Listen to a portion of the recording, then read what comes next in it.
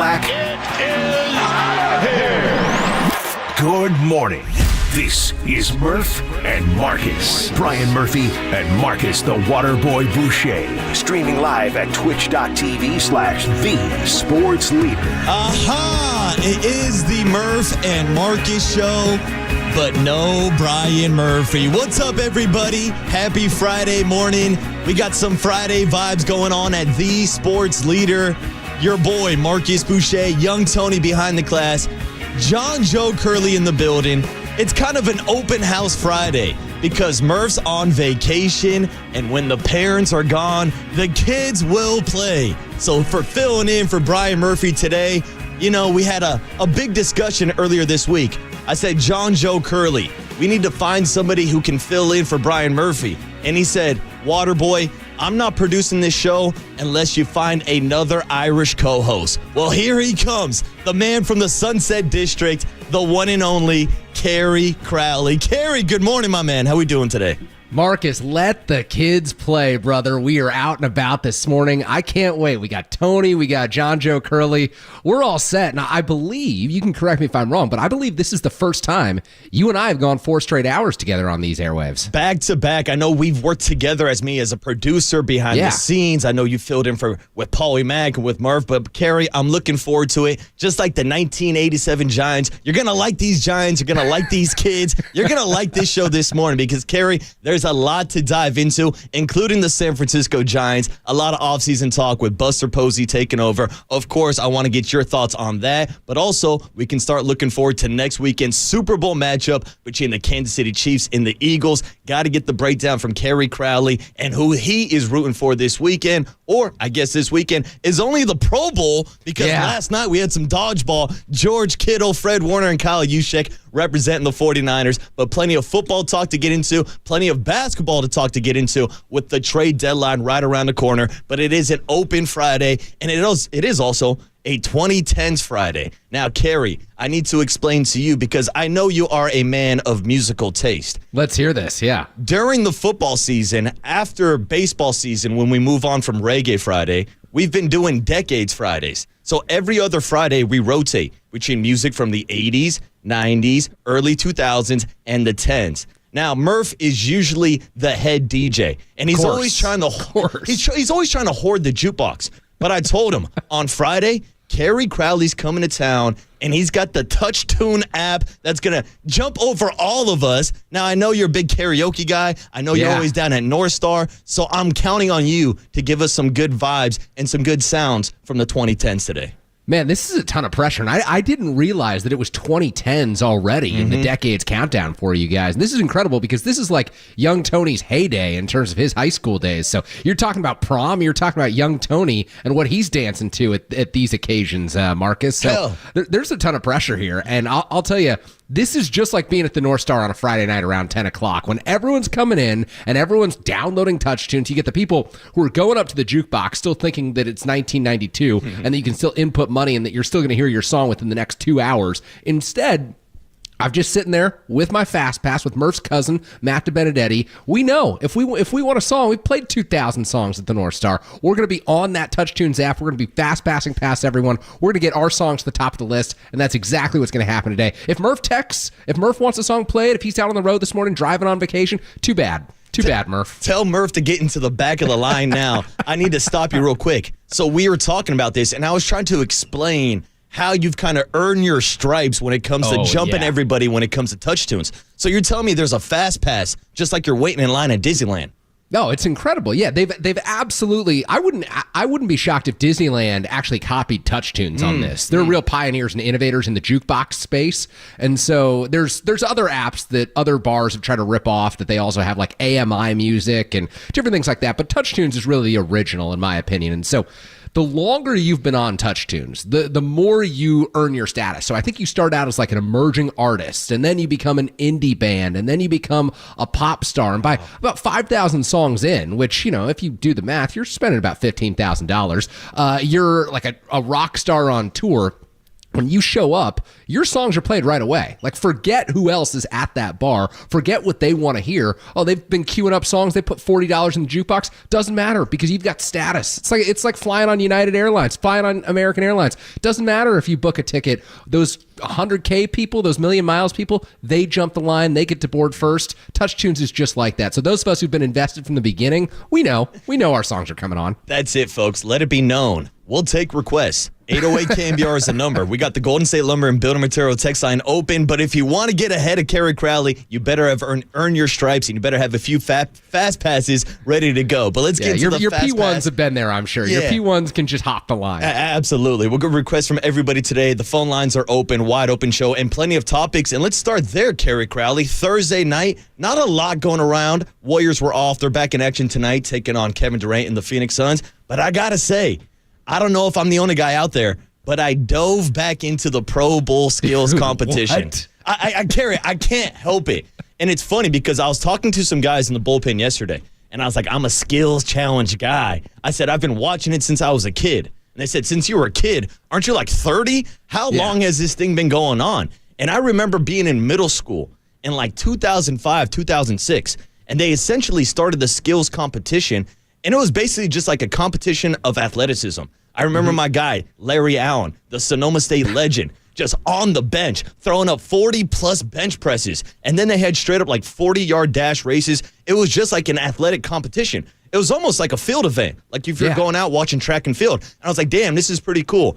And over the years, we've kind of seen the evolution, or I guess de-evolution of the skills competition, just like we've seen it with the Pro Bowl, which is now a 7-on-7 flag football game.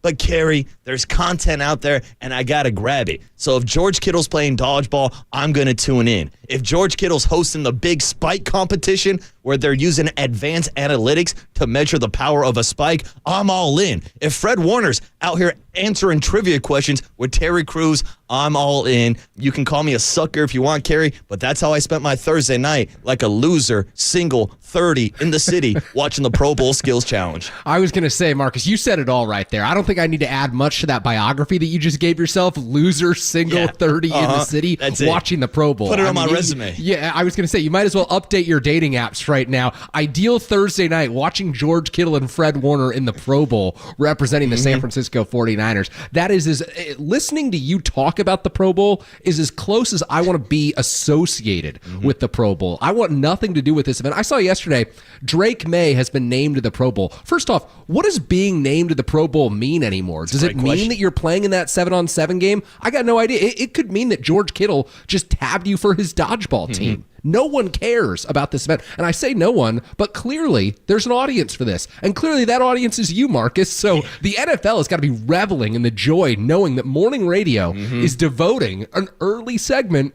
to the Pro Bowl activities that are taking place. What's next? Like Hooked on Phonics reading a book challenge for, quarterbacks around the NFL? Who can read their playbook fastest? Like, what are we doing here? Well, I definitely don't want to join the Hooked on Phonics competition because I would definitely fail that one, Kerry Crowley. But I think young Tony is learning something this morning. The difference between a water boy and a Kerry Crowley. It's a big reason why Kerry Crowley was on the San Francisco's top 30 bachelors under 30. Wow, and while Waterboy never made the list. Now, I don't think young Tony knows this story, but Kerry Crowley used to be one of the biggest bachelors in San Francisco.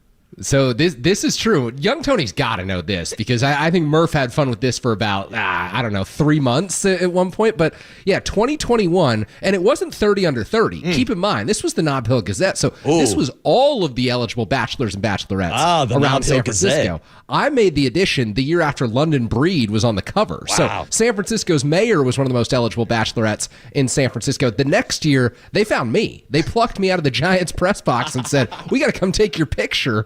And they actually found me across the street from North Star. That's where I got my interview for this magazine. And I've still got 6 copies in the back of my little beat up red Chevy Cruze sitting around, signed copies. You know that they're not going anywhere, but they're sitting there. I walked all around the Marina District. I'm sure John Joe Curley probably saved his edition. But yeah, I walked all around the Marina District, picking up copies off people's doorsteps that were still there about 48 hours later. I figured, if you're not reading this, someone in my life will read this, and no one will ever believe that I was one of the most eligible bachelors in San Francisco. No one will ever believe it. Well, Carrie, I believe it because John Joe Curley just told me he actually still has that article hanging on his fridge right now. He wakes up and looks at it every single morning. Hey, who knows? Maybe we'll get some of those autographed copies and we'll give it away as one of our KNBR giveaways. We are giving away some great tickets today. Metallica, Morgan Wallen, excuse me. So stay tuned for those tickets later on in the show. But Carrie, enough talk about the Pro Bowl, enough talk about our lives as bachelors. Let's get into the breakdown of what the Warriors need to do at the trade deadline and the latest updates on Jimmy Butler. We'll have some sound from Draymond Green on the other side as we get closer and closer to the NBA trade deadline. It's Marcus Boucher and Carrie Crowley, the Bachelor, filling in for Brian Murphy on KNBR 104.5 FM and 680 AM, the sports leader.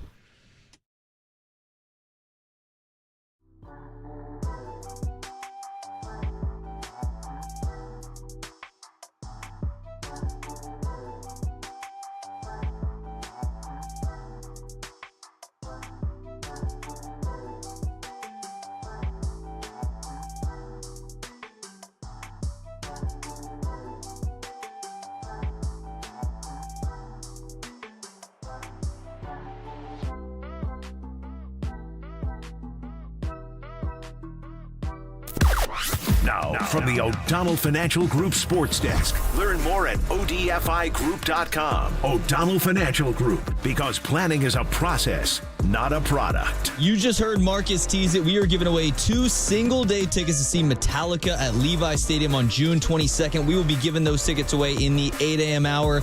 Stay tuned for more details on the Morgan Wallen contest we also have. So, how do you win? You got to just keep listening. We will be giving you the cue to call at some point. When you hear the cue to call, beat caller 10 to 415-896-KNBR, and you will win. This is all brought to you by Live Nation, and you can find official rules on KNBR.com.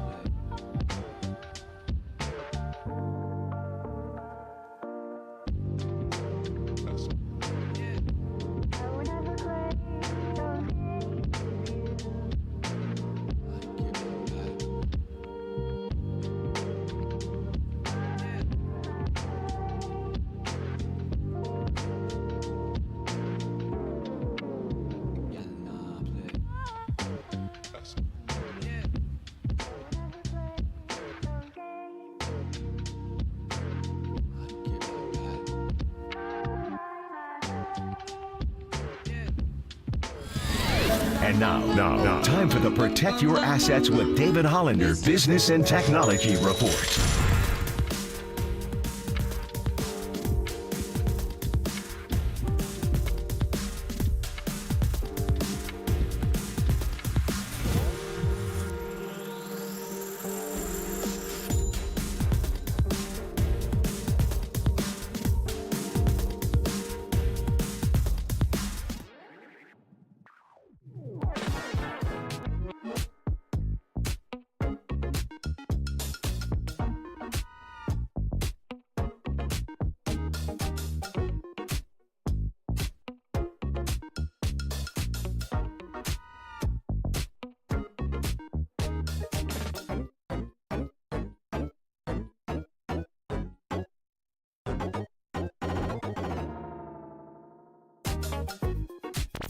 Dub Nation, Murph and Marcus keep rolling on the sports leader and streaming live on YouTube at KNBR 1045. Just outside a minute to go. They'll play out this possession defensively. 7-point game. Schrader driving, gives it up the paint. Oh my goodness! The facial on Hartenstein. Punctuation mark. What's up, everybody? Welcome back to the Murph and Marcus Show on a Friday morning, on a 2010s Friday. And the show might sound a little different today because Murph is gone. Just for one day and one day only. He'll be back on Monday. But filling in this morning to talk about GP2 throwing down that poster of a dunk against the Oklahoma City Thunder is our very own Kerry Crowley, who I believe might be cashing in on a fast pass early here on the Touch Tunes. Kerry, what do we got here to start this segment? This is an all-time classic. Robin's Dancing on My Own right here, Marcus. And I was reminded of this song, Dancing on My Own, by you watching the Pro Bowl on your own on Thursday night, brother. Yeah. That is exactly what this song is about. I'm in my living room watching George Kittle, watching the Pro Bowl all on my own. But you know that the Philadelphia Phillies have made this song their playoff song the last few years, but they've gone with the Callum Scott version, which is much more sad. It's a slowed down, a little bit more acoustic version of this song, but Robin's got the original. All right. This is an all-time banger. You hear this at weddings. This gets everyone on the dance floor, and apparently it sums up your Thursday evening watching Fred Warner do some trivia during Pro Bowl weekend. That's good for Fred. I mean, good for Freddie Rico going 5 for 5 with Terry Crews on the 5 for 5. Portion. Yeah, he went 5 for 5. I'm upset. I'm upset that you know that. And trust me, we got the tease of all teas because you can stay tuned for the cooler of content to hear from Fred Warner, but you can keep it locked in here all day to hear more. 2010's rejoin. We got our guy, Young Tony, behind the glass, who we're going to talk to in just a few minutes. But, Kerry, let's start with the highlight that we rejoin with, Gary Payton II. And the Warriors arguably having their win of the season against OKC back-to-back nights in a season where they started off 12-3. And then fell below 500. Now they've climbed back above 500. And I guess the big question is, right now, less than a week away from the trade deadline, what the hell are the Warriors going to do? And have these last couple of games maybe inspired you or changed your mind about moving on from an Andrew Wiggins or a Kevon Looney or a GP2? Kerry, let me get your breakdown of just where the Warriors currently stand at this point of the season.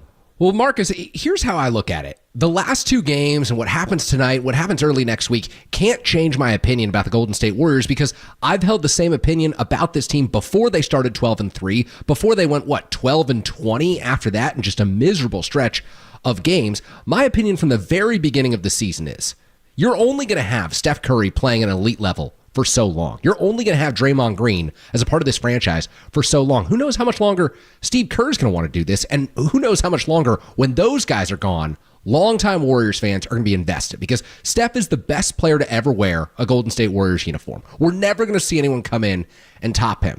Winning a title in the year 2025 may not be realistic. In fact, it probably shouldn't even be the goal for the Warriors. But putting together a team that Steph Curry can actually make some magic with, that Steph Curry can, down the stretch, do some damage with, climb up to the 5 seed or the 6 seed in the Western Conference, maybe upset a team in the first round of the playoffs, that should be the goal. He should be given every opportunity to win. He should be given every opportunity to be surrounded with great talent. And then you just punt 2026, punt 2027, and figure those years out when you get to those offseasons. Because, Marcus, you know better than anyone. Things change in the NBA every single offseason. Guys want out. Jimmy Butler wants out of a new situation every 5 months. I mean, some superstar is going to go to their general manager, go to their owner, and just cause a scene. Make a ruckus. That's what's going to happen. And so I always figure if you can get someone in the building who can help you, say it's Zach LaVine, say it's Cam Johnson, who cares if you lost on Wednesday night to the Oklahoma City Thunder and the Warriors won? So it's all the more incentive to go out and do something. But if the Warriors lose tonight to Phoenix, if the Warriors lose early next week, it doesn't change my opinion. Give Steph a chance. Let him make some magic. Let him turn back the clock one more time and give Warriors fans the opportunity to make some more memories. Buster Posey said at the offseason when the Giants were building what they've started to build, they're in a memory-making business. And I think the days of Steph winning titles are over, but it doesn't mean the days of Steph making memories for Warriors fans have to be done. So my opinion has not changed since day one of the season. 12-3. This team could be 20-30 right now. I wouldn't care. Go make the move, right? Yeah, I'm with you, Kerry, because I've seen a few Warriors fans who check in with the show say, look, Andrew Wiggins can give you performances like a Jimmy Butler on any given night. Well, my question is, when are those nights? Because that's been the problem with Andrew Wiggins, is the inconsistency.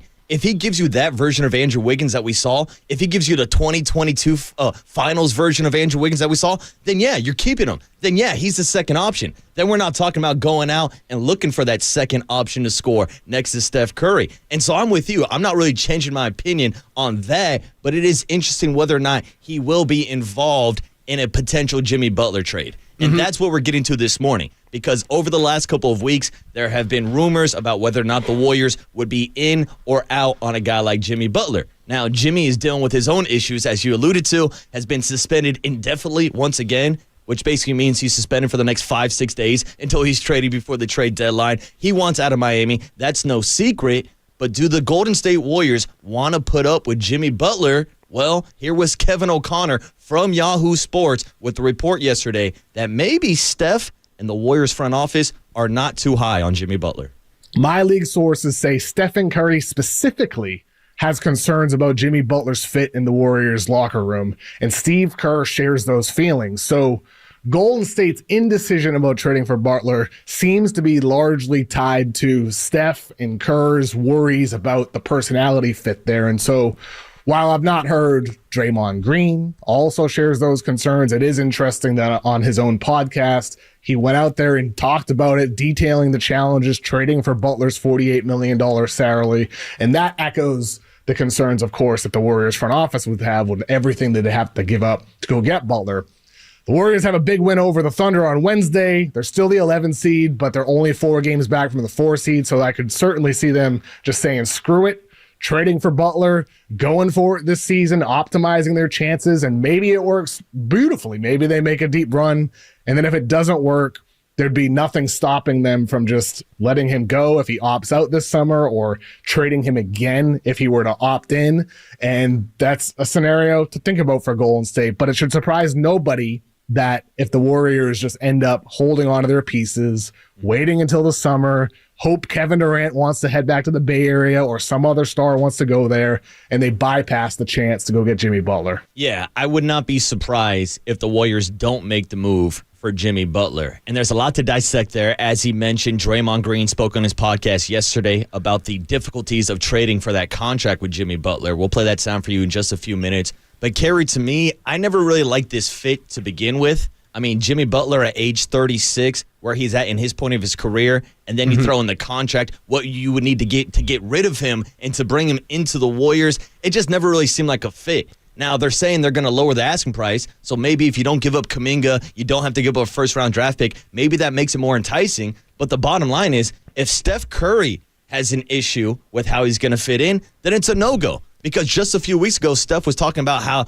they should not be reckless at the trade deadline. And they should not be making moves just for the fact of making moves. So I think with that sound right there, with the inside sources, if they are true, would tell you everything you need to know right now about the Jimmy Butler potential trade to the Warriors. Well, I really think there's 2 ways to look at this, Marcus. And one is Jimmy Butler actually going to make the Warriors better if they're sending out Andrew Wiggins in that deal? Like you just mentioned, age 35 right now, will turn 36 soon. Is he realistically going to be the better option for the Warriors, scoring 17 points a game right now, than Andrew Wiggins, who's scoring 17 points a game? And, there are some games where Wiggins looks great, Oklahoma City being one of them. There are some games where Wiggins looks out of it. We've seen that over the course of his entire Warriors tenure. He has won a title with the Golden State Warriors. We've seen that before. He can turn it on in any given moment.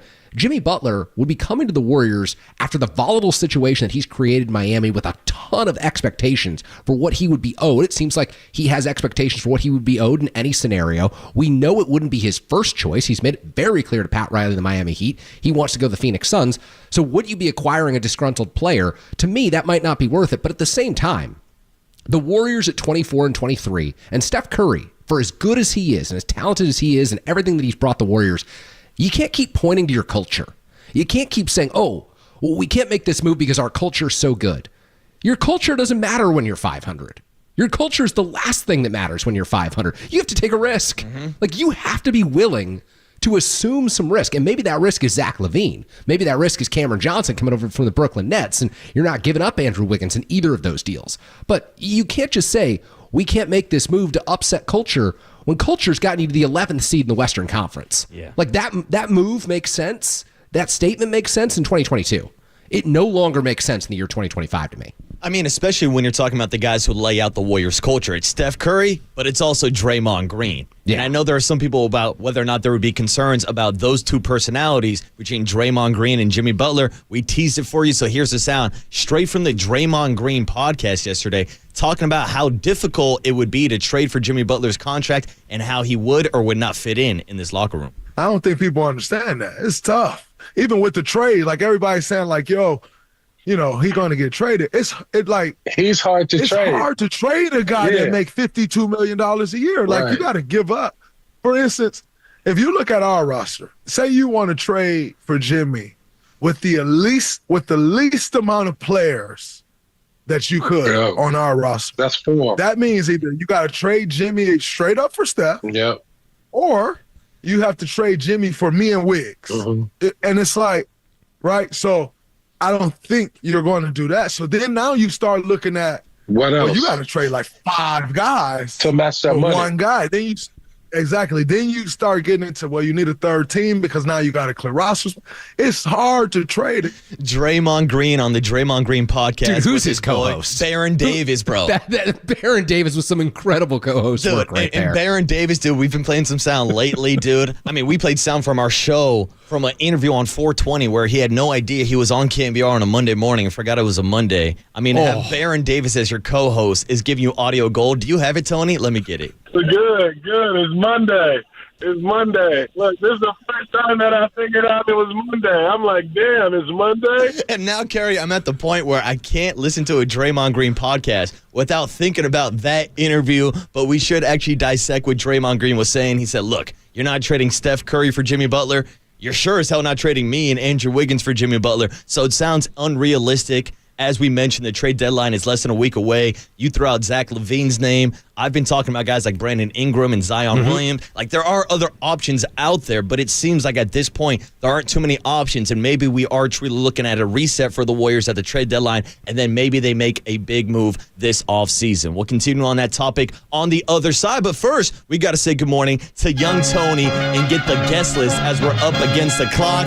Young Tone, good morning, my man. How we doing? Good morning, boys. How are we? We're doing fantastic. Always a fun vibe when we let the kids run the station. Young Tone's like 17 years old. Carrie just turned 21, and I'm the 30-year-old sitting on my couch watching the Pro Bowl by myself. What do we got today? Parents are out of town. We got the house to ourselves. Coming up on the show today, we will talk to Brad Graham, who is down in Mobile, Alabama, covering the Senior Bowl, finding the Niners' biggest needs in the draft. We will have the big hit at 7:50, cooler content at 8:30, and then a guy Kerry Crowley knows very well, Andrew Baggerly at 8:50 this morning. Ooh, Bags Alert. He'll give us an update on everything going on with Buster Posey and the Giants. But you mentioned Brad being down in Mobile, Alabama. Let's get into the Niners on the other side, actually, because there are rumors circulating down in Bama that the 49ers could be interested in a big-name wide receiver in the free agency market. We'll talk about it on the other side and let you know who it is. It's Marcus Boucher and Kerry Crowley filling in for Brian Murphy on KNBR 104.5 FM and 680 AM, the sports leader. Boom. Good stuff.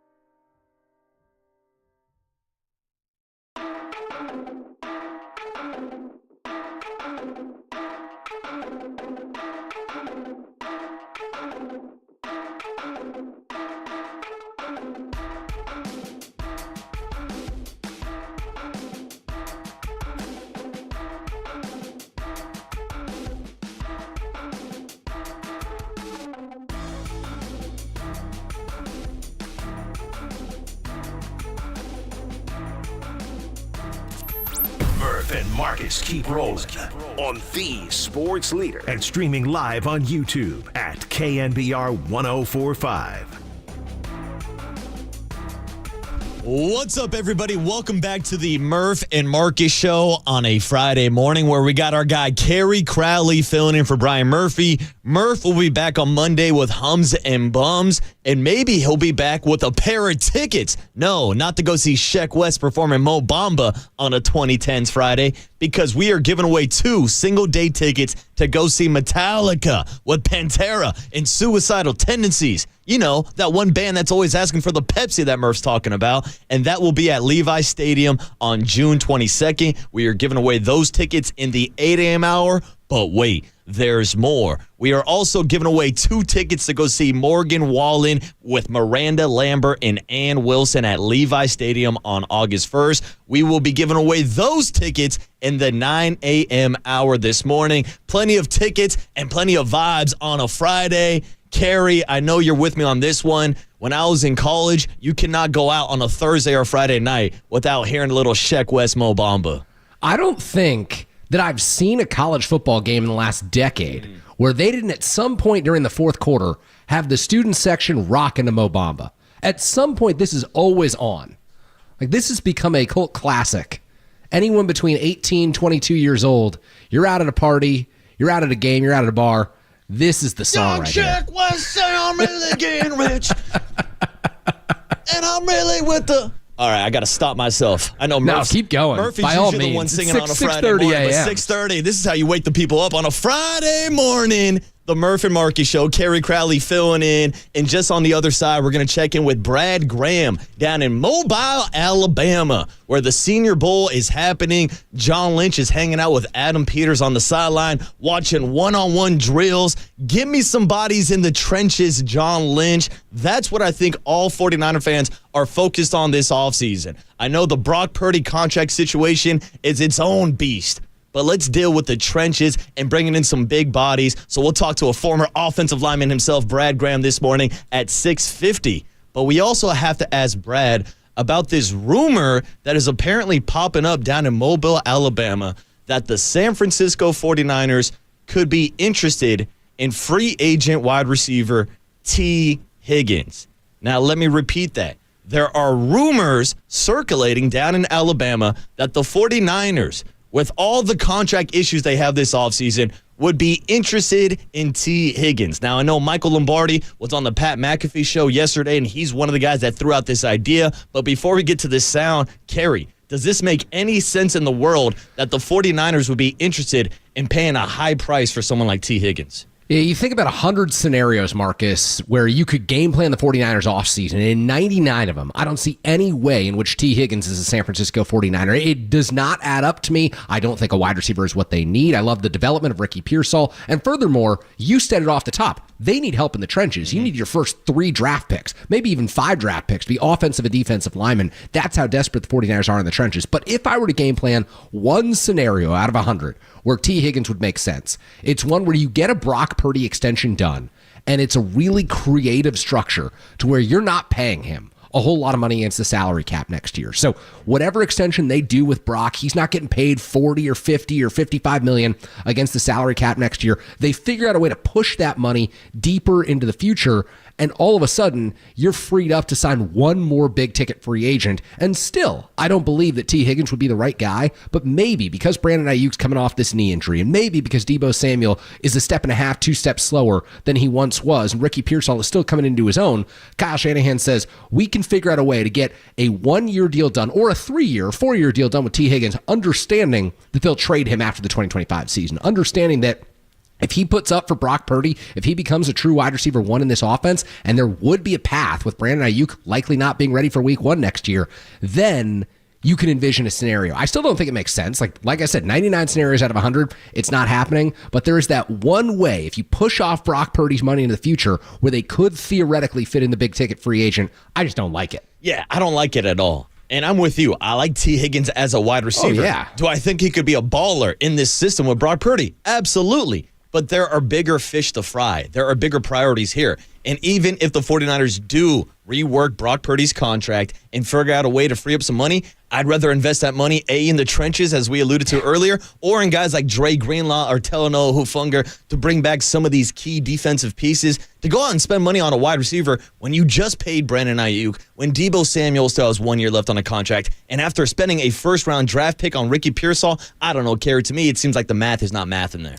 No, it doesn't add up in the slightest. And you just mentioned, they've got to find a way, in my opinion, when you bring back Robert Saleh. I think we all saw the magic of 2019 when the 49ers had that incredible defensive front. By the way, when Robert Saleh made the leap from defensive coordinator to head coach, think about the group that he had on defense that year. His defensive line was Nick Bosa, DeForest Buckner, Eric Armstead, and Dee Ford. What other defensive coordinator works with that kind of a group? That's just sensational. At the linebacker position, it was Fred Warner and rookie Dre Greenlaw making the stop at the goal line up in Seattle to preserve the 13-3 record and the 1 seed for the 49ers. One of the things that stood out to me that season, Marcus, was whenever the 49ers would be on Fox or NBC or CBS, you'd have a bunch of shots of Kyle early in the game, and you would see Kyle up on the screen. Everyone would be talking about his innovation as an offensive coordinator, but we weren't talking about Matt Breida and Tevin Coleman in the backfield. What we were talking about by the halfway point of the game was that glowing bald head of Robert Saleh that was shining on the screen that fans and folks watching on national TV couldn't get enough of. And the man who Robert Saleh was dapping up more often than everyone else on the 49ers sideline after a big play was rookie Dre Greenlaw. Those two fed off of each other's energy. You go back to 2019, you rewind the tape, man, the 49ers defense was fun, and it was fun because the presence and energy that Greenlaw brought back. So I think that hiring Saleh makes it that much more imperative that they bring him back to this defense. Maybe Hufanga's a fit. I don't know. I think they can get by with Jair Brown and Malik Mustafa at the safety position. I don't think you can get by with the 4 or 5 different linebackers that they cycle through. I mean, if you see Oren Burks making plays in the NFC title game for the Philadelphia Eagles, and you see what Devondre Campbell brought you this season, don't you think it's important to bring back the guy who you know can fill that slot on the defense in Dre Greenlaw?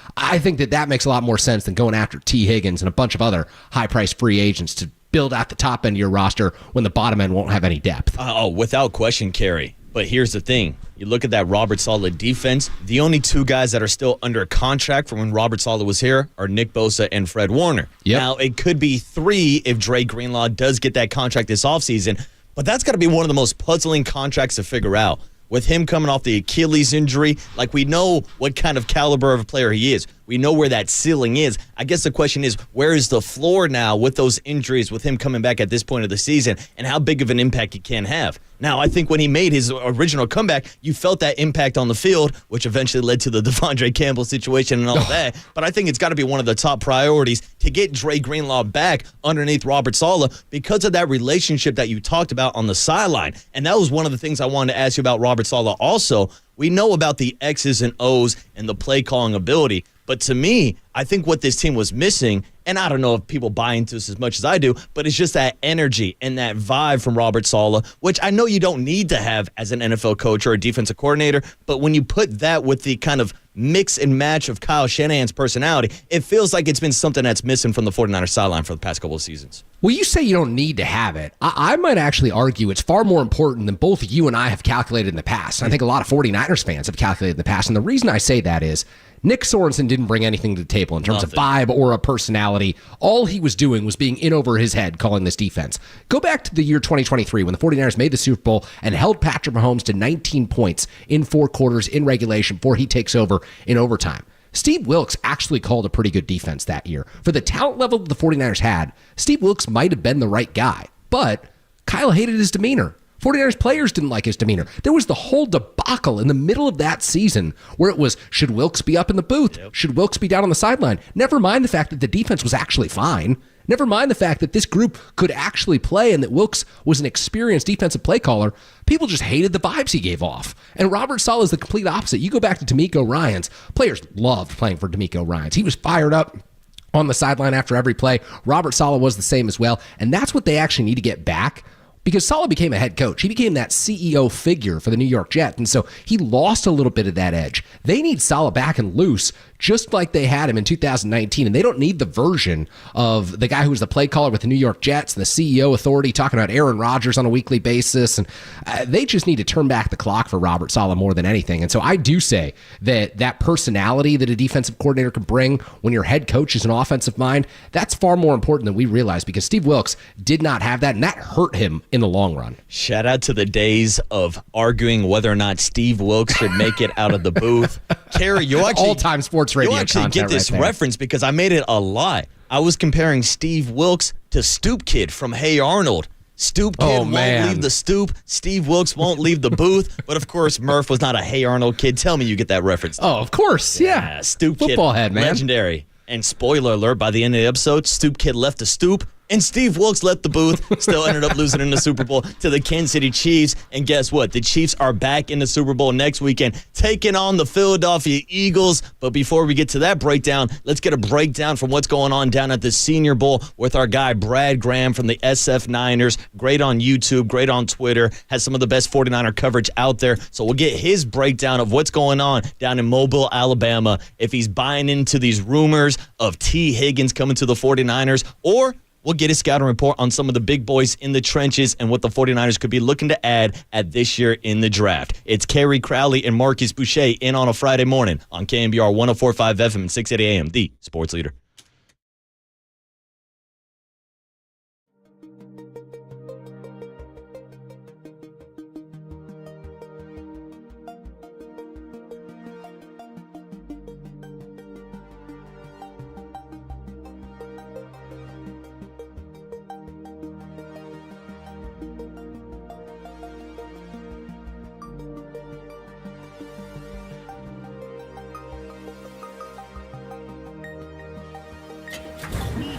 From the Chilton Auto Body Traffic Desk.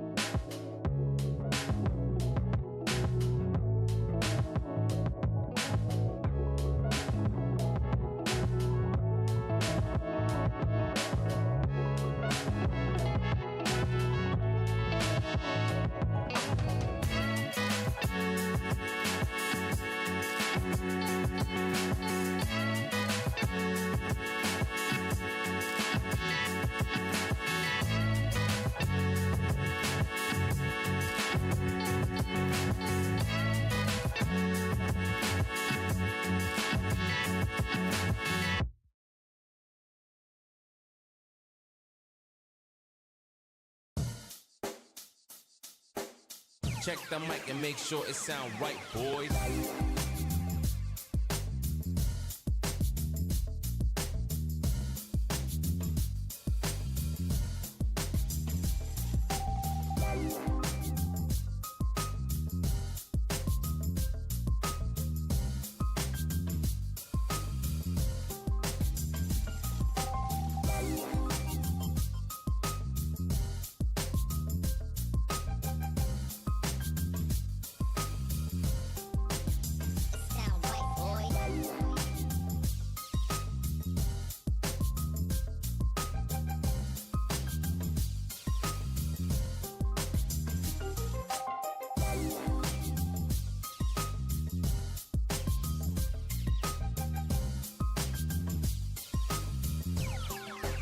It sound right, boys.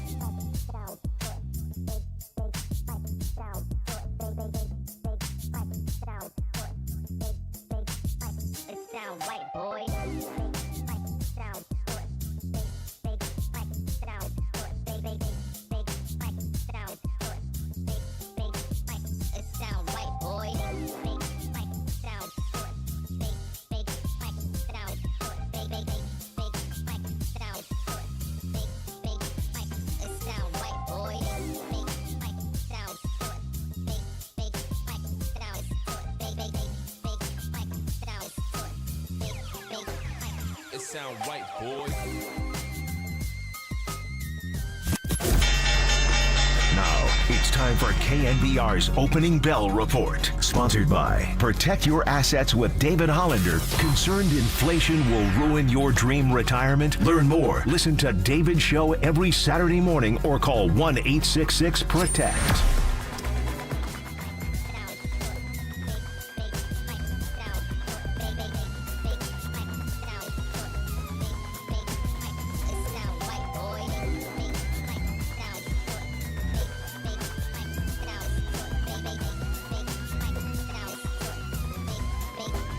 It sound right, boy.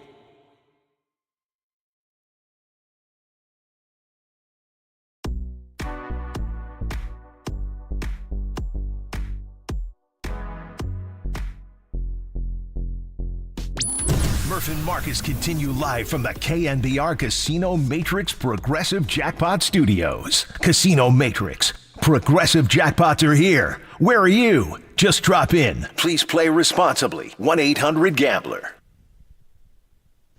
All right, welcome back to the Murph and Marcus Show on a Friday morning. Marcus Boucher and Carrie Crowley filling in for Brian Murphy. Young Tony behind the glass giving us a little Calvin Harris on a Friday morning. What do we got right here? A little Sweet Nothing, Tony? Sweet Nothing. Calvin Harris is from 2012, and shout out to 650 for this request. Oh, Sweet Nothing. That sums up the take I have about T. Higgins to the 49ers. But we'll talk about those rumors down from Mobile, Alabama. Brad Graham is the guest joining us now on the UMA guest line. He runs the SF Niners on Twitter and YouTube. Does a great job covering the 49ers coverage if you're ever in need of some more 49er talk. But Brad, appreciate you joining us bright and early out here on the West Coast, but you're out in Alabama from the Senior Bowl. How we doing this morning, man? Marcus, Carey, appreciate you guys having me on, and it's been a lot of fun watching some football out here and watching these guys compete at a high level. Yeah, and Brad, it always feels like this is what kind of kicks off our draft coverage because, of course, everybody focuses on the combine, but you're there, boots on the ground. I've seen footage of John Lynch out there chopping up with Adam Peters on the sideline, really getting that first scouting reports from all the seniors. So what have been your big first takeaways, and what do you think is the main area that John Lynch is scouting down in Alabama right now? Well, it's funny, when you watch John Lynch kind of walk around the sidelines, he's been front row and center in the trenches. And I think when you ask 49er fans what they think needs to be adjusted and maybe improved on the 49ers roster, they're going to talk about offensive line. They're going to talk about defensive line. And so whenever you try to spot John Lynch on the sideline, he was right there front row and center for one-on-ones, O-line versus D-line. And one of the great things about it is John Lynch was having a blast. You could totally tell that is a football guy through and through. When they were doing one-on-ones, he looked like he was ready to put a helmet on and get in there. It was great, and you could really sense that there is a heavy focus on the trenches, and I think 49er fans would be happy to hear that. Man, it's music to my ears knowing that they're focused on the trenches right now. Obviously got to get better there, Brad. And before we dive deeper into the X's and O's, I got to ask, I've always been fascinated by the Senior Bowl. It's been one of the places that I've never been able to get to before. Mobile's kind of a cool destination for draft folks, right? Like you're excited to go down to Mobile, Alabama every year. Oh, absolutely. I mean, it's a small little town, and when Mobile welcomes the Senior Bowl, you have the entire NFL world kind of ascend onto this place. So it's really cool. You get to see everyone out there. Obviously, the 49ers top personnel members are out there. You have coaches out there. It was really cool to see John Lynch and Mike Tomlin chopping it up on the sidelines. But it really is a great environment, and it just really brings the football world together because, honestly, there's not a whole lot to do out here other than the Senior Bowl. So it keeps you really focused and on task, and it's been a great time out here. Yeah, and Brad, it always feels like to me, growing up around the Senior Bowl, there was kind of these negative connotations about it. Like, oh, these guys are still in college. They didn't get drafted after their junior year. What are they still doing as seniors? But there's also the benefits of having that experience and drafting a guy at age 23 or 24 versus a guy that's coming straight out at age 21. So talk to us about some of the benefits and some of the access you have to some of these seniors. Oh, I mean, I think you hit a great point, and I think we saw a bit of a shift in the 49ers draft strategy just this last season where they went after guys who have been in college for quite some time, and you saw the instant success that we saw from Dominic Pooney, who started every game for the 49ers, Renardo Green coming in and really solidifying himself as a future starting cornerback in the league, and Malik Mustafa, all these guys who have a ton of time on task in college, we saw that translate to the next level. And I think when you look at some of these seniors who have logged a lot of starts, you can really see how that preparation really translates to the field. They look comfortable, they look confident, and man, you really get to see these guys start to ascend. So there have been a bunch of players that have really stood out, and I think the 49ers are going to be licking their chops to potentially get their hands on them and fit that similar mold of that last draft class that they just had. Yeah, Brad, I love your coverage of the team and the way how you go in depth in each position group and kind of talk about these players as football players. I know that you've got that experience. And one of the things I wanted to ask you is obviously one of the things you're tracking down there in Mobile is who John Lynch is looking at and who other 49ers player personnel evaluators and scouts are looking at. But I wanted to ask you just independently, who's caught your eye down there? Which seniors, just outside of whether they're a fit for the 49ers or not, which players have stood out to you most? One of my favorite things about the Senior Bowl is the ability to see the FCS guys go up against the big dogs, the Power 5, offense, defensive linemen, specialists, wide receivers, cornerbacks, all those spots, and be able to see that competition kind of at a baseline where it kind of levels the playing field. And when I look at some players who have really stood out that could potentially be a fit for the 49ers and sticking onto the trenches, I look at a guy, North Dakota State offensive lineman, Gray Zabel. He's about 6'6", 315 pounds, and he had a phenomenal Senior Bowl. He might be one of the guys that made the most money this week, and being able to see him go up against, these top defensive line prospects in this class and just absolutely hold his own, and not only hold his own, but dominate. And you could see the pad level, you could see the strength, the way he can lock out his arms, great base, great feet, good hips. And when you're looking at a guy who's likely going to be an interior offensive lineman at the next level, he checked all the boxes. And being an FCS guy, it was really, really cool to see. And then a local California kid who played at Sacramento State, Jackson Slater, I also thought made a lot of money. I look at him as a center at the next level, but one of my favorite matchups of the entire Senior Bowl week was him versus Walter Nolan, defensive tackle out of Ole Miss. Walter Nolan, I think, is going to be a guy who's going to be in discussion for the 49ers at pick 11. And so I think Nolan really solidified himself as being a first-round prospect.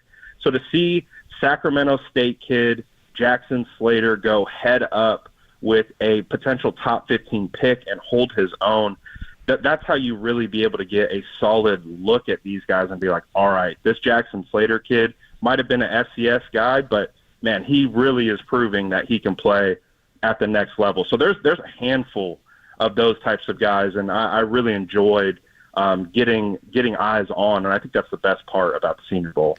Brad Graham live from Alabama at the Senior Bowl on the guest line this morning. And Brad, next week. Yeah, exactly. Getting ahead of ourselves. We got to ask you about that matchup also. But Brad, you mentioned Dominic Pooney's name. Without question, he was one of the standout and breakout players on this offensive line this year. But when you are looking at that offensive line as a unit, what do you think is the biggest area they need to improve if you had to power rank center, guard, or maybe even right tackle? I think you have to power rank it, left guard 1A, center 1B, or they're interchangeable because we're not sure if Aaron Banks is going to return. He might leave in free agency. And I think from what we saw on film last year, the 49ers probably need to get a little bit younger at center and can potentially improve that position. So I think those are the two spots right now that are ranked the highest. I know a lot of fans focus on right tackle, but for me, it's that interior spot. And if you can shore up those two positions, I think the red zone offense takes a big jump forward. I think the 49ers get back to running the football more effectively and efficiently. So for me, it's those two interior spots. And as you guys know, that offensive line is a team within the team. And so being able to get continuity at those two spots, I think would be huge for the 49ers offense next season. So those are really the two spots that I think need the most attention on the offensive line. Brad, it's a time-honored tradition. Every offseason, we think the 49ers might be set at the running back position, and Kyle Shanahan might avoid picking a guy in the middle rounds, but we know that he just always does that. Last year was Isaac Guerendo. He's gone after some misses as well through the years. Ty Davis-Price, Trey Sermon. Anyone stand out to you at the Senior Bowl at the running back position? Because Christian McCaffrey's coming off this injury. It might be hard to trust Isaac Guerendo taking more than about 10, 15 snaps a game at that position. Anyone catch your eye at all there? Yeah, actually, there have been, and it's funny that it's become a little bit of an inside joke amongst 49ers fans and people who cover the 49ers about the eventual third-round running back. But Marcus Yarns out of Delaware, he actually surprised me. No idea who he was heading into this week.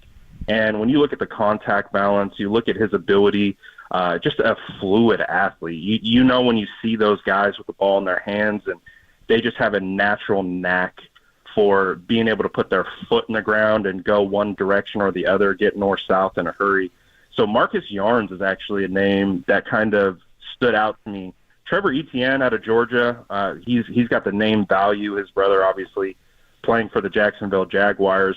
He actually looked really solid throughout this week of practice. And this guy named Tuden out of Virginia Tech, phenomenal in one-on-one as a pass blocker. So you can pick your poison of potential maybe third round, fourth round running back prospects, but this is definitely such a stacked running back class. It's one of the better running back classes I think we've seen in the last couple of years. So with the 49ers, with Christian McCaffrey, Isaac Guerendo, we're kind of not quite sure what the future holds for J.P. Mason as he's a restricted free agent. The 49ers could actually go back to the running back well, but this would be the class to do it. There's a lot of really good running backs here. Brad Graham from the SF Niners is the voice here this morning on the guest line, and you are listening to KNBR AM and KNBR FM, San Francisco, the sports leader, Cumulus Media Station. And Brad, I find it pretty comical, the amount of superstars that the 49ers have on offense, but every time it seems like there's a big-name free agent, there's got to be some tie to the 49ers. And from what I'm hearing, there's some talk down in Alabama right now between T. Higgins potentially ending up with the 49ers. Now, Brad, I'll ask you a two-part question. Do they even need a wide receiver in this locker room? And do you think they should maybe gauge the value on a T. Higgins? I mean, I think you always, gauge value, see if it makes sense, see if it's something that works out. And, for me personally, T. Higgins is one of my favorite wide receivers in the NFL. So I would love nothing more to get to cover him and watch him on the San Francisco 49ers. But when I look at the 49ers' needs, the contracts that they need to work out, and kind of the long-term sustainability plan for them, I don't know if paying another wide receiver $28 to $30 million per year makes the most sense for that. Now, if the cap is going to rise and Prague can work his magic and figure something out, of course, I'm open to it. But I just feel like there's a lot of other needs that need to be addressed first. I mean, you look, there's holes. You need 2 interior defensive tackles. We don't know what the future of Drake Rema holds. You need another cornerback. You need another safety. You need offensive line. We talked about running back. And, yes, you would love to have a just plethora of weapons on the outside. But as it stands right now, we expect Ayuk to be back at one point this upcoming season. Jawan Jennings had a breakout year. John Lynch said Deebo Samuel's going to return next year. You drafted Ricky Pearsall in the first round, and you have Jacob Cowing in the 4th. So they have some weapons, and I think you can supplement that room without necessarily having to spend top price in free agency, and that seems like that would make more sense from a long-term sustainability standpoint. But at the same time, if you're going to entice me with T. Higgins and the 49ers can make it work, I'm not going to say no to it. But it just seems like it makes more sense to me to go in a different route than T. Higgins. But, hey, you never know. The NFL is a crazy business, and some things happen that you never anticipate. So we'll see how it plays out. Crazy business indeed. And Brad, one of the things you mentioned there in your answer was the 49ers need at least 2 more defensive tackles. Couldn't agree more with that. So let me ask you this. If you were general manager John Lynch, if you were making the call in the first round, do you go defensive tackle? Do you weigh best player available at that point, looking at pass rushers and offensive linemen? How would you approach the 49ers' first pick this year? Well, I think if you ask the 49er fans, they want offensive line, and offensive line in the first round. But I don't know if there will be a guy who is worthy of being selected at 11 there. I think Will Campbell might fit that role, but I think he might be gone earlier. And so I think it makes more sense to push, and you can get some solid guard center prospects, 2nd, 3rd round, kind of like a Dominic Pooney. So I'm of the mindset you kind of replicate what you did last year because it fits where these prospects align. And this is one of the more stacked defensive line classes I have seen. I talked about Walter Nolan being a guy who could be a potential fit at 11 for the 49ers out of Ole Miss. I think they need to get either a 3-down, lock as a 3-tech defensive lineman who can hold his ground in the run game, but also be a threat as a pass rusher. And I look at Walter Nolan as being a fit. He's more of a smaller defensive tackle, about 6'3", 300 pounds. And one of the things that I wanted to see him check off this week was how does he hold up in the run game? And he's got a knack for splitting double teams and being able to take those head on and really hold the line of scrimmage.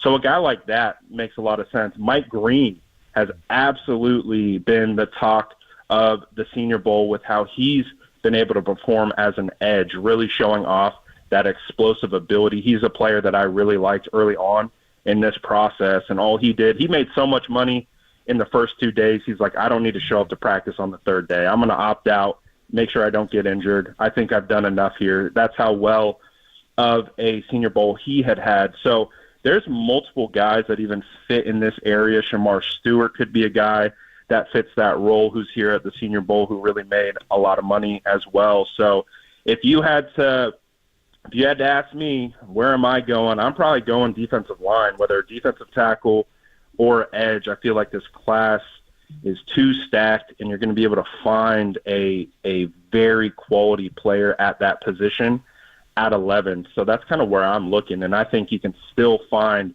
starting caliber offensive linemen later on in the draft. So for me, I'm probably leaning defensive line there at 11. Yeah, and I highly recommend anybody to go on Twitter and look up those Mike Green highlights of him just bulldozing offensive linemen. For anybody who has not seen him, I'm sure 49er fans would love to see him lining up on that defensive line, and I'm sure Robert Saleh would also enjoy that. And that leads me to one of our last questions about the DC return to San Francisco. We talk a lot about the difference between the X's and O's and the Jimmys and Joes. But, Brad, what are your thoughts on bringing Robert Saleh back and what he can maybe fix with this defense to maybe return to its Super Bowl form?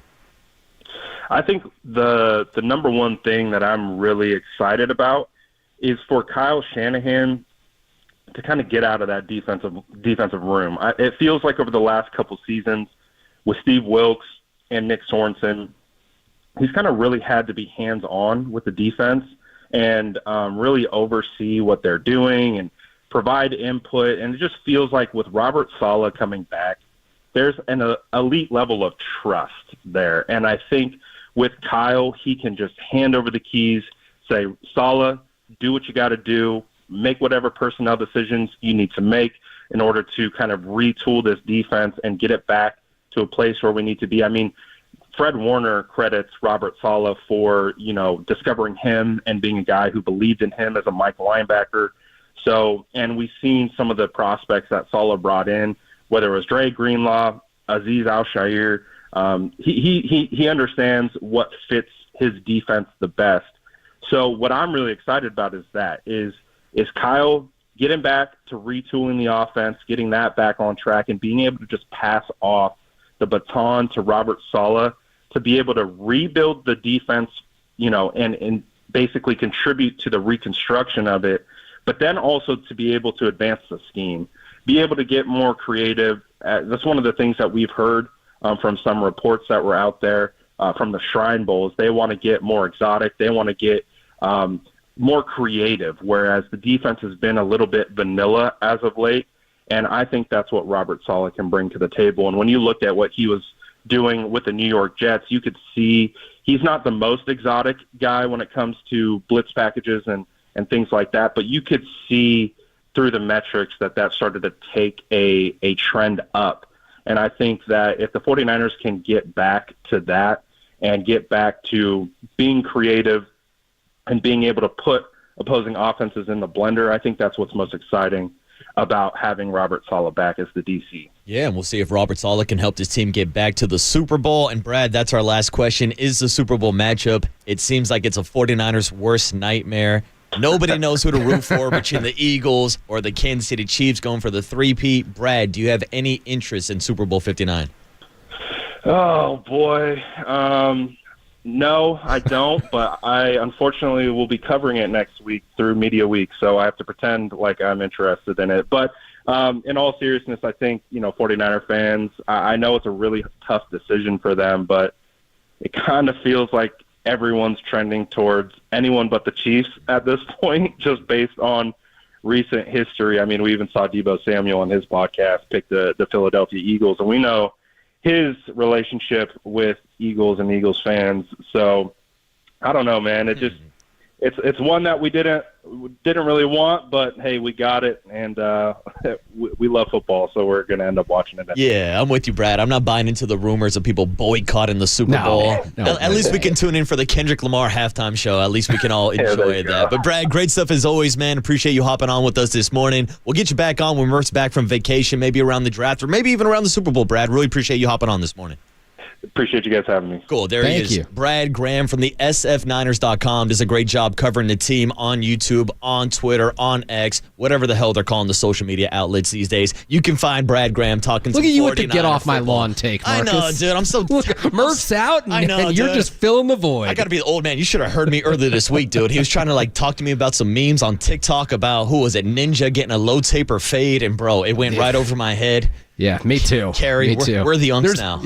We're washed too. Yeah, exactly. We're washed too. But that's why we got Gen Z, Young Tony on the other side of the glass. And on the other side, we'll get Carrie Crowley's thoughts on who he's rooting for in the Super Bowl, break down some of that matchup, and then eventually return back to the Warriors trade deadline discussion with some updates from Draymond Green on what he thinks about Jimmy Butler potentially coming to the Bay. We'll do all that and more coming up next. It's Marcus Boucher and Kerry Crowley filling in for Brian Murphy on a Friday morning on KNBR 104.5 FM at 6 a.m., the sports leader.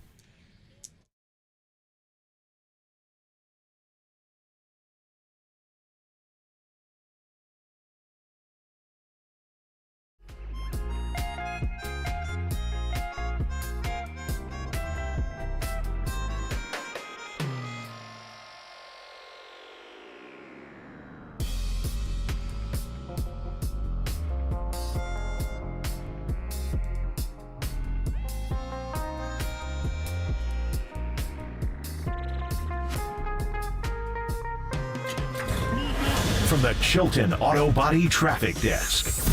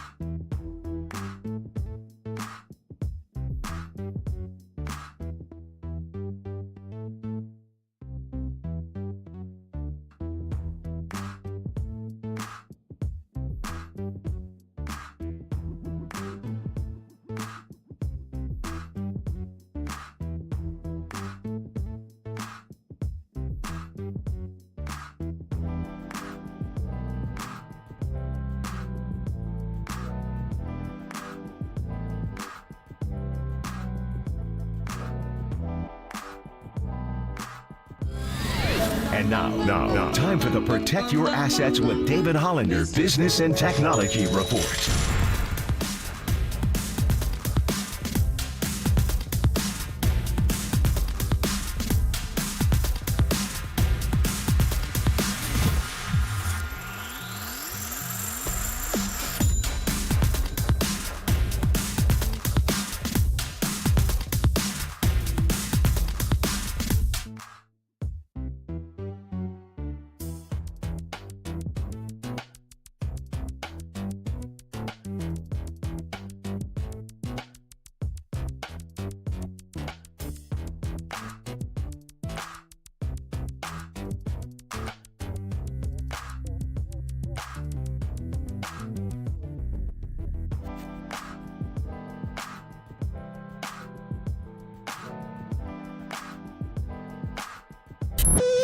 Now, back to Murph and Marcus on the Sports Leader and streaming live on KNBR.com and the KNBR app.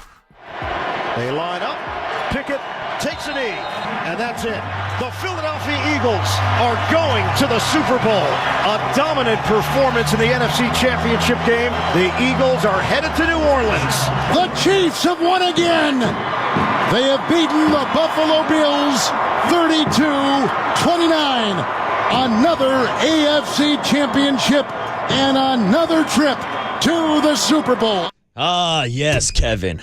Another AFC championship, another Super Bowl appearance for the Kansas City Chiefs. They'll be taking on the Philadelphia Eagles next weekend. This weekend, we'll have the Pro Bowl. Fred Warner, Kyle Juszczyk, and George Kittle playing a little dodgeball and 7-on-7 flag football. And yes, I was tuned in last night. But Carrie, moving forward, and I should reintroduce my co-host this morning for our 7 a.m. crowd. It's Carrie Crowley filling in for Brian Murphy this morning, and we just got done chopping up with Brad Graham, who's live at the Senior Bowl down in Alabama, chopping up with John Lynch on the sideline, trying to figure out the best path to get the 49ers back to the Super Bowl. And I think we both agree it starts in the trenches because you look at the trench matchup this upcoming Super Bowl between the Eagles and between the Kansas City Chiefs. And boy, oh boys, do they have boys on both sides of the line, whether we're talking Chris Jones or Jalen Carter. They got some monsters in the trenches. And as much as I like defensive linemen, I don't think I like either of those guys. And that kind of brings up the conversation that we're having all week long leading up to Super Bowl 59. Who the hell do you root for in this situation? Is it the Kansas City Chiefs, who you've lost 2 Super Bowls to? Is it the Philadelphia Eagles and those damn Philly fans that are still bragging about that NFC Championship game a couple weeks ago? We've been discussing all week. I've made it clear I'm riding with the birds. Young Tony is with me. John Joe Curley, surprisingly, is rooting for history with Patrick Mahomes for the 3P, and Murph is still undecided. So we need the Carrie Crowley breakdown and where you're voting for your vote of confidence. Do you have a rooting interest in Super Bowl 59? Well, I've got some extreme personal bias here, and I think that's important to say right off the top when I'm picking my Super Bowl favorite. And a lot of it stems from growing up in San Francisco, going to St. Ignatius in the Sunset District, and hating Tom Brady from the very start of my life. Tom Brady's a Sarah Padre, so the text line's going to light me up here. And I know, because he's the Bay Area's own Tom Brady, that you might feel like he deserves to be ahead of Patrick Mahomes in all-time rankings. I hate Tom Brady. He's a Sarah Padre. I hate all Sarah Padres. I do. Get him, I do. Carrie. So, yeah, exactly. Yeah, but, shout out to Sarah knocking me out of CCS baseball my junior year. I still got bad thoughts about that game. There's only one way to redeem yourself, and Barry Bonds took that path. He went from Sarah High to Arizona State University. Number 1 in innovation, best school in the country, the Harvard of the Southwest. Yes, of course. Yeah, so that is the one way to redeem yourself. However, I look at the Super Bowl matchup as an opportunity for Patrick Mahomes to keep climbing and ascend past Tom Brady. And I don't want to see Tom Brady be regarded as the greatest quarterback of all time. And I know that longtime 49ers fans will say, throw out the titles. You didn't see Joe Montana play, so you can't know how much better he was than Tom Brady.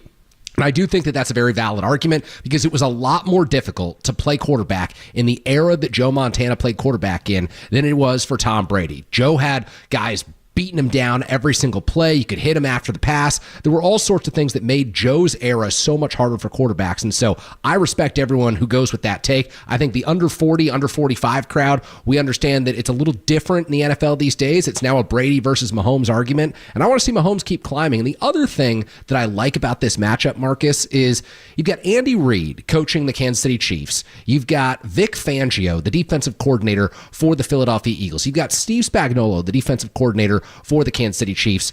You've got a bunch of coaches who it took them a while before they had this success in the NFL, before they got to the mountaintop, before they continued to get back to the mountaintop. And I think that's really cool and important for 49ers fans to keep perspective on. Like, look, Kyle's been a wonderkind for much of his career, but he's getting to that midpoint of his career where, hey, it took Andy Reid a change of scenery to get over the top. And it might take Kyle Shanahan another few years to figure out a way to win a Super Bowl. Andy Reid was always labeled as the guy who wasn't good enough. And then all of a sudden, when he had the right quarterback, he was perfect. He could do no wrong. Steve Spagnuolo couldn't win as a head coach with the Kansas City Chiefs. Maybe Robert Saleh couldn't win as a head coach with the New York Jets. Maybe all he needs to do is be a great defensive coordinator to realize his ceiling in the NFL and to truly win with the, win at the highest level. And so I think there's just some lessons to take away. This stuff doesn't happen overnight. You're not born into success in the NFL. Not everyone can be Sean McVay. And so I hope we look at the Super Bowl. We see Vic Fangio calling the defense for the Eagles. We see Andy Reid and Steve Spagnuolo,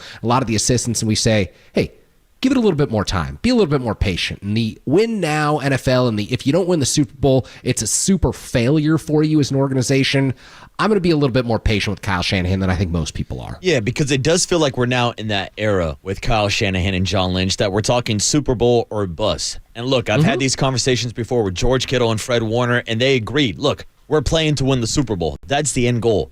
they missed the playoffs this year. And so that's a problem. But there are similarities and comps to both of these teams that you're going to be seeing in the Super Bowl. Whether we want to get into the Brock Purdy contract situation, but you can also look at the Philadelphia Eagles and the Kansas City Chiefs, who are both paying a high price tag for their quarterbacks, but they're still able to build a competitive roster around those guys. That's going to be the challenge for John Lynch and Kyle Shanahan moving forward. Can they build that competing roster around that Brock Purdy contract, and whether or not you put Brock Purdy in that class of guys that can win you a Super Bowl? Because I'm with you. I see all the comps right there between Andy Reid and Kyle Shanahan. Two of the best minds in football, but Andy Reid got ran out of Philadelphia because of his clock management, because he couldn't win the big game, because of some of those game management decisions that he made in Philly. Some of the same criticisms we're seeing right now with Kyle Shanahan. And I think it's a great comp to throw out Spags and Robert Saleh. Because I'm still wondering how someone's not poaching away Spags away from the Kansas City Chiefs. Someone's got to do it. I mean, just to hurt the Kansas City Chiefs. Like, come on. Someone's got to make the move. Bills, if you're the Buffalo Bills and you keep losing in the playoffs, at what point do you just make the Godfather offer? Like, you just say, hey, Andy Reid, I'm going to take away the one thing. Like, we can't take Patrick Mahomes from you, but we can take Steve Spagnuolo from you, and we're going to do that because if you're an AFC team like the Bengals or the Ravens, things are good. You've got a head coach that you love, but at some point, you're not winning if Patrick Mahomes is in the same conference. Like, what's harder, the heartbreak of the early 90s for the Buffalo Bills or the heartbreak of right now, knowing that you're good enough and knowing that you'll never get to that big game because Patrick Mahomes is there? 0-4 in those Super Bowls, now 0-4 against Patrick Mahomes and Andy Reid. Kerry, all I'm saying is, if you're going to make a trade with the Kansas City Chiefs so that they can move up and get Xavier Worthy, maybe ask for Spags. Maybe get Spags in that trade so you can pry him away. Instead, next thing you know, Xavier Worthy is leading the Kansas City Chiefs in receiving yards in the AFC Championship game, and the Buffalo Bills are sitting there with egg on their face. But if you're a Buffalo Bills fan, you still have some confidence maybe in this team because you have Josh Allen. Same thing with the Kansas City Chiefs, as they've been sitting here playing with their food all season long. I believe they have an NFL record now, 17 straight wins in one-possession games. Like, this shouldn't happen, Kerry. The ball's got to bounce the other way sometimes. And, yeah, we can get into the conspiracy theories with the refs, but it seems like the Chiefs step up at big moments. And more specifically, Patrick Mahomes. And when you have a quarterback like a Patrick Mahomes, when you have a quarterback like a Josh Allen, it feels like you have that opportunity at any given time, which, of course, leads to the conversation about whether or not Brock Purdy is that guy. Should he get paid like those guys? And whether or not you believe that Brock Purdy can extend this Super Bowl window if they do give him that contract extension this offseason. So I look at it like this. There's three tiers of quarterback in my mind, Marcus. There's one, the elite guys who they can win and they can elevate a team despite what's going on around them. And Patrick Mahomes, Josh Allen, Lamar Jackson, and Joe Burrow, to me, are the four quarterbacks who are in that category. And Joe Burrow had a sensational season, and he still didn't get the Cincinnati Bengals to the playoffs. So if you don't want to include him in that tier one, I get it. But then there's tier two. And those are the guys who can win if circumstances are right around them. And we saw this with Brock Purdy in 2023. Circumstances were right for Brock Purdy. He had Christian McCaffrey, the NFL Offensive Player of the Year. He had a really solid defense that year. Brandon Ayuk was coming into his own and made the incredible catch against the Detroit Lions in the NFC Championship game. Circumstances were right. And I think in those circumstances, Brock Purdy is tier two quarterback who can win you a Super Bowl. I think Jalen Hurts is a tier two quarterback right now. He's got Saquon Barkley, much like the 49ers had Christian McCaffrey. He's got the offensive line. He's got a defense led by Vic Fangio. And so he is good enough to win a Super Bowl. Like Joe Flacco was once good enough to win a Super Bowl. You don't have to be this all-world quarterback, but it sure helps. Like it sure makes a difference if you are and you've got some things around you that aren't so good. Like the Chiefs lost their running back this season. Isaiah Pacheco was out for a while. They've had to replace Rashee Rice on offense. Doesn't matter because Patrick Mahomes is that good. If that happens to Brock Purdy, if that happens to Jalen Hurts, they're probably not taking you as far as Patrick Mahomes took the Kansas City Chiefs. Then there's tier three. Tier three to me, circumstances have to be perfect, and even then, you're probably not winning. And I think past about the 12th or 13th best quarterback in the NFL, everyone else is in tier three. I don't really care how talented you are. I don't care if you're in and out of the starting lineup. I think that Trevor Lawrence is clearly the guy in Jacksonville, but he's tier three to me. I don't think circumstances, even if they're right for him, he can win a Super Bowl. I think like Gardner Minshew, completely different quarterback from Trevor Lawrence, but he's been in and out of the starting lineup. I still put them in the same tier because no matter what, they're not winning a Super Bowl title. I put Jordan Love in tier 2. I put Justin Herbert in tier 2. Like a bunch of guys, if things are good around them, they can do it. They can get you there. Jaden Daniels, Jared Goff, they can get you to the big game, and they can win the big game. And so that, to me, justifies paying Brock Purdy a salary commensurate with what Jalen Hurts is earning in Philly, which is about $51 million. And I think that is kind of the marker for the 49ers. They say, hey, Jalen had all these weapons and they won a Super Bowl or got to the Super Bowl. You have all these weapons. We know, Brock. You know, Brock. Like, Brock knows he's not Josh Allen or Lamar Jackson or Joe Burrow.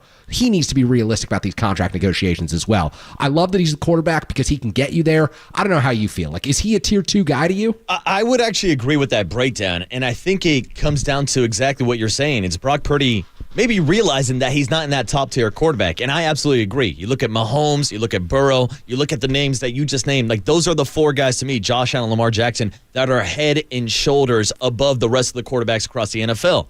But also, they all play in the AFC. And that's how I justify giving this contract to Brock Purdy. Because if you want to talk about tiers in the NFC, Brock Purdy's a tier 1 NFC quarterback because there's not a lot of great NFC quarterbacks. I mean, I went on air 2-3 weeks ago in the first round of the playoffs. I said Jaden Daniels might be the best quarterback in the NFC. I think maybe you open that conversation to include a Jalen Hurts, a Matthew Stafford, a Jared Goff, and Brock Purdy. Those are probably tier 2 guys. Those are probably your top 5 quarterbacks in the NFC. And that's the thing. If that's the path to get back to the Super Bowl, Brock Purdy can compete with those other quarterbacks, and that's why you pay him. It's supply and demand. Those 4 quarterbacks in Tier 1, they're not leaving. Nobody is going to be able to pry him away from the teams. Hell, even when Lamar Jackson represented himself in the offseason, for some reason nobody wanted him, and he returned to the Baltimore Ravens. But you can't pluck those guys away. Franchise quarterbacks do not grow on trees, and you've seen the success that you've had with Brock Purdy already, and that's how I would justify giving him that contract, Kerry. Yeah, I completely agree with that. And look, the other component is, like you just mentioned, those guys aren't leaving their AFC team. So you have to worry. Like, the New York Giants are picking at the top of this year's draft, except no one views Shedeur Sanders or Cam Ward or Jackson Dart as a savior. No one views these guys as someone who's going to come into the NFL and take over right away. So you've at least got, let's say Sanders or Ward morphs into a tier 1 quarterback. We just are all wrong about our analysis of these guys. You've still got 2 more years of looking at a Brock Purdy window and saying the path exists for the 49ers to win with Brock Purdy in the NFC and get you to the Super Bowl. And all we know as 49ers fans, anything can happen in that game. Unfortunately, the last 3 times the 49ers have been there, things haven't gone their way. But the first 5 times they were there, things did go their way. And so all you need to do is get there. That's why I say you pay Brock, you give him that $51, $53 million range, you figure out a creative incentive structure to do so as well, and then you build around the rest of the roster to make sure that circumstances are right and about as perfect as they can possibly be. And they did a great thing by hiring Robert Saleh. They did a better thing by hiring Brant Boyer, who will change over the abomination of special teams that we could go on and on for hours for if I wanted to. I know, you're a big special teams guy. Shout out to Kerry Crowler as third a gunner phase, back in the day. Third phase. We might have to call on Greg Poffer for that breakdown. Get a full special teams hour right here on The Sports Leader. But Kerry, I'm with you. It sounds like the 49ers are checking the right boxes right now with bringing back Robert Saleh, with making the changes on special teams.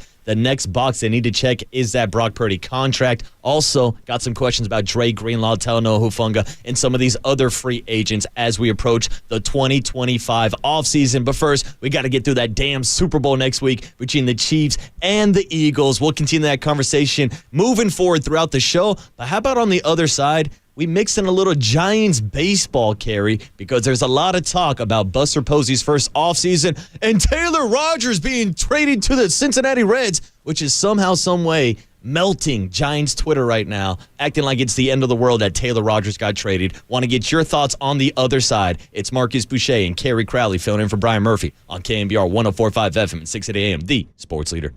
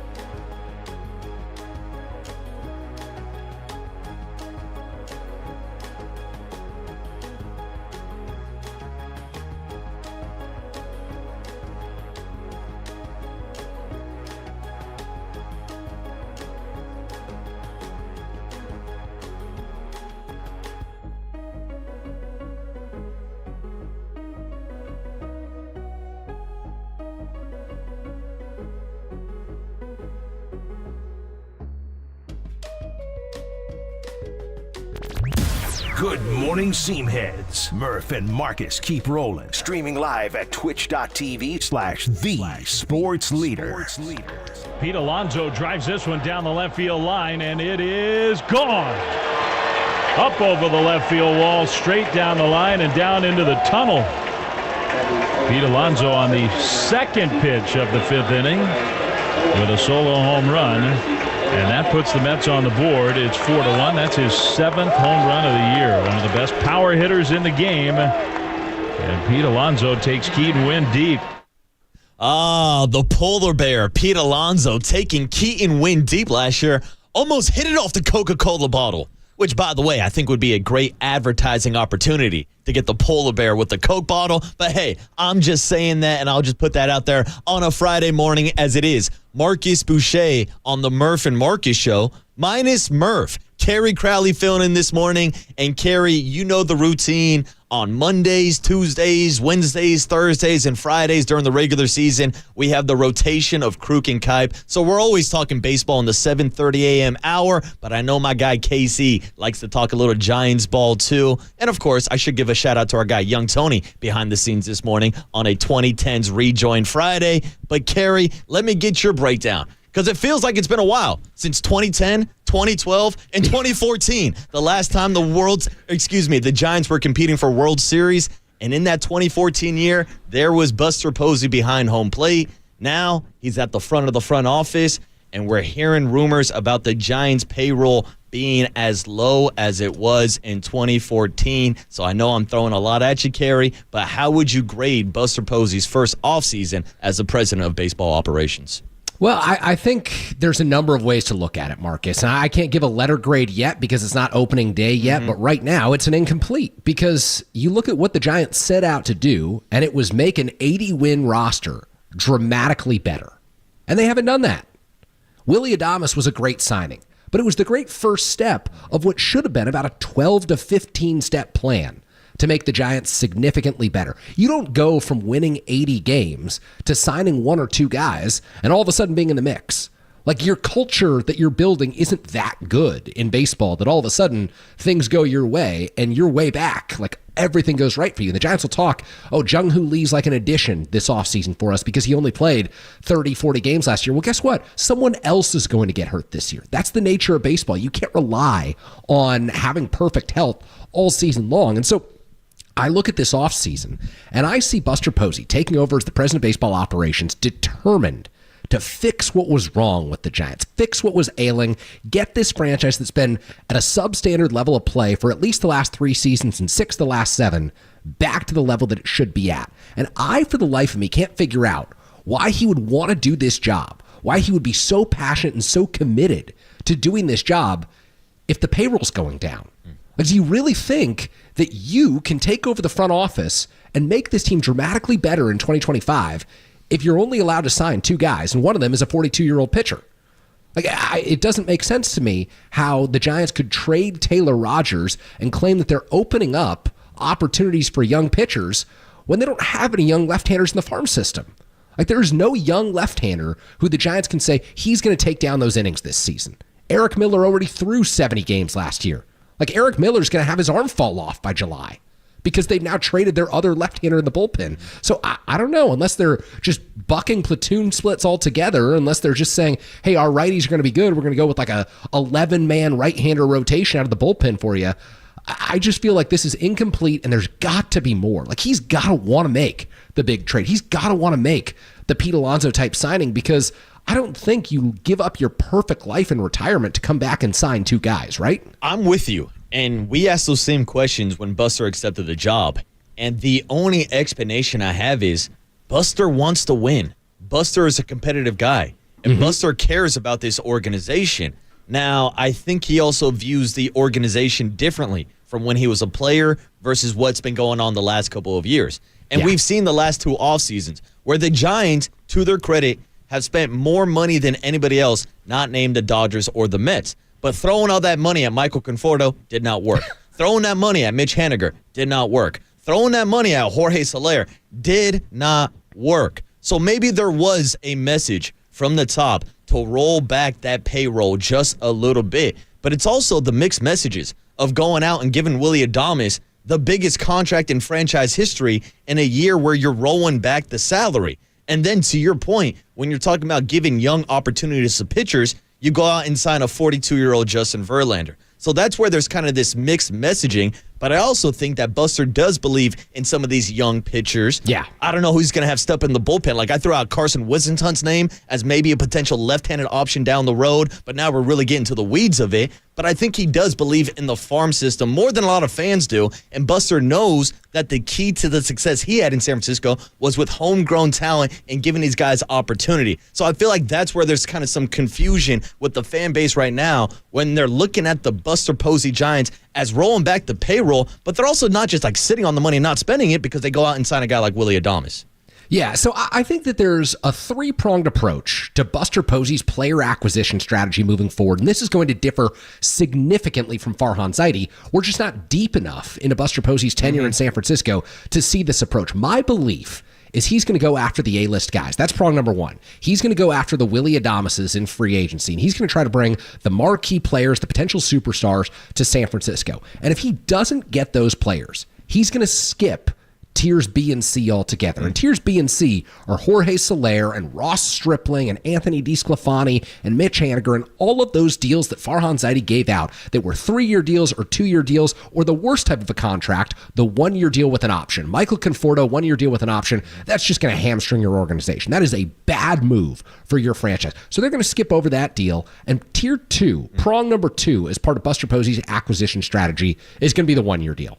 It's going to be, hey, let's bring in a veteran, much like Brian Sabian used to do, much like Bobby Evans used to do on a 1-year contract to fill a void. And that is Justin Verlander coming into San Francisco, 42 years old, and taking down innings during the first 3-4 months of the season, giving the Giants everything he can so that a Birdsong or a Roop or a Harrison can continue to develop and not be strained with innings in April and May and June. Because right now you've got Logan Webb, you've got Robbie Ray, you've got Jordan Hicks and Justin Verlander. Figure out spot 5 in spring training. That's great. And preserve the innings for the kids for the middle and end of the season. I like that move. I think the Justin Verlander acquisition was very smart. But because they're not going after the DeSclafanis and the Alex Woods and the Ross Striplings of the world, tier C, prong 3, here in this 3-prong player acquisition approach, is going to be, if anyone else is coming through and contributing for the San Francisco Giants this year, they are coming through the farm system. You are going to see players come through who've been signed and developed in the international free agent market by the Giants, who've been drafted and developed, homegrown in the farm system by the Giants, and those are the players who the Giants are going to rely on. So you want an outfielder? Well, it's not going to be Michael Conforto on the 1-year deal with an option. It's not going to be J.D. Martinez on the 2-year deal with an option. It's going to be Luis Matos, Grant McCray, or potentially even Marco Luciano out in the outfield. You want to backfill? That backfilling is now coming from within. Buster's got to force this farm system to get good. He's got to get creative about how he brings players into the farm system. And so I believe that over time, Marcus, we'll see this 3-pronged approach play out, and we'll see it work, much like it did during the Brian Sabian and Bobby Evans era when Evans was the assistant general manager for the Giants. But they've got to be done with the 2- and 3-year deals for the B and C list free agents who are just flawed. They're just flawed. They reach free agency because they're not good enough to get extensions, and they reach free agency not in the way that a Pete Alonso or an Alex Bregman reached free agency because they want to get there. They reach free agency because they couldn't get the extensions that they sought within their own organizations. And I got to be honest, I don't mind that approach by Buster Posey. Like me personally, I'd rather see a Luis Matos than an Austin Slater. I'd rather see a Marco Luciano than a Nick Ahmed. I'd rather see a Joey Bart than a Roberto Perez. And that was like the most frustrating part about the Farhan era is the up and down, and it just felt like the young guys never got the opportunity. Well, if you want to believe in your farm system, let them sink or let them swim. Figure out what you have moving forward. And I think Yaz is a great 4th outfielder. I think you can make the argument that he plays that right field wall better than anybody has ever done at Oracle Park. But is he really a part of the future? That's the question you got to ask now. And if he's blocking a Luis Matos, a Grant McCray, a Wade Meckler, a Marco Luciano, all these guys who are coming down to the final options of their contracts, I think you do have to make that effort to move forward. But then again, try to sell that to your fan base. And that's the issue. Because me and Murph sat here yesterday and we put out our projected lineup. I loved it. Our digital boys put it up on social media, and boy, oh boy, the comments were not happy. And I even said in the middle of the lineup, I said, look, Matt Chapman's going to be your 4-hitter. I wish the Giants had a little bit more power, but this is what they got. And people are pissed because they don't have a first baseman. They got the platoon of Wilmer Flores and Lamont Wade Jr. I know everybody's excited about Bryce Eldridge, but that's still a year maybe away unless he really tears it up this year in Sacramento. But there are holes at first base and at DH, which leads to the final take of the segment, Pete Alonso. Yep. What the hell is happening out in New York? I've been big on trying to bring Pete here to the Bay. I know Buster Posey and this regime are trying to get away from those opt-outs, but if you are looking for a bridge, sign Pete Alonso to 2-3 years with that opt-out, and then guess what? There's a DH in the National League. One of the two of Bryce Eldridge and Pete Alonso can DH. The other can play first. Bryce still needs to work on his defense anyways. So this is a move that I would make without hesitation. Kerry, what's your take on whether or not the Giants should be interested in a guy like Pete Alonso? I mean, Larry Krueger said this last night on my show, Sports Phone KNBR. You're going to make the money back with Pete Alonso that you spent on him through the marketing opportunities. You just mentioned the polar bear and the Coke bottle. What's better than that? It sells itself. Pete Alonso hits a home run into the left field bleachers at Oracle Park. What are you doing? You're getting fans to do the polar plunge in McCovey Cove. Yeah, That's I what you're I like seriously. it. There's an endless amount of marketing opportunities. They had the Kung Fu Panda. They had the giraffe over at first base. They sold giraffe hats for Brandon Belt. You're telling me that the Giants' world-class marketing department couldn't play up Pete Alonso coming to San Francisco? That is easy money. You look at $50 million for Pete Alonso over one season. That's way too much, but let's say that's what it took to get Pete Alonso to San Francisco. You're making 25 of that back. Very easy. Minimum. Those are the economics there. Pete Alonso is marketable in a way that no other current free agent is. The Giants fans would love him. He hits home runs. And by the way, if your lineup is Jung-Hoo Lee, Willie Adames, Pete Alonso, Matt Chapman, then Elliot Ramos, and then you're getting deeper into maybe playing Lamont Wade. Tyler Fitzgerald's your 7-hitter. Pat Bailey's hitting down in the 8 or 9 hole like he should.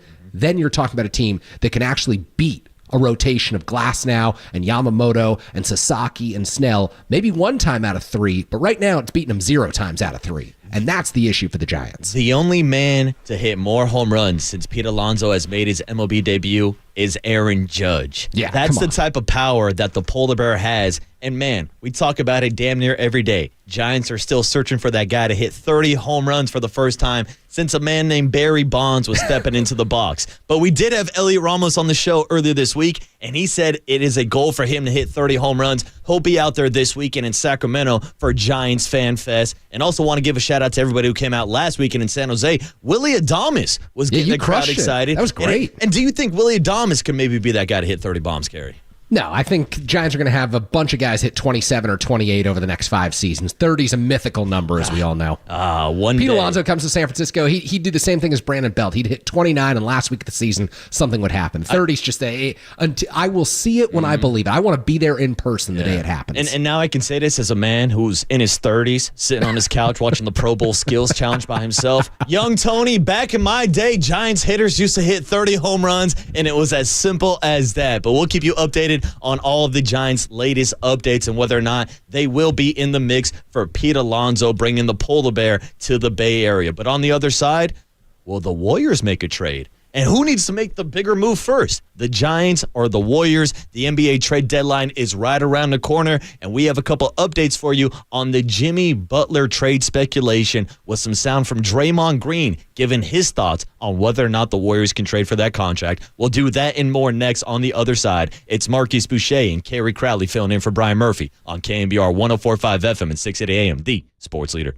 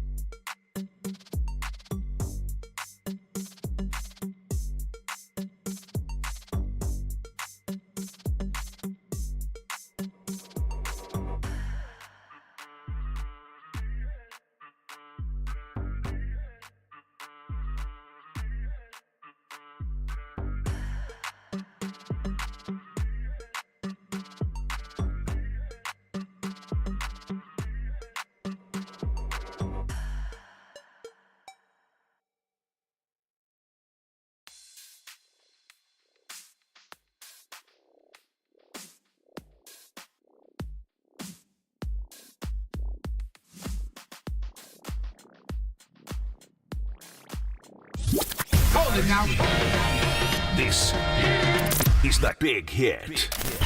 Sponsored by Benjamin Moore Paints. Experience the Benjamin Moore retail difference at their independently owned authorized retailers today or at benjaminmoore.com. On KNBR 104.5 FM and 680 AM, the sports leader. Did you guys give Kerr like a splash celebration in the locker room, and why did that happen?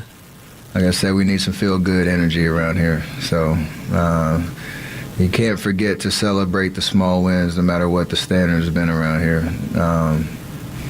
You got to infuse some joy for sure. Steph Curry and the Golden State Warriors looking for some good vibes and trying to infuse some joy after their big win the other night against OKC. Maybe one of the stunners of the season as double-digit underdogs. They pull off the upset victory. They've now won back-to-back games, and they'll look to carry some of that momentum tonight against Kevin Durant and the Phoenix Suns. Got to break down KD's return and where he ranks in the hierarchy of retiring numbers when it comes to the Golden State Warriors. But we got to reset and let you know that it is a Friday morning, and we're bringing the good vibes because Murph's gone. And when Dad is away, the kids will play. It's an open house. There's a house party going on right now at KNBR. John Joe Curley is counting down the final minutes of dry January, already repping there, getting ready to do a keg stand after. Young Tony's chugging beers. Kerry Crowley's losing his mind, and we're having a good time on a Friday morning. Kerry Crowley filling in for Brian Murphy. And look, Kerry, it's something that me and Murph have been talking about all week long.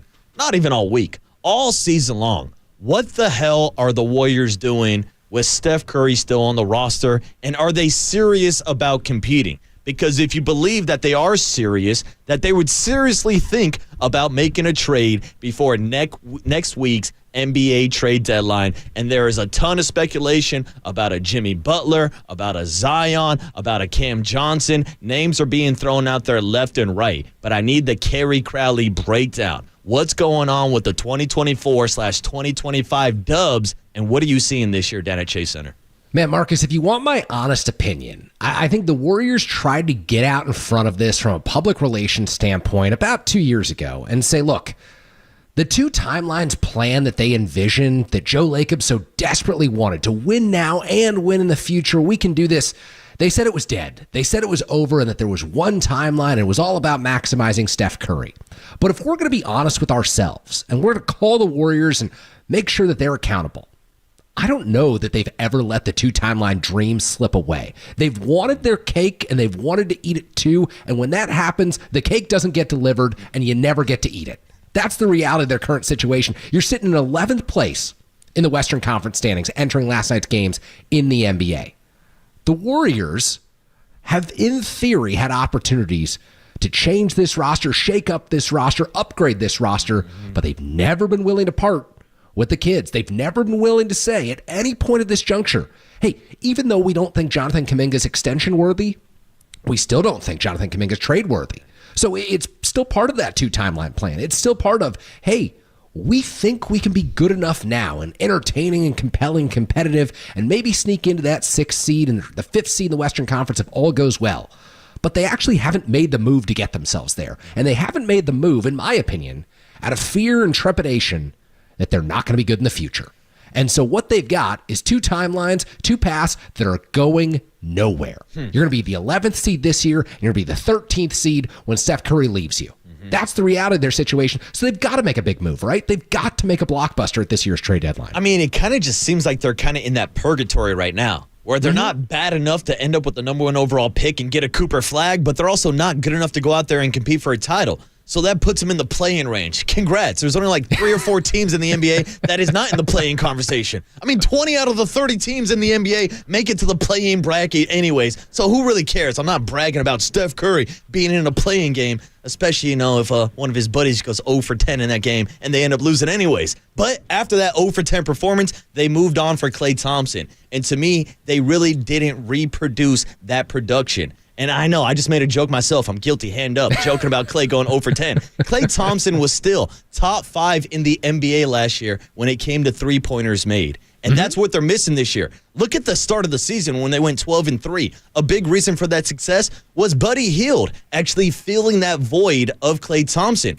The Warriors are undefeated this year when Buddy Hield scores more than 18 points. Now, he's only done that 10 times this year, so they've won those 10 games. The problem is he has not been consistent. And that was my biggest issue this offseason, was not going out and getting a true number 2 option. When you had guys like Karl Anthony Towns on the market, and you look what he's doing with the New York Knicks, I would have moved Kuminga. I would have moved Pods at that point. But you're absolutely right. It seems like Joe Lacob is obsessed with these youngsters, wants to give Kuminga the max contract. There might be some back and forth between what Joe Lacob thinks versus what Steve Kerr thinks, because obviously they did not give him that contract this offseason. We've also heard Joe Lacob talk about Brandon Podziemski being a future All-Star. And I think nobody is going to say Brandon Podziemski. Do you know how hard it is to make the All-Star game? Can we stop for just a moment? Like, Kyrie Irving didn't make the All-Star game. Great point. Like, it is absurdly difficult to make the All-Star game. The Warriors throw this around. Like, Jonathan Kuminga, ceiling is an All-Star. Brandon Podziemski, you could see the All-Star path one day.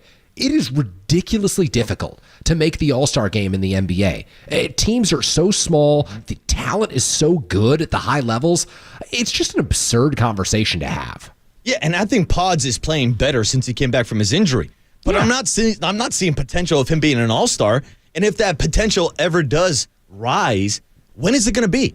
Are Kuminga and Pods going to be all-stars in 2029, 4 years down the road, when Steph Curry is playing Top Golf or whatever on TV with that golf simulator? Like, it doesn't really matter about 2029, 2030. You're trying to win now, and you're trying to maximize the window that is Steph Curry, which, of course, leads to the latest trade talks and whether or not they will make a move within the next week. The number one name that we keep on hearing is Jimmy Butler, a.k.a. Jimmy Buckets, a.k.a. the man that's sitting in the corner in timeout right now down in Miami because he refuses to play for the Miami Heat. Now, it sounds like there's a possibility he could be traded to the Warriors, but Jimmy comes with a big, big price tag. He's on the book this year for $48 million, will be under contract next year for $52 million, which means you're going to have to move a lot of pieces. And right now, you're going to hear the full breakdown from Draymond Green with his co-host Baron Davis on the Draymond Green podcast yesterday, talking about that contract of Jimmy Butler and whether or not the Warriors would even be able to trade for that big of a contract. I don't think people understand that. It's tough. Even with the trade, like everybody's saying, like, yo, you know, he's going to get traded. He's hard to trade. It's hard to trade a guy that make $52 million a year. Like, you got to give up. For instance, if you look at our roster, say you want to trade for Jimmy with the least amount of players that you could on our roster. That's 4. That means either you got to trade Jimmy straight up for Steph, or you have to trade Jimmy for me and Wiggs. And it's like, right? So I don't think you're going to do that. So then now you start looking at what else? Well, you got to trade like 5 guys to match that money. One guy. Then you start getting into, well, you need a third team because now you got to clear rosters. It's hard to trade. Yeah, and that's what makes it so complicated when it comes to these trades in the NBA. The fact that you have to match salaries, the fact that you can throw in a third team, the fact that you got Baron Davis jumping in and agreeing with Draymond Green. Like, there's a lot going on here. And so, yeah, to get a Jimmy Butler, you would have to give up an Andrew Wiggins, maybe throw in a Kevon Looney, maybe throw in a GP2. Well, guess what? Those are the 3 biggest guys who had their biggest performances the other night against OKC. So you would have to leverage all that and move that just to get Jimmy Butler, who's about to enter his age 36 season, Kerry. Man, first off, the person mixing audio levels on Draymond Green's show, they're putting in overtime. They're a saint. Young Tony's got to be thrilled he's not working there potting Baron Davis down during those comments. But at the same time, you're right. Like, look, the Warriors could potentially bring in Jimmy Butler. But you start to think about the end of that question, at what cost? At what cost would it take to bring in Jimmy Butler, a volatile player who's now forced his way out of several situations, whose conduct has been so detrimental to the team, the Miami Heat have suspended him 3 times over the course of a month. Like, you're bringing in someone who would have high expectations, who made it clear that his preferred destination is Phoenix. What if you get here and the start to Jimmy Butler's tenure with Golden State is a little bit like the start of Dennis Schroeder's tenure with Golden State, where he's not quite the right fit? Like, is Jimmy Butler just going to sit back and be chill with that in March and chill with that in April? Or is he going to check out altogether? I think there are better players out there for what the Warriors are trying to do. And that's not to say that they shouldn't take some risks. They need to take some risks. I mentioned this to you earlier in the show, Marcus. Like, Steph and Draymond and Steve Kerr love to point to the Warriors culture as a North Star for this organization. They love to say, well, we can't take this certain risk because it might upset our culture. You know, we could make this move, but giving up Looney and giving up GP2, like, we've got some nice pieces here. We like what we've built. Guess what? What you've built is the Western Conference. What you've built is a team that's 13-20 over its last 33 games. What you've built is a team that is going nowhere other than potentially the play-in round or the back end of the lottery, which is NBA purgatory. So you've got to take some risks. But to me, the risks have to be calculated in some way, shape, or form. Jimmy Butler, far too much of a risk. But Zach LaVine, Cam Johnson, Brandon Ingram, all of these players, Mike Dunleavy Jr. can and should be making calls on right now. I assume that with less than a week to go until the trade deadline, he is making calls on them. You've got to give Steph Curry and Warriors fans the chance for hope. You've got to give them a chance to make memories. You've got to give them a chance to stun a team in the first round of the playoffs and show you that he's still got it, because we know what he can do when he's at his best and the spotlight is at its brightest. Let's see it happen now. Let's see it happen, Marcus. And Kerry, you're right. That culture has led to a 24-23 record this season for Dubs, looking like another season where they're headed for the play-in bracket. But the good news is they can always fix their team culture with these carpools that everybody's taking, building on this chemistry. We got Steph Curry and Quentin Pose. Who was it the other day? Pods and Dennis Schroeder. Look, if you want Jimmy Butler on the Warriors, all you need to do is take him for a long drive up Highway 80, and the culture will be fixed. It's as simple as that. And I should tell you, it's as simple as listening to KNBR AM and FM in San Francisco, the sports leader, a Cumulus media station. But yeah, Kerry, it kind of feels like there's been a narrative switch up on Jimmy Butler where people are looking at him as a diva. Now, I've always liked Jimmy the competitor. Hell, Yeah. I like Jimmy the personality when he's singing Hootie and the Blowfish during those Michelob Ultra commercials. He's an entertaining dude. I think it would be great for content for us, yelling into a microphone for 20 hours a week. But I don't know if it's great for the Warriors locker room. And now there are reports coming from Kevin O'Connor from Yahoo Sports that maybe Jimmy Butler wouldn't be the greatest fit with Steph Curry, Draymond Green, and Steve Kerr. My league sources say Stephen Curry specifically has concerns about Jimmy Butler's fit in the Warriors locker room, and Steve Kerr shares those feelings. So Golden State's indecision about trading for Butler seems to be largely tied to Steph and Kerr's worries about the personality fit there. And so while I've not heard Draymond Green also shares those concerns, it is interesting that on his own podcast, he went out there and talked about it, detailing the challenges trading for Butler's $48 million salary. And that echoes the concerns, of course, that the Warriors front office would have with everything that they have to give up to go get Butler. The Warriors have a big win over the Thunder on Wednesday. They're still the 11 seed, but they're only 4 games back from the 4 seed, so I could certainly see them just saying, screw it, trading for Butler, going for it this season, optimizing their chances, and maybe it works beautifully. Maybe they make a deep run, and then if it doesn't work, there'd be nothing stopping them from just letting him go if he opts out this summer, or trading him again if he were to opt in. And that's a scenario to think about for Golden State, but it should surprise nobody that if the Warriors just end up holding on to their pieces, waiting until the summer, hope Kevin Durant wants to head back to the Bay Area or some other star wants to go there, and they bypass the chance to go get Jimmy Butler. Great breakdown there from Kevin O'Connor from Yahoo Sports.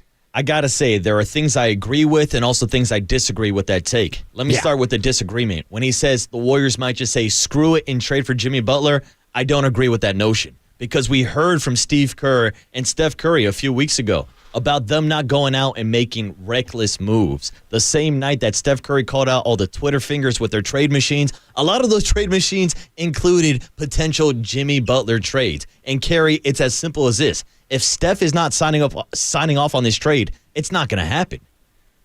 Yeah, it's not going to happen, and this is a very different scenario from like various situations that have arisen over the years where Steph and Draymond really wanted Avery Bradley to be the 15th man on their roster a few years ago, and Bob Myers was able to say, no, but stars can influence the 15th man on the roster, and the GM can say, actually, this is going to set us up better for success in the future. So I get what you're trying to do here, bringing in the veteran. We're going to stick with the kid here. It's very different when you're talking about the secondary scorer on a team and shipping out Andrew Wiggins, because I think it's very important to consider what Steph and Draymond need in this scenario, and that is a true secondary scorer. And looking at the scenario that the Warriors are in, is Butler going to be a significant upgrade? over Andrew Wiggins. I've got significant questions about that. Like, I don't think that the answer is as clear cut as folks around the NBA make it to be. We're talking about a 35-year-old player who's disgruntled in Miami, who wants Phoenix as his ultimate destination. And the way that Kevin O'Connor phrased it there as well, the Warriors could either sign him to an extension or keep him, or they could trade him away this summer if things don't work out. Like, let's say Jimmy Butler opts in, because if you're making over $50 million and you forced your way out of situations, that makes a lot of sense. But let's say that he does that and then the Warriors don't want to keep him. Where are they going to find another trade partner? Like, at some point, you run out of destinations. You don't want to get stuck with a guy making $50+ million who is an albatross for your team in 2026 and 2027. That, to me, is a nightmare for the Warriors. That's a gamble that in itself is not worth taking either. Yeah, and it's not worth having that contract on the books, because I know this is something that Warriors fans hate to hear me say, but I truly look at this season as kind of a reset season for the Warriors and for the luxury tax, because Joe Lacob was vocal this offseason about getting underneath that luxury tax, that second apron, so that they could avoid the repeater tax. And now we're really getting to the weeds with this. We had Bobby Marks on earlier this morning, or earlier this week, I should say, and he said, yeah, look, the Warriors need to be underneath the luxury tax this season so that next year they're not being penalized. And I know nobody wants to waste a year of Steph Curry, but it seems like there's a realization and an understanding within the whole organization that this year they'll play it out. They'll let the young guys play. They'll figure out what they're going to do with Kuminga this offseason, whether or not they do give him that max contract or give him a contract extension. But I think right now we're not going to see a big superstar trade at the trade deadline. I know we've had people texting in about De'Aaron Fox. Look, I would love to bring De'Aaron Fox to the Warriors. I don't think that's realistic, Kerry. Instead, I think they may actually look to dump some salary, get some off the books, and then maybe reset, and then maybe entertain what Kevin O'Connor said at the end of that clip and look to make a big splash this offseason, whether or not that would include Kevin Durant, a man that's going to be back in the building at Chase Center tonight. Yeah, that's a really interesting scenario, because we all saw the magic that Kevin and Steph produced last summer playing for Team USA, and that's so fun. We know that Kevin probably has some regrets about leaving the Warriors in the fashion that he did, and the grass isn't always greener on the other side. And even though he's one of those NBA players who's played for a wide variety of franchises now, has forced his way into different situations, I think in his older age, look, you're not looking at him as like a 50-year-old wise man, but you are seeing an NBA veteran who's been in a wide variety of situations, who understands what's good for him. And playing for Team USA alongside Steph Curry, he got a little nostalgic. You knew he got a little nostalgic about that. So you can't rule out that possibility, however unlikely it might be. But I do think, like, if the Warriors don't make the big move right now, I think they're making it that much more difficult on themselves this summer, because if something doesn't materialize for the second summer in a row, you're going to have a disgruntled Steph Curry, you're going to have a disgruntled Draymond Green, and more than anything, you're going to have a really furious Warriors fan base that just sees you wasting seasons of Steph Curry's latter days in his career. Yeah, it feels like Dub Nation is desperate for a move. We'll see if they do make a trade before next Thursday's NBA trade deadline. But on the other side, how about we hop more into that matchup between Kevin Durant and the Golden State Warriors tonight, and ask you the question, Kerry, after Andre Iguodala had his number retired earlier this week, does Kevin Durant deserve to have number 35 retired up in the rafters at Chase Center? We'll talk about that more on the other side. You can call or text in with your thoughts on where KD ranks in the hierarchy of the Warriors dynasty. All that and more next on the other side. Kerry Crowley in for Brian Murphy and Marcus Boucher on the Murph and Marcus Show on KNBR 104.5 FM and 680 AM, the sports leader. I'm Kevin Durant. You know who I am. Y'all know who I am.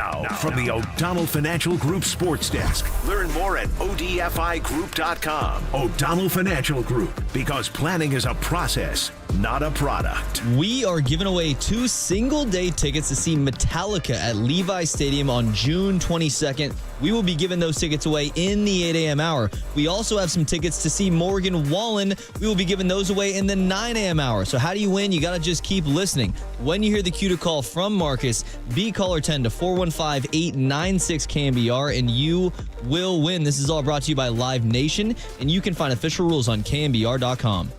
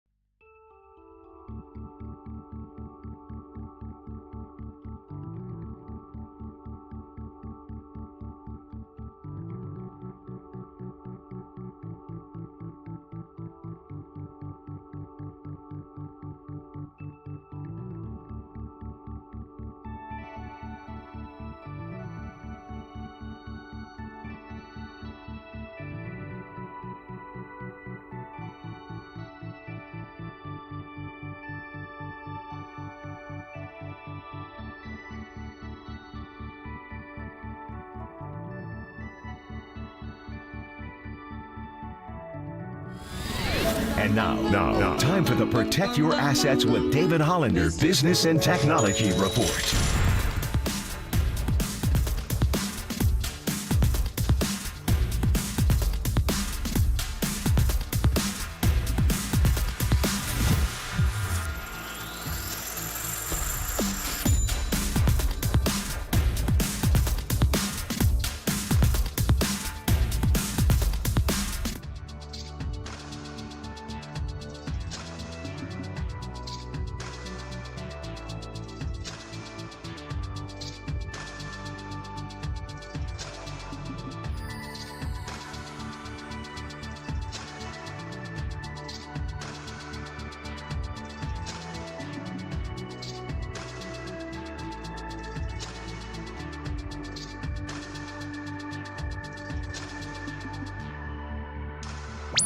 Murph and Marcus continue live from the KNBR Casino Matrix Progressive Jackpot Studios. Casino Matrix. Progressive jackpots are here. Where are you? Just drop in. Please play responsibly. 1-800-GAMBLER. Of everyone on Golden State, open shot, fate of the universe on the line, or the Martians have the death beam pointed at Earth, you better hit it. I want Iguodala. That Iguodala's got ice water in his veins. Iguodala is that type of player. High leverage moment, fate of the universe on the line. I want open shot, not go get it. I want Iguodala taking that shot for me. He crazy. The infamous Max Kellerman talking about with the fate of the world on the line. He wants Andre Iguodala to take that shot. Well, I'll tell you what. If the Martians got a laser beam on us right now on 50,000 watts of the sports leader, I want Kerry Crowley hosting the show to my right, filling in for Brian Murphy this morning. Casey, always fun to have you on the show. And, of course, it's a big day with Kevin Durant making his return to Chase Center. And this comes on the heels of the news that the Golden State Warriors will be retiring Andre Iguodala's numbers. A lot to dive into this morning. But first, young Tony, what do we have right here on a 2010s Friday? This is Stressed Out by 21 Pilots. This is from 2015. And then shout out 623 for requesting this song. By the way, guys, Murph actually sent me a list. No, stop it. Dead serious. We got a Can't help himself, Murph man. list. 559. He's like, you thought I forgot. And I'm like, yeah, I did. You better tell him my guy Kerry Crowley has a fast pass when it comes to touch tunes. Tell him to get the hell out of the way. Murph is standing there at the jukebox inputting dollar bills, not realizing that you need to download the app to actually get your song played. Kerry, you don't know how long it took to explain to Murph that you can control a jukebox through your phone. He's like, how does this work? I was like, Murph, you ever heard of Bluetooth? You ever heard of the internet? Come on, dude. It's 2025. This is amazing to me. Yeah. At 5:59 a.m., he's up sending you a list of songs from the 20s. Like, if it was the 1970s, one thing, like, Murph, that's your domain. You think Marcus and I weren't cogent, weren't around in the 2010s experiencing this? And Carrie, you're hitting it on the nail right here because, like, there will be times where, like, I'll walk into the studio and I'll say, Young Tony, give me this song. And oh, by the way, I was Murph's board op for 2 to 3 years anyways, where I picked all the music anyways. And now all of a sudden I'm his co-host and he's throwing a fit like, oh, Marcus, you're going to pick a song? Like, yeah, Murph, I was alive in the early 2000s. I was alive in the 2010s. I was alive in the 90s, and I know good music. But there's a little 21 Pilots for you. Carrie, where do you come down with the 21 Pilots? It's fine. Never my favorite, but I appreciate the request. It's good rejoiner music. Honestly, like great call from the 623 to bring us back with that. Some good bumper music, and it leads us to our next conversation. Moving on from number 21, who I believe is now being worn by Quentin Post, to number 35, Kevin Durant, the last 7-footer to play for the Golden State Warriors. I don't know if that's correct, and I know Kevin Durant doesn't like saying that he's 7 feet tall, but anyways, that's my segue this morning as we get ready for Kevin Durant to return to the Bay, and I mentioned it, Andre Iguodala will have his number retired. Let's start there real quick before we get to the KD conversation. What were your thoughts on Iggy getting his number retired and being the first one from this dynasty to go up to the rafters? Look, I come from this with the perspective of having covered the San Francisco Giants for 5 seasons as a beat reporter. I watched Ryan Vogelsong get to sign a one-day contract with this team and come back and have that moment in the sun. And, you know, his career was nothing spectacular. He was loved by fans, made one All-Star appearance, but you get the one-day contract celebration, you come back, and you know what? It's fine to celebrate those moments because the people who were in it the longest, the fans who've been around, they love the role players. They love the guys who show up, put on their hard hats, bring their lunch pails, to use a few cliches, and go to work. And that's fine for one day. And I'm fine if the Warriors want to honor and retire Andre Iguodala's number. It's okay. You got 99 numbers that you could wear on the back of a basketball jersey. The Warriors did things in Andre Iguodala's tenure that, let's be honest, anyone who was a fan of this team, late 1990s, early 2000s, none of us ever could have expected. Like, we sat there and we watched 25-win Warriors teams. We watched Warriors teams that had absolutely zero hope. And yet, Oracle Arena over in Oakland was still filled to the gills on certain nights. Oracle Arena still had people, making it one of the toughest places to play in the league. You saw a celebrated team that was the 8th seed in the Western Conference and, you know, took down the We Believe Warriors. Taking down the Dallas Mavericks was a sensational moment. I think that if you want to celebrate every last player from this run, and Andre Iguodala gets his jersey retired, you throw up statues for guys who wouldn't normally get statues elsewhere, that's fine, because the people who've been around the Warriors the longest, the fans who've stuck through the worst days of the organization and got to go to the mountaintop, they're the ones who get to celebrate Iguodala. They're the ones who get to come to Chase Center and see that number hanging in the rafters and be reminded of the great memories that Iguodala helped provide them with. And it's not like he was some scrub. He won a Finals MVP. He shouldn't have won the Finals MVP. Should have gone to Steph Curry. But that's beside the point. He did win the Finals MVP, retire the number. I don't care. We get so bent out of shape in sports about people just celebrating moments that shouldn't be celebrated, about honoring players who don't quite deserve that. Forget it. He won a title. And if you're on a title-winning team, we love you. And that's the reality. And he was a huge part of winning those titles. And to me, Kerry, when we talk so much about the Warriors culture, it doesn't exist without Andre Iguodala. Without having that real true first vet that you were able to bring in through free agency, which never really happened when we were watching the Warriors growing up. Nobody wanted to come to the Golden State Warriors. They could have been the highest bidder, and no one still would have signed them. Nobody cared. No one wanted to come see Thunder throwing down dunks at halftime and me begging for a chalupa when they scored 100 points. So Andre Iguodala changed that culture. And then him buying into coming off the bench, buying into the defense philosophy. Like, this is a guy that just laid the groundwork. And so I have no problem with him being a Hall of Famer. And then look what it led to. Him being a part of the Hampton Five, which ended up recruiting Kevin Durant. And that's going to tie this all together because Kevin Durant will be down at Chase Center tonight with Devin Booker taking on Steph Curry and the Warriors. They are a 1.5-point favorite. But I'm wondering now if Kevin Durant is wondering about whether or not his number will be up in the rafters, because Kevin Durant was out there with the hard hat on when they were building Chase Center, saying that one day there was going to be a statue. Right. But KD was in and out. 3 years, did have the titles, did have the final MVPs. Kerry, where do you come down with retiring number 35 and honoring Kevin Durant? Man, I wish that the tenure was longer. Yeah. And I think we all do, because it's really hard to justify a 3-year tenure and a jersey retirement. But if you're going to talk about the impact of someone over 3 years, it's harder to find a bigger impact, a better peak in a Golden State uniform than Kevin Durant, what he brought. Obviously, Steph Curry, no one parallels what he's done for this franchise. No one ever will. He should be the first statue up when it's all said and done. He should be the biggest jersey retirement ceremony the Warriors have ever done, and they should do different things to honor Steph Curry's legacy through the years. There's got to be naming things after him. There's got to be all sorts of things like that.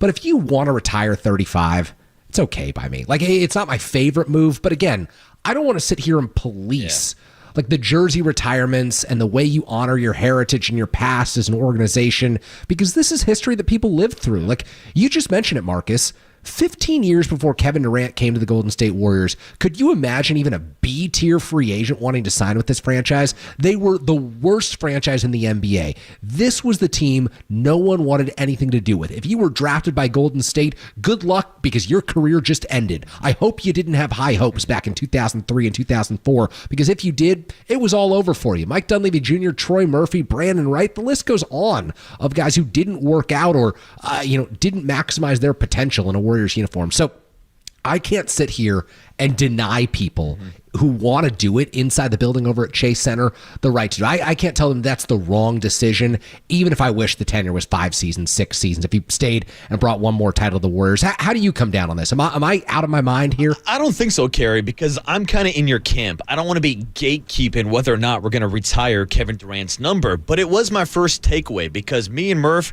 I wouldn't say we got into it, but we had the debate about whether or not Iggy should be retired, and I was 100% Iggy should be retired. Murph kind of had to get him talk himself into it a little bit. He's like, I just don't really view him as like in that tier. You think about the big three so much with Dre, Clay, and Steph, but I'm like, you can't win championships without Andre Iguodala. Murph did end up coming around to my side of the argument and agreed that Iggy should be retired. Right, you changed Murph's opinion on the air. Like, do we have this moment in history? I know, this day in morning show history, Murph actually agreed with me on a take on the Warriors. What a surprise. But moving forward with Kevin Durant, that was kind of my counter argument, just to play devil's advocate. I'm like, look, how many other guys from around the league in any sport have had their numbers retired after playing just 3 seasons? And I started thinking about like Peyton Manning with the Denver Broncos. He has his number retired. And so there are like a few like cases out there, but also you can't tell the story of the Warriors dynasty without mentioning Kevin Durant. And that's why I think he should be up in the rafters. So that's a great way of looking at it. Like I look at Cooperstown in baseball as a museum, and I think, look,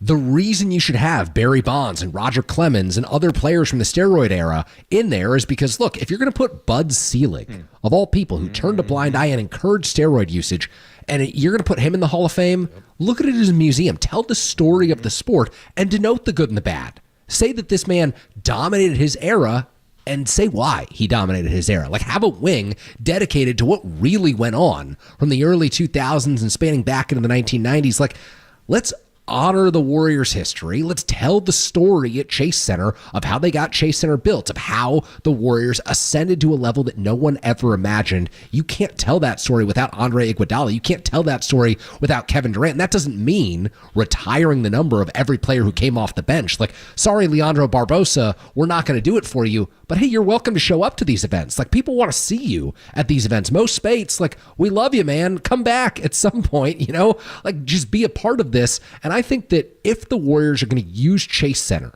to tell their story and document their history as an organization, it's fine by me if no one ever wears 35 again. Now, Kerry, I would say I agree with you, but I can't sit here for the slander of Leandro Barbosa because our good friend Kai Cenat just broke down that he's one of the greatest basketball players of all time. Leandro Barbosa, the greatest NBA player to touch a basketball ever. Ever, Kerry, ever. So put Barbosa up in the rafters. Maybe out of Brazil? Yeah, exactly. I'm riffing, of course. I'm riffing a little bit. Shout out to the Brazilian blur himself, Kerry. But, I mean, that's the conversation we're in now with Kevin Durant. Great text on the text line. I don't think it's as big of a deal like the MLB Hall of Fame when we're talking about like what hat the guy's going to wear into the Hall of Fame. Yeah, exactly. If you think Kevin Durant had to identify with the team, though, do you think he would identify more with the Golden State Warriors in those championships than his early career than OKC Thunder? Would he wear a Seattle Supersonics hat? Ooh, that would be into hard. the Hall of Fame. That would be hard. You don't do that. Yeah, he'd be the last guy to wear it. Yeah, I mean, KD, he might wear a Team USA hat for all the glory that he's had with the Olympic team. I mean, seriously, like this is one of the most just players who's transferred teams and gone here, gone there, and never really found a true home in the NBA. I mean, he spent 1 year with the Texas Longhorns back in the day before he came out at 19 to the Seattle Supersonics. So I don't know. I think he probably feels a deeper pull. And then we played that Kevin O'Connor clip earlier where I wouldn't rule out the reunion in the future. Like if KD wants to force his way to the Warriors this offseason, maybe the Warriors give that one more run because as Buster Posey said earlier in the offseason for Giants baseball, it's a memory-making business. No one has reinforced that notion in the Bay Area through the years better than Steph Curry, what he's done on the basketball court. And those two at their peak together, it'd be a long way from the cries of 2017, 2018, 2019. But seeing them together in 2025, 2026, I can think of worse things, Marcus. Yeah, I'm on the same page as you, Kerry, and so is our guy Kevin down in the 408 on the Golden State Lumber and Building Material text line. He said, boys, it's easy. If you want to guarantee that Kevin Durant's number goes into the rafter, he should come back for another run. Bring back the Slim Reaper. And I would love for that to happen. I don't think it's going to happen at the trade deadline. But if we're talking about moves this offseason, bring back KD. Let me get that reunion. Yeah, I like it. Look, there are a lot of players who might be better fits long term. And we talked about this last segment. Joe Lacob, even though they've kind of publicly moved off the 2-timeline plan, they're still privately thinking that they can be on it. They're still privately thinking that they can be good now and good in the future. Well, if you bring Kevin Durant back next summer, you're probably not going to be that good in the future. Like, you're probably not focused on maximizing your ability to win in 2029. But you know what? Warriors fans would have a lot of fun watching him and Steph Curry ball together one more time in 25 and 26. Yeah, I just don't know if Warriors fans want to wait until this summer for them to make a big move because I know Warriors fans are looking for a trade within the next week before the NBA trade deadline. Let's go ahead and ask Cameron, who's out in Antioch. He's got a thought on what the Warriors should or shouldn't do at the trade deadline this year. Cameron, what's up, my man? How you doing this morning? Doing good. How y'all doing this morning? We're doing well, my man. What do you got on the Dubs? We definitely need to make a trade no matter how we beat the Suns tonight. If we win all the games up until the trade deadline, we still need to make a move. I love Looney. I love GP2, but we got to cut this roster down because Post needs a spot for the playoffs unless we go get Vooch or we go get a Miles Turner. But we definitely need to make a move. Getting Kevin Durant next year is not guaranteed. So we need to focus on maximizing Steph right now. You see, when Steph has help, we can win. I have utmost faith that we could get a championship if we make some minor moves and Kerr stays away from the 3 to 4 guard lineups. And quick note on Kevin Durant, he's a great player. He did great for us. We would have won plenty of championships if Draymond didn't lose us 3. Kevin Durant pulled in that championship when we blew the 3-1 lead. Even though Kerr should have coached better, we still could have won that. But I love when Kevin Durant was here, but the reason most fans didn't like when Kevin was here because the narratives that were painted. He did not deserve 2 Finals MVPs. That first one definitely was Curry's. I can't really remember the numbers on the second one, but they was giving Kevin Durant all the credit, saying he's the best player on the team. Even Kerr was saying he's the best player on the team. If he was the best player on the team, why did every defense focus on Steph, which left Durant open in most cases? But I would definitely love to bring him back. We got a championship without him, so that proves to the world that Steph didn't need him. And everybody forgets we were 73-9. We did not need Kevin Durant that next year. We just needed a replacement for Harrison Barnes. We could have still won 2 championships if we didn't get Kevin Durant. We could have probably been better because we would have had more money to spend, but he was a great move to make. Like, I wouldn't have denied that either, but we still could have won without Kevin Durant. But we definitely need to make a trade. We either make a trade or we fire Kerr. And we can win. Okay. There we go. Kim, I like your takes on making a trade, and he's right. I always find that hilarious when people are like, "Oh, the Warriors needed Kevin Durant to win." No, they won before Kevin Durant, and they won after. But I wouldn't mind bringing him back. And yes, it sounds like Dub Nation wants to go out there and make a trade. But also, you heard it. Dub Nation's getting restless. Some people are calling for the heads of Steve Kerr, Carey. I mean, I don't know about that. I don't think like it's either A, you make a big trade at the deadline, or B, you fire the head coach. Like, I think these are two independent thoughts here.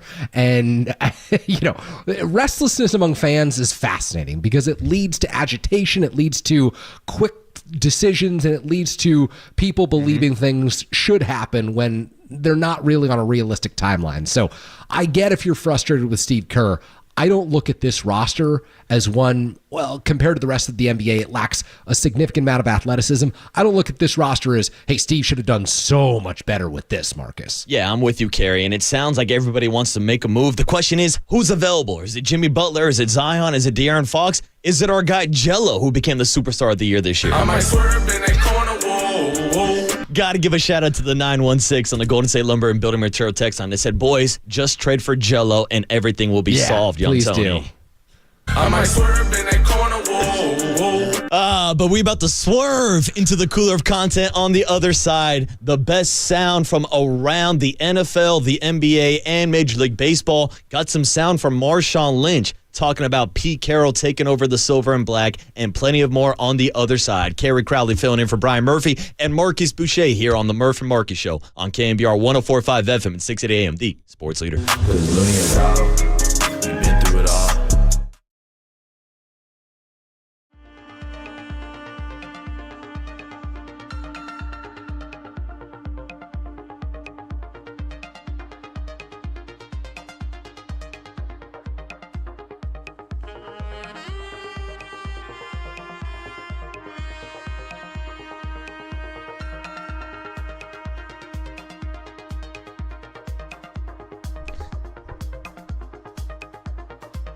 Hey, what's up, everybody? Marcus Boucher here with Prize Picks on a Friday morning to get you ready for the big game, because I know there's a lot of talk about rooting interest and whether or not you want to root for the Chiefs or root for the Eagles. How about you root for some action to hit on Prize Picks? That's what I'll be rooting for. I'll be rooting for my lineup to cash in, and I'll be taking advantage of some of the promos that Prize Picks will be running for the big game, including Patrick Mahomes needing to pass for more than one single yard. Yes, it's as simple as that. Pair that up with some of your other favorite picks, maybe a Travis Kelce, more or less than 56.5 receiving yards, or maybe an Xavier Worthy, more or less than 60 total receiving yards in the big game. All of those options and more are available right now on Prize Picks, because America's #1 daily fantasy sports app is Prize Picks. So join us and download the app using the code word leader, and you will get a $50 bonus instantly when you play your first $5 lineup.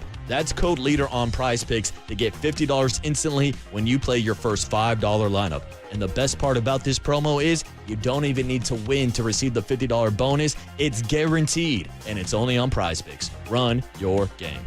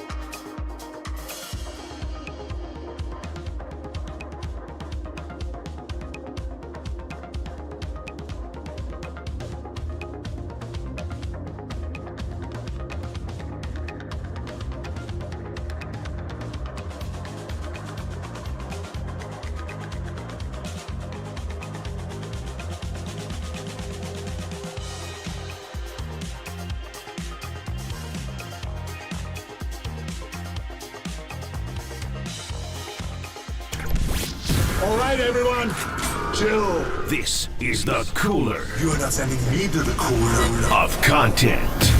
Yeah, baby! Scotty Barnes is going to be all-star. He's going to be the face of this league. On the sports leader. Welcome back to the Murph and Marcus show on a Friday morning. Kerry Crowley filling in today for Brian Murphy. And you know what you're hearing right now. Actually, I don't know the rejoin. Young Tony, what do we got right here? This is like Jason Derulo or something? Wow, no. This is Closer, the Chainsmokers, and Halsey from 2016. This was a Kerry Crowley request earlier in the show. Kerry, big Chainsmoker guy, huh? Yeah, Marcus, this is tough for you not knowing this. I know. I'm more of a pot smoker than a chain smoker, to be honest.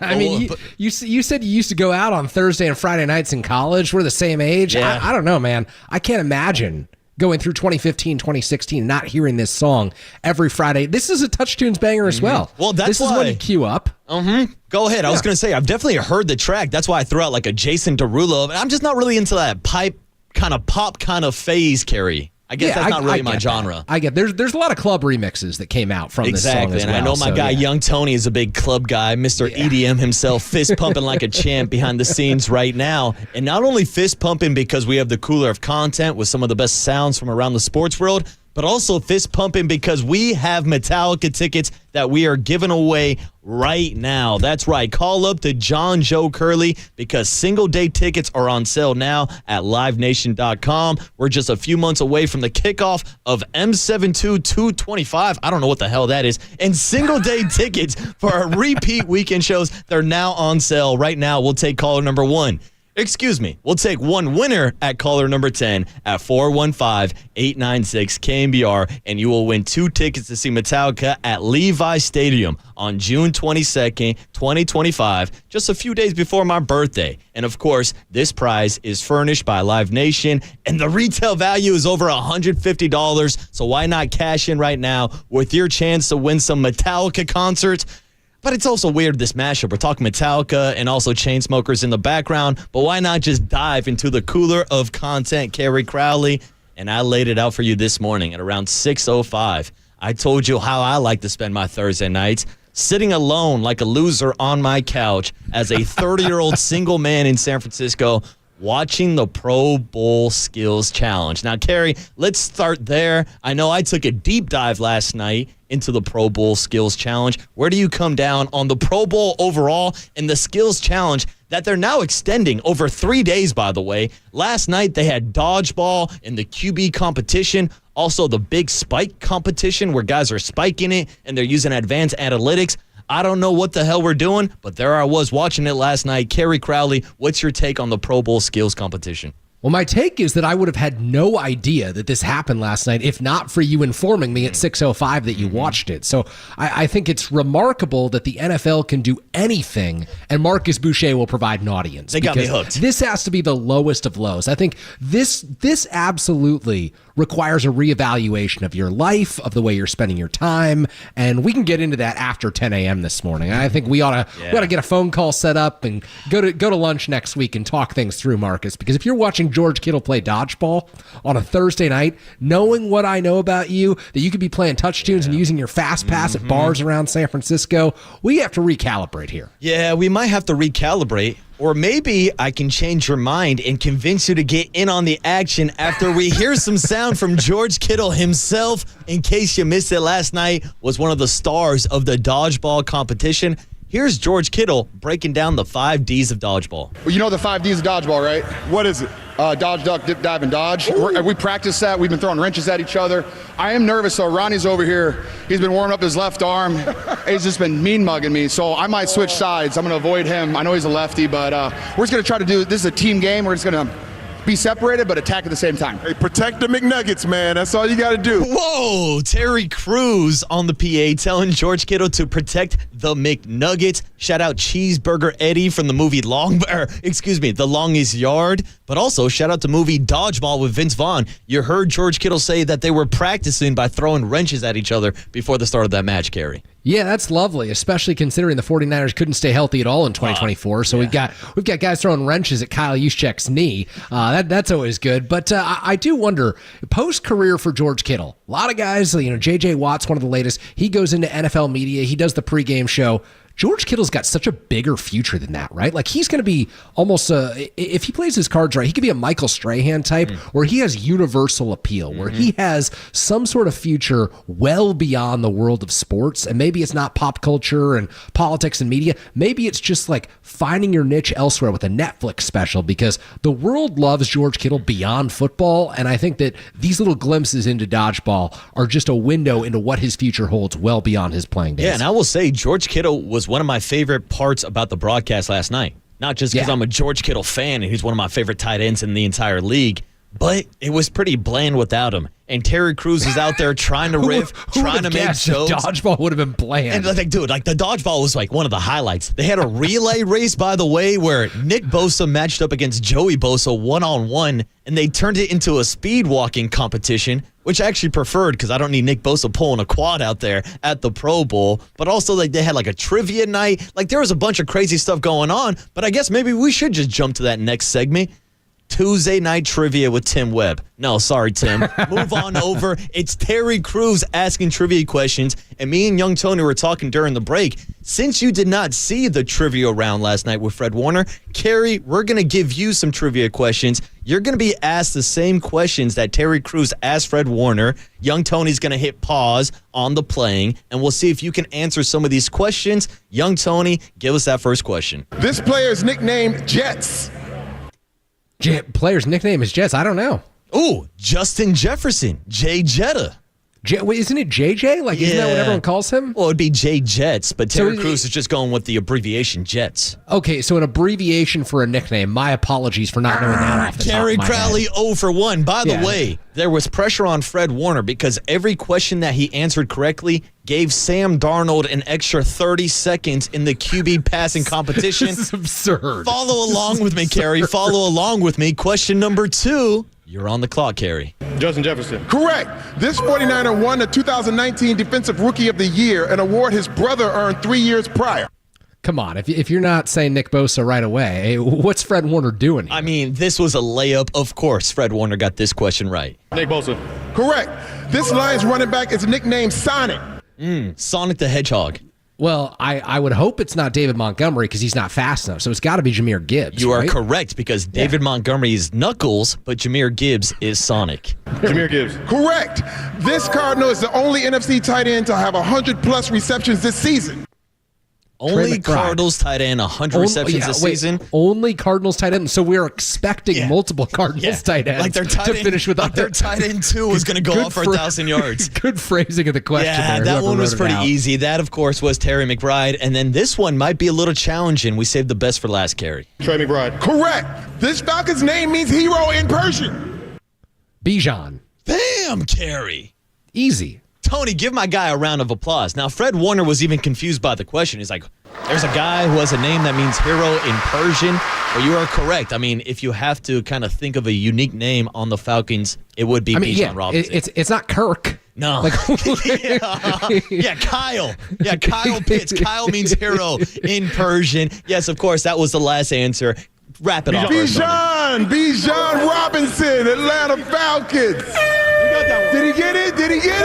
I think he got it. He got it with a little extra help from Sam Darnold there. Sam was out there slinging it. Shout out Matt Mayoko. We're talking about the greatest arm talent in 49er history.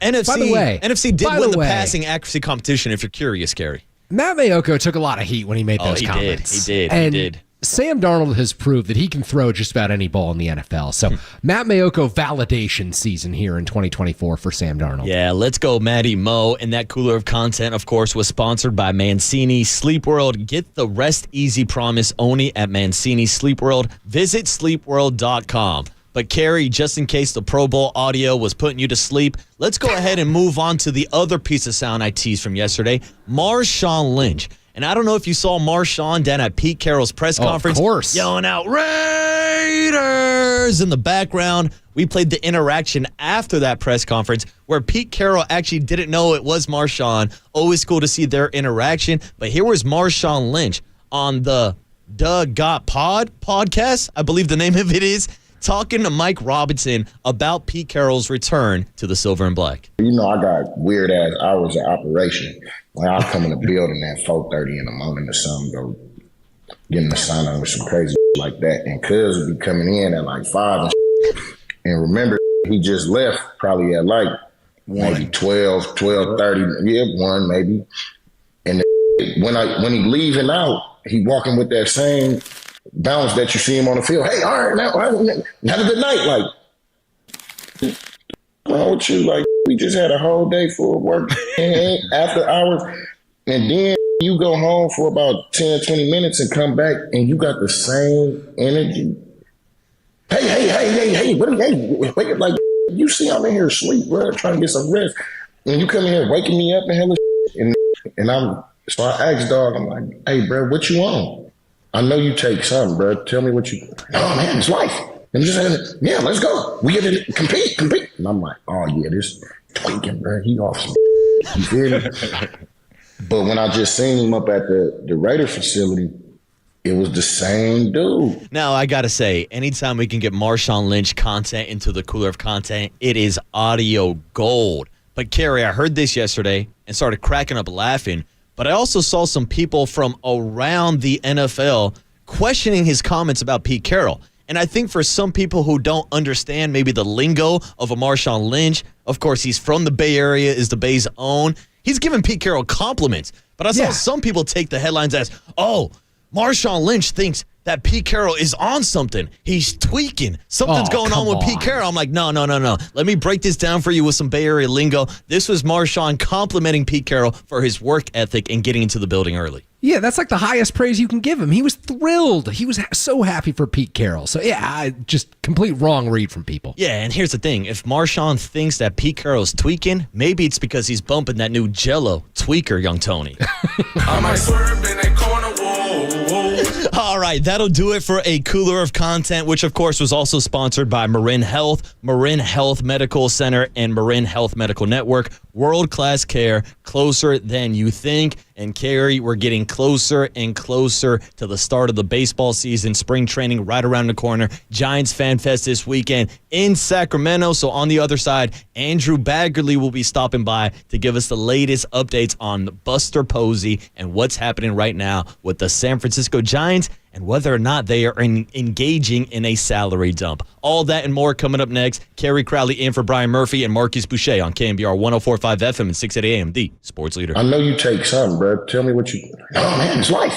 And just saying, yeah, let's go. We get to compete.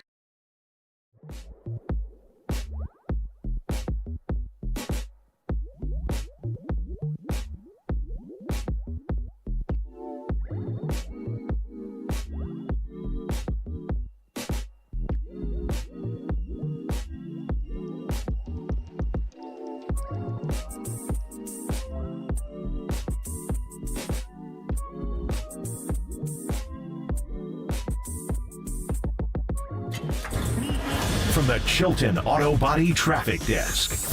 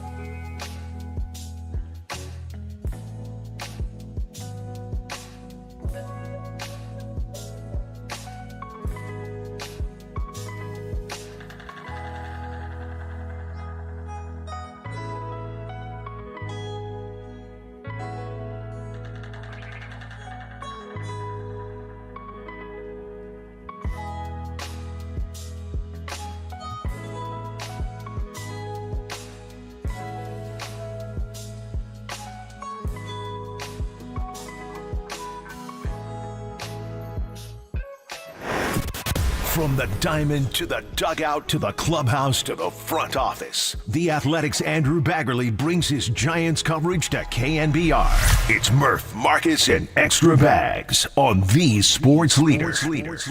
All right, we're back on a Friday morning, the Murph and Marcus show. Marcus Boucher and Kerry Crowley filling in for Brian Murphy this morning on a 2010s Friday. And joining us now on the UMA guest line is a man I saw last weekend down in San Jose at San Pedro Square for Giants Fan Fest. It's friend of the program, Andrew Baggerly. Bags, we got Kerry filling in for Murph this morning. How we doing today?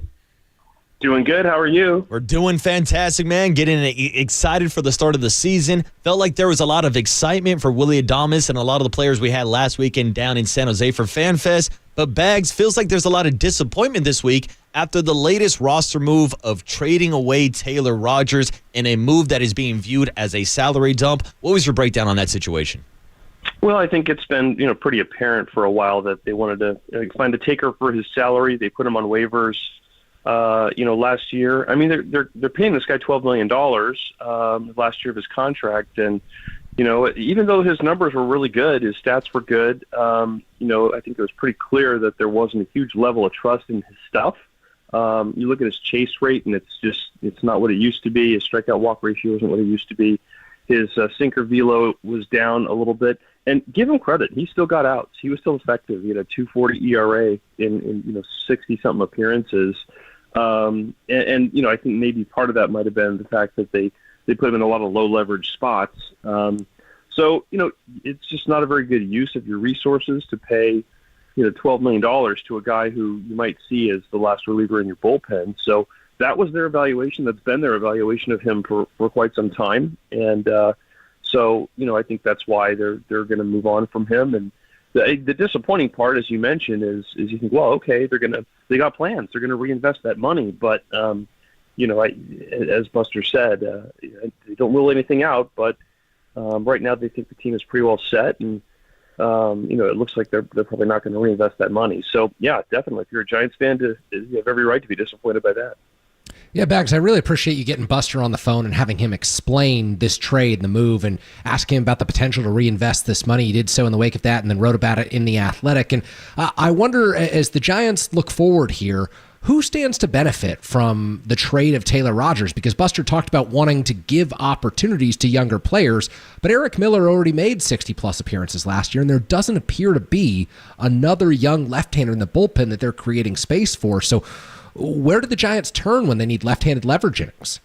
Yeah, I think he mentioned the NRIs. We don't have the list of non-roster invitees yet. Some teams have put them out yet. The Giants have not. We know Joey Lucchesi is going to be one of them. He's a Bay Area guy, a lefty. He's got big league time. This would certainly enhance his avenue to make the team. And, it's possible that maybe there's another couple of pitchers or lefties that are out there, who have some multiple offers to go to big league camp as non-roster players. And, the Giants are a little more attractive of a destination for someone like that today than they were a couple days ago. That could be at work too. I'm not saying it is, but it's always possible. They don't seem to have a billion lefties. They got a ton of righties. Ultimately, I asked Buster this question too. I said, one thing with Taylor Rogers is he didn't have any options. He's a veteran guy. Last year of his contract, it was optionability a big part of this, because you're going to have so many pitchers on your staff who can, be a part of the major league equation this year. And he said, kind of surprisingly, no, that really wasn't a consideration. He doesn't like to bring guys up and down and run a really robust AAA shuttle. He likes to have more continuity on the roster. And that clearly is a reaction to how his predecessor did things differently, and maybe in a way that a lot of people disagreed with. So that'll be kind of interesting to watch going forward as well.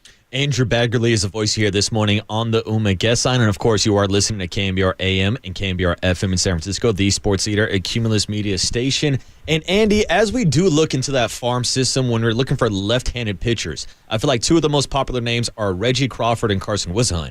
Now, it's my understanding Reggie Crawford is still recovering from Tommy John surgery, and Carson Whisenhunt did struggle a bit last year in AAA, both with injuries and both with the production he put on the field. But there are a lot of people who still view Carson Whisenhunt as one of the top left-handed pitching prospects in baseball. Do you think there's a possibility that we could see him in the bullpen at some point this season? Yeah, I mean, or in the rotation. Mm-hmm. I mean, I think you don't move a guy out of the rotation until you have to. But what signing Justin Verlander does, if everybody is healthy, and everybody's not going to be healthy all year, but it allows them to, if they want Hayden Birdsong to start in AAA, if they want Wisenhunt to get some more time in AAA, or Landon Roop, they don't have to rush those guys to the big leagues and use them before they'd ultimately be ready. So I think Wisenhunt did a lot of good work last year. Obviously, AAA, the PCL. The numbers can be a little misleading. His changeup's a great pitch. I think getting a little more life on his fastball is a big deal. And he's a guy who there are not a lot of left-handed pitching prospects in around baseball right now. So I think he's still going to be on some of those top 10 lists for left-handed pitching prospects. But maybe not viewed as a top of the rotation type guy, but certainly somebody who can be serviceable or turn into have a nice career. It's going to be interesting just to see how they deploy all this pitching. And, even though Kyle Harrison obviously is not a rookie anymore, he threw 120 something innings. He's still, only 23. And, I would still kind of consider him prospect-y in a way. And he's still the guy who has the biggest sheen on him out of all those guys. I mean, Kyle Harrison still has the chance to be a really, really good pitcher in this league. Maybe even one of the best starters in the game. And it's going to be really interesting to see just how hard he's throwing this spring, just where he's at, and just because he competed pretty well without anywhere close to his best stuff last year at 22, and that was pretty impressive. Yeah, I think that was the obvious takeaway from watching Kyle Harrison is just the competitive demeanor and how he could get by at such a young age without elite stuff, and he can still hone that stuff, as you mentioned, Bags. So excited to see what he's got in a full year 2 in the big leagues. And as I start to look at this roster and start to think about lineups, I look at the left side of the infield completely solidified, Matt Chapman and Willy Adames. And then the right side of the infield, they've talked about Tyler Fitzgerald being the second baseman and then platooning Flores and Wade over at first base. Bags. I wonder, is Fitzgerald someone who they're looking at for 130, 140 plus games if all goes well? And do you really think that it's going to be Wade and Flores kind of the entire way over at first base? Yeah, it's a great question. I think we all assumed that they were going to bring in some more competition, and maybe they will. I know that they've been rumored to be in on Pete Alonso. I have not heard that at all. But it does look like they're going to go mostly in-house. And, Fitzgerald is also a guy who could maybe play some first base, too. It's just I think they want to put him at a position and leave him at a position and say, look, we want you to get proficient playing in one spot. And there was such an emphasis on versatility, I think, and it has been, with different teams around the game. Some players are really good at it. Chris Taylor is really good at it with the Dodgers, and you could stick him anywhere, and he's going to be a pretty good defender.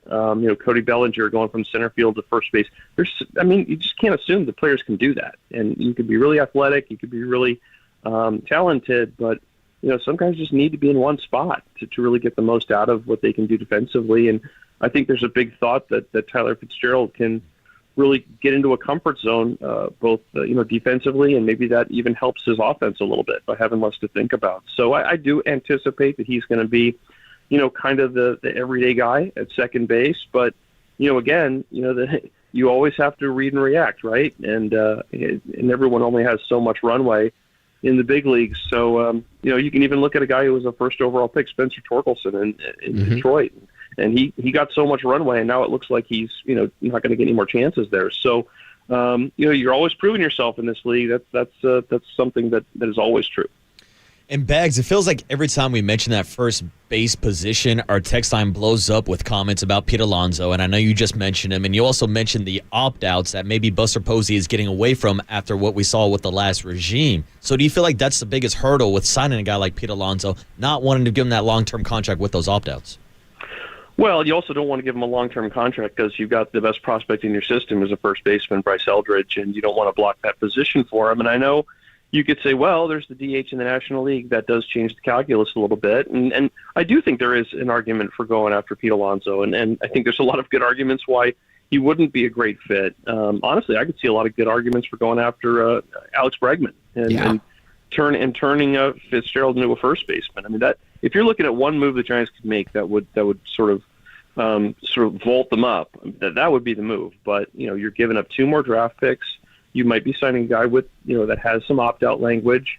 And the biggest thing with Alonso, especially as a power hitter, is if you're looking to go somewhere, put up big numbers and opt out, generally speaking, Oracle Park is not going to be at the top of your list as a hitter. So, that's why I just don't think it's a very good match all the way around there. But, they certainly would have or appear to have more payroll flexibility to make one more move. But, if they don't, sometimes you look at it and you step back, and I know fans won't want to hear this, but, you really couldn't blame the Giants for saying, we tried to throw money at our problems, whether it was signing Snell, Chapman, and Soler, or, a couple of years ago trading for Longoria and Andrew McCutchen, or, the times that they really have kind of stepped in it and gotten over the luxury tax. They haven't really gotten the results out of it. It's been when they develop from within, and then when they, supplement that with free agents where they've really had success. And, maybe they're just going to sit back and say, we've got a lot of talent in this system. We don't know how good it all could be. We think it could be pretty good. This is going to be a season where we really evaluate and find out what we have. And then we're going to react from there. I do think the Giants will have cycles where they're really aggressive and they're going to spend. But, this is probably just a year where they're not going to do that. They're going to find out really what they have internally. And, maybe that seems extra disappointing when the team down the road is spending like gangbusters, and they're really, nobody is spending to keep up with anywhere near what the Dodgers are doing. But so maybe that just sort of puts things in, when you look at the compare and contrast, it makes it seem a little more disconcerting. But I think this is just where the Giants are organizationally. They got a new group in. They want to find out who they have. They want to give chances to their own people. And, we'll find out pretty soon just how successful that is. About a week and a half to go until pitchers and catchers report in Scottsdale. A lot of guys already working out at the Giants facility down at Papago right now. Bags, as you prepare for spring training, what in your mind is maybe the one or two most interesting storylines that you'll be following the lead up to opening day with the Giants? Wow. I always try to, make a list of things I'm eager to see or people I'm eager to talk to. Or, I keep hearing Jordan Hicks looks fantastic, and he's really put in a lot of work in the off season. We tend to forget about him, I think, because he was so good in April and May, and then really fell off a cliff. But he's a guy that they, I thought, well, maybe they'll say, okay, we gave you your shot. You really couldn't do it for a full year. Now let's have you go back and throw 103 out of the bullpen again, because that would be a nice thing to have, right? Especially with Camilo Duvall. But I think there's a real optimism around him. I talked to JP Martinez, and he thinks that Jordan Hicks, he spent like every day in San Francisco in the off season, and he said you guys are going to be impressed by what he looks like. So I'm eager to see him. That would be just one that sticks out. Obviously there's a lot more. How healthy is Wilmer Flores going to be? How healthy is Justin Verlander going to be? What's he going to look like in camp? Is it going to be a slow ramp up for him?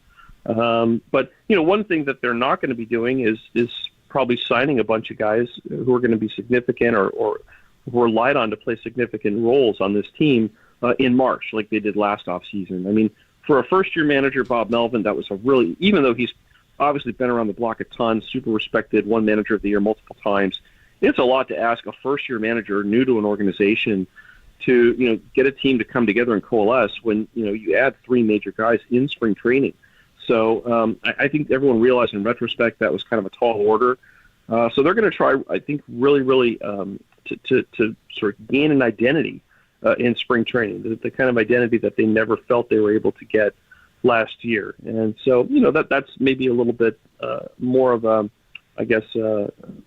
subjective thing than an objective thing to sort of react to or watch happen. But I'm kind of interested to see what that looks like and just how much Willy Adames leads and just what the spirit is in spring training, because every spring is different. You can kind of get a little bit of a vibe. So I'm kind of interested to see what the vibe's going to be.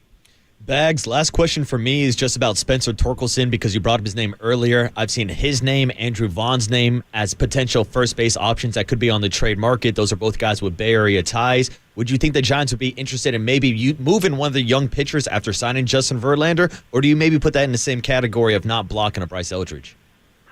Well, it's a good question. I don't know. If you're looking at somebody who you're looking to catch lightning in a bottle, I mean, that's a part of every team's sort of game plan too, is you got to take some shots and maybe you walk into something great. I mean, the Giants have a hitting coach who's proof positive of that. Pat Burrell, Cody Ross. There's tons of stories in Giants history for guys that they sort of pick up and turn into a lot more than they envisioned. So yeah, I think you have to be open to that. That has to be a part of of every front office. And I know that there's a lot of criticism of Farhan Zaidi for a lot of the waiver claims he did and a lot of the sort of grabbing guys and giving them a little trial by fire and then moving on from them if it doesn't work out. But you know what? That's what every organization does to some extent. You have to have that feather in your cap. And Zach Manassian was a big part as the pro scouting director of finding those guys. Finding a pitcher like Sammy Long, for example, who's gone on to have big league success, just not with the Giants. So, I think that's going to be a part of spring training, is whether it's the NRI guys or other NRI guys they add, or like you said, finding bounce back candidates in trades.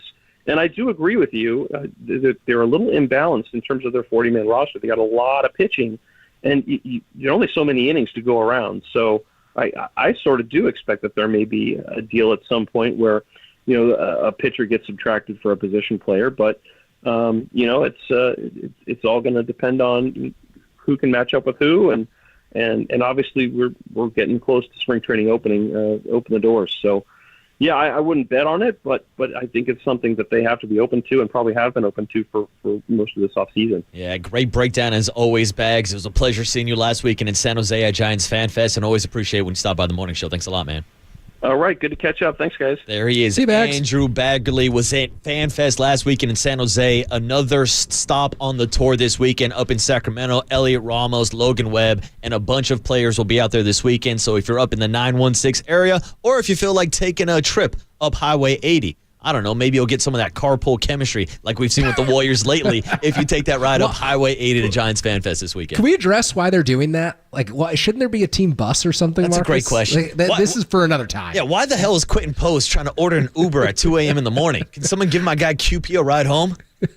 I mean, it's not Steph Curry? Seriously. Yeah, that's true. That's true. And I was going to make a little travel coordinator logistics. I was going to make a joke about, me having some boys that could probably move a QP for you, but that would be a little distasteful, so I won't dive into that. Instead, on the other side, we'll dive into the reaction from Andrew Bagley, who says maybe there will still be another move for the Giants. We heard from Mike Kruka earlier this week about he thinks the Giants are not done yet. 808 KNBR is the number. Are you satisfied with this Giants lineup going into the season? Are you upset that they salary dumped Taylor Rogers? All those questions and more will be answered on the other side. 808 KNBR is the number. Marcus Boucher and Kerry Crowley filling in for Brian Murphy this morning on KNBR 104.5 FM and 680 AM, the sports leader.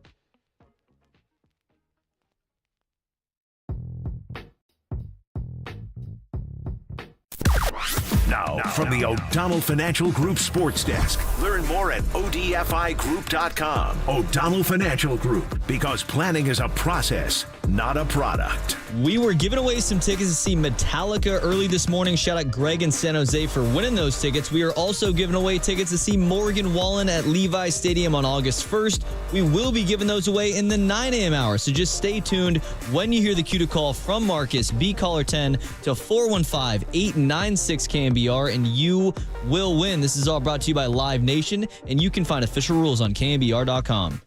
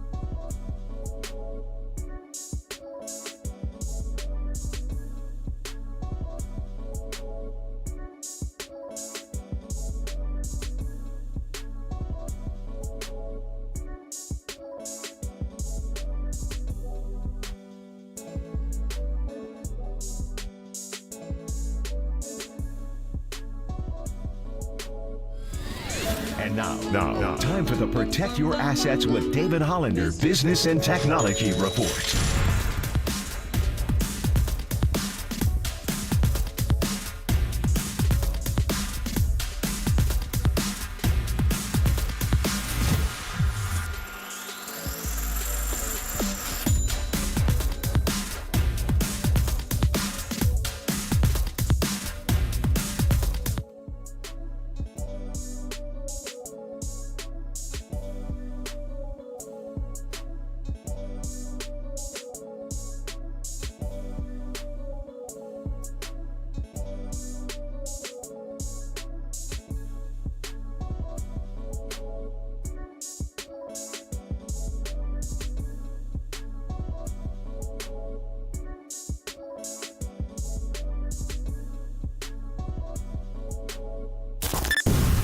This is KNBR, and this is Murph and Marcus on KNBR 104.5 and 680, the sports leader.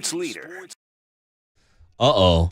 Is this the party rock anthem on a Friday morning, on a 2010s Friday, where the dad's away so the kids will play? What's up, everybody? It's the Murph and Marcus show on a house party Friday. Carrie Crowley filling in for Brian Murphy this morning. Murph will be back on Monday, but when Murph's away, the kids will play. Carrie Crowley, is it true that you're the man that requested the party rock anthem? I was just going to ask, this is one of the worst requests of all time.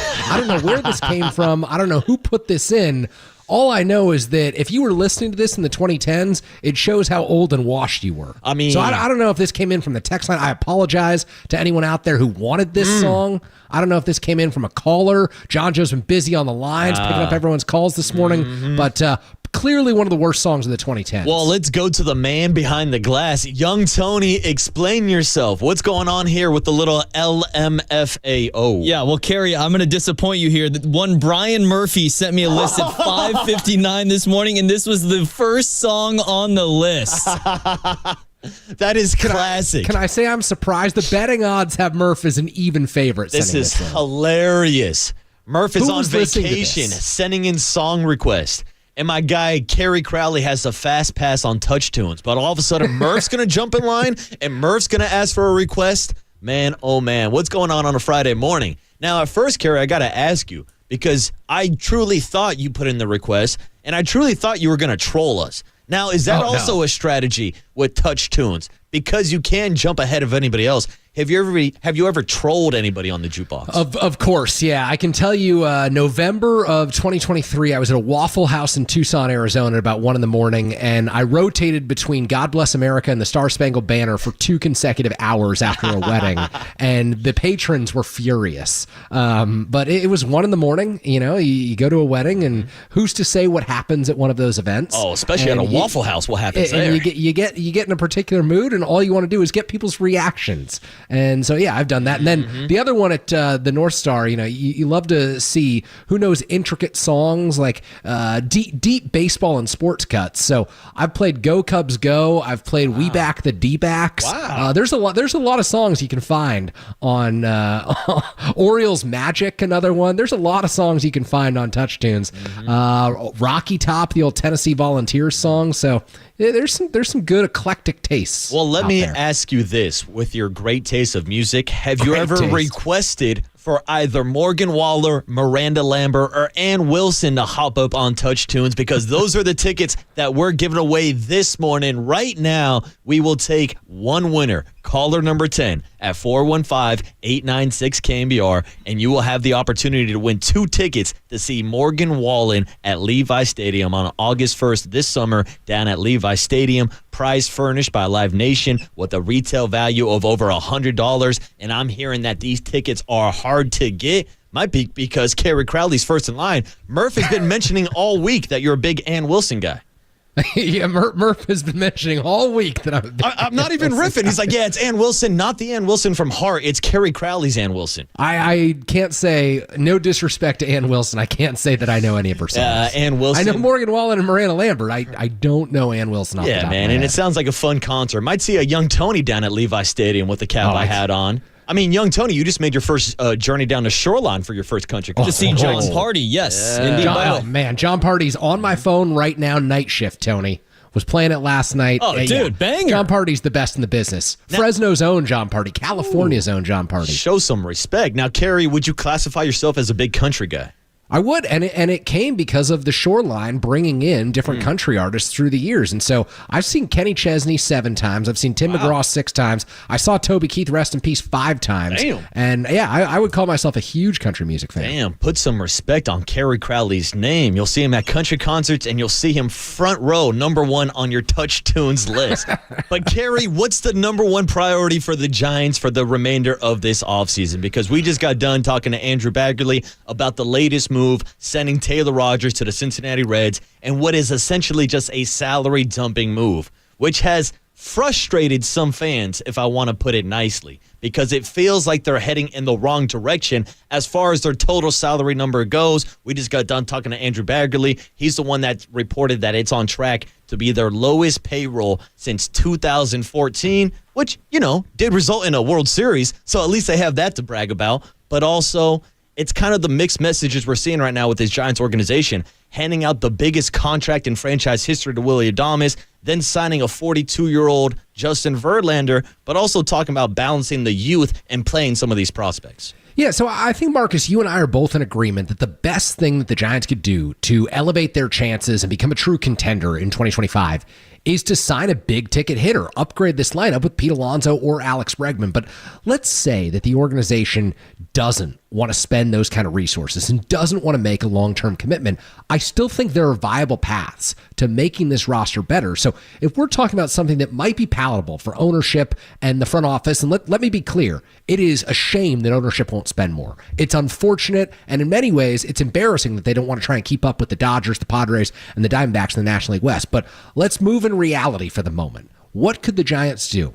JP Martinez told us last week on the Hot Stove Show he thinks there's about 15 pitchers that the Giants can rely on to start games in 2025, either at the AAA level, at the Major League level. And if you've got that kind of depth, trade 2 of them for a position player. Trade 2 of them for an outfielder who upgrades your right field situation. Trade 2 of them for a first baseman or a second baseman who upgrades your infield, and figure out the rest from there. You can slide guys like Mike Yastrzemski or Wilmer Flores or Lamont Wade Jr.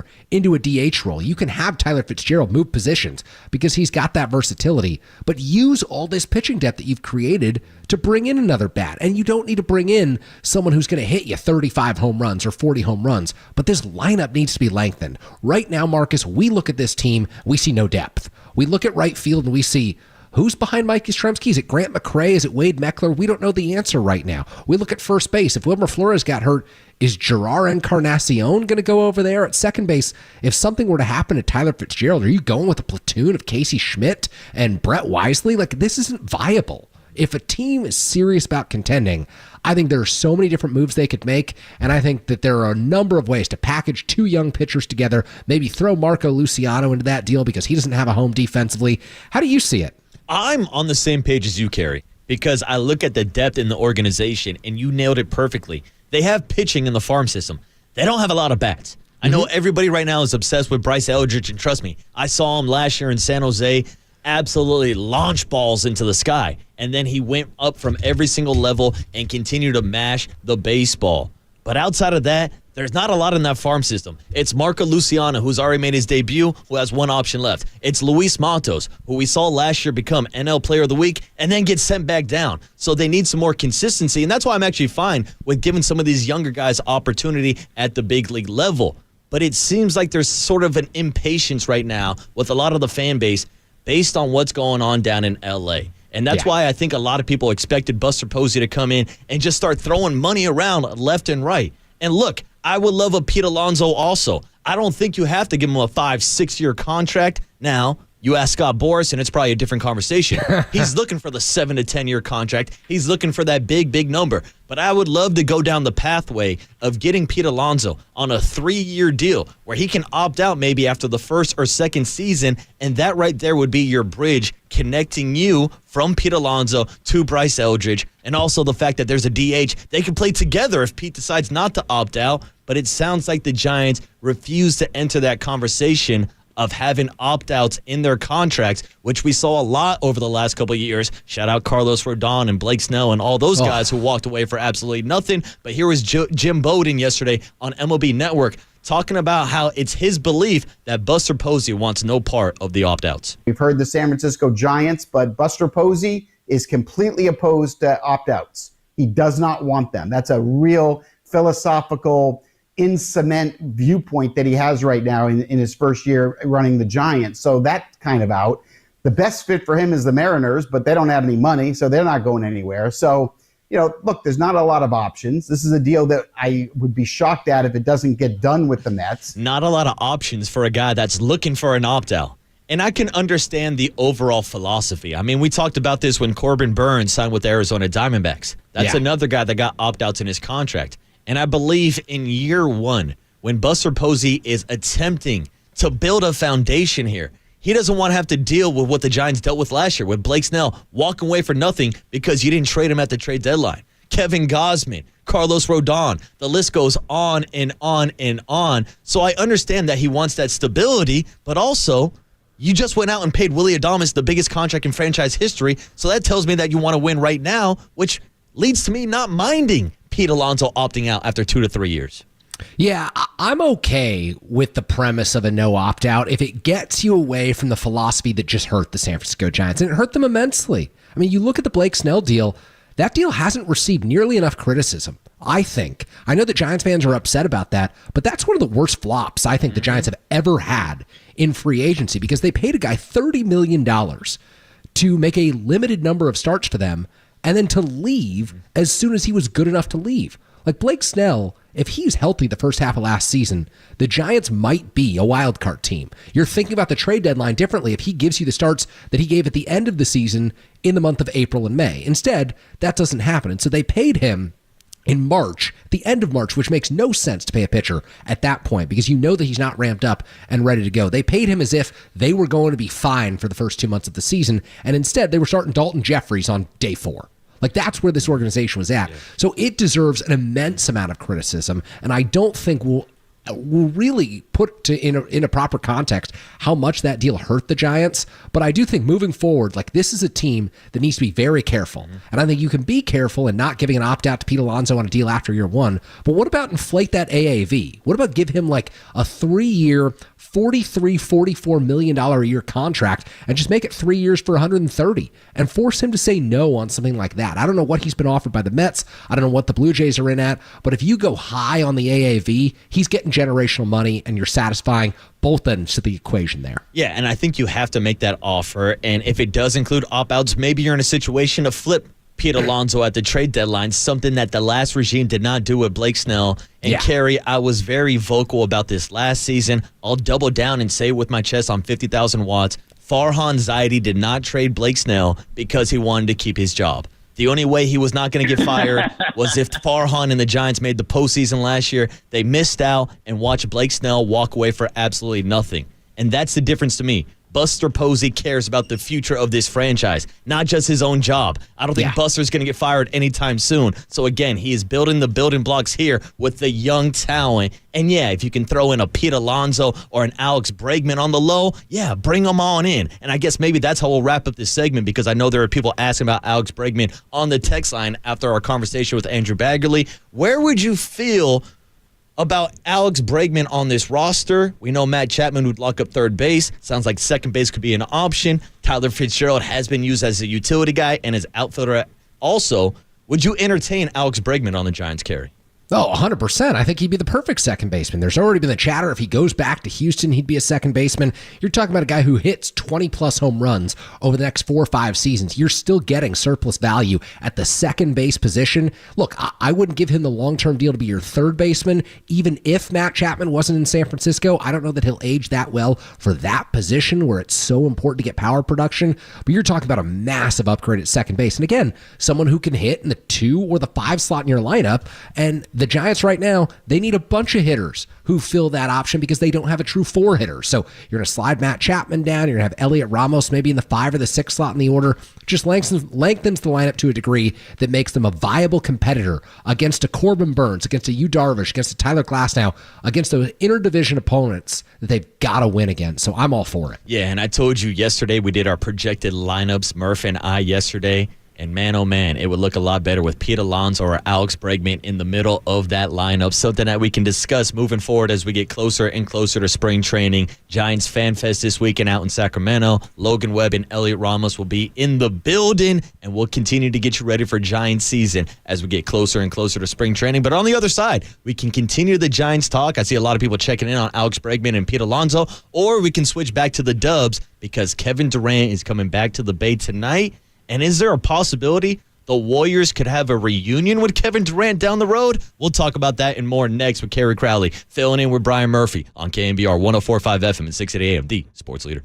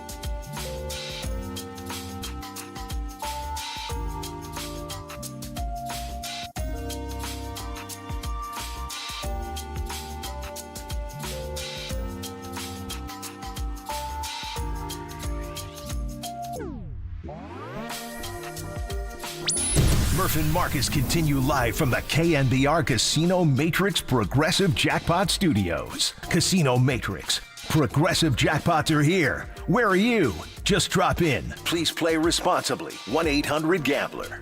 Durant called me today. He's in Monaco. What he did for us, showing up here, knowing what he would hear about when he made that decision, for him to have that courage. I remember Joe and I were on the phone with him right before he decided, and you could tell he knew what might be coming down his road if he came to us. And for him to do it and to completely deliver on everything that you would want, 2 finals MVPs, 3 in a row championships, taking us to the finals, 3 finals appearances, but 2 championships. What a talent. What a great, if you like basketball, watching him and Steph and these guys play, I mean, that was, I'd do that for free. That, of course, was the voice of Bob Myers, who will not only be in town tonight calling Kevin Durant's matchup against the Golden State Warriors, but he will also be joining the Papa and Silver show today at 10:50 a.m. So go ahead and rip off that knob. And then, of course, we got Warriors coverage all day long with the Dirty Work boys being down at Harmonic. Stop by, go get yourself a beer before the game, and then stop by to get a beer after the game with John Dickinson on Dubs OT out at Harmonic after every Warriors game. I stopped by for a couple brews after their win against OKC. And hey, who knows? Maybe I'll be back there today because it is a Friday and you ain't got no job. So show up at Harmonic and get yourself a beer and meet the Water Boy and meet Copes and Derek and the entire squad. But right now on the morning show, it's Marcus Boucher and Kerry Crowley filling in for Brian Murphy on a 2010s Friday. Now, Tony, keep this rejoin music going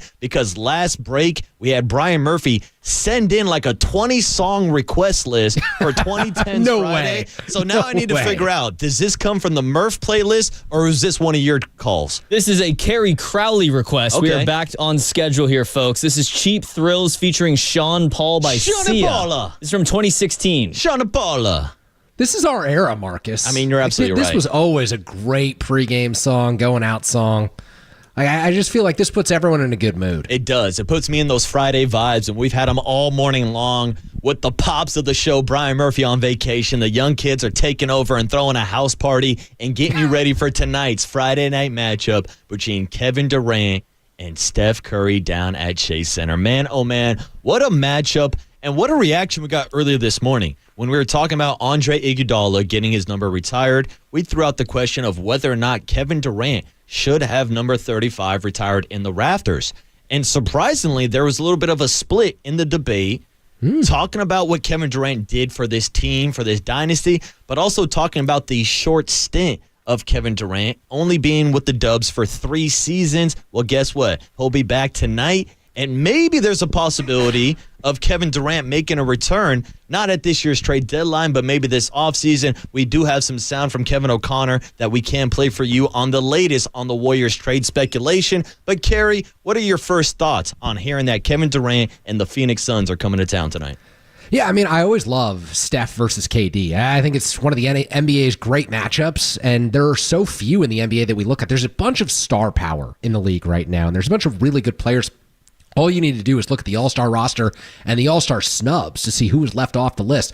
But what I feel like the league lacks right now, Marcus, is a little bit of like the hype surrounding the biggest matchups. And there's still hype that exists around Steph versus LeBron. Anytime the Warriors take on the Lakers, you know that there's that sense that it's a big game. This means something, and we're going to draw big picture conclusions about legacies and things like that every time they match up. And I feel like when KD comes to town or the Warriors are down in Phoenix, it's not quite at the same level, but it's 2 guys who've been doing it at the highest level of the NBA for the last 15 years, and we still appreciate their greatness.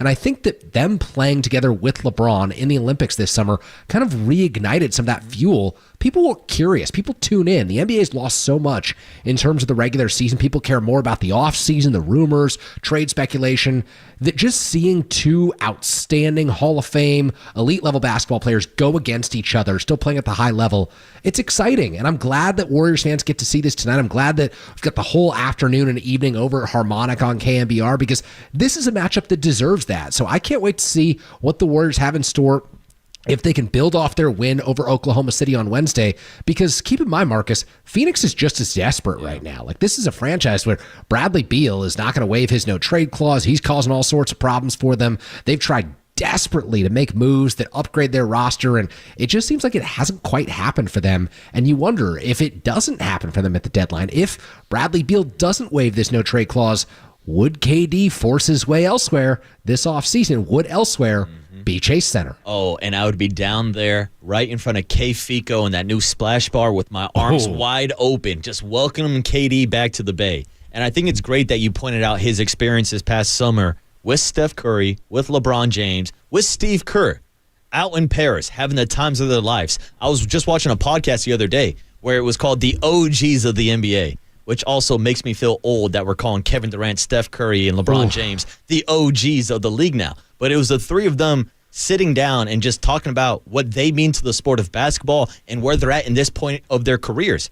And Kerry, don't forget, there were reports last year that Joe Lacob and the Warriors gave up a call down to L.A. to check in on the availability of LeBron James. So you can't rule anything out. Now, I do think it's more likely that Kevin Durant would join the Warriors than LeBron James ever joining the Dubs. But we've seen crazier things happen in the NBA, but it is trade talk season, and the latest trade rumors are including Jimmy Butler. And coincidentally, it seems like the two teams most involved in these Jimmy Butler trade talks are the Golden State Warriors and the Phoenix Suns. Two teams matching up tonight in the Jimmy Bucket sweepstakes. Well, here was Kevin O'Connor from Yahoo Sports talking about whether or not he fits in better with the Warriors or the Suns, or about that possibility of KD maybe rejoining the Dubs down the road. My league sources say Stephen Curry specifically has concerns about Jimmy Butler's fit in the Warriors locker room, and Steve Kerr shares those feelings. So Golden State's indecision about trading for Butler seems to be largely tied to Steph and Kerr's worries about the personality fit there. And so while I've not heard Draymond Green also shares those concerns, it is interesting that on his own podcast, he went out there and talked about it, detailing the challenges trading for Butler's $48 million salary. And that echoes the concerns, of course, that the Warriors front office would have with everything that they have to give up to go get Butler. The Warriors have a big win over the Thunder on Wednesday. They're still the 11th seed, but they're only 4 games back from the 4 seed, so I could certainly see them just saying, screw it, trading for Butler, going for it this season, optimizing their chances, and maybe it works beautifully. Maybe they make a deep run, and then if it doesn't work, there'd be nothing stopping them from just letting him go if he opts out this summer, or trading him again if he were to opt in. And that's a scenario to think about for Golden State, but it should surprise nobody that if the Warriors just end up holding on to their pieces, waiting until the summer, hope Kevin Durant wants to head back to the Bay Area or some other star wants to go there, and they bypass the chance to go get Jimmy Butler. Yeah, that's kind of where I'm at now. I think there's actually a higher possibility about a potential reunion with KD than Jimmy Butler being traded. Because whether you're hearing from sources that Steph Curry's concerned about his fit in the locker room, whether you're hearing from Draymond Green himself, the audio we played earlier this morning, of him talking about how the Warriors are not going to trade Steph Curry. They're not going to trade Andrew Wiggins or himself to go get Jimmy Butler. It sounds like this is not going to get the sign-off from Steph and company, so that this move is not going to happen, even though it is intriguing to think about Jimmy Buckets in that Warriors uniform, Gary. You know, I think it was intriguing to think about Jimmy Butler in a Warriors uniform. It was about 6 to 8 weeks ago, and then all of this stuff spiraled with Miami. And all of a sudden, it was just conduct detrimental to the team. He's on the court, but he's not really playing his hardest. And he's suspended 3 times. And you start to think about maximizing Steph Curry's window, and you start to think about giving him the opportunity to make special memories down the stretch for the Golden State Warriors and over the next few seasons, however long he wants to continue playing for. I don't know that Jimmy Butler maximizes that value for us anymore. I don't think we look at this and say, as a fan of the Warriors, as a fan of Steph Curry, I want to see him alongside Jimmy Butler, because you realize how volatile his career has been, how volatile things have been for him recently, and how the Warriors aren't his preferred destination. He wants to go to the Phoenix Suns. So say Miami up and trades him to Golden State, there are no guarantees he's happy here.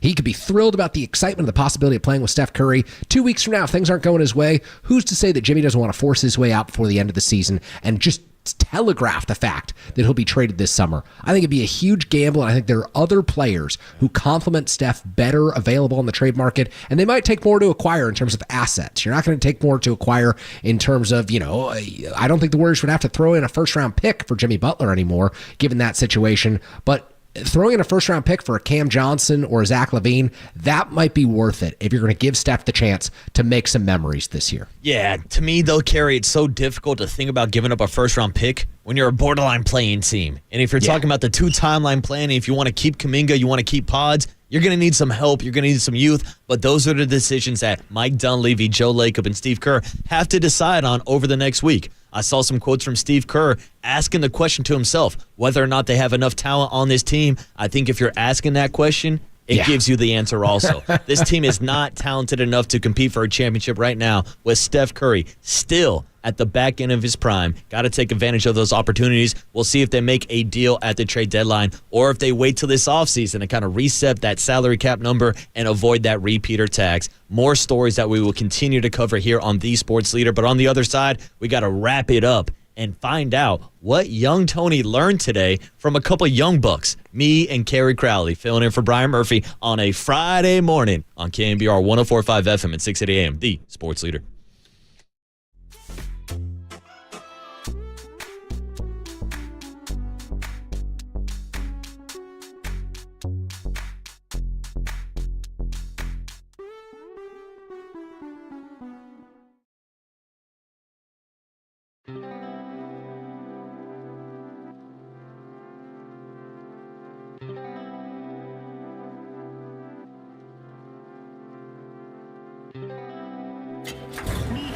From the Chilton Auto Body Traffic Desk.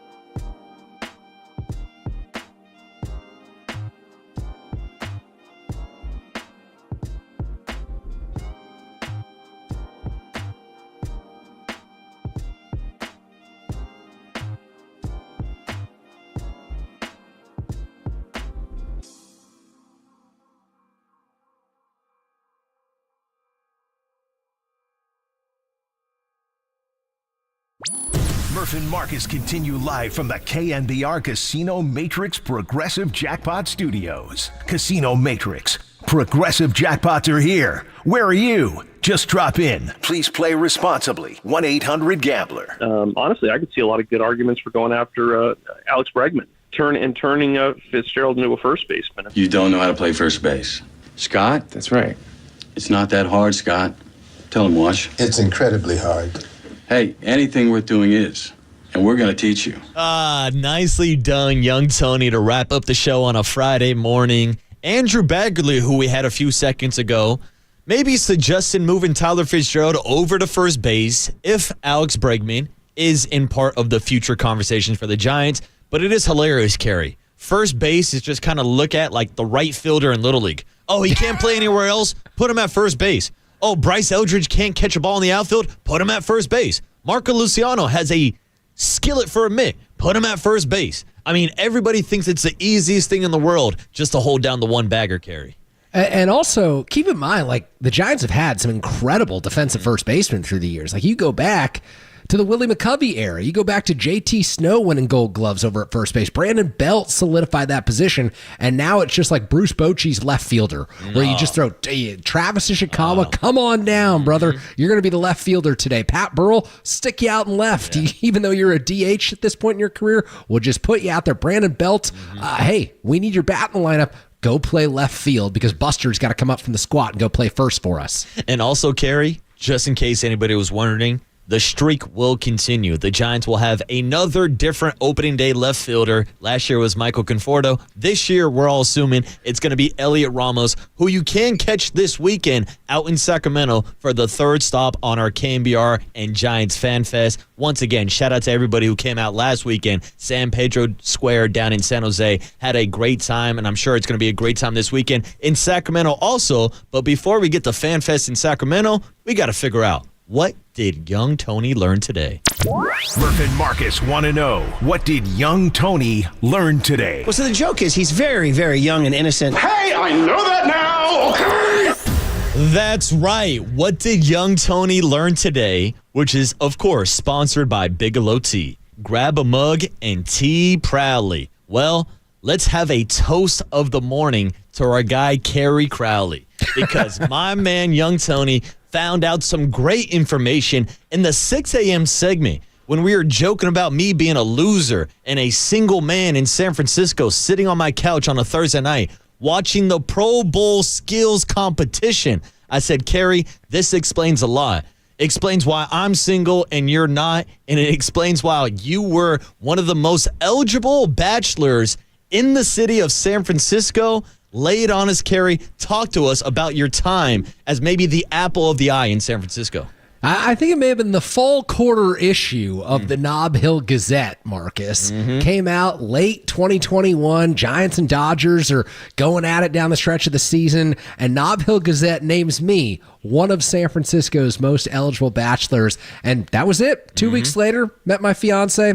We're all set. We're off and running. So you need a publication, Marcus. You need to get out of the Pro Bowl watching Thursday evening habits, and you need a publication to show up down at Battery and Broadway and talk about the young radio host sweeping the airwaves and making sure that everyone knows his name around the city, around these parts. He's right, he's got the Touch Tunes fast pass around the marina in North Beach. He's Marcus Boucher. This is your future, my friend. Hey, if the Nob Hill Gazette is listening, I am available. And if we have one of those autographed copies of the Nob Hill Gazette that featured Kerry Crowley, I would love a copy of that. But if you don't have the autograph edition, you can actually just Google Nob Hill Gazette, Kerry Crowley. Oh, no, and I it's found still the live? article from 2021. Check out this description. Just 26 this month, Kerry Crowley already knows the score. He's a Bay Area News Group beat reporter covering the San Francisco Giants. He's an avid runner, completing the Boston Marathon 4 times, and enjoys classic SF joints, including the North Star Cafe, La Taqueria, and belting out some tunes at Silver Clouds Karaoke Bar. Most of that is true. I didn't do the Boston Marathon 4 times. I mean, hey, I'll give you the credit for it. And does that not sound like a man that you want your daughter to date, young Tony? Dude, that is incredible. I'm so glad you found that. I mean, this is great, too, because young Carrie Crowley, you might not know that young Tony is also the apple of the eye here at The Sports Leader, because we actually have listeners who have offered their daughter's hands in marriage to young Tony. Shout out to the 623 who is still trying to set up young Tony on a blind date with his daughter. Carrie, you might have some competition for the biggest bachelor at KNBR. Yeah, I think young Tony's got us covered these days, Marcus. Good for him. Wow. If you've got the Cash Creek Building and Lumber, Golden State Building and Lumber Materials text line filling up with young Tony and marriage proposals, the future of sports radio is brighter than I thought. See, that's the thing, Carrie. We're not just building with lumber and building materials. We're building relationships here. Young Tony on the love line. Tony's embarrassed behind the glass. Dude, no, what's crazy is I'm also 26. I go to North Star. I go to, Bus Stop. I also go to Silver Clouds. I am an avid runner. I mean, I just haven't done the marathon 4 times in a row, I guess. This is perfect. Neither has Carrie Crowley, apparently, but they still put it in the article.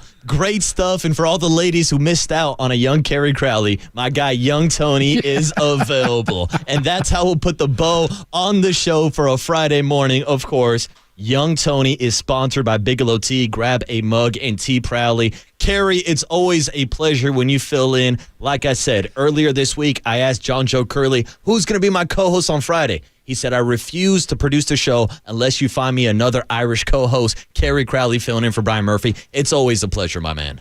Oh, love doing this, Marcus. Always appreciate you and my guys behind the glass. Tony, young Tony, just great job all morning. John Joe Curley had us set up from the start for success with the great rundown this morning. Can't thank them enough. Always love this. And I also, shout out to the YouTube chat, shout out to the Twitch chat. Love this show. The energy in the morning, unparalleled on KNBR. I sit there in the evenings. We've got a great crew with Sports Phone KNBR, but nothing beats the vibe and the energy that you and Murph have created in the morning. And so much of it is because of the guys behind the glass as well. Yeah, and we should let the people know that Brian Murphy will be back on Monday. And for everybody on the text line that's mad that I've been ripping Murph for sending in 2010 songs this morning, come on, live a little. It's a morning show tradition. It's a joke. It's what we do. Somebody takes a vacation and we rip them on air. For years, Murph was trying to Wally pit me with Triple E, and we all saw how that turned out. Oh, now I'm taking shots out the door. Let's wrap it up. Let's shut it down. Let's go home. Thanks for everybody for tuning into the Murph and Marky show this morning. Murph will be back on Monday. We'll have hums and bums. We'll give you our reaction to the Pro Bowl Skills Challenge and everything else going on. And shout out to everybody going down to Chase Center tonight for the Dubs and the return of Kevin Durant. And when you are listening to KNBR, you are listening to the Sports Leader. And when you're thinking about its change, think Speedy Oil Change and Auto Service. We can fix that, and Greg Papa can fix all your problems on the other side. It's Papa and Silver next on The Sports Leader. Well, you know the 5 Ds of dodgeball, right? Dodge, duck, dip, dive, and dodge. We practice that. We've been throwing wrenches at each other. Protect the McNuggets, man. That's all you got to do. Hey, what are you? So I asked dog, hey, bro, what you on? Oh, man, it's life. Yeah, let's go. We get to compete. That's the end of the game. Greg Papa.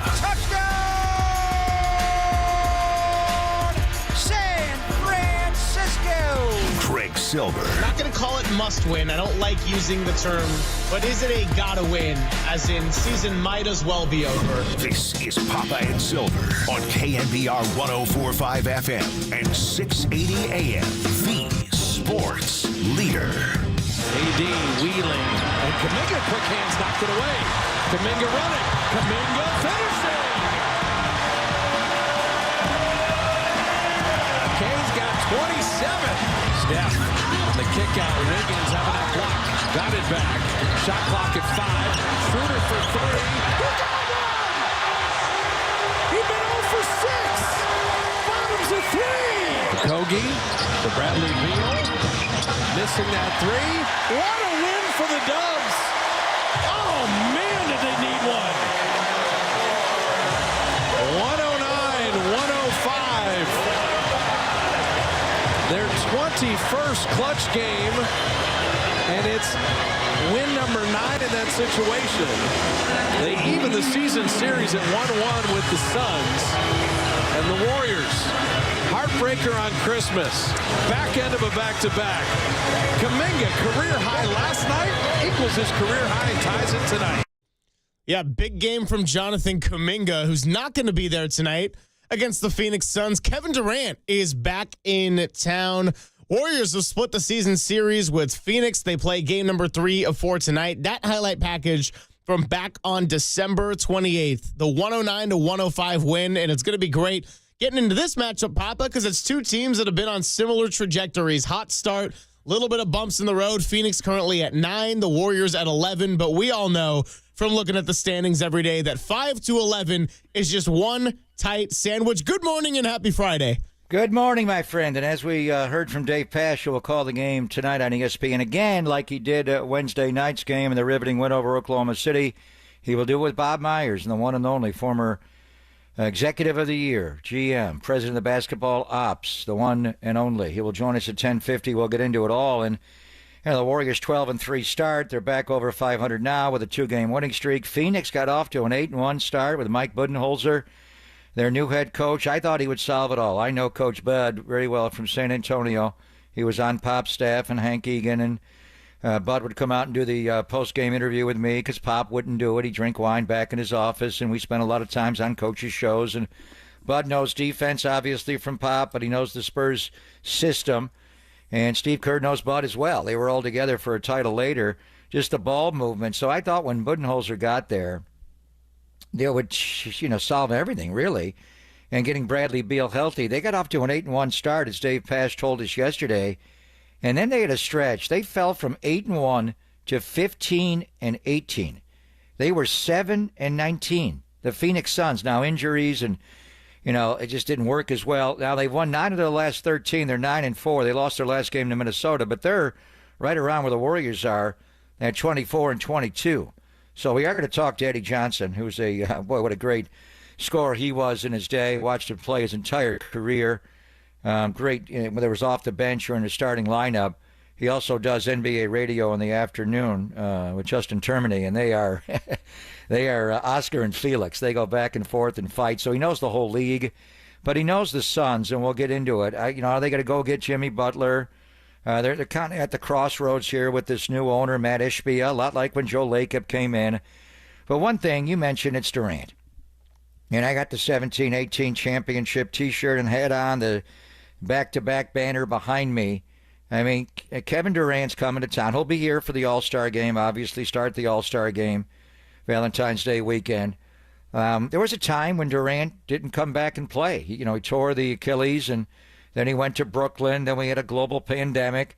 He came back, and there were no fans here. It was weird. He has played in front of the Bay Area fans. You came in with the audio of the last game, and, Kuminga went off, 34 points. How do you guard him tonight? Durant had 31 in that game, but he also had 8 turnovers. Yeah. And they kind of boxed him in. And that's the one thing, the one weakness with Durant going back to his OKC days, the KD Durant. He's a little top-heavy. He gets, leaning tower of KD.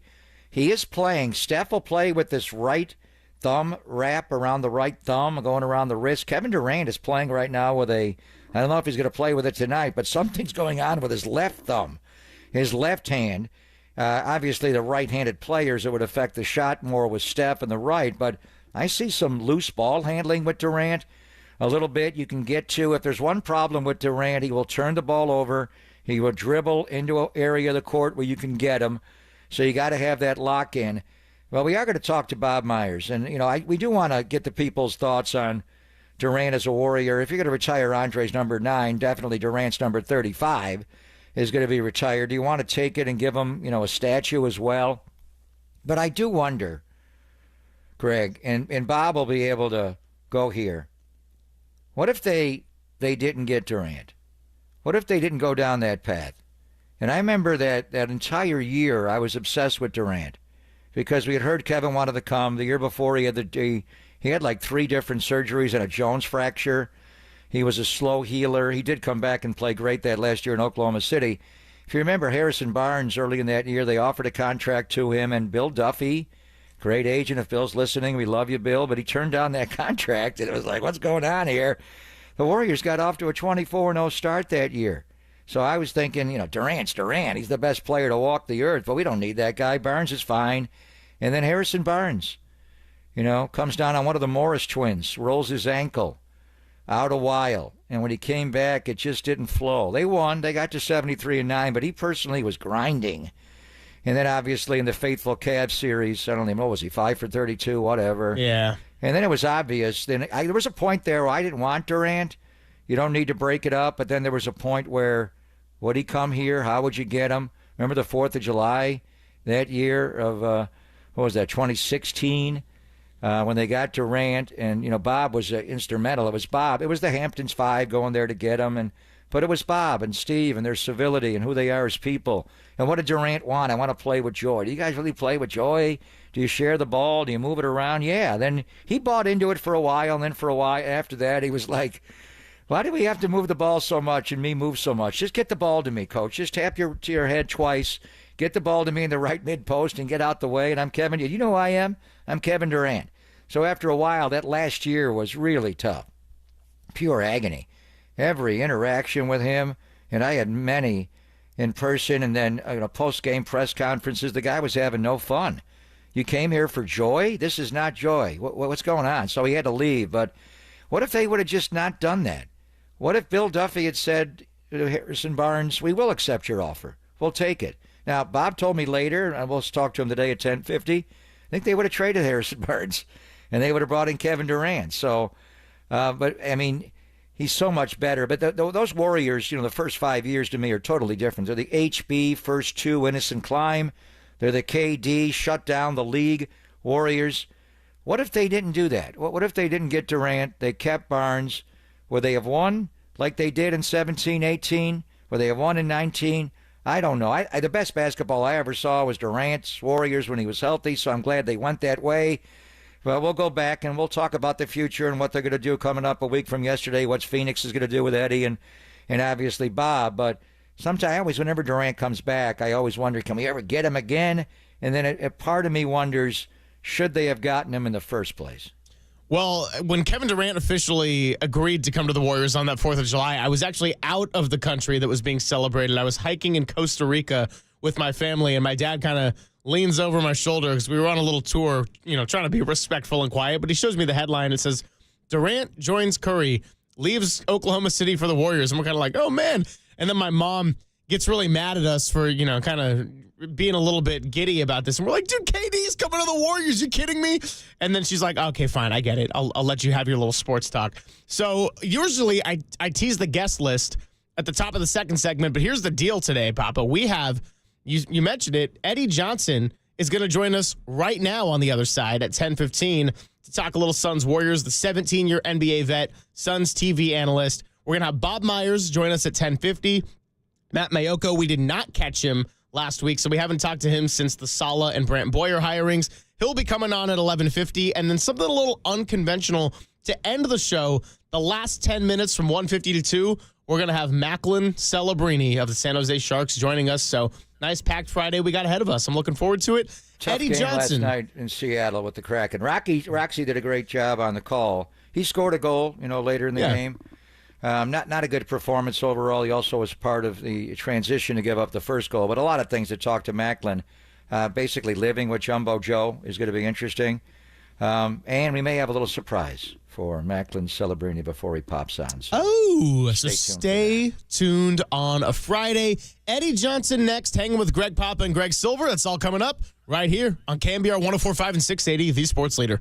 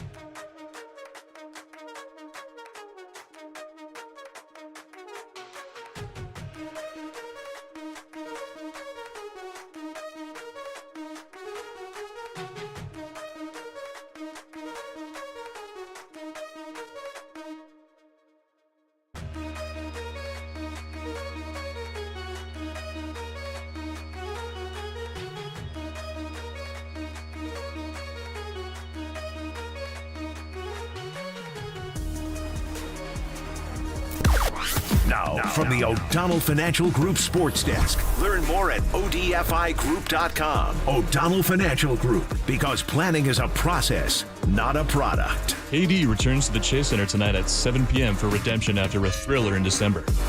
What's your favorite Bay Area KD memory? Sound off in the YouTube chat or call in at 808 KNBR.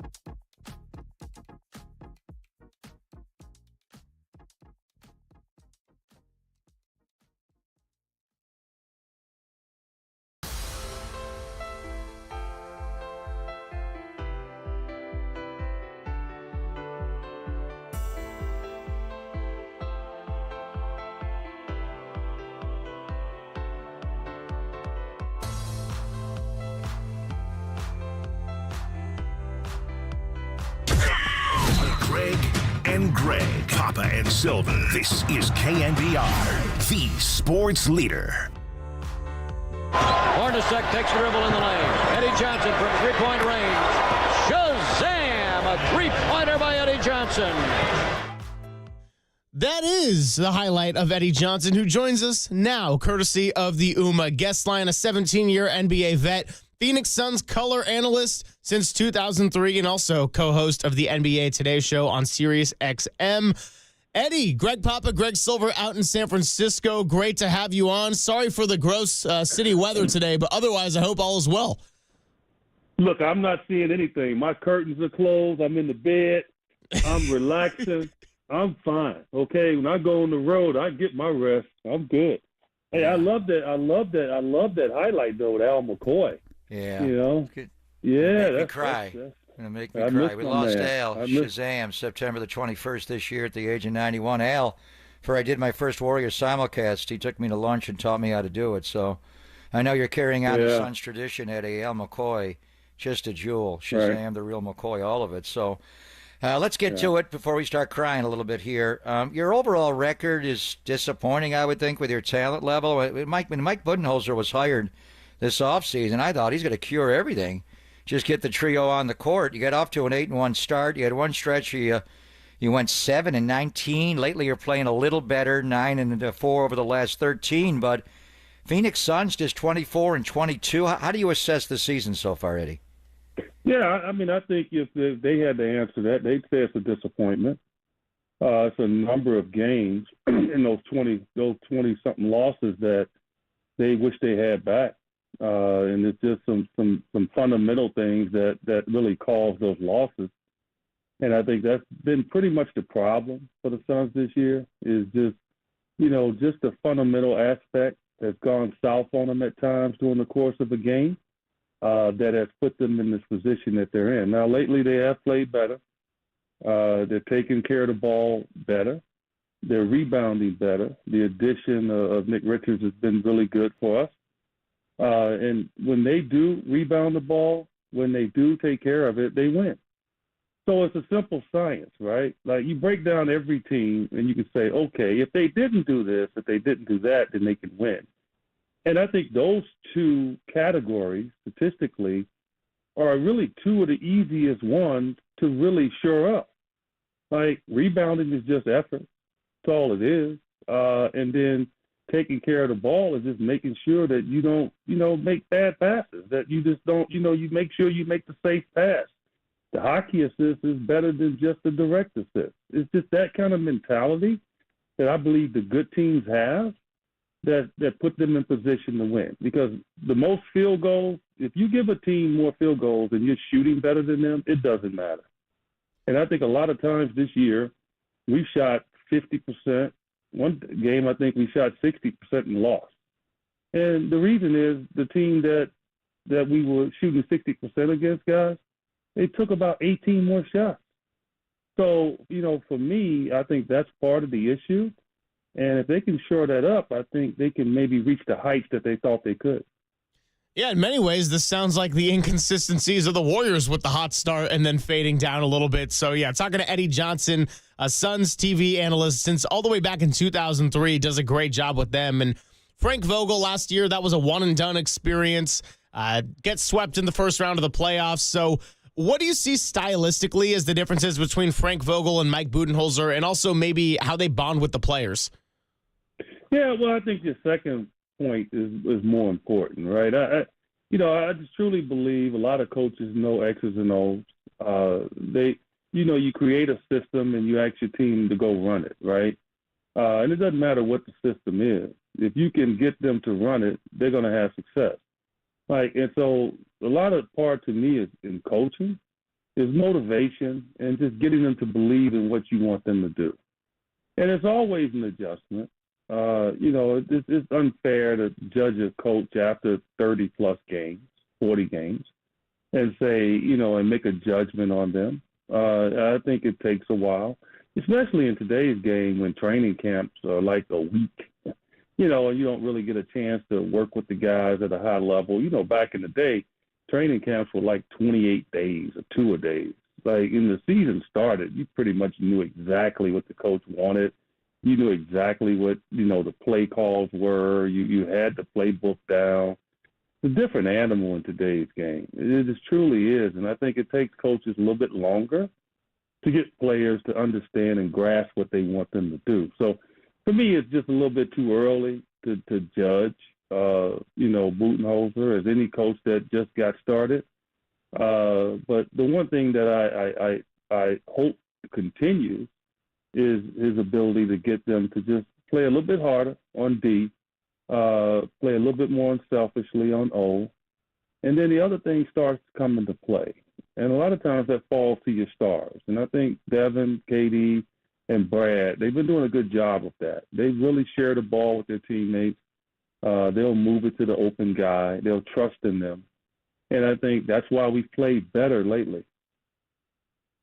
I remember your career so well, whether you were starting or mainly coming off the bench, one of the best snipers in the NBA off the bench. And the league was different than when you played in the 80s and 90s. But Kevin Durant, just a throwback. And I know when you were starting, Bob McAdoo was still in the NBA, and KD reminds me a lot of Bob McAdoo.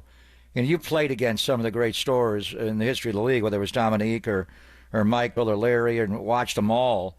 Now that you've had a chance to watch Kevin Durant for the last 2.5 years, four-time NBA scoring champion, how do you rank him among the greats at just scoring the ball, Eddie?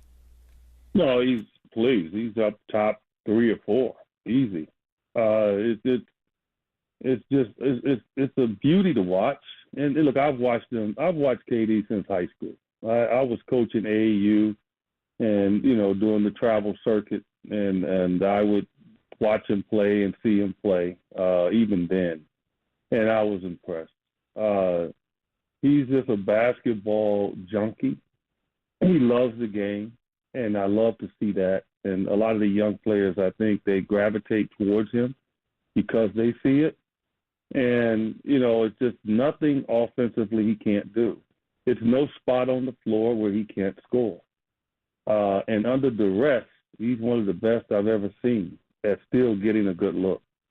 It's just simply amazing. And it doesn't come just by accident. I mean, this guy, he's in the gym, man. He's always thinking basketball. I'll give you all a quick story. We had a big event about a month and a half ago, and we had it at the Suns practice facility. And, all the fans were in there and stuff, and they had it set up where they had some little minor games going on that wasn't even basketball, and they had one basket open, and KD was at that basket all night. Like, he was still shooting all night. Like, it blew me away because I'm looking at him and I'm saying, this dude can make a jumper in his sleep. But yet he sees a hoop. He just can't help but go over there and shoot. And that impressed me. And I was like, I told a couple of young guys, I'm like, you all see that? So this guy's 30-something years old, a few years from retirement, but yet he still can't put the basketball down. And it just amazed me. But no, just watching him, it's a pleasure to call games because you pretty much automatically know when he's going to make a shot, right? I mean, you all experienced that for the few years he was here. I mean, when he goes up to shoot and he's in his sweet spot, you just pretty much book it. And you don't say that about many players in the history of the game. Yeah, great stuff there from Eddie Johnson. He'll be on the call tonight for Suns TV as the color analyst. And Eddie, just kind of want to ask, pivoting away from the star players of Durant, who you just got into, and Steph Curry, I also want to just kind of get your thoughts on the other team supporting cast between the Warriors and the Suns because they split the series. Jonathan Kuminga's out tonight. Devin Booker was out the last time. Draymond Green's going to be out tonight. So what do you kind of make of the role players around Booker and KD and around Curry and just kind of how they're going to impact the game after seeing this team twice now? Yeah, well, again, I think it's your stars that give the role players confidence to go out and try to be themselves. And I think you get that from both teams. Devin and KD and Brad, they're very unselfish, man.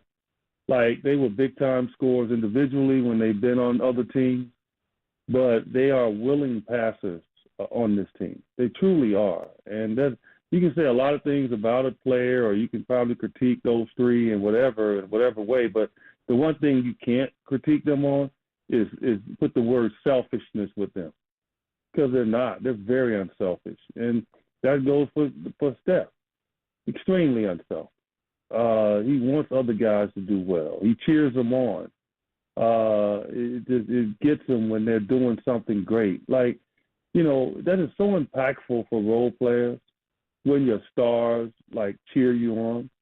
It gives you so much confidence. and you've seen this in this Warrior team for years. Like you've seen the energy and the enthusiasm that comes from their bench when they have had their success. And even in the tough times, even in the year that you all had the worst record, I told Steve Kerr this, who was a good friend. I told him, I said, man, that was your best coaching job. And it was because that he had these guys working hard. And guess what? Those guys paid dividends for him a couple of years later when they won the title. Because those same guys played well at the biggest moments. And so that's what you get from both of these teams. Both teams do depend on their role guys. Tyus Jones is huge for us. Grayson Allen off the bench is huge for us. Nick Richards, the pickup we just had, is probably the most important because our biggest weakness is rebounding, and he has shown us the ability to go rebound. So Royce O'Neal. So, yeah, both teams have role players that's going to play a huge part in who wins tonight. Yeah, well, we got a trade deadline, as you well know, working with Justin Termini, and we listen to you every day on NBA radio. What a great couple. So you know the league inside and out. There's a lot of big names out there, De'Aaron Fox. So one of the big ones is Jimmy Butler. And he's been aligned to Phoenix. Now, Beal's got a no-trade clause. So give me your thoughts on, if you were able to get Jimmy Butler on the roster some way or the other. You were talking about defense and rebounding and sharing the ball and all that. Jimmy, you would think could help him. If you were involved, would you like to see that trade made? And part of me wonders about Beal. It doesn't sound like Pat Riley wants him, but he could be available on a 3-team deal. Where's Bradley Beal at in his career, Eddie? Would you go get Jimmy Butler? And what about Bradley Beal being available? Well, let me just say this about Bradley Beal. He's had a tremendous season. He's one of our most efficient players. Arguably our best or second best 3-point shooter. His effort on defense has been great. His unselfishness has been great. His adjustment to coming off the bench has been great. It's just nothing negative I can say about him. And he doesn't get that love that he should in regards to, really, you talk about a guy that led the league in scoring a couple of years in a row, to be able to have to go do what he's had to do. And so it's unfortunate that, people want to point the finger at him. But I think he's tried to do everything that he could do to help his team win. Look, Jimmy Butler's a tremendous player. We all know that. What he did down in Miami and how he got them to 2 finals when they're not really a deep team was simply amazing, especially the last time they went a couple of years ago. But, I think sometimes people might worry about, obviously how polarizing he is. And I think that just goes with Jimmy. It's been that way every stop he's been at, whether it's been Chicago, Minnesota, Philadelphia, and now Miami. So, but you also know that defensively he's going to lock in. He's unselfish. He'll give up the ball. He'll beat you in other ways. So that's why I think a lot of teams would love to get their hands on him. And so, I think it's going to be tough for the Suns to get him. I think anytime you have, the contract that we have and what Riley probably wants back is always going to be difficult for a team that doesn't have that much wiggle room. But, I know Golden State is interested in him now. And so I think you all might have a little bit better situation to go get him. But ultimately, it's up to Jimmy and where he wants to be, right? And, it's been public that he wants to go to Phoenix. And so we'll just wait and see what happens here. But it's definitely going to be something that's very difficult to do. Eddie, last one for you. Are you going to be coming out to San Francisco again for All-Star Weekend to watch KD and Booker? Yeah, quite. Yeah, Booker won't be there, obviously. So he didn't get picked. He didn't make the He's team? one of those guys that didn't make the team, and that's fine. I mean, oh, you're right. I had the wrong year pulled up. That's on me. No, that's okay. He can still make it as a replacement later. I was getting ready to say that, but it's a lot of guys that's right there next to him that could be that replacement, right? I thought Norm Powell for the Clippers probably should have been the one that made it. No disrespect to James Harden, who I think has really changed this game for the better. Sabonis, I thought, has had a tremendous year. Probably arguably our best rebounder in the game. So it's a Kyrie Irving, who I thought has had a tremendous run this year without Luka in the lineup. There's a lot of guys that's deserving to be in it. But yeah, I'll be here with SiriusXM NBA Radio as we are every year, and enjoy it for a day or two, and then I normally take my vacation, guys, right after that. I do the games with the great Ann Myers Drysdale, the Hall of Famer. She fills in about 16 games a year for me, and I strategically set it up so EJ can go on a vacation in the middle of the season, and EJ will be on a journey to Africa for about 10 days. So that's how I'm excited for it. So All-Star game, then go across the world to Africa for about 10 days, have a good time, and then come back and finish up the season. I think that's a good deal. EJ deserved that trip. EJ deserved that trip. Have fun, brother. Eddie, we appreciate you coming on, man. Have a great call tonight. All right. Appreciate it. Thank you. He's a hoot. He and Justin Termini, they go at it on the radio, on NBA radio. Yeah, I mean, we've got to get into the snubs here. Devin Booker didn't make it. De'Aaron Fox didn't make it. Kyrie, you mentioned. Luka didn't make it over in the East. LaMelo Ball didn't make it. Trae Young.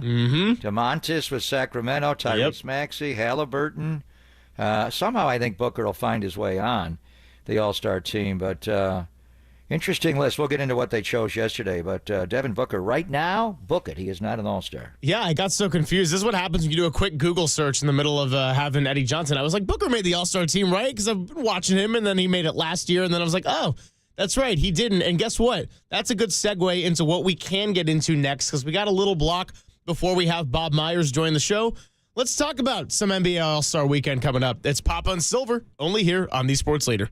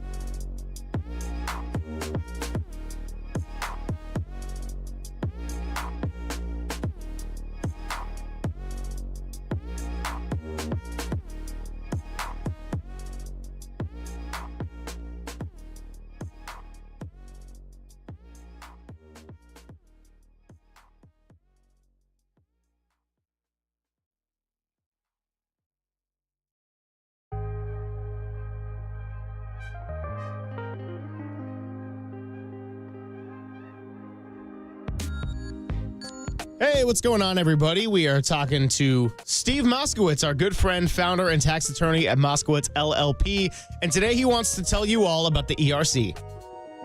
ERC, Employee Retention Credit. There's three big areas here. One, you've been waiting and waiting and waiting for your check, and it's not there. There's three different ways we can hurry up the IRS, and we strongly suggest we do this right now, because President Trump has announced he's going to cut $2 trillion with a T off the federal budget. Will he cut ERC? Who knows? But I don't want to see your listeners take that risk. We want to hurry them up and get you your money. Or you got a letter from the IRS that says you're not qualified for ERC. Right now, the IRS is being sued with the allegation being they're using AI. They're disallowing all kinds of claims. They don't even know if you're qualified or not. Or you're being audited. The bottom line is we have a lot of experience with ERC. We want to take care of you. We have a free consultation where we'll explain everything. The only thing you have to do is pick up your phone and say, hey, Steve, I want my ERC money. If you want to call Steve Moskowitz, you can go to 1-888-TAX-DEAL now. That's 1-888-TAXDEAL, or you can visit MoskowitzLLP.com.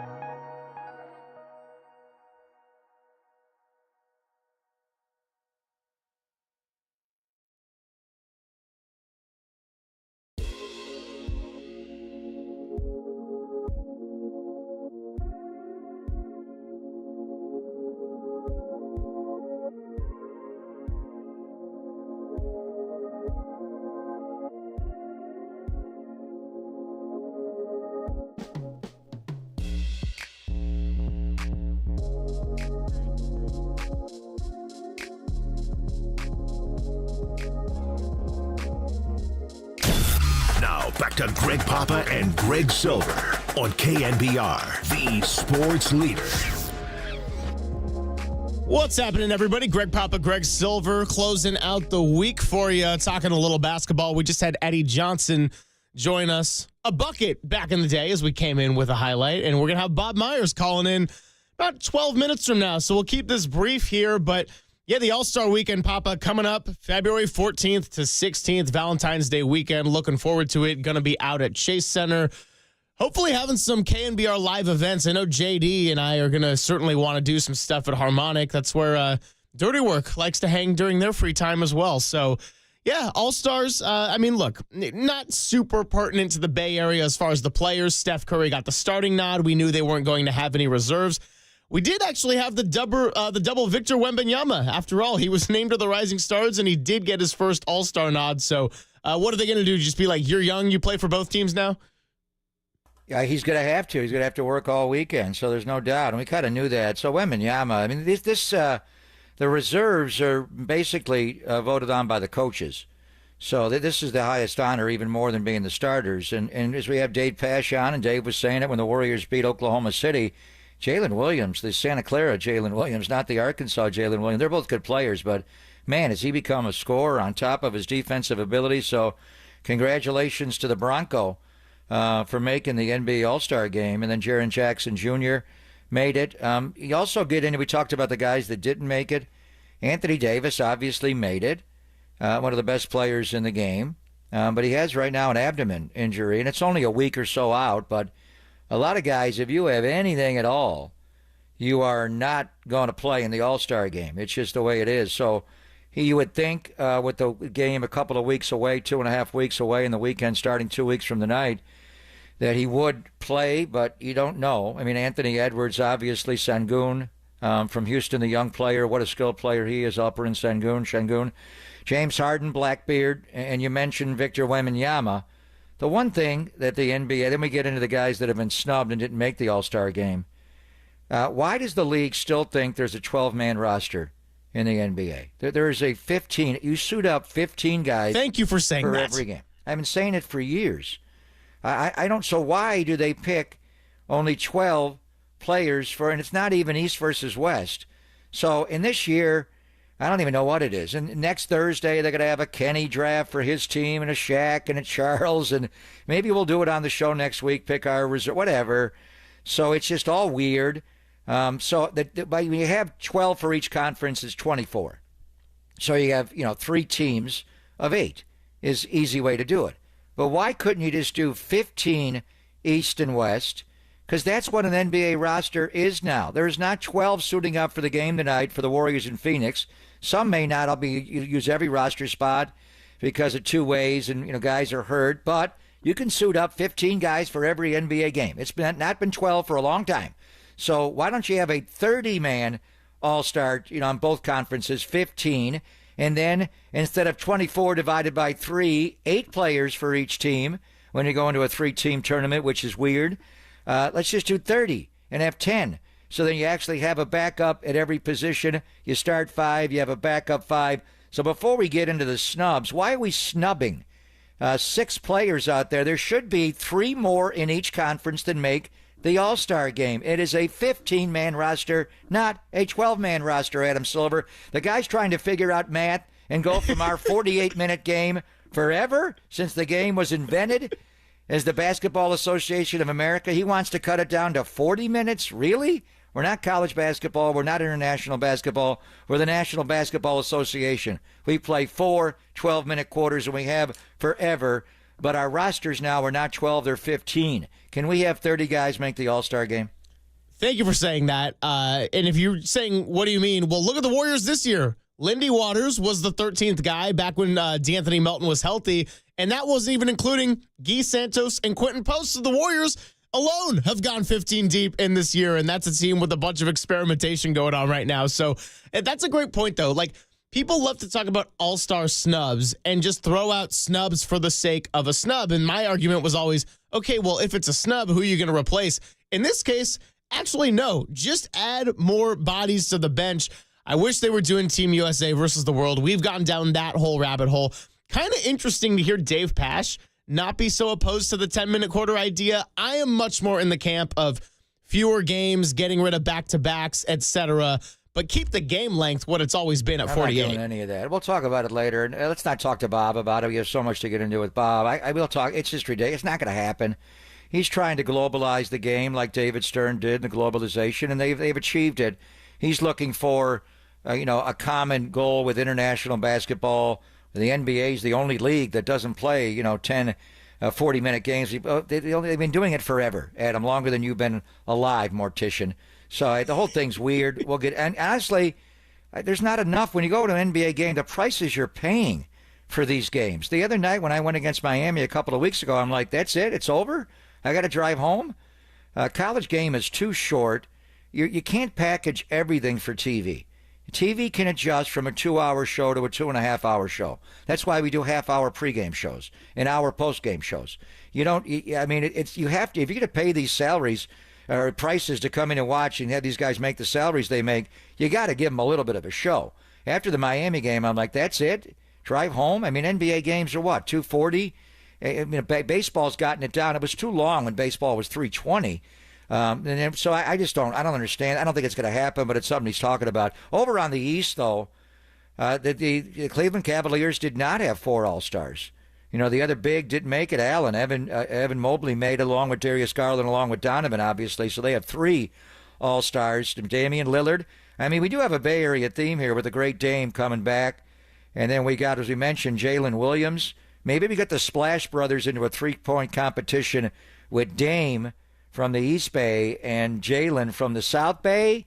And then Cade Cunningham, we talked, very deserving All-Star. Pascal Siakam. Sure. Jaylen Brown can't make Team USA. He can make the All-Star team. Darius Garland, Winnie's son, Evan Mobley, and then Tyler Hero from Miami. So a few guys over in the East were snubbed. We'll see if these guys are all healthy right now. And then when you get into a 3 different teams and the winner of the rookie-sophomore game, do you not want more bodies? With Kevin Durant at this stage of his life, for LeBron, Steph will play a lot because it's his game. Do you really want them playing all the time? The All-Star game, when you get to be that point, mid-30s, late 30s, LeBron 40, get introduced, play, and then get off the floor. So why wouldn't you want to have more bodies out there to have? You could have a 5-man, 3-teams team, then there's 3 backups. If you went to 30 All-Stars total, you'd add 5. How much do you really want to make Kevin Durant play when he comes here for All-Star Weekend? He'll never come again. Well, we can get more into this a little bit later, but I do want to get to Bob Myers coming up. So 808 KNBR, the number to share your thoughts as we move past the guest list on the other side. But Bob Myers, former general manager and executive of the year for the Golden State Warriors, joins us next on the Sports Leader.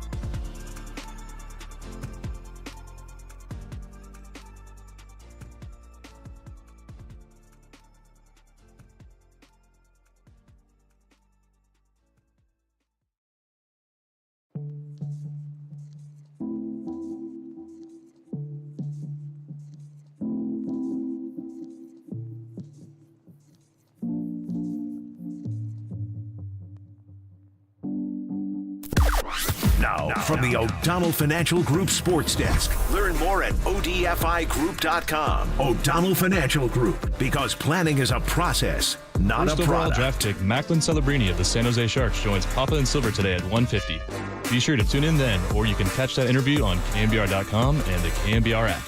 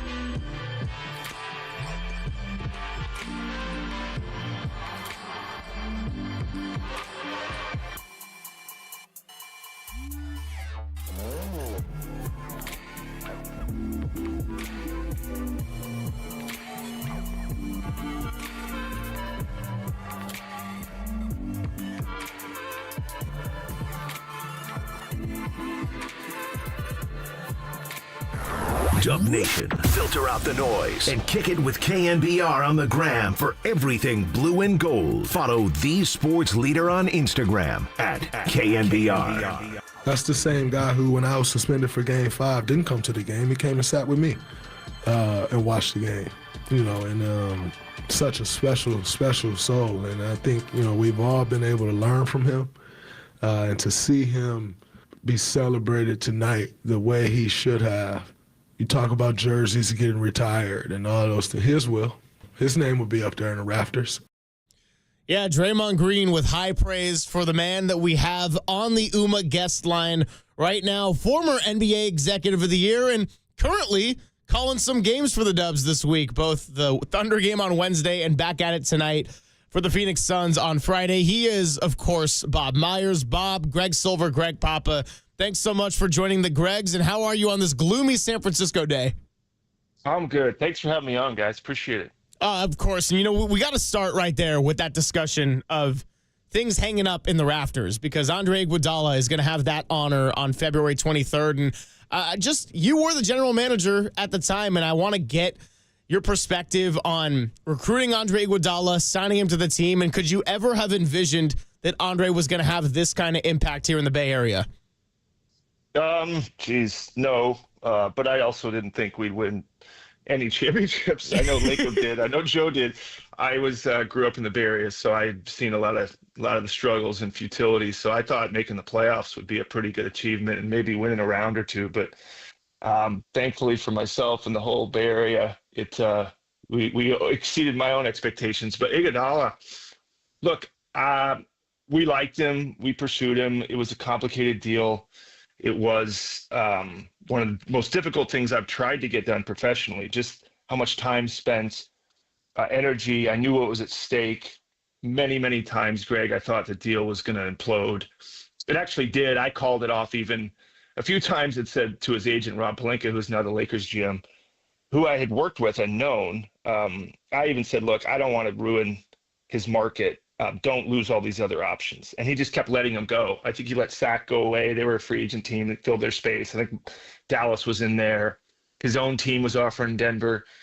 But he just hung in. And eventually we were able to get a deal done with Utah to take on some contracts to help us clear the space. So, then he shows up and he just fit perfectly. And he's such a smart player and basketball mind. I think he knew more than anybody how he would fit with Steph and Clay. We always wanted a big ball handling guard. That's why we got Livingston later to fit with Steph and Clay. But I don't think any of us could have believed that it would lead to, for him, an MVP of the finals, to come back in 22 and get his fourth one. So well deserved. I'll be there. I'm going to get to speak on his behalf, so that's pretty cool on that day. So really happy for him, and hopefully the first of many more jerseys. That'll I think we're going to have at some point, Greg, there'll be like a list of guys just parading through jersey retirements. So it's just a question of who retires in what order, because 9's going up and 35's going, 11's going, 23's going, Yep. 30, the head coach, you're going, which leads to 35. And Kevin Durant is back tonight. Just take us back to after the 73-9 season, the heartbreak of that finals, Bob, and then the 4th of July, the Hamptons 5, and Andre was part of that. And obviously it gave us the most beautiful basketball we've ever seen in our lives for 3 years with Durant here.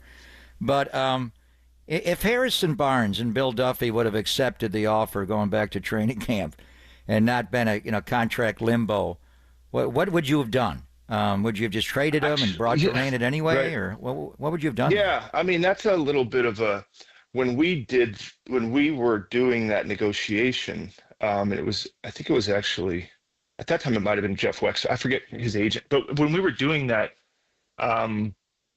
we knew there was a possibility that there, who knew what would happen in free agency. And anyways, when you're doing extensions, you try to get a team-friendly deal. We obviously didn't reach a deal. So whatever he ended up signing a max contract with Dallas. So we were not offering a max. We were offering something less than that. I don't remember exactly what. So Pop, ironically, let's say we had done a deal with Harrison Barnes and extended him. We probably could have moved him to another team and got something. So this idea that if we had extended Harrison, we couldn't have signed Durant, I always kind of quietly didn't understand, because I said, well, Harrison's market value ended up being a max. We would have had him at less than a max. We could have moved him somewhere and gotten a pick or something.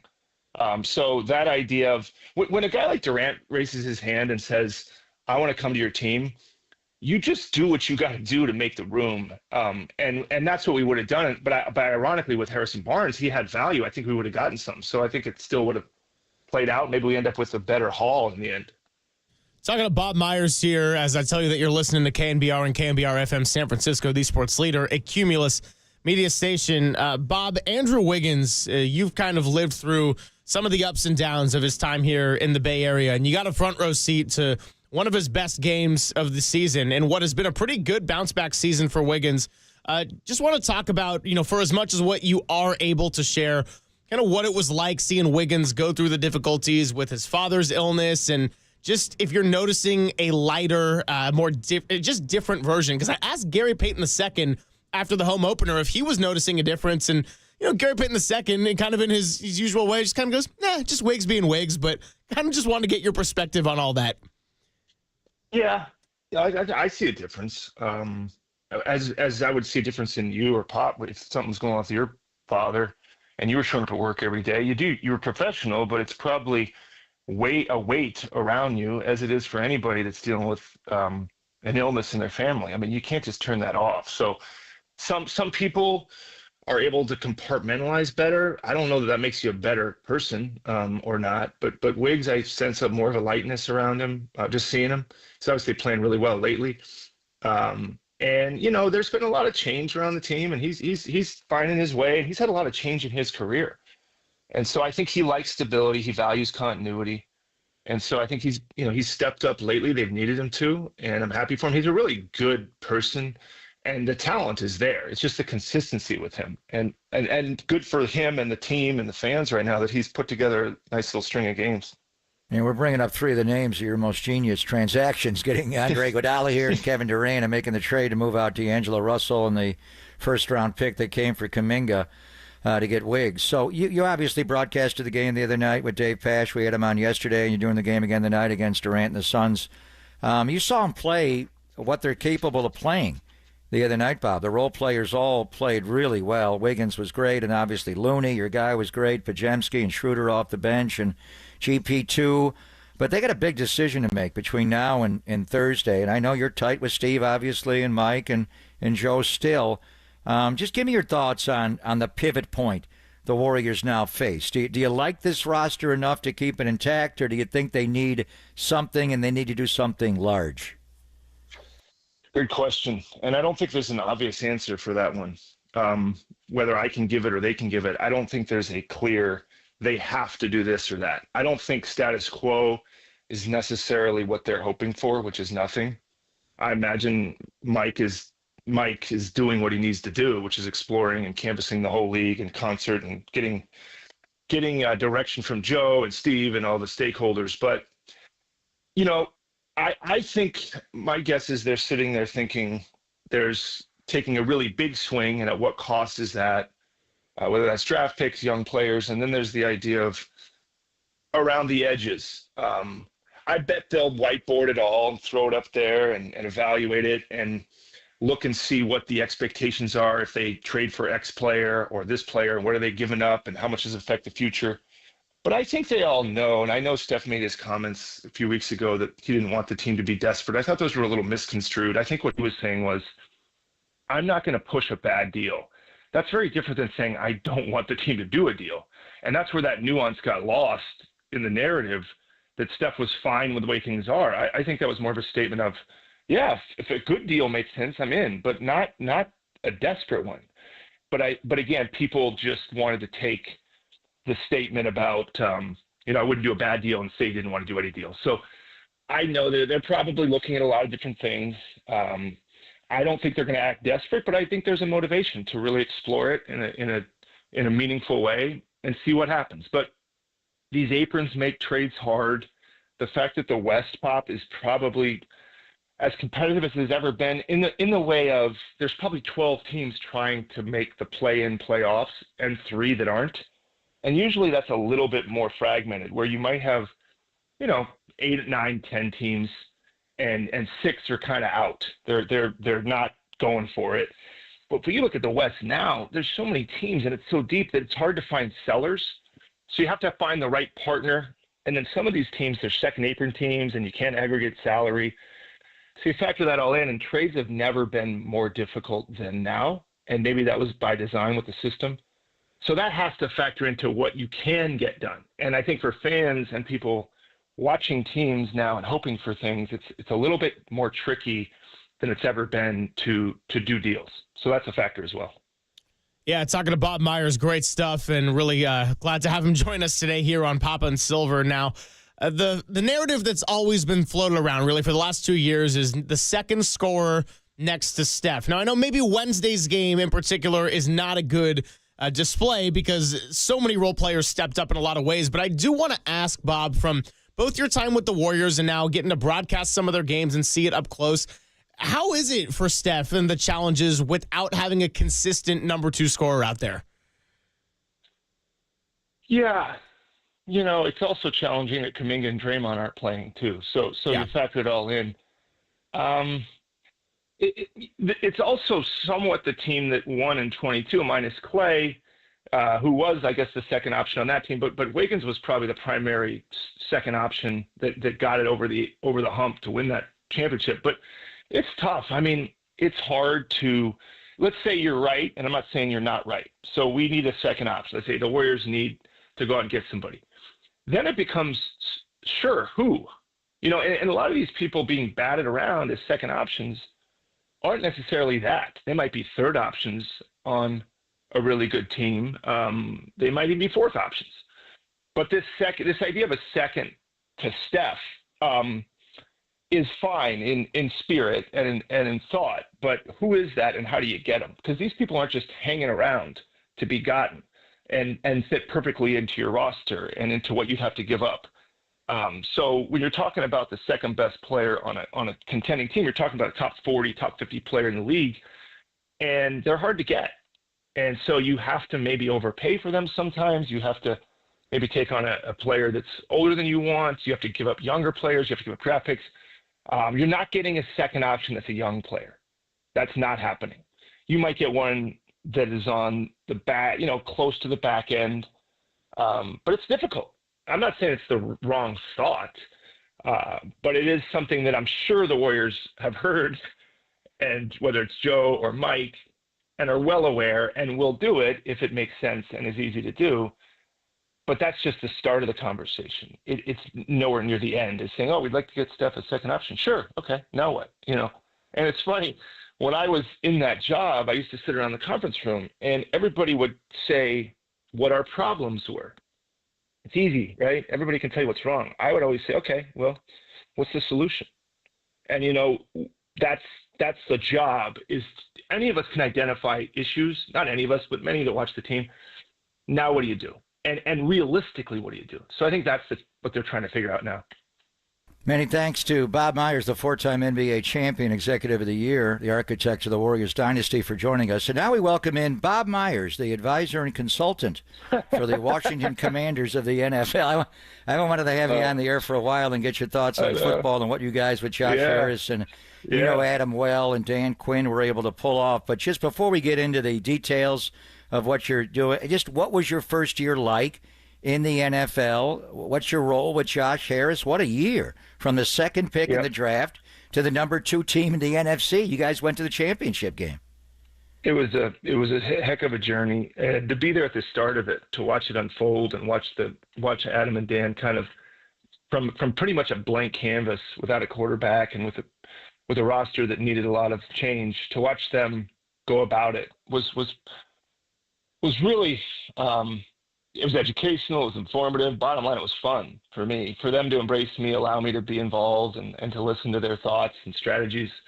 And both good guys, just high quality guys, for Josh to trust me and allow me to kind of weigh in on a different sport. And Pop, you probably more than most, because you've lived in both worlds, I always would get fascinated by the differences between NBA and the NFL. And they're huge. They're pretty big as far as how teams are constructed, how players are managed, the cadence of the games, the locker room, the mentalities. It was hard for me not to compare and to learn, and I loved it. And for me, it was like I felt like I had somewhat of a fluency in Spanish, but I was trying to learn French. It's a language, but it was a new language. And so the NBA, obviously being my version of the Spanish, I'd been around the NBA for 30 years or whatever it is, but brand new in the NFL. Great respect for how hard it is every week. And you follow a team on a weekly basis. You get to know the guys, what they put themselves through, the pressure of every game, the work ethic of the coaching staffs. Just a lot of fun. And then look, the quarterback is obviously the headliner, and just to watch Jaden, who's a hoops guy, by the way, he loves basketball. He warms up with a basketball before every game, Bob. It's great. It's really cool. And he's a big Kobe guy. He's a huge Kobe guy. He grew up in LA, so he tries to practice some of those things that Kobe made famous as far as dedication and work ethic and competitiveness. So it was cool. I mean, we could talk. I could go for a long time on this one. I know. Pop, but bottom line, in your life, in my life, and yours, I know how many sports you've covered, Pop. If we were to sit down and you were to tell me about the Raiders, the Niners, the Warriors, I mean, how many things have you done? I just love. I've been fired by them all, Bob. I've been fired by every Pop, team in North America. That's not the point. That is not the point. What is the point you're getting to? The point is that you're by all these experiences. Yeah. You've lived a full career already. Right. You didn't just do one thing in one lane. And I always like to follow that path. I think that's a great path in life. So it's been really fun. Let me ask you about football, because I have done both sports, and I always thought someone like Don Nelson would have been a brilliant football coach. When you look at the game, to me, they call it basketball on grass the way it's played today. But you've got 5 stationary players, the offensive linemen. Now you can go jumbo and move them around, but basically left tackle to right tackle, you got 5. Then you got a stationary object who's the quarterback. Now your guy runs a little more than Brock or Brock Brand. So basically you got 6 station. Then you got the 5 eligibles around, whether it's a running back, a tight end, wide receivers. To me, that's basketball. The side out of bounds, the baseline out of bounds. How do you get the ball from the quarterback to the 5 eligibles? And in your sport, Miami did it years ago with the Heatles, but you took positionless basketball to the next level. Do you see a lot of commonality between football and the way is played now and basketball? I think a couple things on that. Dan Quinn, the coach, is a big NBA guy too, and he would tell you about Micah Parsons and tell you that he looked at him as a positionless defensive player who was drafted at a different position. And what you're seeing now, and I'll talk about the offensive side, but what Minnesota does with the simulated pressure and how much you're disguising things and how much you're asking a defensive player to not only rush the quarterback but drop back into coverage, just to create versatility. And I think what you talk about with the NBA is the more versatility. You're seeing fives now in the NBA, like Jokic, get the rebound, dribble it up. They're running pick and rolls for Jokic, and they have Murray does this. Jokic is coming off pick and rolls. He's the five, which is crazy, right? And that makes them so hard to deal with. Just like if you have Micah Parsons or some of these guys dropping into coverage or any player that has that versatility, and then you look at the offense, and you look at what quarterbacks are able to do and how difficult it is to have a guy like Jaden who's a run threat and a threat to throw it. And then, obviously, the 49ers, maybe one of the best in the league at disguising kind of like pre-snap motion. And all you're trying to do is create some imbalance and create that little edge. And you see when you cover your games, all these plays, you got three guys wide out, and they're all going different directions with the idea of getting the defender off balance and to miss a decision, to make one decision, and that one missed decision leads to 20 yards over the middle, whatever it leads to. That's what you're trying to create. And it's fascinating in football because I think the thing in football is there's so many more variables for every play. And in the NBA, look, here it is. We're playing pick and roll coverage. Are we going to blitz the pick and roll, which is double team? Are we going to ice the pick, send it to the baseline? Are we going to go under the screen? Are we going to fall back like what Gobert does and drop coverage? But it's not 50 things. If you or I were an offensive coordinator, do you know how much stuff you can do differently on every play? That's what makes these NFL coaches show up at 5 a.m. when it's pitch black and stay till midnight because it's endless. And so that's what I find fascinating, just learning. And by the way, I am in first grade as far as NFL goes. But it's really cool to, just listening to you cover the games and how you call a game, you couldn't do that if you hadn't been around the NFL for as long as you have. So what do you do it. What do you do on game? I see you next to the owner. Do you sit next to him? What are you doing during the actual game? How much are you around the team during the week, Bob? So we do calls. We do a couple calls a week. A call on Monday with Quinn and Adam and Josh and I, and then we do one on Friday with just Adam, Josh, and I, just to kind of a cadence or a rhythm of the week. And then games. I don't go to every game, but I went to probably 10 or 11. Just down there with Adam and Dan and in the locker room and walking on the field, and I just be out there talking to those guys. And then during the game, Josh will have a suite on the road or at home, and I'll sit with him. And no different than when I was sitting with Lacob on the floor in some respects, except for I'm not obviously not the GM. And we, it's that really. It's really just that. I guess having been around some pretty high level sports, I add some value in that capacity. But that's kind of what it is. But it's been a great experience. It's been really fascinating to be a part of it for me. Couple more minutes here with Bob Myers, and I know with that piece of sound we came in with how you and Draymond Green, for one, have a very close relationship. So far in Washington, do you have any player relationships that you formed and gotten off to a great start? Have you gotten really close to anyone in the building that's on the field to this point? Yeah. Pop, who do you think it is? Who is it, Pop? Take a guess. With the Commanders? Is that what the question was? Zach Ertz, Monte Vista High School. Zach Ertz, Monte Vista High School. There you go. Yeah, there you go. That. Yeah, that's how you get it. We joke around. Did you sign him, by the way? Were you the one that brought him there, Mustang to Mustang? No. He Adam was on to him. And yeah, it's funny. Zach and I went into the Monte Vista High School Hall of Fame the same year, and so I'll always mess with him. After he had a couple big games, and I keep this up, they're going to move you ahead of me in the Hall of Fame. We always joke because he was awesome in high school. Obviously, he was awesome at every level, pros, Stanford, high school. So we always talk about the Monte Vista Hall of Fame. And did you see in the game against Philly, he jumped over that player. I said, that's pretty good for an old man. for an old guy. So he sent me the picture. Somebody snapped a picture of him jumping over the defender in that game. So I think you probably know him, Pop. He's just a good Very guy. well. I actually called one of their games in high school, and Chris Babcock from their staff with Craig Bergman is in the booth with me. I remember Brent Jones, when he was a sophomore, telling me he is going to be a Pro Bowler in the NFL.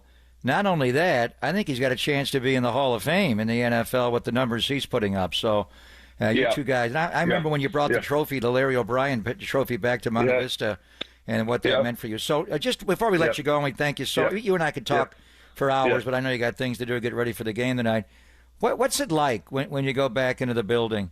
You were there Wednesday for the win against Oklahoma City. Tonight it's Durant, so you'll be hugging both sides. But being around Steve, being around Mike and Joe, being around the Dub Nation, what's it like when Bob Myers comes back to Chase to call a game? I took my 12-year-old daughter with me because we were in the Bay Area, and we walked in, and I know people that a lot of people you mentioned, and I'm friends with a lot of them. And she walks out. She goes, "Dad, your job is so fun. Everybody likes you. They talk to you." And I said, Annabelle, I've known these people a long time. And I said, and that's the point, right? Is the relationships. And so, what's it like? I have moments where I miss the job and miss the competition and miss what's at stake every night and the challenge. But for the most part, it's all positive. Most people leave organizations or jobs in professional sports, and it's not a good ending. It doesn't end well. You get fired. There's enemies in the building. Somebody did something to you. But for me, it was clean. It was pure. And so that's the gift of when I exited, I can go back and feel great about all my relationships. I talked to Joe in the second quarter. I was talking to him. I talked to Steph Draymond before the game, Steve. Steve and I talked this morning. I mean, Dunleavy and I talk a lot. So it's great to see him. I support him. And it's just nice to see everybody. So it's a cool feeling for me. I loved my time with the Warriors. I really did. It was fantastic, and it couldn't have gone. I mean, it went better than anything I could even imagine. So going back is just like seeing old friends, and it's always great. And I'm pumped I get to do it again tonight. Bob, you're the best. We really appreciate you coming by today. And you've got a little 2 and 3 days here for ESPN. So catch Bob Myers on the call tonight, Warriors Suns, and can't thank you enough, man. Okay. Thanks, guys. Thanks, Greg. Thanks, Bob. Thank you, brother. Talk to you guys later. All right. Thank you, Bob. Yeah, I mean, we could have taken that for about 6 hours, huh? Could have done the whole show. We could have gone into Dirty Work, who likes to beef with us. But, yeah, he's great. Well, we got other guests coming up, and you mentioned Matt Mayoko. Don't tell Macklin Celebrini this. His dad is coming on. Same time? Right before. We'll work it out. We'll work it out.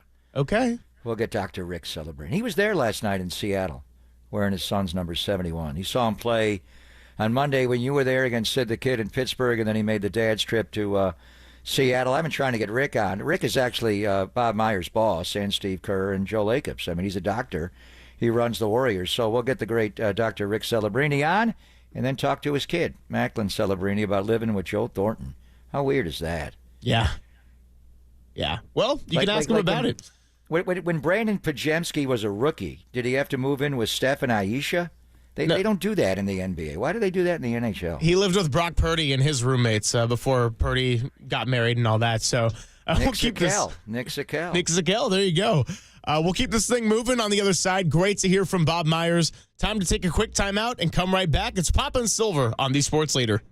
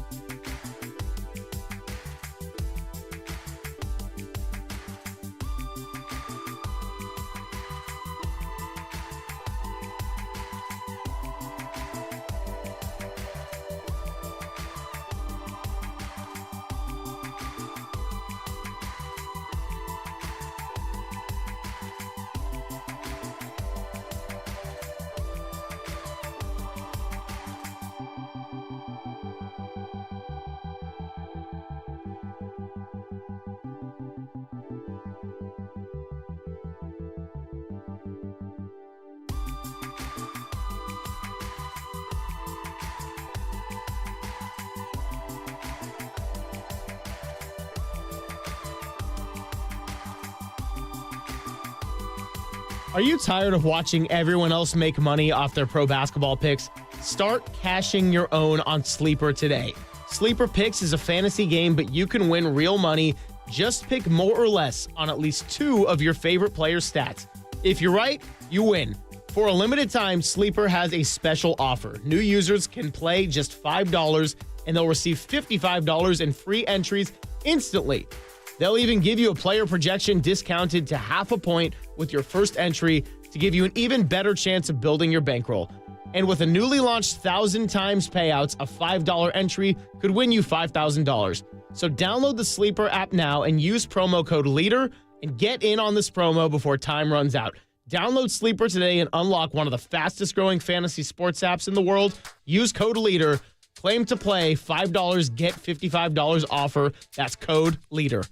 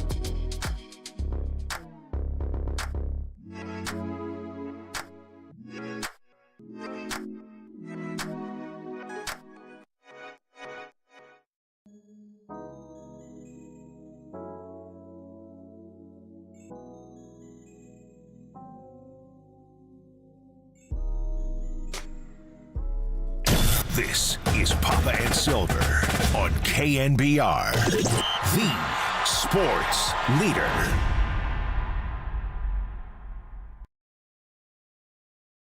What's going on, everybody? Greg Papa, Greg Silver hanging out with you to close out the week. Stay dry out there. Get those rain jackets going if you're in the city. Got a little drizzle on the way here in my spoiled, lifelong California, Santa Barbara in college face. Can't handle a little bit of rain, but that's okay. It's not a little bit. It's an atmospheric river. It's a pineapple express and the kind we don't like. It's going to rain for starting today through next week. So yeah, no, we're going to have a little bit of a stretch coming up here. And so, we just heard from Bob Myers. That was a great interview. We heard from Eddie Johnson around the 10:15 hour. We got both Celebrinis, but, we're going to keep it quiet and we'll just say Macklin at the end of the show, 1:50, and we'll have Matt Mayoko. Dr. Daddy will be right before him. It'll be fun to get the two Celebrinis together. Oh, it's going to be a blast. And so let's do a quick little recap here on what we heard from Bob Myers before we pivot over to the football side of things. The East-West Shrine Bowl and all the fun Pro Bowl games. But, really great to hear from Bob Myers. Obviously, you two go way back. That was my first time having him on the show. He couldn't have been better with his time. But I did like the Harrison Barnes. I know we're kind of living in the past, present, future. That was a very fascinating nugget to me where he's like, we probably could have gotten more had we extended Harrison Barnes, then traded him and moved him. And he's like, yeah, when Kevin Durant wants to come to your team, well, you just make it happen in any which way you can. Yeah, I mean, the thing with Barnes and that, his contract was up, and Bill Duffy's a friend, one of the great agents in the history of professional sports in the NBA, maybe driving around the Bay Area. Our daughters went to school together, so we spent a lot of time with Bill. When they turned down that deal, it was, what are you doing? And then he got the max deal, from Mark Cuban in Dallas and Donnie Nelson at the time, I think. And I remember asking Bob about that. We could have traded Harrison Barnes and got more. So they were all in on Durant. I mean, the question with Durant coming back, had they won that championship after 73-9, would Durant have come anyway? And I don't know. I think the Warriors, even if they won, Game 7 against the Lakers or against the Cavaliers, LeBron's former team, not his current team, or even if they had done what they were supposed to do and close it out in 5, and LeBron didn't teabag Draymond, and Draymond got suspended for Game 5 and sat next to Bob at the Coliseum where the A's play, and that'll turn that whole playoff around.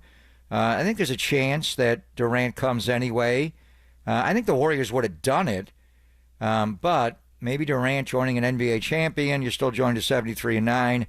I mean, to Warrior fans out there, would you have rather just won the championship in 2015-16 and, finished off the 73-9 and not gotten Durant? What would have been my goal would have been to do both. Let's win the 73-9 title and then win 3 more with Durant. That sounds nice. And I think if Durant didn't get hurt, against Portland and that right baseline going up and the calf that became the Achilles. And when they bring Andre back, and Bob did say he's going to be there and he's going to speak on Andre's behalf, that was a genius trade. And he talked about how he almost got out of it a couple of different times. Rob Pelinka, the Laker GM, was Andre's agent at the time. That was one of the most convoluted, how did you pull that off trade where you gave up Andres Biedrins and Richard Jefferson and Bradley Rush, and it was like, what? How do you do that and get a better player back? Expiring contracts. They all like expiring contracts. So it was wild. And then Durant being back in the building tonight, so we reminisce about, the different pivot points, which leads to what Bob said about what they're going to do. And they put it up on the whiteboard, and they go, are we going big? Are we going small? Are we going large? Are we going enormous? What do we do? What do they do? What? And I don't, how I feel. And I think, the Durant transaction, Durant wanted to come here, so you just pulled that off with Kleiman. Iguodala was cumbersome. The Wiggins deal. So when you lost Durant and he goes to Brooklyn, to take back Angelo Russell, and that was Rich Kleiman and Durant that concocted that to make it a sign and trade. It was better for them. But I wanted no part of D'Angelo Russell. What are you doing? He does not fit. We don't need that non-defending, ball-dominant player with Steph. And it was tough to watch him play.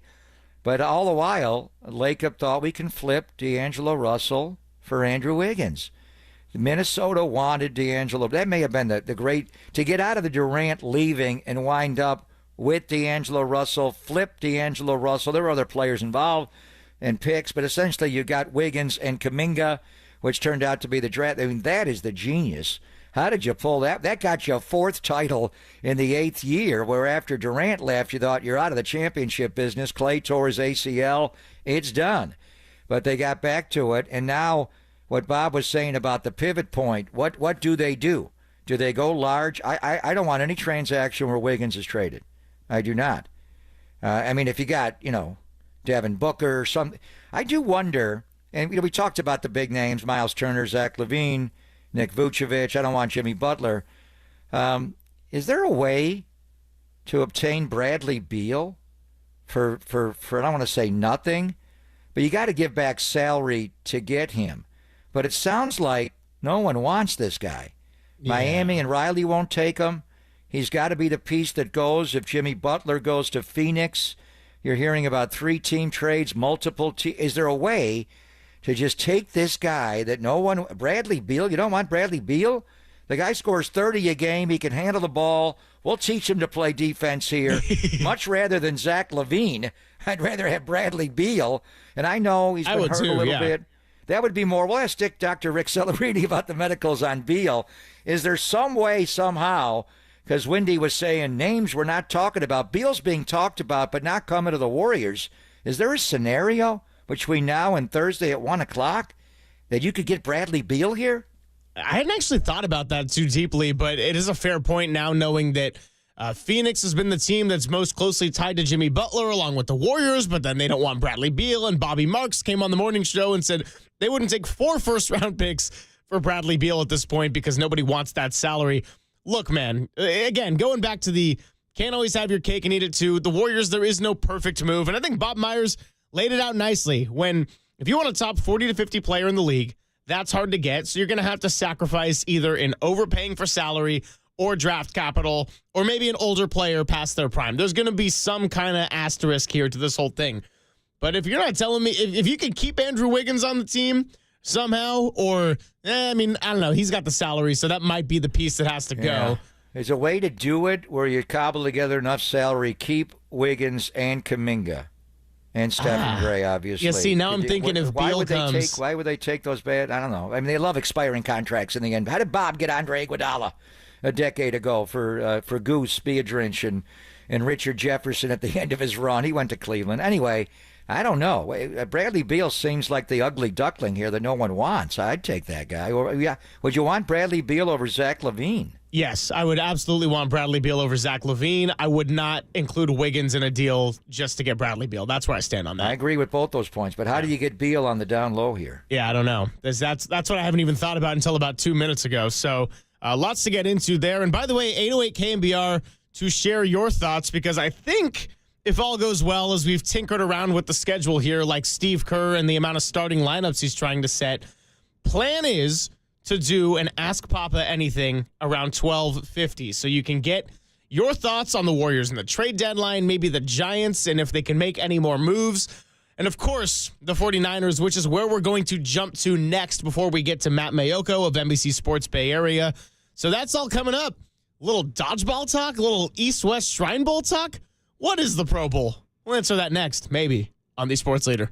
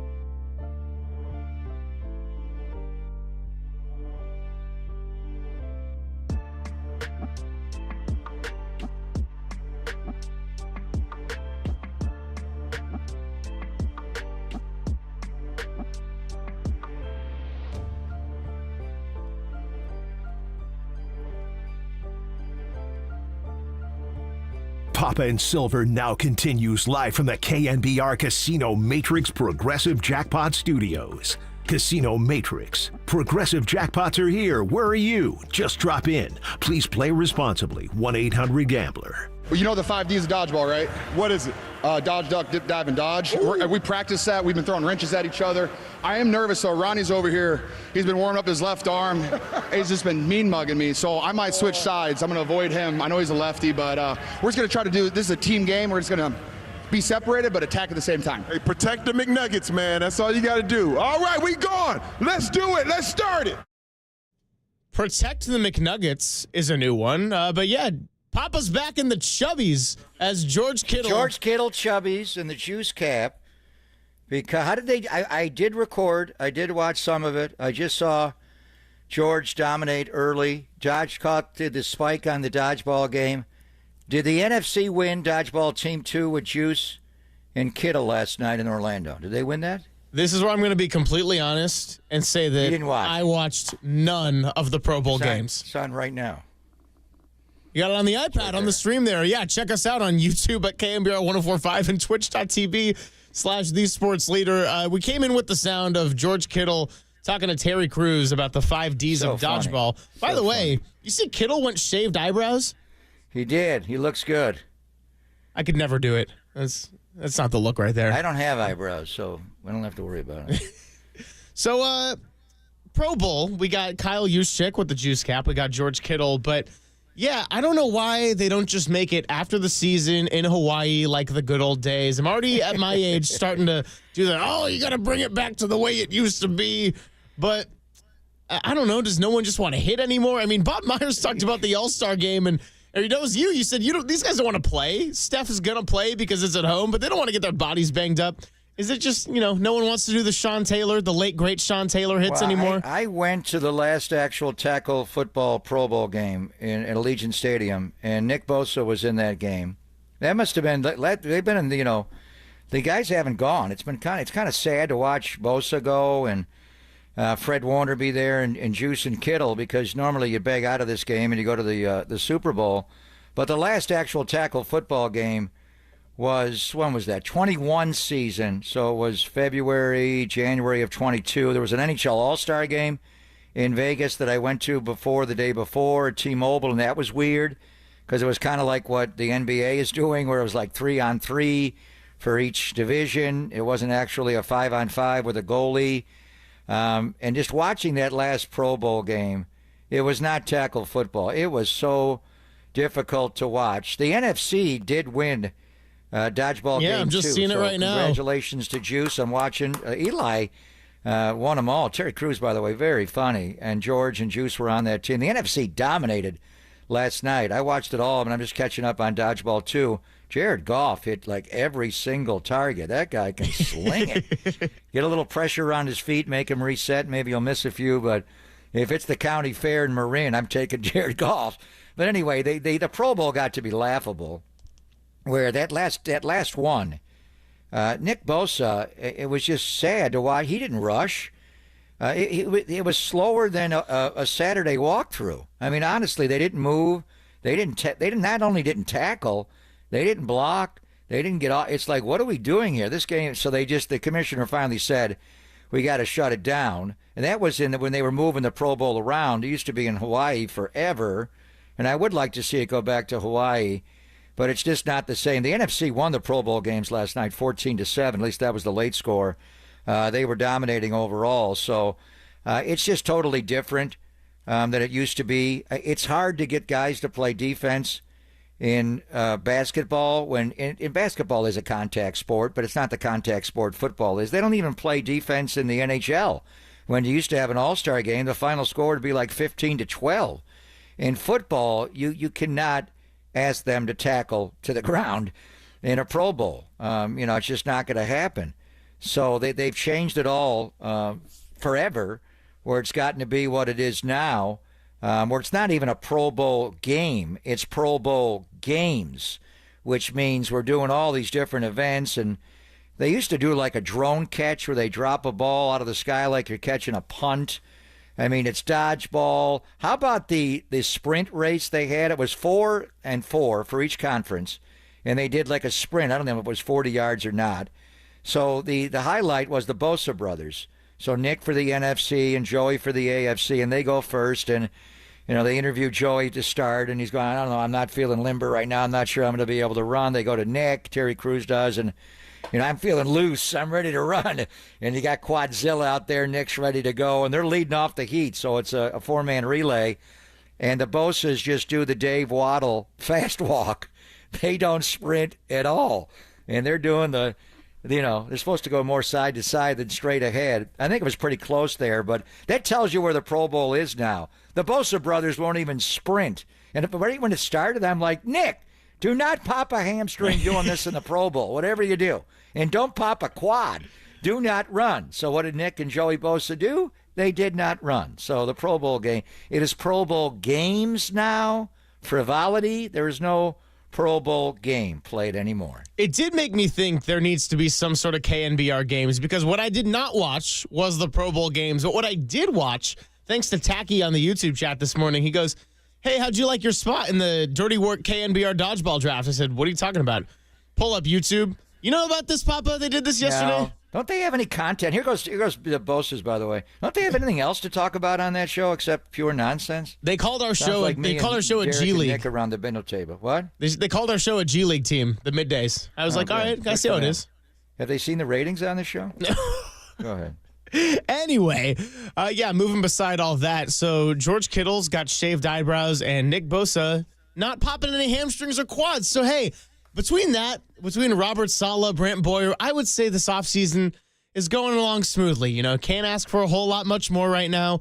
We'll see what happens with Brock Purdy. We'll get to Matt Mayoko in a second. And I saw that D'Angelo Hall actually interviewing for a DB's coach position, but Matt Barrow's also clarifying doesn't mean that safeties coach Daniel Bullock's are parting ways. They just might be adding another assistant to the secondary. D'Angelo Hall to the 49ers? Interesting.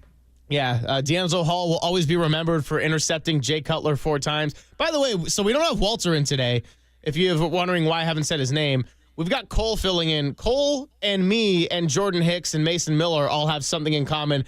If we were to do this iteration of the show, well, Papa would be carrying the weight on blood sugar stability, that's for sure. So that's, I don't know where I was going with that, Cole, but I don't know. Oh, I was going to say Jay Cutler. That's right. Jay Cutler, another T1D, got picked off by D'Angelo Hall 4 times. So maybe we're mortal enemies. Yeah, what I remember about D'Angelo Hall, his first game as a Raider, it was Eddie Royal's rookie season. It was the first game he ever played. And D'Angelo Hall could not cover him. He kept backing up so far off of him. Eddie Royal went off. He had like 10 catches for $150 and at least 1 score. By the end of it, I thought, this is Al Davis's team. We play in cover 2? How far back do you want to backpedal here? Or cover 3? We're not playing bail technique here, but he kept bailing out. He could not cover at all. And he wound up going to Washington playing later. But the famous D'Angelo Hall story from that year at the Raider facility, they have a handicapped parking lot. Right when the buses all pull up, there's Al's spot right in the front. And then there's all kinds of, handicapped spots. We're going away. We're leaving on a Friday and going to like New York. We're going to be gone from Friday at noon. We're going to get back Sunday at like midnight. And D'Angelo Hall parks, I don't know what he had, a Bentley or a Rolls Royce or something. He pulls right in. He was going to pull into Al's spot. And I was like, dude, don't do that. And he wound up pulling into a handicapped parking lot and a space and leaving his car there for like 50 hours, 60 hours over the weekend. That's the D'Angelo Hall we know. Apparently another Papa wants to chime in here. What's going on, Derek? Nice Cosby sweater, Greg. Keep our show's name out your mouth. Okay, good one. Okay. It's not a Cosby. This is a George Kittle collection. This is the Chubbies. Have you not seen this? This is from his pineapple commercial. Yeah, it's that's the exorcism outfit is how I'm always going to remember it when we had Ricky Kittle, Waters in studio. And this is Juszczyk from the Pro Bowl games. So now that we've gotten that family beef out the way. Keep our show out your mouth and we'll be even. We'll all be good. Okay, Will Smith of the San Jose Sharks or Giants All-Star. A lot of Will Smiths out there. Let's get to Matt Mayoko because we haven't talked to him in a couple of weeks, and I do want to get a lot of Matt's thoughts on not just Robert Saleh, but everything that's transpired with the 49ers offseason. That's all coming up. Poppin' Silver on the Sports Leader.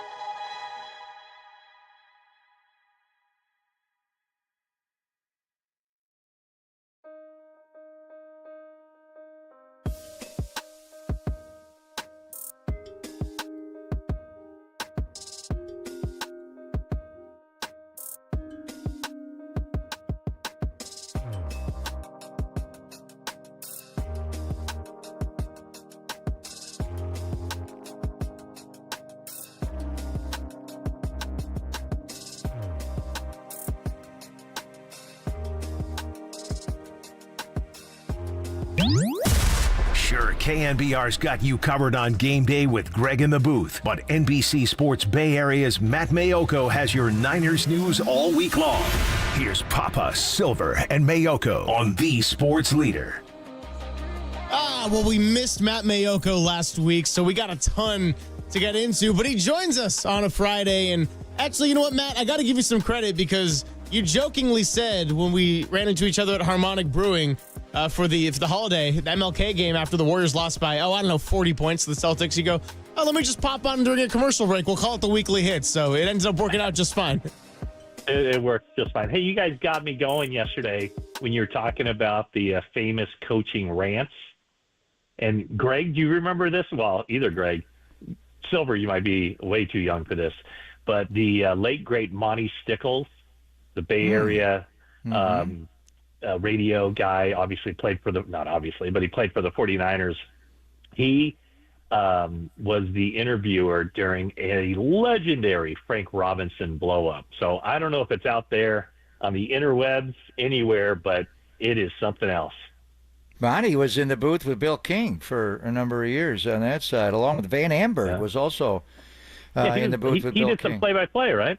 He did. Monty did a little play-by-play in the Bay Area. Did Monty Stickles do play? I think he was an analyst with Bill. Was he analyst? Okay. In the radio booth. Van Amberg, one of the greats in Bay Area broadcasting history, was in the booth with him for a long time. But I do remember Monty working with Bill after that. So, in any event, I haven't talked to you. When was the last time I saw you? Since the season ended, maybe a week. Lots going on. Yeah, I mean, it probably would have been the Thursday before the regular season ended. Yeah, I mean, I don't know if we've had you on the show, but you missed last week. But it's good. There's so much to catch up on. Just the coaching moves here a little bit. I mean, Robert Saleh, they had to wait out a little bit to get him in the building. He had a couple of head coaching interviews, but that was the number one choice. Clay Kubiak was announced right away when Kyle was talking to you guys the Wednesday after the season ended. Now they have to go through a process. So I do wonder about Bobby Slowick's availability now that he has interestingly been fired. I don't know if it was Caserio or D'Amico, but he's no longer the offensive coordinator of the Houston Texans. So on the offensive side, Clay will be involved in some capacity. Do you see it just ending there? Might they be able to bring Bobby Slowick back? I would assume, because they've already basically, promised that position to Clay Kubiak. I don't see them going in a different direction at all. And I don't know that, there's any real spots on the coaching staff available. It's the same question could be asked about Rand Carthon. He goes on to the Tennessee Titans. He gets fired after a couple seasons, but the 49ers have already moved on with R.J. Gillen and Tariq Ahmad being the two player personnel directors, with Ahmad's his background is in college scouting, R.J. Gillen in pro scouting. So when you look at guys that you like and you develop them and then they got jobs somewhere else, you move on, and you don't necessarily create spots unless the guys are just outstanding in what they do, and those guys, for whatever reasons, weren't able to stick around for more than 2 years with their respective teams. So I don't think anything, I wouldn't expect some offensive coordinator hire to be coming out of the blue. Kyle Shanahan has only had an offensive coordinator once. That was Mike McDaniel. And it was, those were situations with McDaniel. And then what he said with Clay Kubiak was that, those guys' roles don't change. What they've been doing in the past remains the same, but just they earned that title. And so with Kubiak earning that title, a title that's being, in essence, created specifically for him, I don't see Kyle Shanahan reneging on that decision and going somewhere else. So, Matt, we haven't talked to you since the Robert Saleh news became official, and I know you've gone on the other shows this week and kind of gotten into that a little bit, but aside from just the energy factor and Saleh's familiarity with at least a couple of the key pieces on the defense, what do you think the biggest differences from 2025 will be on the defensive side, just aside from the Saleh hype? Well, that goes a long ways. At some point, perception becomes reality. And if you're sitting there going, I don't know if Nick Sorensen's the right guy for this job. Does he know what he's doing? He's inexperienced. Every little thing starts getting nitpicked, and even some calls that I'm sure are good calls that are well reasoned and everything else, they're going to be criticized because it's Nick Sorensen. I think that Robert Saleh comes in with this level of experience, and there won't be that second guessing. And I'm even in the locker room, or in the defensive huddle, when that play call comes in to Fred Warner, there's not going to be any doubt in his mind. This is the best call for this situation. And, I'm not saying that there was last year with Nick Sorensen or the year before with Steve Wilkes, who wasn't fully ingrained in that defense. But now I think there's just an immediate trust factor that Robert Saleh brings, in addition to the energy. The energy that you talked about.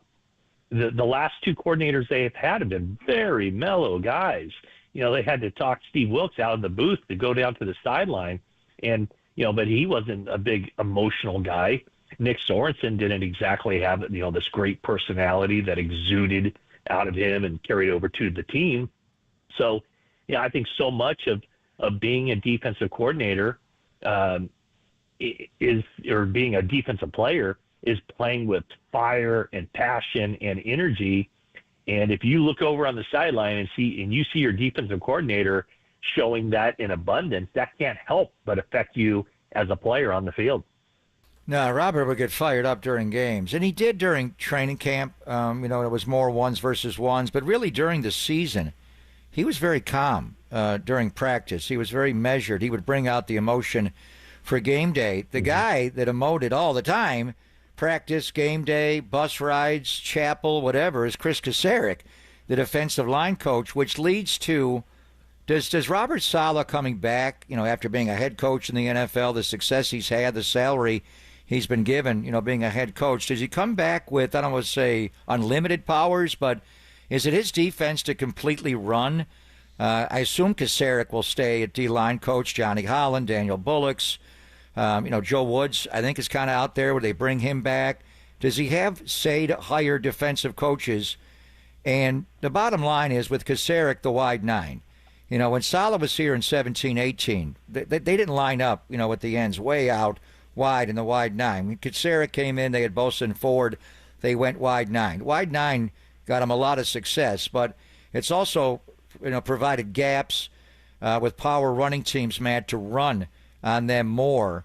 And I just wonder, Saleh did use the wide nine predominantly when he was the head coach of the New York Jets. As far as what you're hearing, is Saleh almost the head coach of the defense now? And do you think he stays with the wide nine they started the run here in 2019? Yeah, I thought he was the head coach of the defense for the most part. Well, certainly 19 and 20, and even leading up to that. And then DeMeco Ryans the same way. I would, here's what I know. Is during the course of the conversations with Shanahan, Robert Saleh assured the 49ers that he wasn't going to take a defensive coordinator position with any other team but them. But he wanted to see that process play out as far as the head coaching possibility. So, that Saleh heard everything that he wanted to hear from the 49ers during that process, those couple weeks where he was kind of in limbo as it pertains to where he'd be coaching this coming season. I would think that Robert Saleh will have darn near carte blanche to at least devise a plan to tighten up that defensive line. And it's my understanding Saleh is the one who brought in Chris Kasarik in the first place. It was, he knew about him pretty well from just being in Detroit. Robert Saleh is a Detroit guy and really followed the Lions up to that point, and he saw what Kasarik was doing with the Detroit Lions and decided that he wanted to implement that into his defense. So I don't necessarily see the 49ers getting away from that, but I do see them stocking up on talent that might be better at running that than what they've had here the past couple of years. You are listening to KNBR and KNBR FM San Francisco, the sports leader, a Cumulus media station, as we are joined by Matt Mayoko. And Matt, some exciting news for our show. We're going to be going out to the NFL Combine, which is going to be a lot of fun, and doing a lot of scouting of the position groups and, I don't know, whatever kind of shenanigans go on in Indianapolis. But because of that, I sort of had the thought to ask you an unconventional question here, which is, if the Niners stick with pick 11, what would you do to make an argument for why you should take O-line, or make an argument to take D-line, or maybe even a skill player if someone like a Tyler Warren is still hanging around at 11? Well, I would say let's start with the first one. If you think that the offensive lineman that you like, you can get someone very similar to that in a round 2 or even a round 3, and the same goes with defensive line. If you think that whether it's an edge or a defensive tackle, that you're going to get a similar talent later in the draft, and I kind of look at last year with Dominic Pooney. If the 49ers had selected Dominic Pooney, number 31 overall, who among us would be complaining about that? We'd all be going, well, maybe you could have had him in the second round, but it's a good thing the 49ers didn't wait to take him because he's a pretty good player. Well, they ended up taking him in the third round, which tells you that the offensive lineman that they thought at that point that there wasn't that value. So my point would be, if you think that those positions are such that you can get basically the similar kind of player later on, then you go ahead and take a Tyler Warren. And part of the reason I think that is, at least it's fun to talk about, but I think it is in play, is that, there will be changes on the 49ers offense. And, a year ago at this time, the 49ers a little bit later, but the 49ers went to Kyle Juszczyk and said, here's our offer. If you take it, great, you'll be back on the team. If you don't, it's been nice having you. And so, who's to say that Kyle Juszczyk, who they were ready to move on from a year ago, and it caused, some issues, but ultimately he's still the highest paid fullback in the league for last year. Once you start looking at the roster and you have George Kittle with some contract stuff that potentially, I think that the 49ers have kind of, one of the areas where you could say they can improve there is with their 2 tight end offense. And they haven't had in a very long time a second tight end who is really any kind of threat in the passing game. Eric Saubert, I think, had 1 touchdown catch, but he had 11 catches the entire season. Could you imagine if you had a Tyler Warren and a George Kittle out there at the same time? That's a nightmare for matchups for any defense. So that would be my argument why Tyler Warren could be a very good pick there. The other thing with the defensive line, I would say, is that whoever you take at 11, he's going to play, and he's going to play a lot, and he's going to be part of a rotation. Even if he's not one of the 4 best players, as long as he's one of the top 8 players, he can make an impact.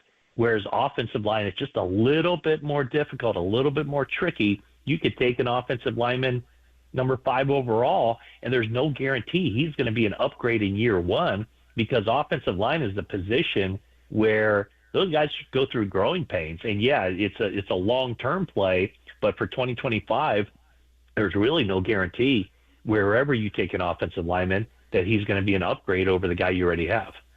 And Tyler Warren is not just a tight end. He could play Kyle Juszczyk's spot. He's Taysom Hill. You could play him at H-back, tight end. You could put him in the slot. You could line up inline Y. Hell, you could play Wildcat, direct snap him, and he throws left-handed. So that guy's just different. I mean, tell me who the first 10 picks in the draft are, and we'll tell you who the Niners may take at 11. You don't know. The one thing is, man, and the combine's not for 4 weeks, Kyle is not gone the last couple of years because he's been so concerned just coming off championship game losses, Brock's elbow, Super Bowl hangover. I got to get a new defensive coordinator. A lot of those, issues are resolved now. Do you think Kyle, with this 11th pick overall in the draft, might go to Indianapolis for the combine and bring the whole coaching staff this year? I haven't heard that. I would doubt it. I think they feel like the combine is kind of a waste of time for coaches, that there's just so much downtime. There's so much more work than can be accomplished if they just stay in Santa Clara. They don't have the late nights and all the stuff that comes with the combine. Now, as you mentioned, the combine is 4 weeks, right? And then there's another couple of weeks until free agency starts. And then 6 weeks after that is the draft. So a lot of that time staying back in Santa Clara can be, putting the last season to bed, evaluating the free agent market. So I don't think so. I mean, I think, Sean McVay was, he might have been the first one.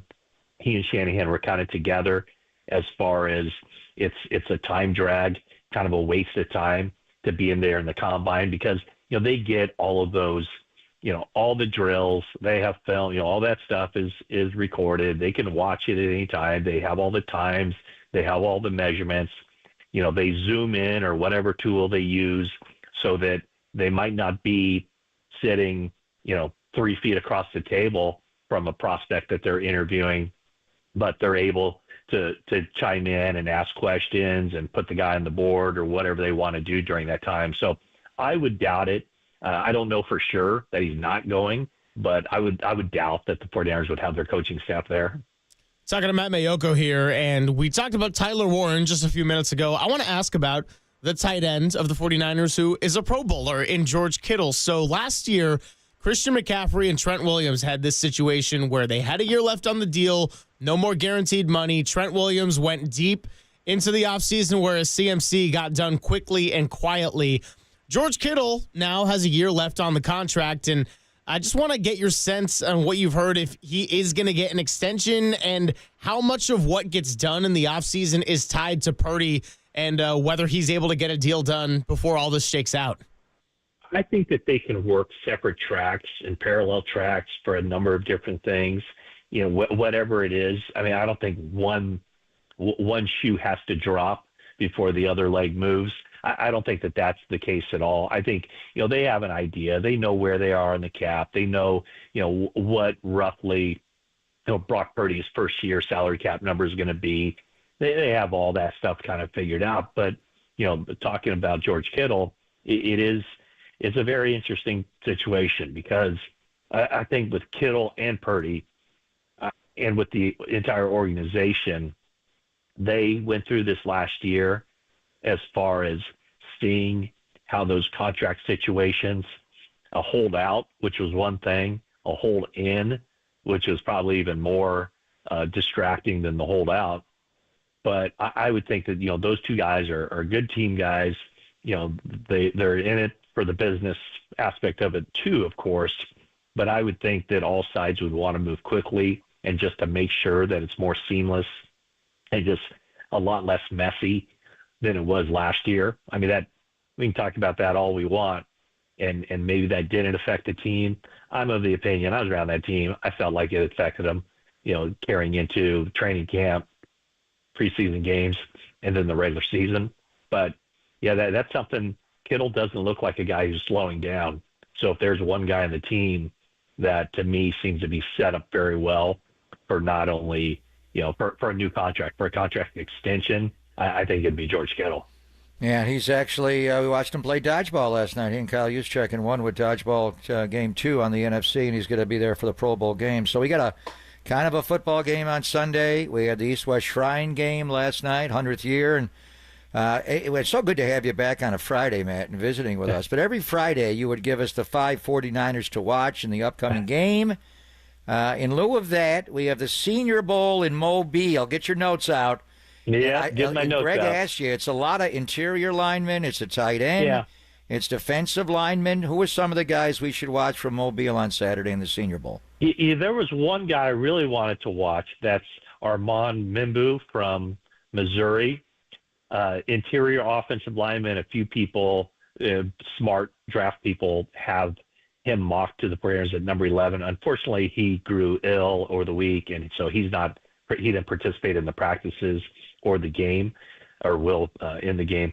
But some of the guys on my list to keep an eye on.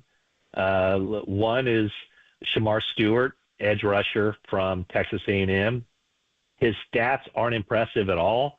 4.5 sacks in 3 years in college, but somebody with the size, the length, the explosion that he's seen as a guy who's going to be drafted because of the perceived how he fits into his traits fit into the NFL. So there's one guy. Walter Nolan is someone that I didn't list in that story, but he's kind of a smaller defensive tackle, and just talking about the wide nine, I would think you'd want more of a space eater at defensive tackle, but I'm sure that's somebody that you'll see mocked to the 49ers. How about TJ Sanders from South Carolina? Also a defensive tackle. Now, these are the names I figured I kind of slotted in where they could go. So he'd be like a second-round pick. If it's not Tyler Warren, how about Elijah Arroyo, second or third round tight end from Miami? I think we know that Warren and Loveland are going to be the first two tight ends off the board, but Arroyo could be that third guy, potential there for the 49ers. And then I got a couple of offensive linemen for you. You wouldn't have to take either of these guys in the first or second round, and it kind of would seem to kind of set up where the 49ers like to take offensive linemen. Well, one guy is North Dakota State, the Bison, Gray Zabel, who is an interior guy, played left tackle at North Dakota State, but probably figures in more as an interior lineman. And then a guy who has a lot of experience at center. In fact, the past 3 seasons, right tackle 1 year, left tackle the next, center last year. And you're talking this guy could be 4th round. 49ers have 3 4th-round picks. This could be one of them. Jonah Monheim from USC, guy that, you'll find centers in the NFL aren't necessarily stout. You're not going to get your 330-pound guy, and this guy isn't like this huge, road grader, but watching him move and how he gets to the second level, that could be somebody that the 49ers would be interested in. So there's my list, Greg. Greg's my 5s to watch. Got it all jotted down right here. I was going to say, I was writing it down. I'm going to have to spell check all the names and everything, but you got me with some good pre-combine notes already, Matt. I do want to let you go in a sec, but the last one, just kind of wanted to get your thoughts on now North Carolina's GM, Michael Lombardi, talking about T. Higgins as a possible fit to the 49ers. How much do you think they can afford to really splurge in free agency here?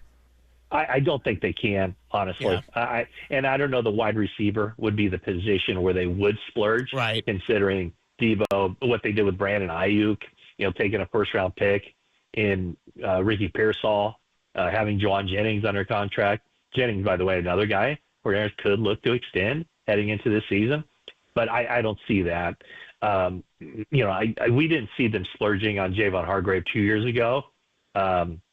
I just did something on YouTube where, like, if they were going to splurge on any player, who would it be? What position?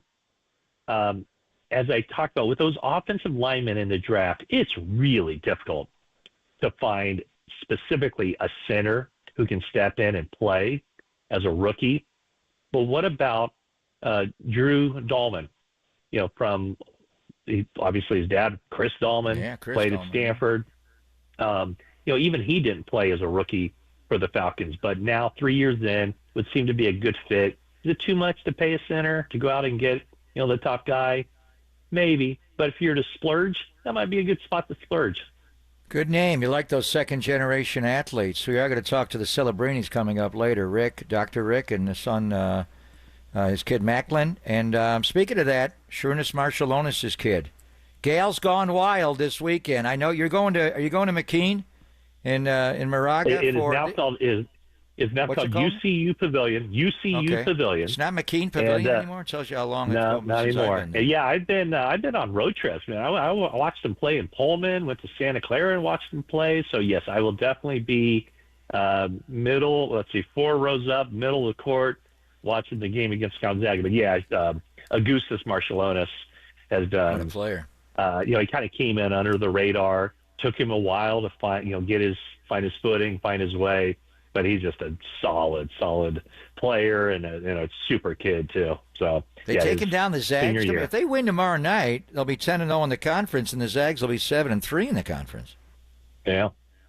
They put themselves there now. They're a couple games into this gauntlet. But they went to Washington State, or they played USF. They went to Washington State, went to Santa Clara. So this is kind of the tough stretch of their conference schedule. But yeah, man, if they can pull that one out tomorrow night, they're in pretty good shape for the conference for another conference championship, be the 3rd in a row. Matt, we could do this all day. Appreciate you coming by, and we'll have to have you on for the West Coast Conference Tournament and March Madness and all that. We might just do a live, if St. Mary's plays during the 10-2 block come March, I think we might just have to do a live watch with Matt Mayoka. Annihilated. What do you do? A shot before tip-off? We don't want him on game. There will not be a chance I would go on the radio with you guys during that time because I'll be there. I know. Fair enough. Go, Gales, go! All right, Greg and Greg. Thanks, Dale's man. gone wild.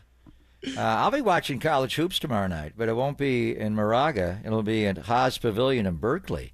That's right. Syracuse is coming to town. Syracuse is playing at Cal tomorrow. And hopefully they play better than they played Stanford the other night. Yeah, and They were hopefully down 25-2. I never thought I'd say it. I miss you, Jim Boeheim. Oh, geez. 25-2? I was going to say hopefully Cal plays better than they did against Syracuse in football. That was going to be my comeback, but we'll keep moving on the other side, react to what we just heard from Matt Mayoko. Bye, Matty. It is Papa and Silver on the Sports Leader.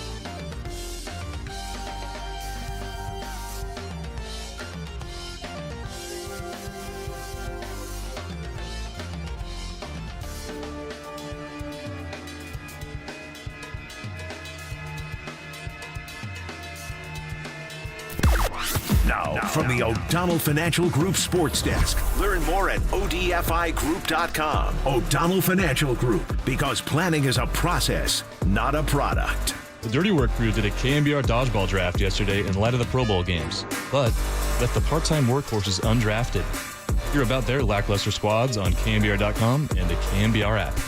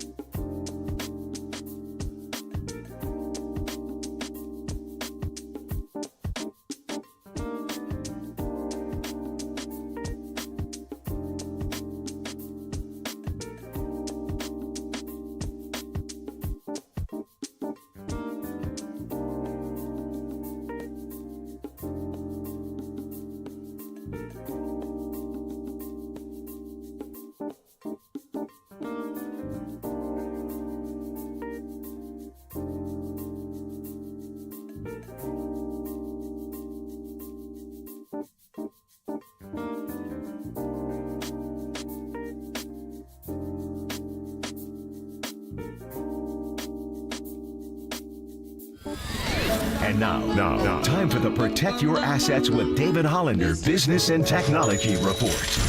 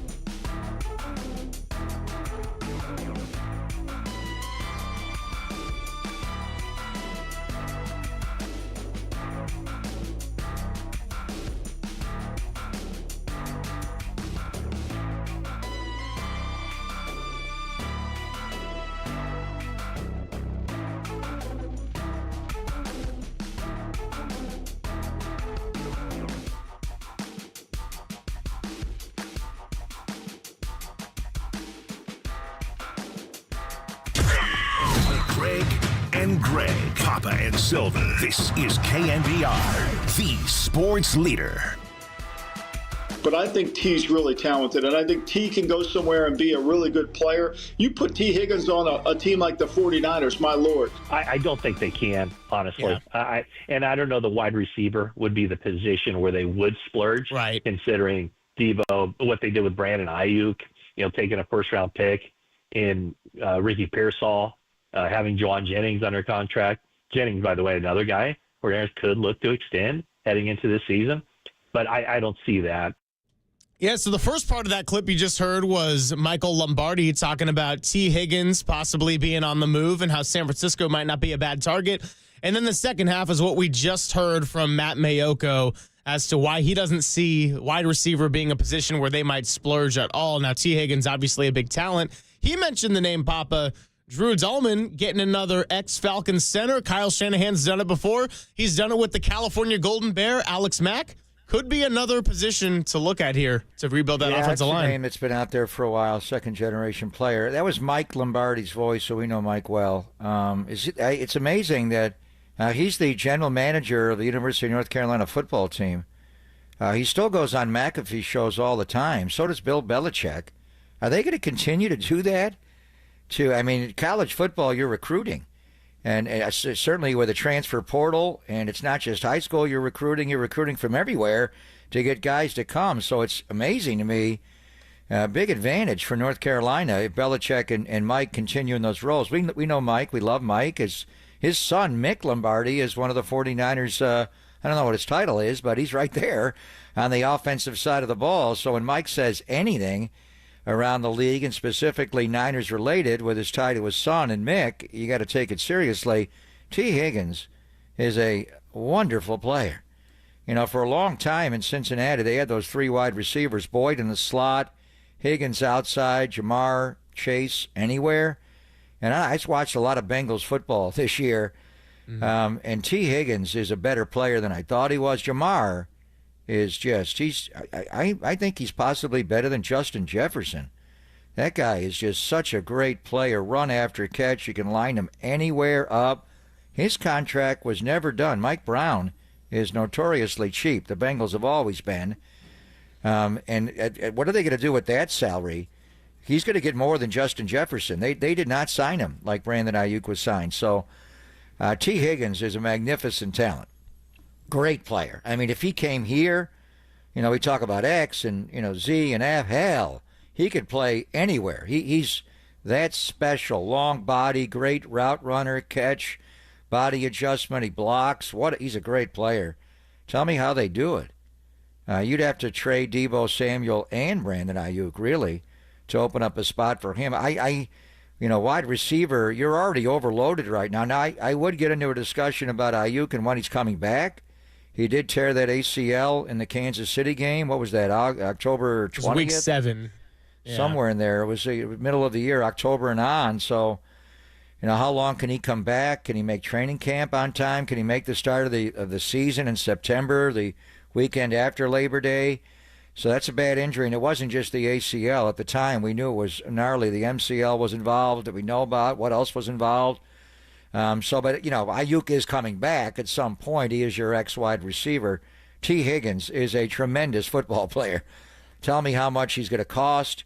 Tell me, how you accommodate him. There would certainly be a Deebo trade involved. Could there be a scenario where Ayuk and Jennings and Ricky Pearsall and T. Higgins all coexist? Sure, you could do that. Guys get hurt, and Ayuk's coming off a bad knee. But if you're to prioritize positions and buying free agents, wide receiver would be a conversation in a different manner. I'm not so sure. I mean, that would be, as soon as the new league year starts, T. Higgins is one of those guys that gets paid big money right away. He does not wait around until a week later and you get him cheap. You get that guy right away. He's costly. Oh, yeah. He's going to get a lot of money wherever he ends up going. And that's kind of why I brought it up, Papa, was because, yes, they have Juwan Jennings, and Mayoka's like, well, they could extend him. Ricky Pearsall is going to get his first full real offseason, and hopefully he stays healthy and can get, we saw what he was at the end of the year with that Detroit Lions game. There was a lot of potential there. The footwork, the route running, the man coverage, which the 49ers really struggled against. We'll see what happens with Deebo Samuel, and we'll see what happens on the road to recovery with Brandon Ayuk.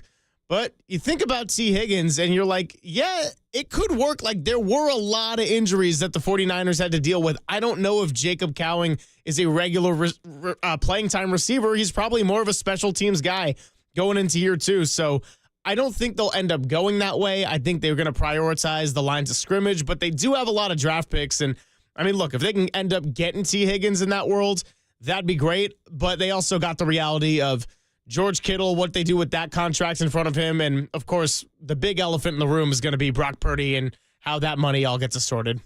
Yeah, Mike's a friend. We text Mike all the time. His son is Mick. If he's saying something, it's to be taken seriously. Yeah. How much money are we talking about? I mean, seriously, how much is T. Higgins going to make? Stephon Diggs is a free agent this year. You got Keenan Allen, Amari, Chris Godwin, a free agent. There's some wide receivers out there.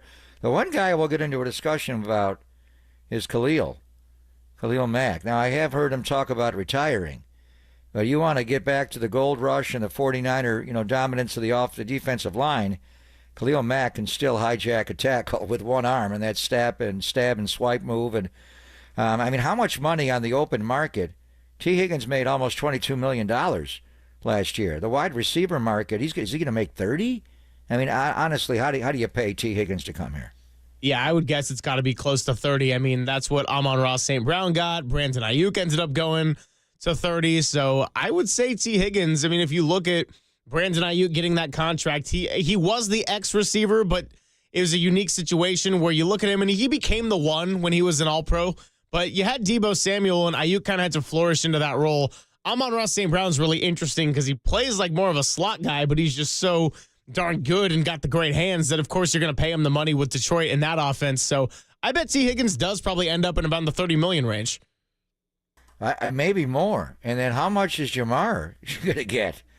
What's Mike Brown going to do with him? I mean, you would think just sign him, but he's going to get more than Justin Jefferson. He's going to be the highest paid wide receiver in football. He's that good coming off a wonderful year. So we'll get into it all. Obviously with East-West Shrine last night, Senior Bowl coming up, Combine in 4 weeks, and then the new league year starts. But as you start to think about, the draft board and assessing it, it's all tied together. I never liked the fact that the NFL has free agency first and the draft after. You think you would do it the other way around like the NBA does, but that's just the way it is, and they're not going to change that because it gets guys paid. But there are going to be a lot of good football players to buy. I'm more. I think right now, wide receiver would be a luxury addition to the team. Even if you trade a Debo, you're fine with getting Brandon Ayuk healthy. Ricky Pearsall can play X, Y, or X, Z, and F, not Y tight end. And then you've got Juwan, and Juwan proved that he can be an X a lot, but mainly he's an F. He's a slot. And then, you could, you got other people involved there. You talked about Cowing. I think Cowing will do more next year when he gets a little more of a handle on the playbook. But I know Mike's a credible source.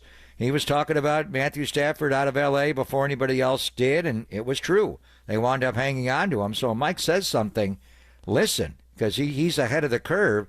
But I don't know why, he's aligning to the Niners there. And just tell me a scenario where they're going to pay that kind of money to get him. Now, if they move Debo's salary, it would maybe open up, but you still have a lot with existing Brandon Ayuk, Ricky Pearsall off a healthy offseason, you're hoping, and then obviously what Juwan Jennings was able to do last year. Yeah, no doubt about it. So here's what we're going to do. We got Ask Papa Anything coming up in about 20 minutes. So before that, want to touch a little bit on baseball and kind of get the well-rounded perspective here. Jim Bowden spoke about Pete Alonso's situation and Buster Posey's philosophy. We'll get into that next before it is time to Ask Papa. 415-808-5627, the number to chime in on the phone lines and the Golden State Lumber and Building Materials text line. It's Papa and Silver hanging with the Gregs on the Sports Leader.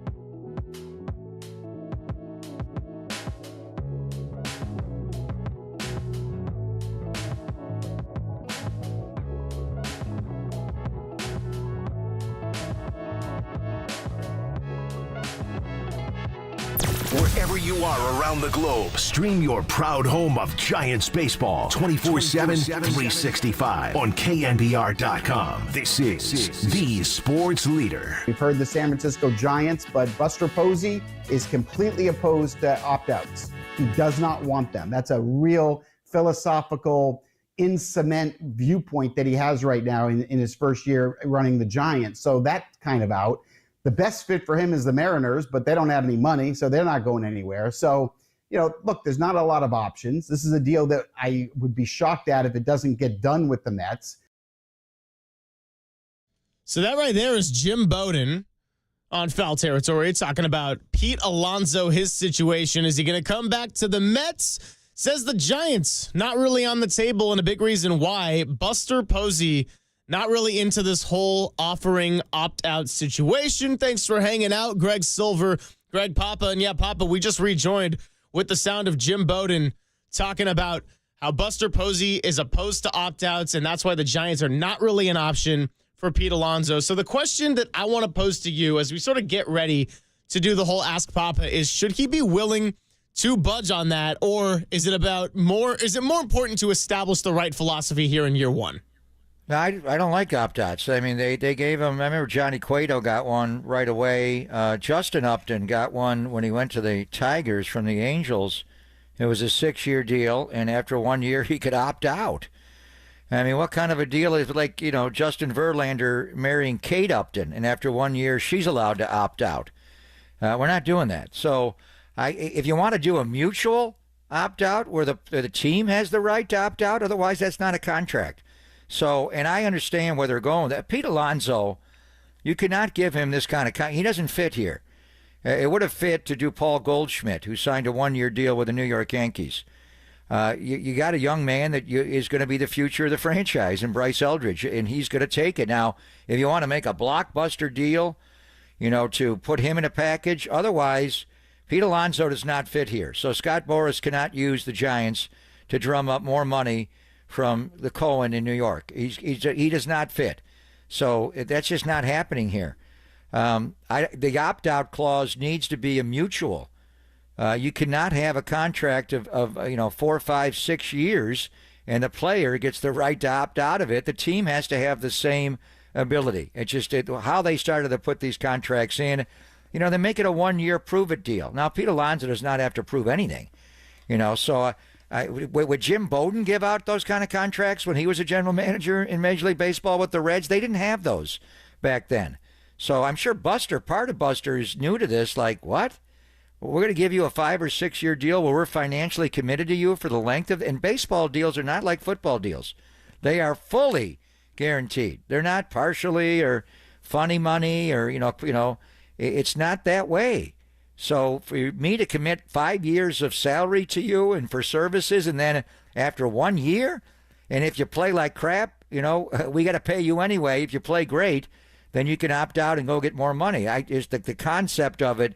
If you made them mutual for each term, if you want to opt out after a year, 2 years, then we want to have the same ability to be able to opt out. So, you're just not going to go that way. I think the one intriguing thing is as we get a little bit more down the road here, we talked about trades, Jorge Soler, that all the money they spent last year unwisely, they're just not going to do that this year. And Pete Alonso is more of a proven commodity. But we talked about Luis Robert Jr. We're going to Ricky's memorial tomorrow, and Tony will be there. We reached out to Stu to come on today, and Stu just can't. He's got so much going on with the family or logistics. He's really kind of pulling it all together. It's going to be really emotional. Maybe we'll get Stu on Monday, and Reggie will be there. But we'll ask Tony about Luis Robert Jr. That's a name. If you wanted to make a baseball trade to get him, we also talked about Dylan Cease. If San Diego and A.J. Preller wants to make him available. Pete Alonso, I think in any form, unless he signs a 1-year deal, he does not fit here. We have a young guy that we don't know what position he's going to play, but right now we're going to groom at first base. He start the year at AAA, and then when he's ready, he's ready. Otherwise, we're not investing any money in that position beyond. And they've talked about Lamont Wade Jr. and Wilmer Flores going into a platoon again. The name that I kind of mentioned before, and it just dropped away there for a while because I was locked in on Goldschmidt. And Goldschmidt, to me, he's Buster Posey clone. I mean, he studied Buster's stance. He looked like Buster. What a productive hitter. But Goldschmidt's gone. He took the gold from the New York Yankees, Goldie did, and that's a good call for him. How about Anthony Rizzo? Shayna Rubin mentioned him in the Cron. And I had thought about him because you're a little worried about being too right-handed heavy in the lineup. How about Anthony Rizzo? Stands right on home plate the way Barry Bonds used to. Productive player, really good defensively, obviously. Left-handed hitter. I think then you're open to moving Lamont Wade Jr. or doing something else with Lamont. To me, that would be a better platoon situation. Would you want to play Rizzo left on left? Do you want to play Rizzo every day? Wilmer would just be. I think it's a great thing to have Wilmer and or Lamont available to pinch hit later in games, no matter who starts and what arm is against you. They just don't do that in baseball. They don't carry strictly pinch hitters. They have platoon positions where we can go, like Gabe would call it, the line change. Alonso, there's no market for him here. I do not see that happening. But where's Anthony Rizzo at right now? Are the Giants talking to Anthony Rizzo at all? So just one quick follow-up on Alonso. In a hypothetical situation, would you do a 1 or 2 year deal with a mutual opt-out or just straight up? 1 year deal. 1 year deal? I was going to say. How much does he want for 1 year? He can get off of what he did last year, the homer he hit against Milwaukee. I'm sure Boris is trying to get him a 4 and 5 year deal, is he not? I mean, why would Polar Bear if he wants to do a 1 year deal? Now, it's not my money. Giants are pulling back a lot. They have some money to spend. If you wanted to, they saved $6 on Taylor Rogers. If you move Lamont's deal, would you give? You probably insult him in a 1 year deal. Yeah. I mean, what would be the lowest? 20? Would he do a 1 year deal for $20 million a year? Yeah, I'd do that. But I'm not. Why would you commit to that beyond when you have a guy you're grooming to take that spot every day the next year? Pete Alonso can't play anywhere else. You want to DH him at $20 million a year? So what about DHing Eldridge if he's not big league ready defensively? Well, he's too young to DH. You want him to learn to play the position. That's way too young. I mean, I'm not. If he's that guy, then I'd trade him. Yeah. How good is he going to be offensively? If you're going to be a 21, 22-year-old DH, then maybe you don't fit here ultimately. I don't know. I saw him when I went to watch Blake Snell on Mother's Day last year, and his body, wow, he's impressive. He looks like a left-handed Dave Kingman, the way he uncoils, and he's going to have power. But, I mean, what is the market for Alonso right now? Who's out there bidding for his services? And you would have to think he's looking to get a multi-year deal, obviously. I mean, if you could get Alonso for a Justin Verlander 1 year deal at double that, I mean, would you go $30 million a year for Alonso? I may even do that. But how do you commit more than just 1 year where you think by 26 Eldridge is going to be your first baseman? Yeah, no, I hear you on that. I just look at this team right now and the quote that Bags put out there about we feel like the roster is pretty set from Buster Posey, and I'm thinking, man, they're just one power bat in the lineup away from really making me intrigued. And I love the Willy Adames signing. They needed a shortstop. They went out, addressed plan A. But other than that, it's just been signing Justin Verlander, which I think is a solid move to, give some cover when your young arms continue to grow and you see what you got there in the farm system. But I just think they're one bat away, and I know they have a formula for the way they're trying to win games.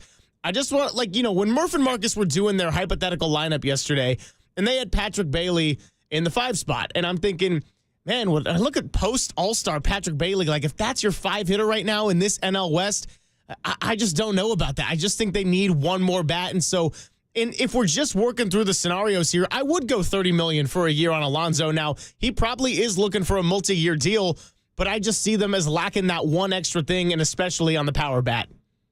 Yeah, I mean, as far as Bailey, it depends if you're facing a righty or a lefty. If it's a righty and he's batting left-handed, he could hit 5 or 6. If it's a lefty, now he may not be in the lineup. It may be Tom Murphy or somebody else, Sam Huff, but he's going to hit down in the order. I mean, that guy, he could be a 3, 4, 5 hitter or a 7, 8, 9 hitter. His career has not yet been defined, and that'll depend on matchups and how you're swinging. I mean, to me, Luis Robert Jr. would be the bat to go out and get if you can get him. And then Rizzo, he had a down year last year. Mm-hmm. He was hurt a lot. He didn't play much. So you may be able to get him really cheap. But 2 years ago in New York, he had 32 homers. Now, that short porch at Yankee Stadium is made for his swing, but he's really good defensively. The way he stands on home plate, he gets hit by so many pitches. He reminds me of Barry Bonds. He's just right. 2 years ago, he got hit 23 times. So he gets on base one way or the other. He's a good clubhouse guy. Weight loss. I mean, he did have a down year last year, and the Yankees did swap out, Rizzo. He's gone for Goldschmidt, but I don't know. Is there talk out there? I saw Shayna mention, and I've been thinking about it, to bring Rizzo to the Hizzo and bring him to the Bay Area here. I mean, what's the word? How much would it cost you to get Anthony Rizzo? $5 million a year? Would you have to go 10? He's still available, and February 1st is tomorrow. Yeah, right now, he was his last contract was the 2-year, $40 million. So could you go from 20? I was going to say you could go 10. I'd take it. I'd take something. I mean, then what would you do with Lamont Wade Jr.? You'd probably move him, which I would be on board with. You see, and Rizzo may be available March 1st. As you get deep into spring training, and now you're a month away. Season starts late March. That may be something you can wait out. He's a veteran guy. But that would be kind of, let's see what Lamont Wade is in spring training. Does he look better? It's with Lamont, it's all about his legs. His knee. Remember, he got hurt that last spring training game running the bases, and it just fell apart. Last year, he had a 480 on base. I thought for sure he's going to be an all-star. And then he popped a hammy, came back, and he was just running like a snail. I mean, he and Wilmer could not run at all last year. Not at all. Now, first base, were they the least productive first base hitters in baseball last year? I mean, it was brutal. But something tells you that they may have a correction, and that was an anomaly. If they go back to what they are and what they've been, they could be an interesting platoon. But I would have to have a little cover, especially on Lamont, because he has a history of this, and Anthony Rizzo would not cost you a lot. Well, here's the deal. If you want to ask us about the Giants, you can go ahead and do that. If you'd like to go back to the Niners, throw in your questions, or if you want to go all the way back to where we started the show, the NBA, the trade deadline, the All-Star break, and the Golden State Warriors, you can do any of that, because coming up on the other side, we will ask Papa anything. That's right. 808 KNBR, 415-808-5627. Also in the YouTube chat, a great chance to ask Papa. Cole, I expect you to not miss a single message or a phone call. Let's do this on the other side on the Sports Leader.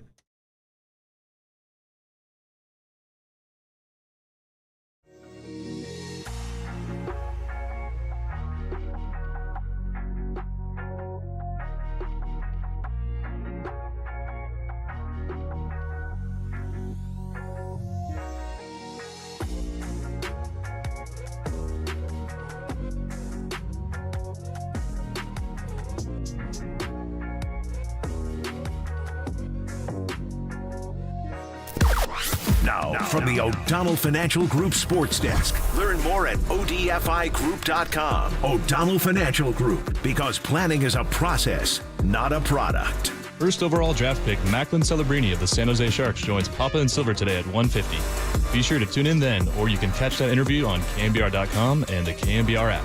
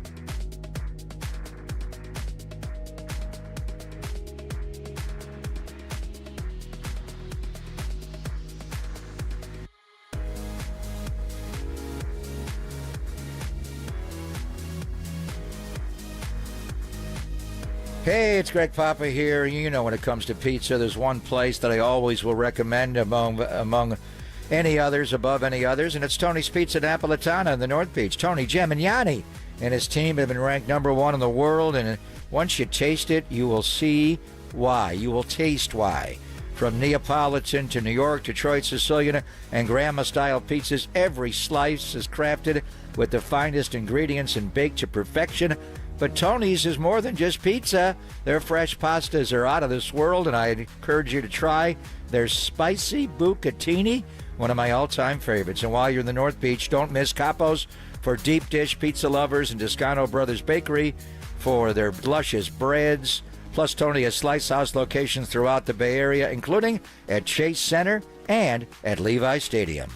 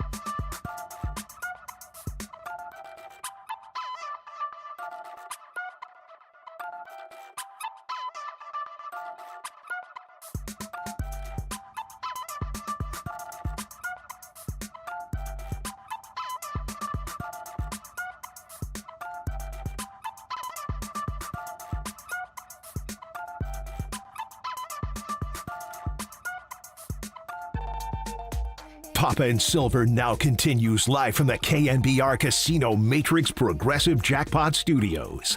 Casino Matrix. Progressive jackpots are here. Where are you? Just drop in. Please play responsibly. 1-800-GAMBLER.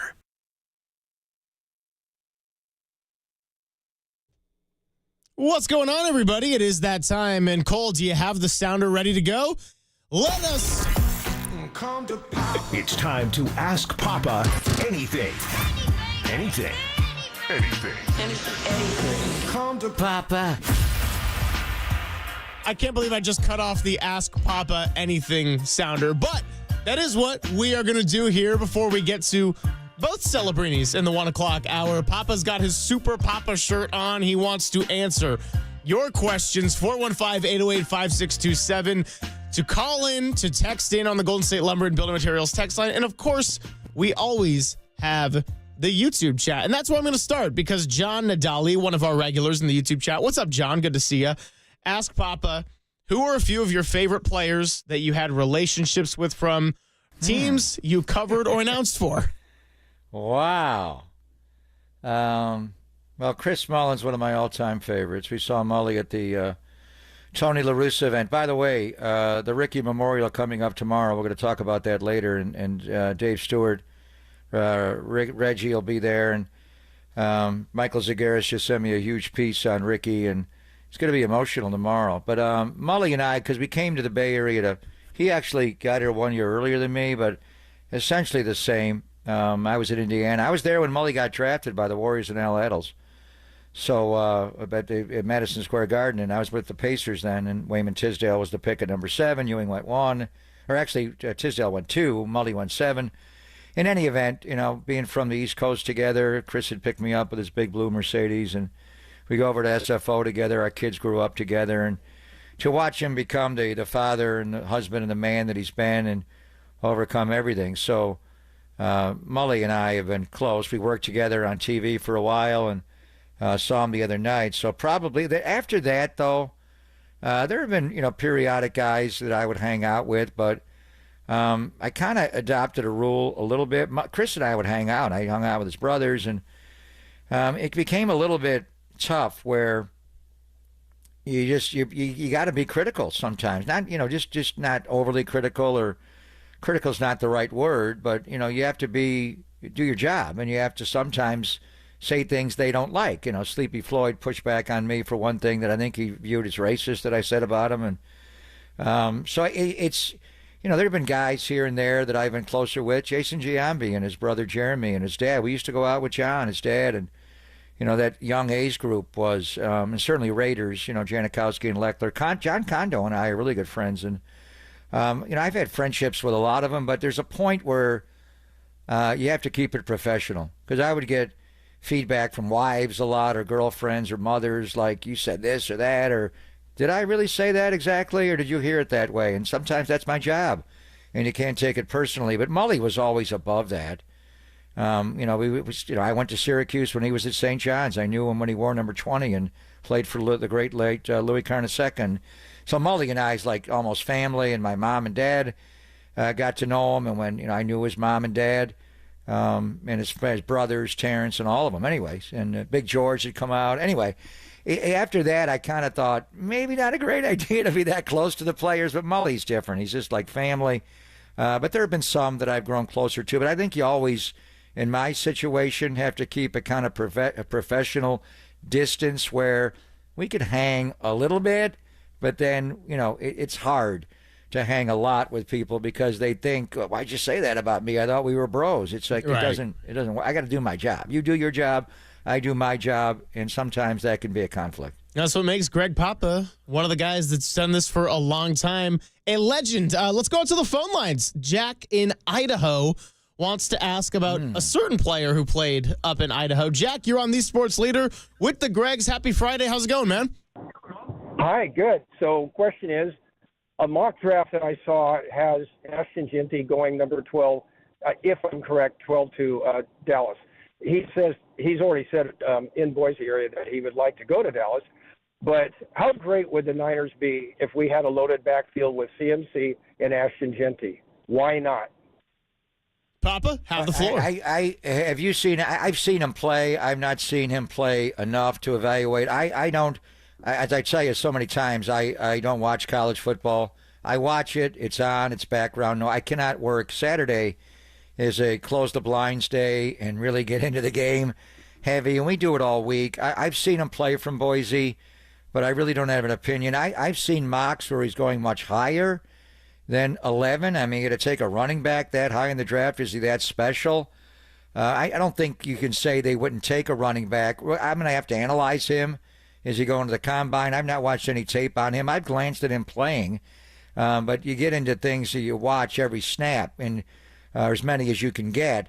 The one thing with him, do running backs typically go that high at number 11? I mean, when you get a great one like Saquon or Bijan, these guys do go high in the draft. They're 3-down backs. The way Saquon blocks is just unbelievable. The job that he did blocking against Bobby Wagner in Washington in the NFC Championship game.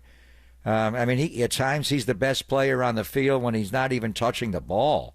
He's that good. And Bijan is just a third-round back. And then when Detroit took Gibbs at number 12, people were screaming, "What are you doing? You don't want Jahmyr Gibbs on your football team right now?" He's a difference maker. So I would defer, Greg, if you got an opinion on him. I would just think that what you have, he may grade out that high. Do you have to take a running back that high? They overvalue a lot of positions in football, and certainly the quarterbacks. I think the ultimate interesting element of this is how much can the Niners benefit at 11 with a lot of quarterback-needy teams at 1, 2, 3 throughout the top 10. They may overreach. There are a lot of good free agent quarterbacks out there as well. What's going to happen with our guy Sam Darnold? What's going to happen with Kirk Cousins? There are other ones that could be starting caliber players. You may go through free agency or trade, or if Kirk gets released. But do you take a running back at 11? That's probably a little too early. But all of these players you're going to ask me about, I haven't studied any of them yet. That's what the combine's going to be about. On the flight there, I'm doing a red eye, and we'll start to study, and we'll look at it all when we're there. And then obviously between the start of that and the draft, but the new league year will be first. I I do not have an opinion on these guys yet. Nobody does. If you ask John Lynch about Ashton Genty, he would probably know who he is. Well, we don't know who he is yet. We got to get all the scouts in the building, and let's see him at the combine. Let's interview him. Let's meet him. You're just kind of looking at it. They've just dove into the process, and I haven't even started the process yet. So we'll have strong opinions, obviously, between now and late April. We're certainly not having them in late January. Yeah, a little pre-combine opinion there from Greg Papa. And I'll tell you this, I don't watch college football like crazy either. I mean, I would do it when I'd be coming here to work on the weekends in the early part of the football season and everything. Ashton Genty is going to be a fantastic player. He is a true workhorse. That said, when I think about the 49ers and Kyle Shanahan and what he has been able to make out of running backs, you don't need to take the big swing in the first round when you consider the other needs on your team. I think about J.P. Mason, Raheem Mostert, Elijah Mitchell, later round or even undrafted guys who have had success in the system before. So I think Ashton Genty is very much NFL ready, but I don't think that's where they should go. I'll tell you that you're listening to KNBR and KNBR FM San Francisco, the sports leader, a Cumulus media station. Papa and Silver hanging out, and it is time to ask Papa anything. So 808 KNBR if you got a question. And we're going to go right back out to the phone lines. Jack, appreciate your call. Let's go to James in Crescent City. James, you're on the sports leader with the Gregs. What's happening? What up, Gregs? Hey, I have a wild question. Maybe it could work. Kevin Durant to the Warriors this year. We trade our haul that we were going to trade originally to Miami, and they get Jimmy Butler in Phoenix. And I'll take my. Hold on. So what's the Warrior haul? Believe me, you won me over. You had me at Durant. We can get Durant back here. Is Wiggins gone? And I'd be cool with that. Is Kuminga gone too? Who are we trading? I would give up Kuminga to win now. Yes, Wiggins, Kuminga, okay. GP2, possibly Pods, and maybe a pick in there as well. Whoa. Okay, so you're giving up the whole enchilada. To get KD back in the Bay, reunite him. Why would Matt Ishby and Josh Jones? I mean, isn't what they want to do is put Jimmy Butler with Kevin Durant? If they put Jimmy Butler with Kuminga, Wiggins, GP2, and Pods. Yeah. Does Kevin Durant really think he's going to win another championship in Phoenix? If they get Jimmy Butler, I think it's possible. This is large. I mean, the bottom line is, and you know how much I love Durant. Honestly, he's one of my favorite players I've ever watched. And I think the one thing that he has a problem with is turnovers. And he is going to play the game tonight. I think the last game he played, he had a wrap on his left thumb. Steph's got the one on the right thumb. Just ball handling. Durant turns the ball over a little bit too much. Last time we saw him, he had 8 turns in that game. I thought Mike Budenholzer would create a move the ball offense like they did in San Antonio and like he had here, where he would avoid holding the ball too much. But he's Kevin Durant. He's gonna get to his spots, which is anywhere in the front court, and he's gonna rise up and stick it to you. I've always wanted Durant to come back. You know, when he was forcing the trade, Greg, out of Brooklyn, I think that was the time to get him, right after he won the championship in 22. And they would have done it. Steph would have done it. Draymond would have done it. I don't know about Steve. There was a point there. We should have asked Bob about that, how honest he would have been. There was a point there to reacquire him, and then I thought that ship has just kind of sailed. I would entertain any scenario to reacquiring Kevin Durant. I don't think the owner of the Phoenix Suns, Matt Ishbia, is going to trade Kevin Durant. He ain't doing that. But are you open to the concept, no matter what trade we make, if we keep Steph Curry, do you want to reacquire Kevin Durant? 100%. Who's that? That's James in Crescent City, still on the line. Oh, James is there. Okay, James there. I thought you were asking hung up James. On hold the whole time. I thought that was Bob Myers saying it, or Mike Dudley of your show. There you go. He hung up. How about you, Greg? I mean, would you, any scenario, if we reunite Steph and KD, would you do anything, and not anything, but would you move a lot of players, all those players, Kuminga, Wiggins, GP2, Pods, future picks to get Kevin Durant, and how old's KD now, 36, 37?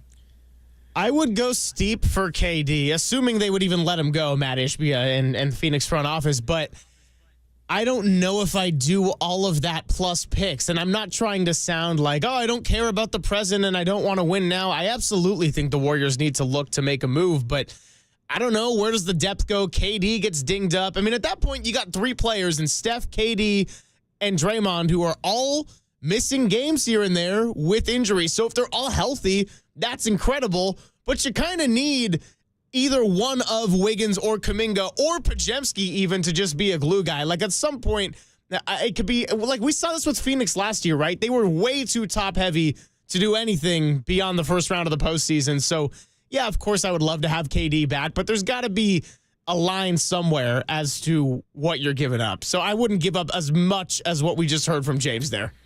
Well, I mean, and he's the same age as Steph. So, I mean, you're talking about 37-year-old players in their 17th year. Wow. It's just, I don't know about all that. I love Durant. I would do anything to get Durant back here, I honestly would. But there's a shelf life to this. If you're looking to, extend Steph's championship window, which I think it's everybody. Everybody on the team wants to win a championship. Steph has won 4. I understand what a great player he is, but sometimes you don't always win at the end of your career. But when we watched them together, that 1-3 pick and roll, the 3-1 pick and roll, that was the most beautiful basketball we've ever seen. And Durant's not a big like Kareem is, so it's hard to compare Magic and Kareem or Kuzi and Russell or whoever you want to bring into it. But the way they played, that was more the modern version, a perimeter player and an inside player. There's nothing better to watch than Steph Curry and Kevin Durant, and they like each other. He didn't like everybody here. He butted heads with Draymond. He butted heads with the head coach, but he loves Steph, so I don't know. Yes, I'm in, but you guys all do. I don't know how to do. I always want to bring. I'm not going to have any scenario where we're not going to reacquire Kevin Durant, but I think that is one of those where it's just, why is Phoenix? If I'm Phoenix and Ishbia, I'm not trading for Jimmy Butler if I don't have Kevin Durant on the team and Devin Booker. That's the whole point. Am I going to bring in Kuminga and Wiggins and GP2? Maybe over time, but if I'm going to get Jimmy Butler, I want Kevin Durant on the basketball team, so I don't see Phoenix trading him. Yeah, I don't either, and that's kind of why I have sort of just set the KD thing to the side since the late end of the offseason there. Not any questions, but a couple of 916 texts. One of the 916 kind of likes your Rizzo idea, Papa, talking about how the Giants are very short on left-handed power, so got a thumbs up there. And then another 916 on the note of the Ashton Genty thing says they would rather draft Cam Scattaboo in the 3rd round. That's an interesting one. Do you think he goes all the way there? They love him. Arizona's going to get territorial rights to Scattaboo some way or another. Do we need more running backs on this team? I think the key thing is signing Jordan Panchez Mason, getting him back on the roster, whatever you have to do.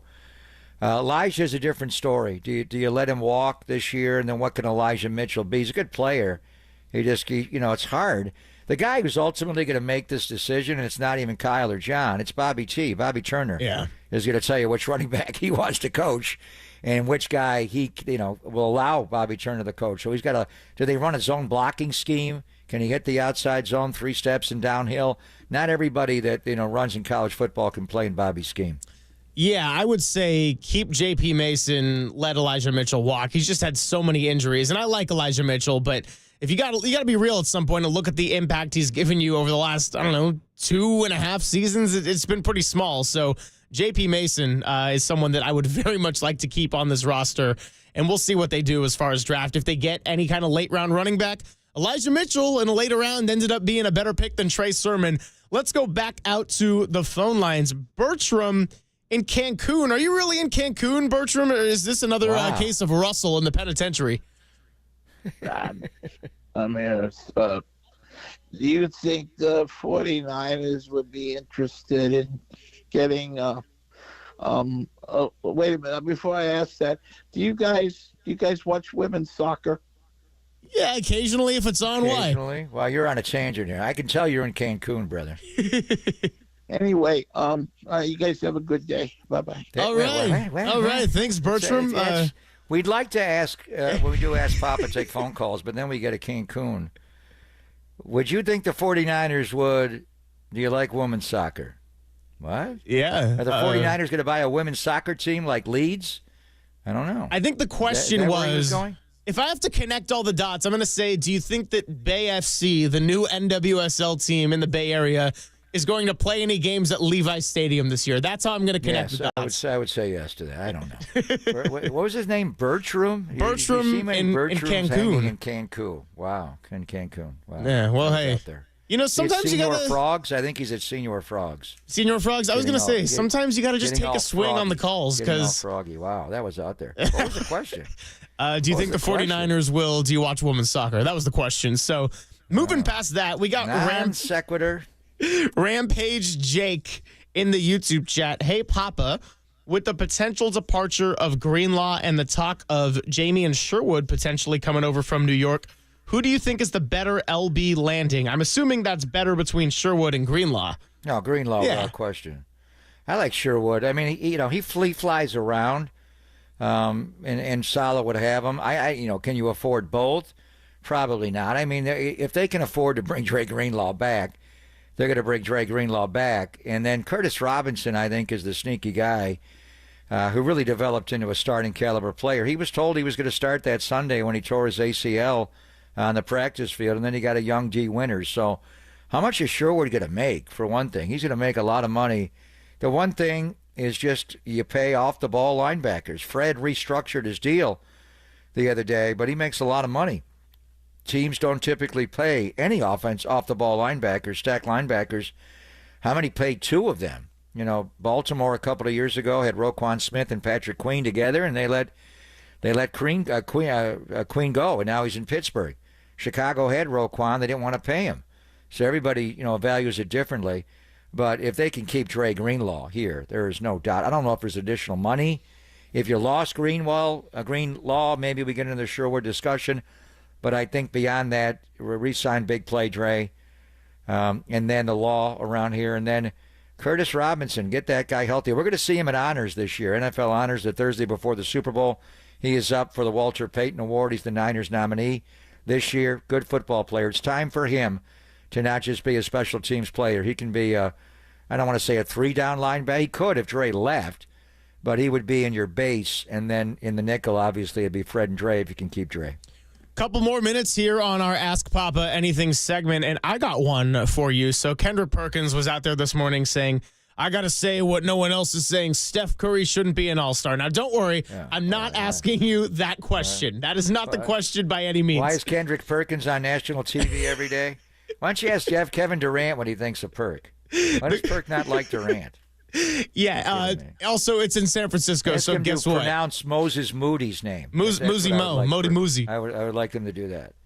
The question that I do have for you, which I think is a much more enticing and thought-provoking question, is it is the season of all-star snub talk. And what I want to ask Papa is, how much do you think that team success should have weight on this category? Because you look at a LaMelo Ball, and he probably statistically absolutely deserved to be an all-star, right? But then the Hornets are so bad. Where do you come down on this team success when it comes to all-star selections? When it comes to like the MVP award, very much so. But when you get into individual awards, like Rookie of the Year, no.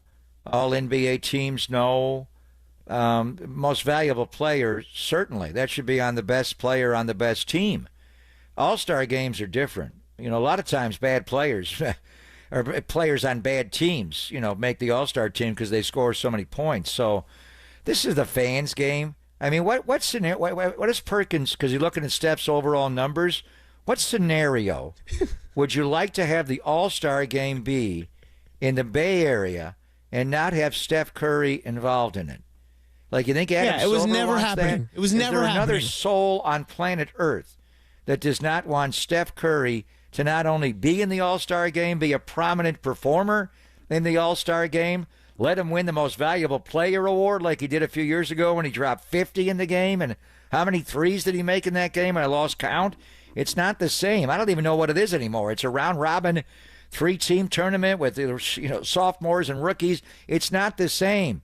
It's entertainment purpose. I want Steph involved every single day. Get him something to do on Thursday, Friday. Broadcast the game. Obviously, the practice on Saturday, All-Star Saturday night. Who's he going to shoot against? What scenario would you present to me that you do not want Steph Curry to be in the Bay Area All-Star game? Is he joking? There'd be no Warriors there. Kendrick Perkins. Except for Trace Jackson Davis and Pat Spencer. Who else would be there? Yeah, I was going to say Perkins and Barkley can have their own box at the All-Star game, and we'll just stick them in there. Way off. Who's gained the most weight since they retired? Sir Charles or Kendrick Perkins? Papa, appreciate you answering all the questions on Ask Papa Anything, including, do you think the 49ers, do you ever watch women's soccer? Bertram from Cancun, brother. I don't know what you're doing in Cancun, but I want to go there. Me Except too. If we're going to Senior Frogs. I'm not going there. All right, Papa. Well, we'll reconnect in just a bit, but right now it is that time, and we're doing it a little bit earlier on a Friday. It is time to make some money. The following interview is being paid for by TakingVegas.com, and the views, opinions, and picks expressed do not reflect those of the station or its ownership.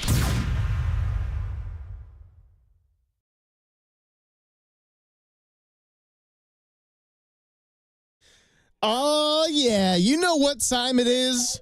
I don't even need to say it if you're listening to the audio. It's time to make you some money. So we welcome in our buddy JR of Taking Vegas. You can call 888-9-WIN-NOW. Get some recorded messages. And we still got sports going on, even with the football season winding down, JR. A lot of hoops to talk about, and there's still one more big football game to get to next weekend. You're not kidding. First off, happy Football Friday, to you, Greg, and all the listeners of KNBR in San Francisco. Guys, here's what I'm doing, okay? I want you to lock in the big game early. The line on this game will change. I'm going to give you the winner of the big matchup between the Eagles and the Chiefs. It is absolutely free, and it is right now sitting on my famous recorded line. So call the number. It's 888-9-WIN-NOW. That's 888-994-6669. Sitting on a recorded line, the point spread winner. I'm not giving you the total. I'm giving you the game side, and I'm giving it to you for free. All you got to do is call the recorded line and get the game. It really is that easy. No strings attached, no wool over your eyes here, guys. We are serious about making money, and we're going to show you how to do it. So call the number now, 888-994-6669. That's 888-9-WIN-NOW. All right, so JR, we are getting into the time of year where random college basketball highlights will just pop up on your feed. It's a lot of fun. March Madness, that first Thursday, Friday, seriously, two of my favorite weekdays of the year. I would just say days of the year, actually. And so as we kind of start thinking about college hoops, there's a good way to make some money off of that. What do you got for us in the NCAA? Sure. First off, guys, every year, historically, over a decade now, I've hit the most insane percentage in college basketball than any other sport out there, period. Okay, right now, I am documented. If you are a client of mine, I'm hitting over 70%. I can't say that on air unless it's true. It's an insane number, I know. But we're right now sitting right at 71% on the year for college basketball. My top plays are even better. If you're serious about making money, then I'm telling you, you're going to miss out if you're not in for our college hoops. Now, every year, I go to Vegas for the first and second round of the NCAA tournament. I will be out there again this year. If you're one of my clients, you will be invited to come meet me out there and make a huge score for yourself with the money that we're making from now until the big dance.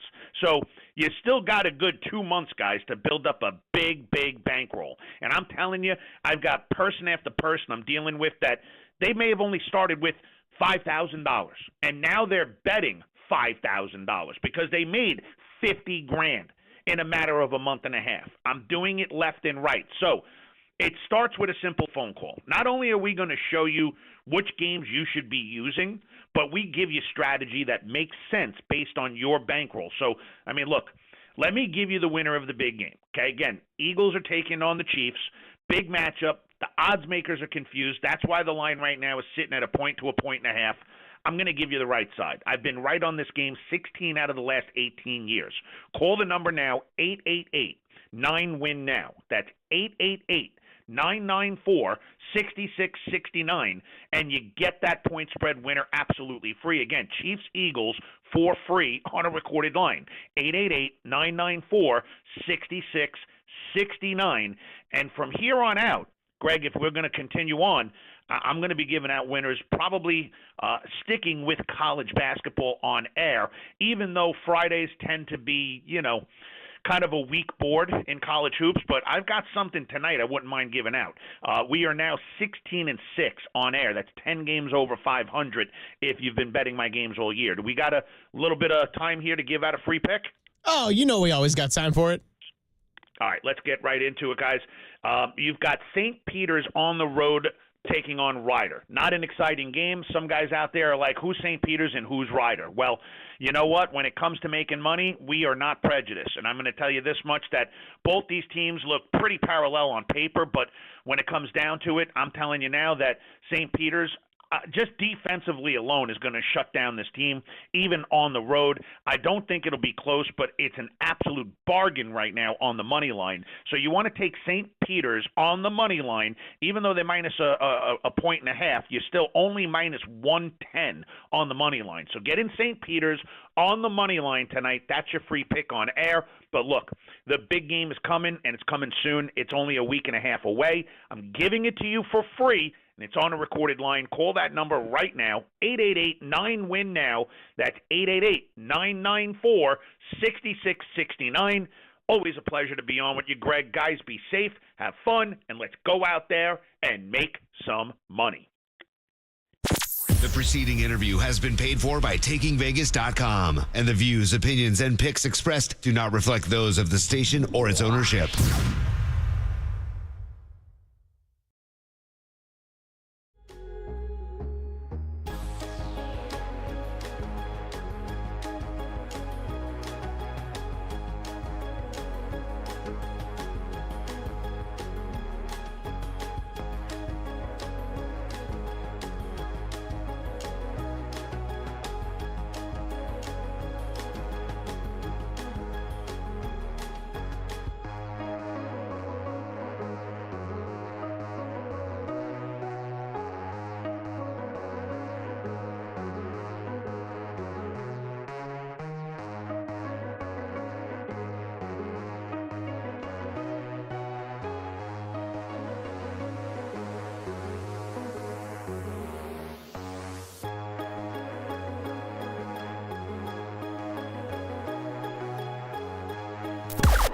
Now, from the O'Donnell Financial Group Sports Desk. Learn more at odfigroup.com. O'Donnell Financial Group, because planning is a process, not a product.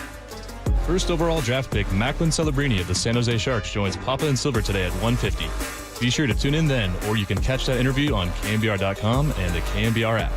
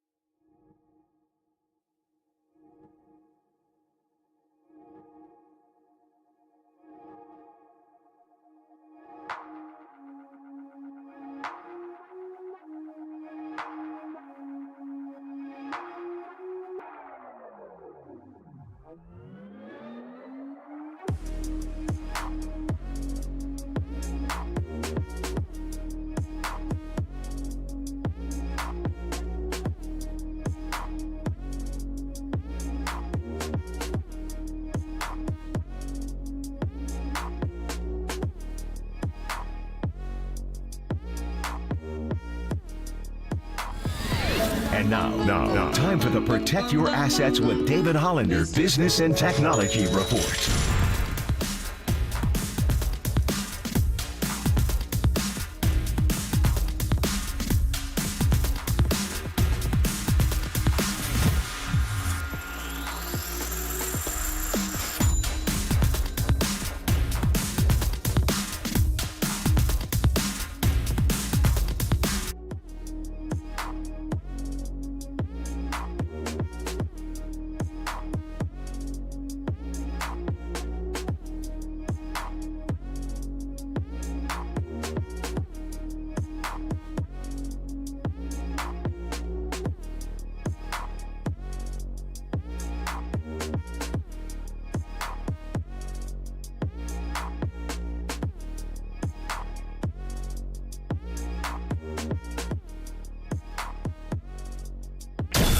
Now, back to Greg Papa and Greg Silver on KNBR, the sports leader. Thanks for hanging out with us. Greg Papa, Greg Silver. Dirty Work will be out at Harmonic Brewing again, so don't forget to catch them at 2 o'clock. And if you're out in the area in Thrive City, make sure you stop by. Walter and I did that the other day, and it was awesome. So very short reset here. And Papa, I had to ask Cole during the break. I said, dude, what happened to Bertram? Like, did he sound okay when you called in? And he's like, yeah. He goes, he just wanted to talk about LeBron James. So 707 on the Golden State Lumber and Building Materials text line, I think summed it up the best possible way. I think Bertram was on things that Senor Frogs does not sell. Yeah, without a doubt. I was being kind there. He was all over the place. We don't want to talk about LeBron James. We want to talk to the Celebrini family, Dr. Rick, who I have never spoken to. So I'm really looking forward to this. You asked me about my relationships with players, and it was Chris Mullen, obviously, and Mark Grabo was the guy that Mully had as his personal trainer. And Mark reminds me so much of Dr. Celebrini. Mark was a really good professional soccer player and then got into being a trainer. Rick took it to the next level. And, you know, Mark's son was a tremendous young bowler, I remember. And Rick, again, took it to the next level. But both of his sons play hockey. So he's got the Warrior connection. He is the Warriors Director of Sports Medicine and Performance. He was hired in August of 2018. That's the year that Durant tore the Achilles. And they all have great faith in him. Whatever, you know, as far as load management and playing or not, Draymond coming back from an injury, it's always whatever Dr. Rick wants. He makes the call on these. He's the very best of his profession, a former athlete himself. But he's a dad now. He's Macklin Celebrini's daddy. So, and he was there when you were there watching Macklin play against Sidney Crosby. Rick Celebrini, Dr. Rick, was there in the crowd wearing his 71 jersey. And he went on the trip. They won that game. They went up to Seattle for the game last night. He was in the crowd. Not a great performance. They kind of got boat raced there in the second period. He even gave up a goal right out of the penalty box, which I haven't seen much of. And then gave up when they were down 2 men, gave up a 5-on-3 goal. But later in the game, he continued his tremendous rookie season. I think he's going to win the Calder Cup this year as the Rookie of the Year in the NHL. So we're going to talk to Macklin Celebrini. You were able to line that up for us at 150.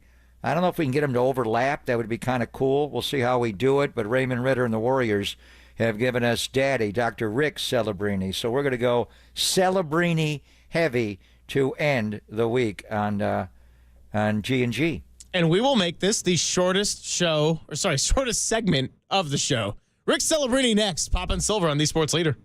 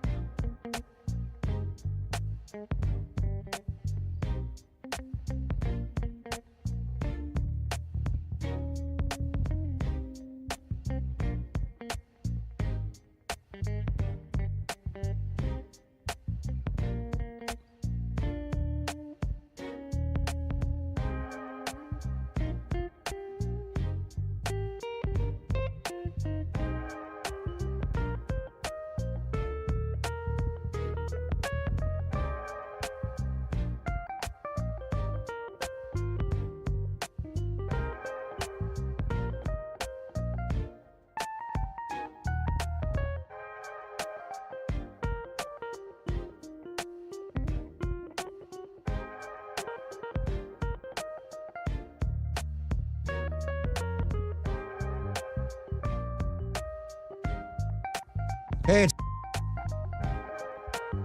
it's Greg Papa here. The faithful knows all too well. Sometimes the season doesn't go the way we want it to. Injuries, setbacks, tough breaks. It's a reminder that life doesn't always go as planned. One moment, everything's on track, and the next, an unexpected challenge turns your world upside down. That's when you need a team you can count on, like Habas Law. For over 35 years, Omar, Tariq, and the Habas Law team have fought for people blindsided by life's toughest moments, right here in our very own community. When the odds are stacked against you, Habas Law steps in, taking on big insurance companies with relentless determination to deliver life-changing victories. Habas Law doesn't just settle cases, they rebuild lives, fighting with compassion, grit, and an unshakable drive to make things right. When life knocks you down, call Habas Law at 1-800-INJURED. That's 1-800-INJURED, or visit habaslaw.com. That's habaslaw.com. Habas Law. They will fight to make it right.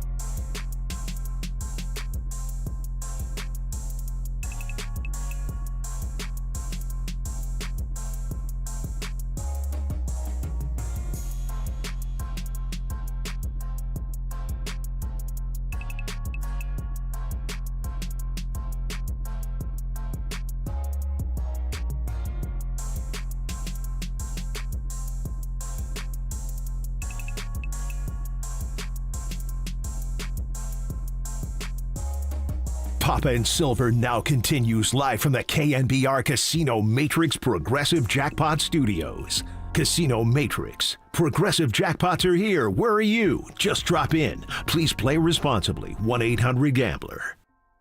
What's going on, everybody? We're focusing on one family and one family only. No, it's not the Papa family. It's not the Silver family. In the last 25 minutes of the show, it's the Celebrini family. Macklin is going to be joining us coming up in about 15 minutes. But first, it is Warriors Director of Sports Medicine and Performance, Dr. Rick Celebrini, hanging on the UMA guest line. What's happening, Rick? Hey, guys. How's it going? It's going great. Great to have you on. Greg Silver, Greg Papa. And I guess I just want to start with a Warriors-related question because everybody's going to be wondering about the health of Steph Curry. And I know he's been navigating this knee tendonitis throughout the season. So just if you could tell everyone kind of how he's navigating that, if it's continuing to improve over time, if doing that back-to-back the other night, there was a lot of wear and tear on him. What's kind of the status of the superstar of Golden State? Man, you guys are starting with a tough one. You know I can't divulge that kind of information, but I will tell you Steph's in a great place, and you know, just the professional that he is and how committed he is to every aspect of his professional and personal life. It's, you know, he's a treat to work with, and he's in a good place, I think, physically and mentally. And he's in good hands with you. No, we did not invite Dr. Rick on. We invited Daddy Rick on because your son is coming on. And you were on the dad's trip. We saw you. Greg went and watched him play against Sid the Kid. What a thrill that was to score the game-winning goal. And the game last night in Seattle didn't go great, but he did score a goal in the third period. So, Rick, just how is it being able to watch your son play at this level? How many games do you get to watch him in person? Well, I mean, like I tell everyone, I'm adjusting to now becoming Macklin's dad. I'm not Rick Celebrini anymore. I'm known as Macklin's dad. So I'm adjusting to that. And I mean, it's surreal, to be honest with you. It's incredible to see him make this transition to to have the kind of season that he's having right now. And I guess more than anything, as a father, to see him kind of do it with the joy and the just the good nature and the fun that he's having doing it. I mean, it's one thing to sort of see what he's doing, but also sort of preach. You see guys like the Steph Currys and Steve Kerrs that preach having joy in this environment, which is not always easy to do. And to see him doing that at 18 years old with all the pressures and expectations that come with that transition is probably the most satisfying from a parent's perspective. All right, so enough of me prying, Dr. Rick. I'm going to focus on Daddy Rick as well. So just what would you say your influence has been on Macklin being NHL ready and just kind of knowing that so much about preparation, being in the right physical state and all that? I mean, he's only 19 years old, which is hard to believe, but kind of how have some of your habits translated to him as he's really testing the waters in the NHL for the first time and killing it? Yeah, guys, it's not just kind of this past off season. It's sort of been something that I'm really blessed and fortunate to have, 4 kids that have their own sort of unique sport related goals, and they all sort of have a dream to get to the highest level of sport, and so having a passion and professionally being in this world, it's there's nothing kind of more enjoyable or satisfying than to take some of those professional knowledge and learnings and apply them to your kids, to the 4 kids. I mean, tell people, like, some people sort of kick back and maybe watch football or go golfing or whatever. I have my greatest joy and relaxation when I'm out, working with the kids, in the off season, and the 4 of them quite often work out together. This past season for Macklin has been a little bit different in that, you're trying to get him as much as you can for an 18-year-old, physically and mentally ready for the rigors of a 82-game season coming off the college season, which again, it's a challenge, but he's I would say as professional as you can get at 18 years old in terms of his approach and his commitment to his craft. And he's got great lineage, obviously, as you being a former soccer player, and your whole family. I know his brother's a great hockey player as well. You've been in the Bay Area. We've watched you work with the Warriors for years since you joined him in August of 2018, Dr. Rick. Macklin was just a baby back then.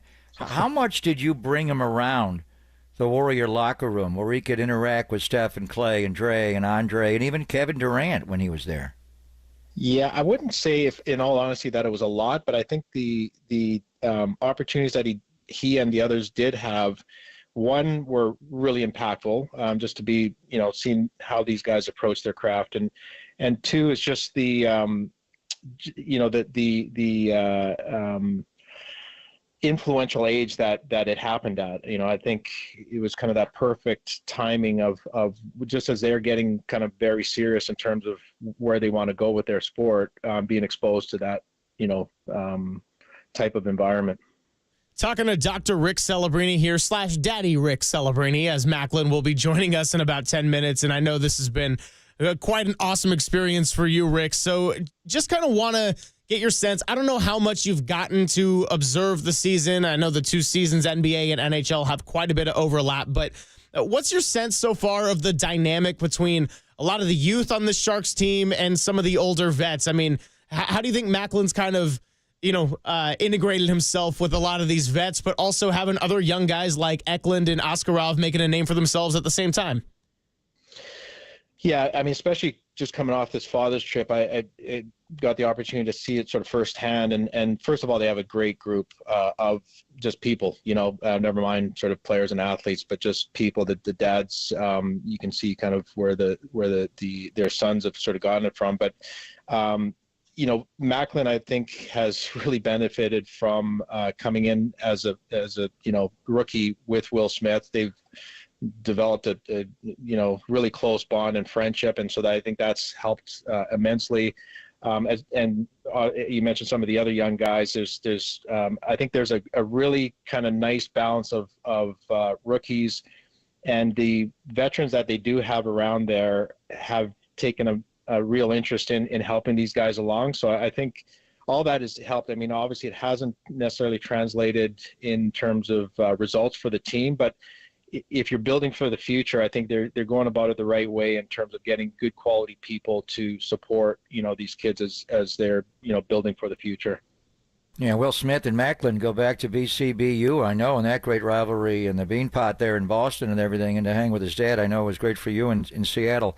The one thing that struck me is interesting is that, Macklin is back home. He could live with you and your wife and your family, but the way they do it in the NHL is unlike any other sport, where he's actually living with Jumbo Joe, and what Will Smith is living with Patty. I don't remember Brandon Pajemski moving in with the Currys when he got here, Rick. I mean, how is that? Where to act your son? He's coming on in a few minutes. We'll ask him directly. But why doesn't he just live at home with you and your wife and your family rather than, trimming Jumbo Joe's beard?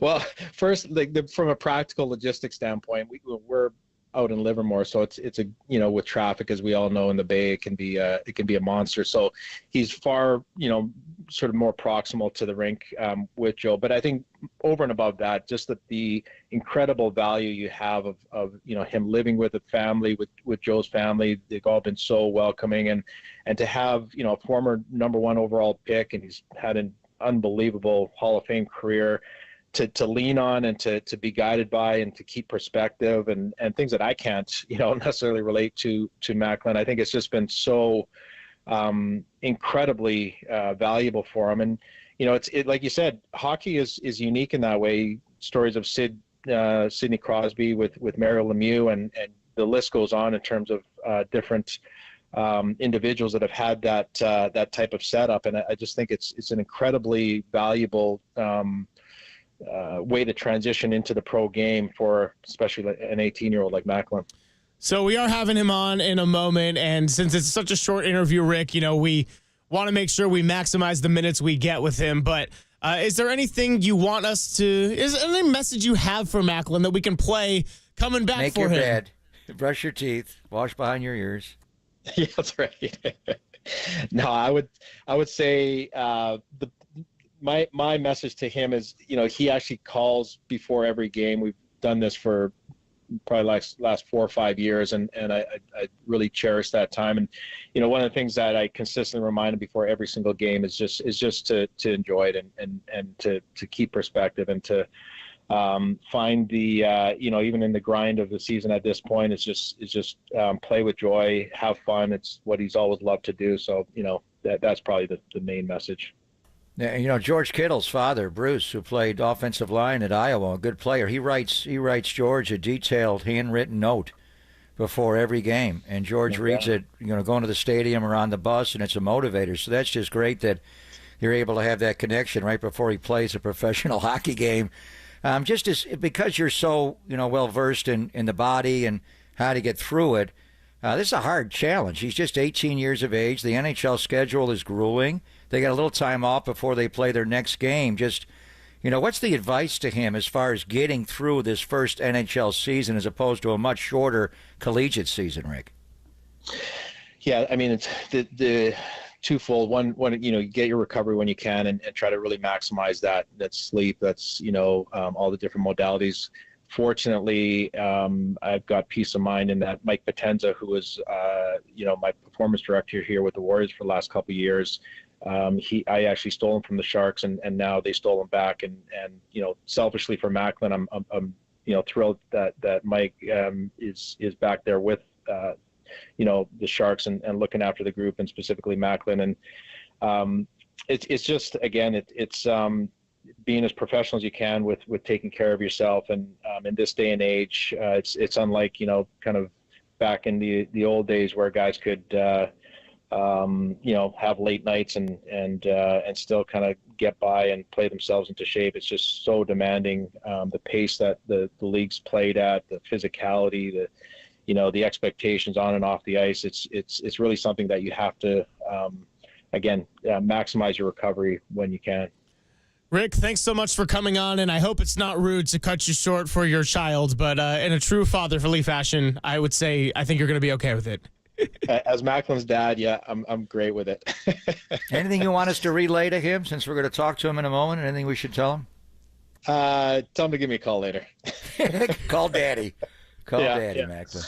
Or maybe call his mom, even more important. Yeah, call your mom. Forget about Dad. Call Mom, would you? Thank you, All Rick. right, guys. Pleasure. Thank you, Doctor. Take care. Bye-bye. What a time. Yeah. I mean, just enjoy it. Whoever has had this kind of relationship, he's here with the Warriors. He's the best at what he does. His son gets drafted number 1 overall by another team in the vein. When has this ever happened? It's incredible. Hey, I like Dr. Rick Celebrini, but we know Daddy Rick Celebrini is having quite the time right now. So let's waste no more of it. Pause, come back. Macklin Celebrini on the other side on KNBR 104.5 and 680, the sports leader.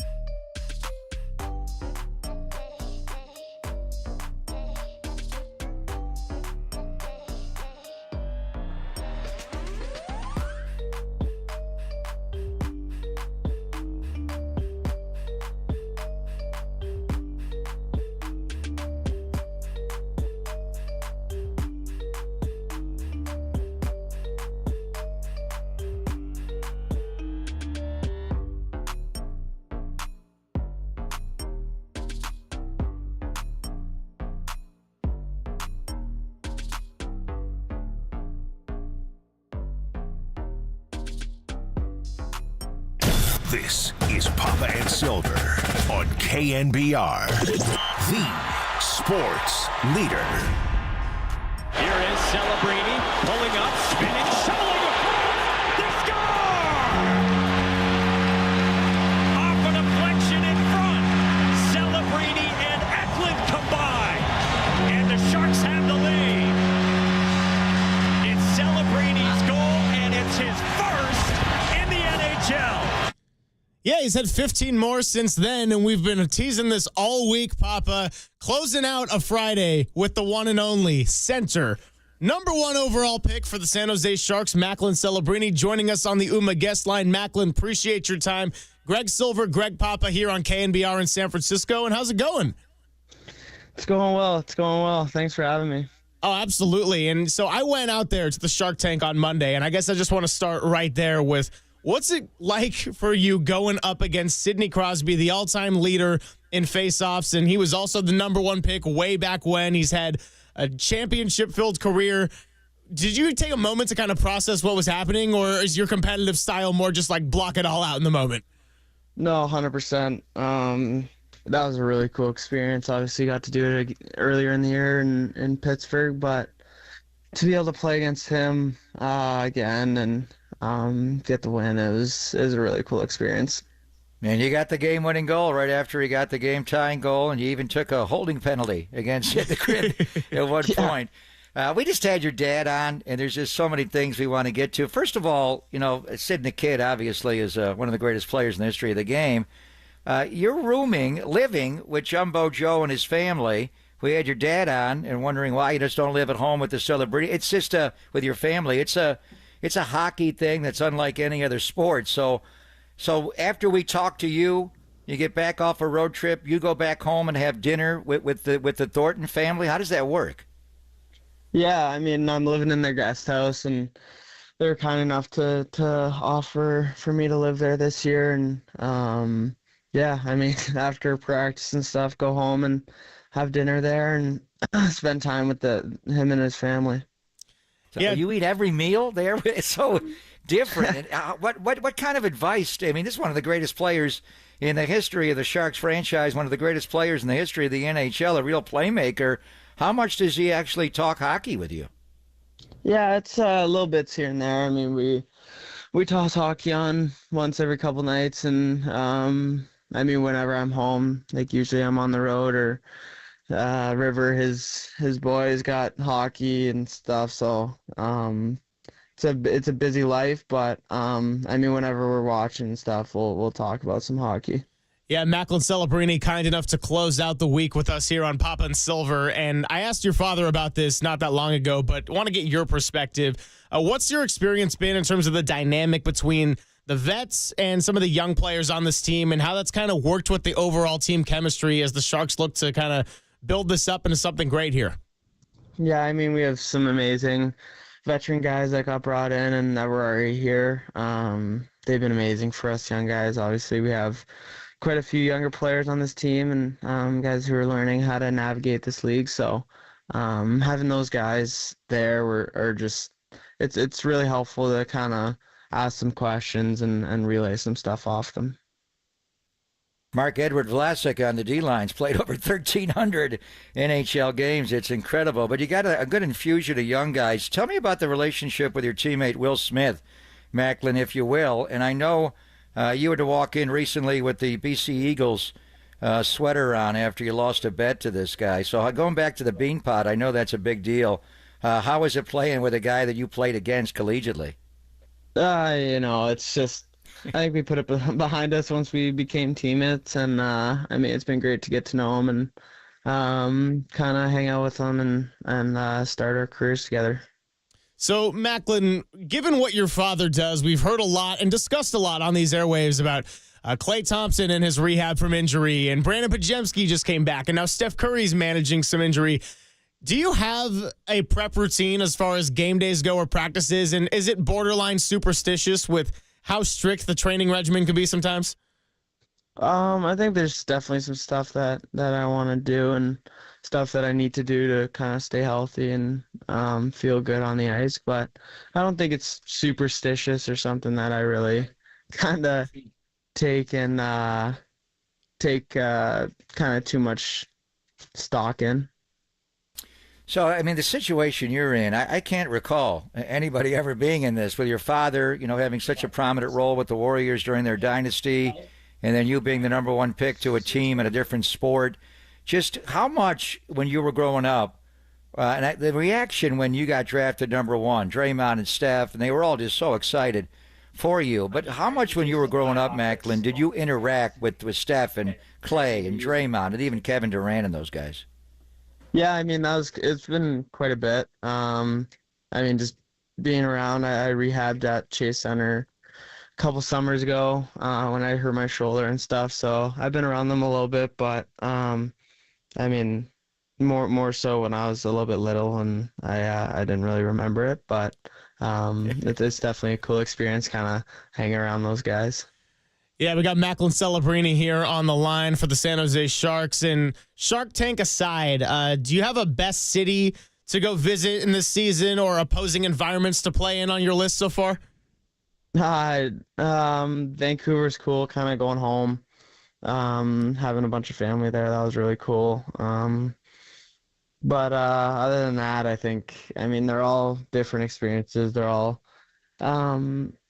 really unique in their own ways, and it's fun going into new buildings and different environments. And you were up in Seattle last night, got a goal in the third period, and your dad was on the trip. It was the dad's trip. What was it like having your father on the road trip with you? You hang with the boys? Yeah, no, he hung out with some of the dads. It was great. We had a dinner up there, and they came to the game the day before, so that was a great trip. That was my first father's trip, and it was great to have them on the trip with us and have them experience kind of what we go through with travel and that sort of stuff. What would you say the best moment to your short NHL career has been to this point? I mean, I just mentioned going up against Sidney Crosby. He scores a tying goal. You score a winning goal. We came in with the highlight of your first ever goal. What are the most vivid memories that you're carrying with you to this point? Or have you maybe not had so much time to reflect and you're just going? Yeah, I mean, I think I'm just trying to focus on getting ready for the next game. I haven't really reflected too much yet. I mean, we have a little break here, so I might, but I mean, it's a pretty busy time with games every other night, and just trying to get ready for them, recover. So I can't really say if I have a favorite moment yet. Maybe yet to come.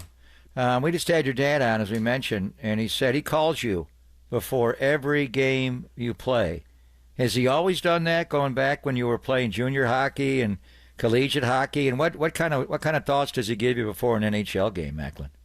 Yeah, I think that's something I've done ever since I was a kid. And it's kind of the same message. Yeah, it's just kind of routine I have before my games, and it's definitely really helpful to talk to him. All right, my last one for you, Macklin, is do you have an all-time starting line? Like all-time NHL? Correct. You better put Jungle at center. That's all I'm saying.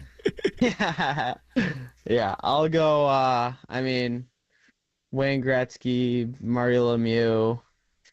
Macklin Celebrini. Grade 8? Yeah. How about Ovechkin? Have you played against Ovechkin yet? No, he was injured when we played them, so that was unfortunate. But I do look forward to playing against him. I think I put Sid in there. That's my forwards, and then probably Bobby Orr, Steve Yzerman on the back end. Or sorry, Nicholas Lindstrom. I'll go Nicholas Lindstrom. I'm impressed. And then I'll go in net, Patrick Waugh. Wow. You got 5 on the ice there? It's kind of like 6 or 7 there. But I'm with you on all that. Bobby Orr was so good, end-to-end rush, man. So your father said, we said, what should we tell Macklin? He said, call him after we're done. But more importantly, call your mommy, Macklin, right after you get done. Yeah. Make sure you call her, would you? Yeah, I will. Don't worry. Hey, Macklin, thanks so much for coming by with the Gregs for a short hit, and best of luck as you continue on with the Sharks season. And I know a lot of people here in the Bay Area are excited to come check it out. No, thanks for having me on the show. I appreciate it. Absolutely. So he is. You are a special talent, brother. Special talent. You finished my sentence nicely. He is a special talent. So that's going to wrap it up for the week. Somebody has to. Papa, appreciate you. Good 20 hours. And what are your big plans for the weekend? I thought you were young till I spoke to Macklin Celebrini. Wow. Saturday's going to be a full. We're going to go to Ricky Memorial on Saturday, and that's going to be emotional. Then we're going to stay in the East Bay, and Syracuse is going to Harmon on Saturday night, so we'll be at that game. Absolutely. I'll be at Ricky tomorrow as well, so maybe see you there. Big thank you to Cole for all his work today. Big thank you to Bertram, wink, wink. And for the Gregs, I'm signing off. We're going to hand it to Dirty Work. They're out at Harmonic Brewing ahead of Warriors Suns. Appreciate everybody, and you're listening to KNBR and KNBR FM San Francisco, the sports leader, a Cumulus media station. Okay, the fun's over. They've done the dirty work of the radio business. Anybody messes this thing up for me tonight is through. Engineering, board operating, and producing. Not only are you fired, your life is over. And now they have the microphone. What could go wrong? Nobody messes up. You understand me? Don't mess up. Adam Copeland. You wanted some sort of like hard-hitting Bob Lee journalism. You came to the wrong place. Derek Papa. Oh, boy. Okay. It's getting hot. Is it getting hot, sir? That's even worse. How are we feeling? It's getting hot. Oh, boy. And Tim Webb. Mankini, yes or no? 59. We go with this, Tim. It's a dirty job, but someone's got to do it. Ridiculous. Completely ridiculous. Welcome to Dirty Work. KNBR 104.5 and 680. The sports leader. It's Dirty Work on a Friday afternoon. Adam Copeland, D. Pop, Tim Webb back in our studios in downtown San Francisco, in a rainy downtown San Francisco. We are live once again at Harmonic Brewing, right outside of Chase Center here. The Warriors are getting ready to take on the Phoenix Suns tonight. Huge tilt. In a game Huge that everybody tilt. is calling a big tilt. I said tilt. All right. Yeah, whatever. I guess it's a big tilt. No, we're getting heavy into sports today on the show because our show's full of nonsense. Well, that's what I heard from the previous show. Yeah. Which, you know, I think they were. I think one member of the previous show took a little personally that he was undrafted in our dodgeball. Yeah, draft. that's what I think, dude. So we yesterday, for those who didn't hear late in the show, because the Pro Bowl games were going on, we did a KNBR dodgeball draft. Like we went through the 4 shows. We kind of used all the hosts. Anybody who on air, people who listen might know. Rubbed a lot of hosts the wrong way. way. They were, dude. Hosts who went undrafted, very upset. I mean, Carlos Ramirez tweeted at me and said, "Dude, you better draft me." And I said, "Here's the thing. We thought maybe we could slip through without drafting you and then pick you up as an undrafted free agent." That's why we didn't take Carlos Ramirez. But we also made it clear that Greg Papa would have been the last pick of the draft. I think. How dare they? How dare you they? and Tim. And I think it rubbed him the wrong way. I think he took a little personal. Oh yeah. No, he kind of treated our show today like. You ever hear Jim Carrey talk about doing Batman Forever with Tommy Lee Jones? And how Tommy Lee Jones like a serious actor. Yeah. Like how much he hated it, and Tommy Lee Jones was like, "I cannot sanction your buffoonery." Or it's like that's how my father feels about our show. Yeah. Or like how James Caan in Elf acts like when you hear him talk about having to work with Will Ferrell, and he was just like, "This is the stupidest, most ridiculous thing I've ever seen. I can't believe people think this stuff's funny."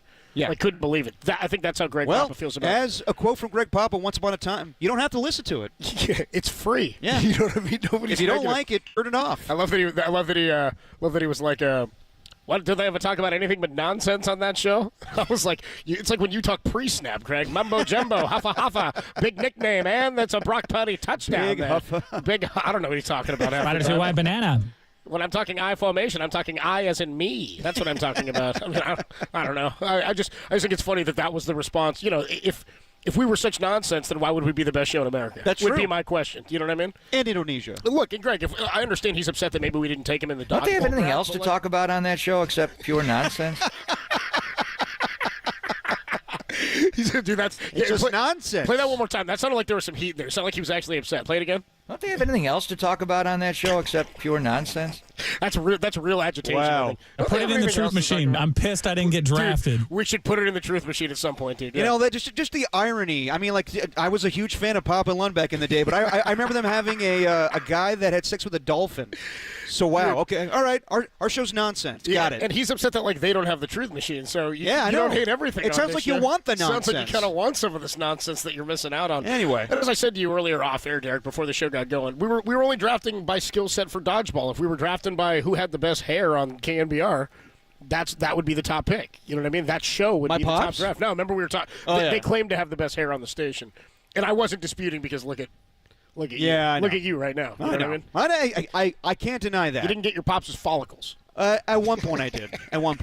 But then again, I guess it skips a generation. I guess the it does. bald gene. Anyway, we are live at Harmonic Brewing, which, by the way, they normally open a little bit later. They're open today. They're open. They're open right Come now. on through. And by the way, give yourselves a round of applause for coming out today. Should we show the audience? It's a little early. We got like a 7 o'clock tip tonight.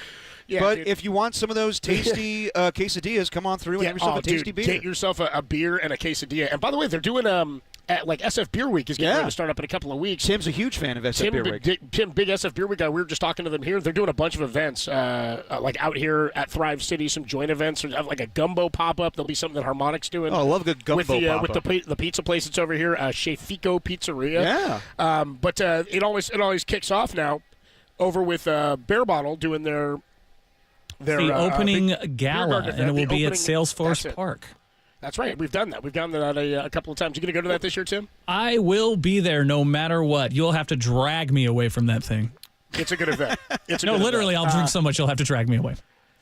Yeah, unfortunately, I'll still be in Boca Raton, Florida by then. You'll still be. I know. You'll still be canvassing for 2028. That's what I do. You know me. You'll be canvassing for 28 for your guy Meatball Ron.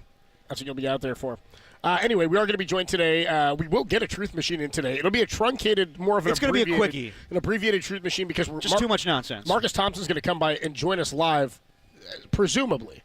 Yeah. What percentage would you get that Marcus Thompson actually shows up? I'd say 65. Because he told me, like, he's not doing a lot of the pregame writing, I don't think, in the capacity that he used to when he was, like, covering the team as a beat writer. He's a columnist, right? He's a senior writer for the Athletic, best sports writer in the country, don't you know? And he joins us on Fridays. But Derek asked him if he would come by and stop and see us at Harmonic. Well, we're off air at 6, of course. Game doesn't start till 7. And I was like, you think Marcus is going to roll into the game like 2 hours before the game just to do a hit with us? His answer was no. His answer not 2 hours. I think Derek asked him to come at 5. I asked at 4:50, and his response was, "Bro, that's just crazy. I think that's 4:50 is wild. Yeah. Yeah. 4:50 is wild. God forbid. So I said 5:30, and we'll see if he comes through. If not, we'll get him on the phone and. That's what it will be. Larry Krueger at 4:50. Yeah. Marcus Thompson at 5:30. And I know Marcus Boucher is going to be kicking around a little bit at some point. We should get him on. Talk a little bit about the dodgeball draft that we put together. That'll be a hard get. Yeah, hard get. How do we get him? We did talk to John Dickinson the other day, so if he putters in here too, maybe he'll get a lick in. Okay, well, we'll have to tell him beforehand that he wasn't selected in the dodgeball. You think he knows?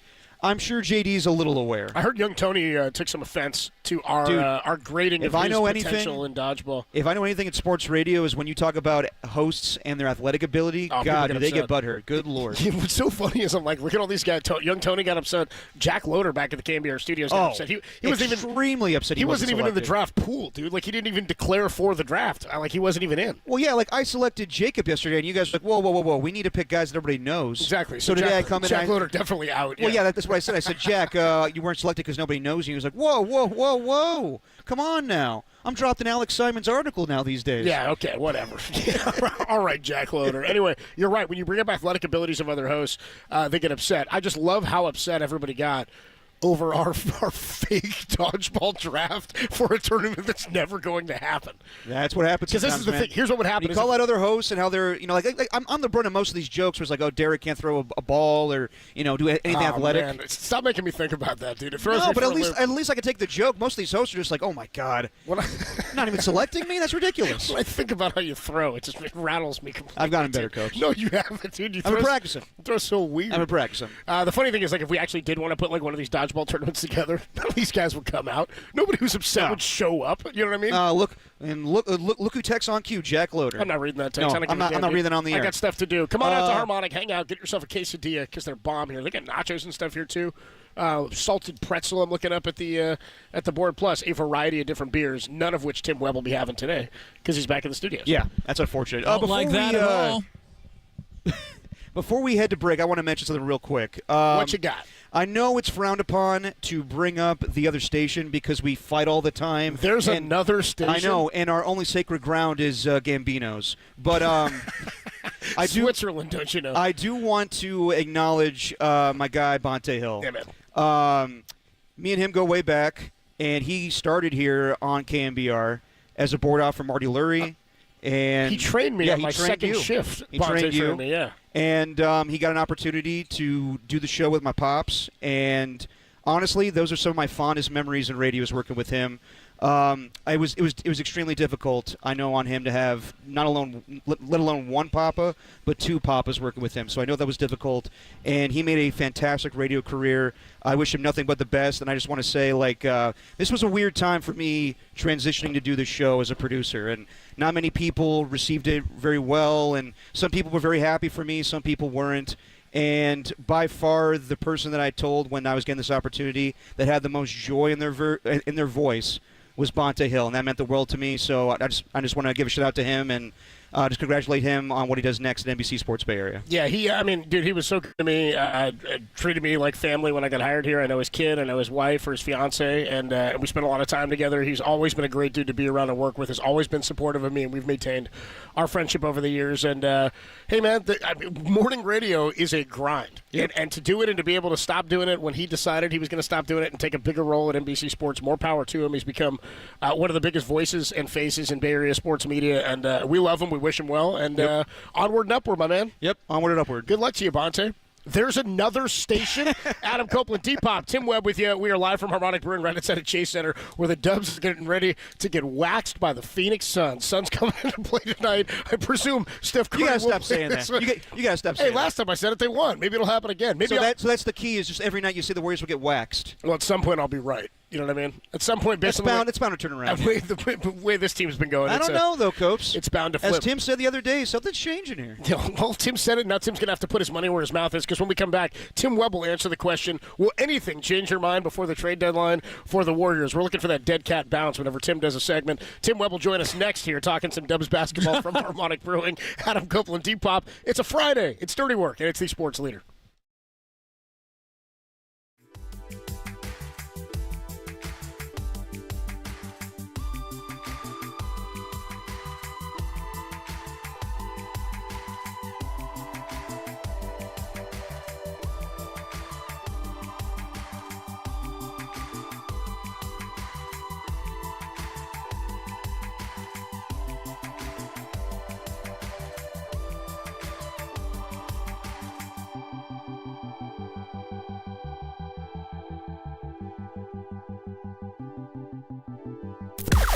Now, from the O'Donnell Financial Group Sports Desk. Learn more at odfigroup.com. O'Donnell Financial Group, because planning is a process, not a product. Dirty Work is live at Harmonic Brewing at Chase Center. It's Friday. You bailed out of work early. It's happy hour somewhere. Your beer doesn't judge you. Whatever you need to hear. Come hang out with the show and tell Adam and Derek how messed up it is to not buy beers for Tim Webb. That's me.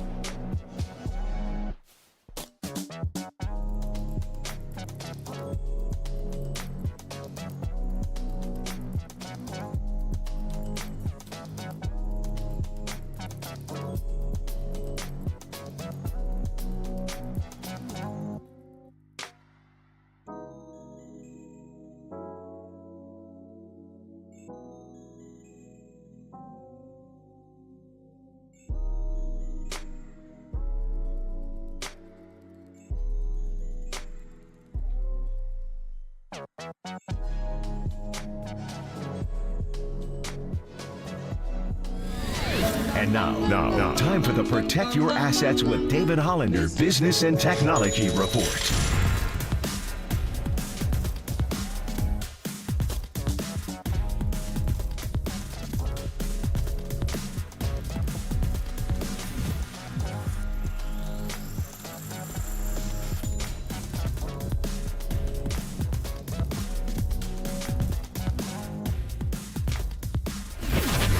This has been the Protect Your Assets with David Hollander Business and Technology Report. Concerned inflation will ruin your dream retirement? Learn more. Listen to David's show every Saturday morning on KNBR or call 1-866-PROTECT.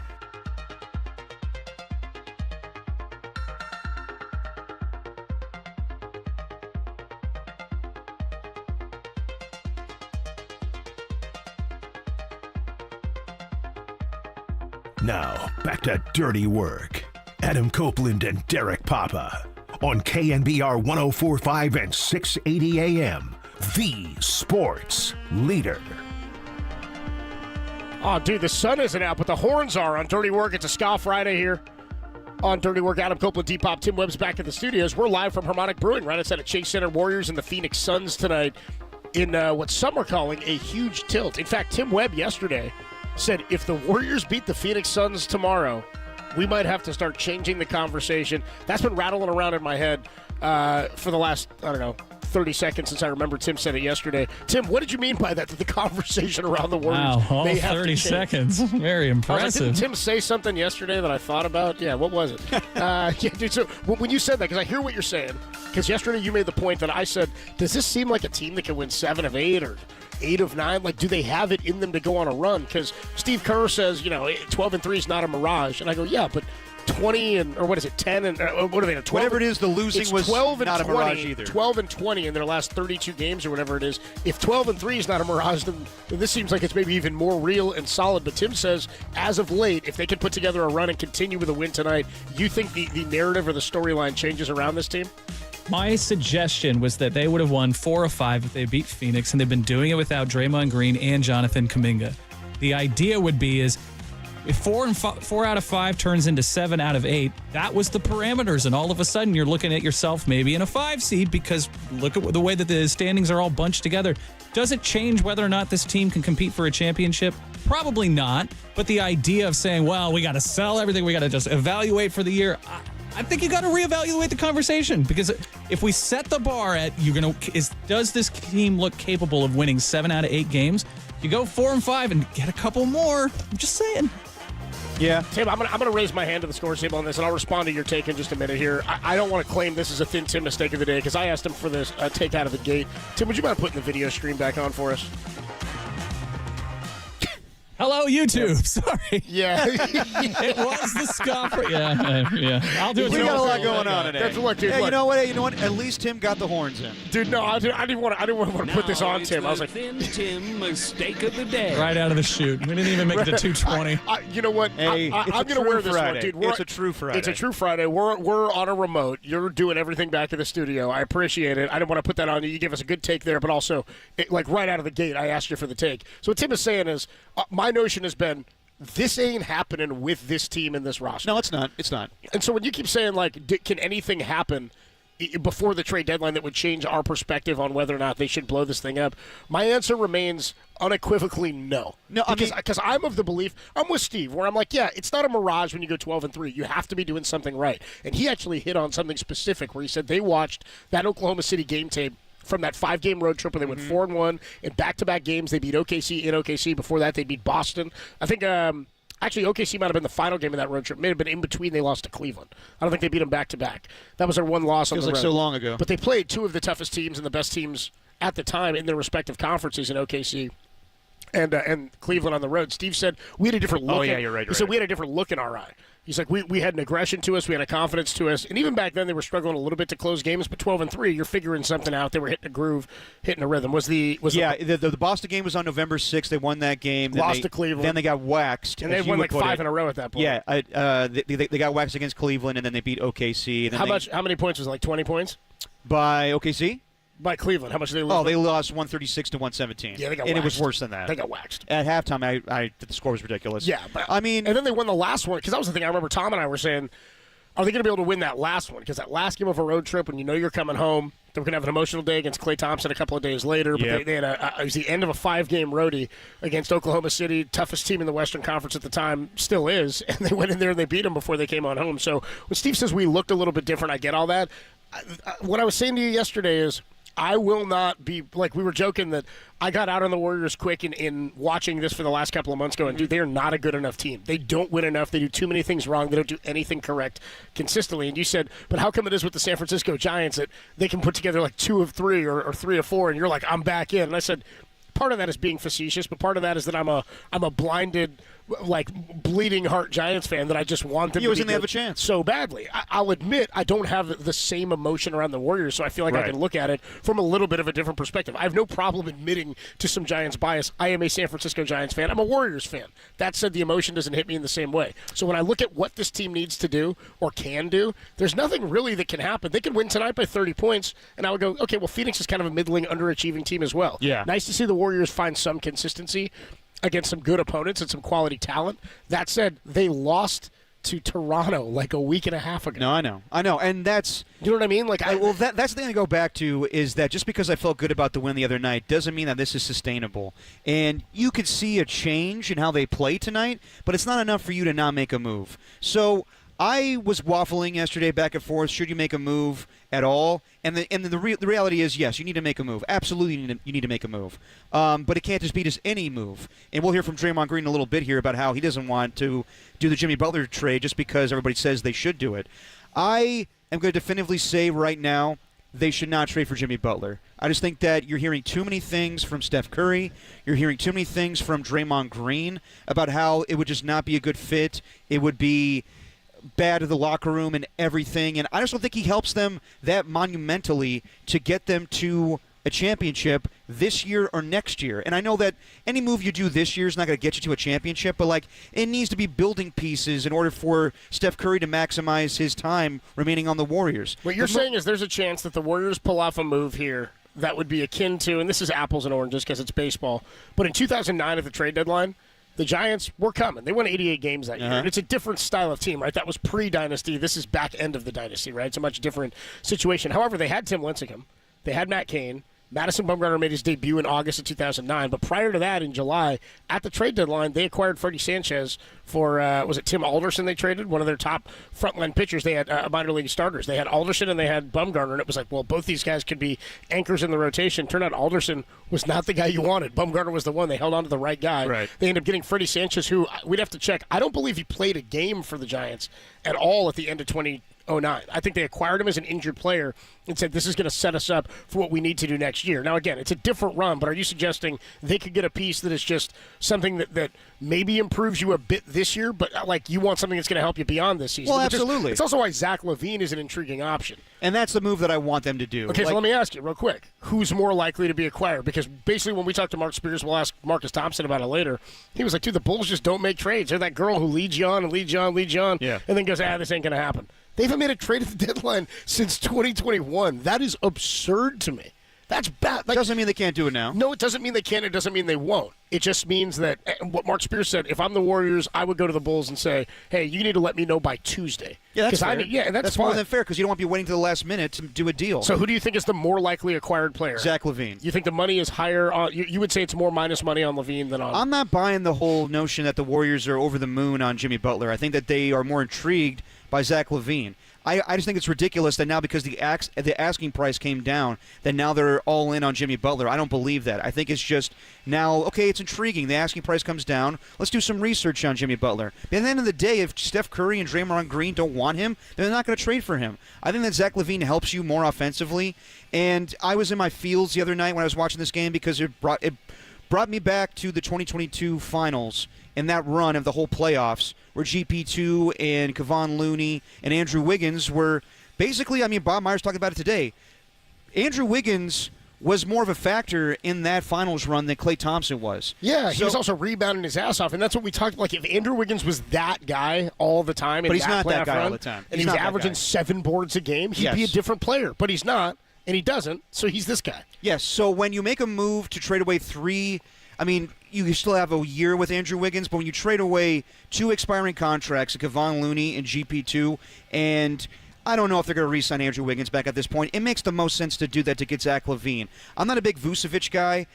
To be fair, I haven't seen enough of him to really have an opinion.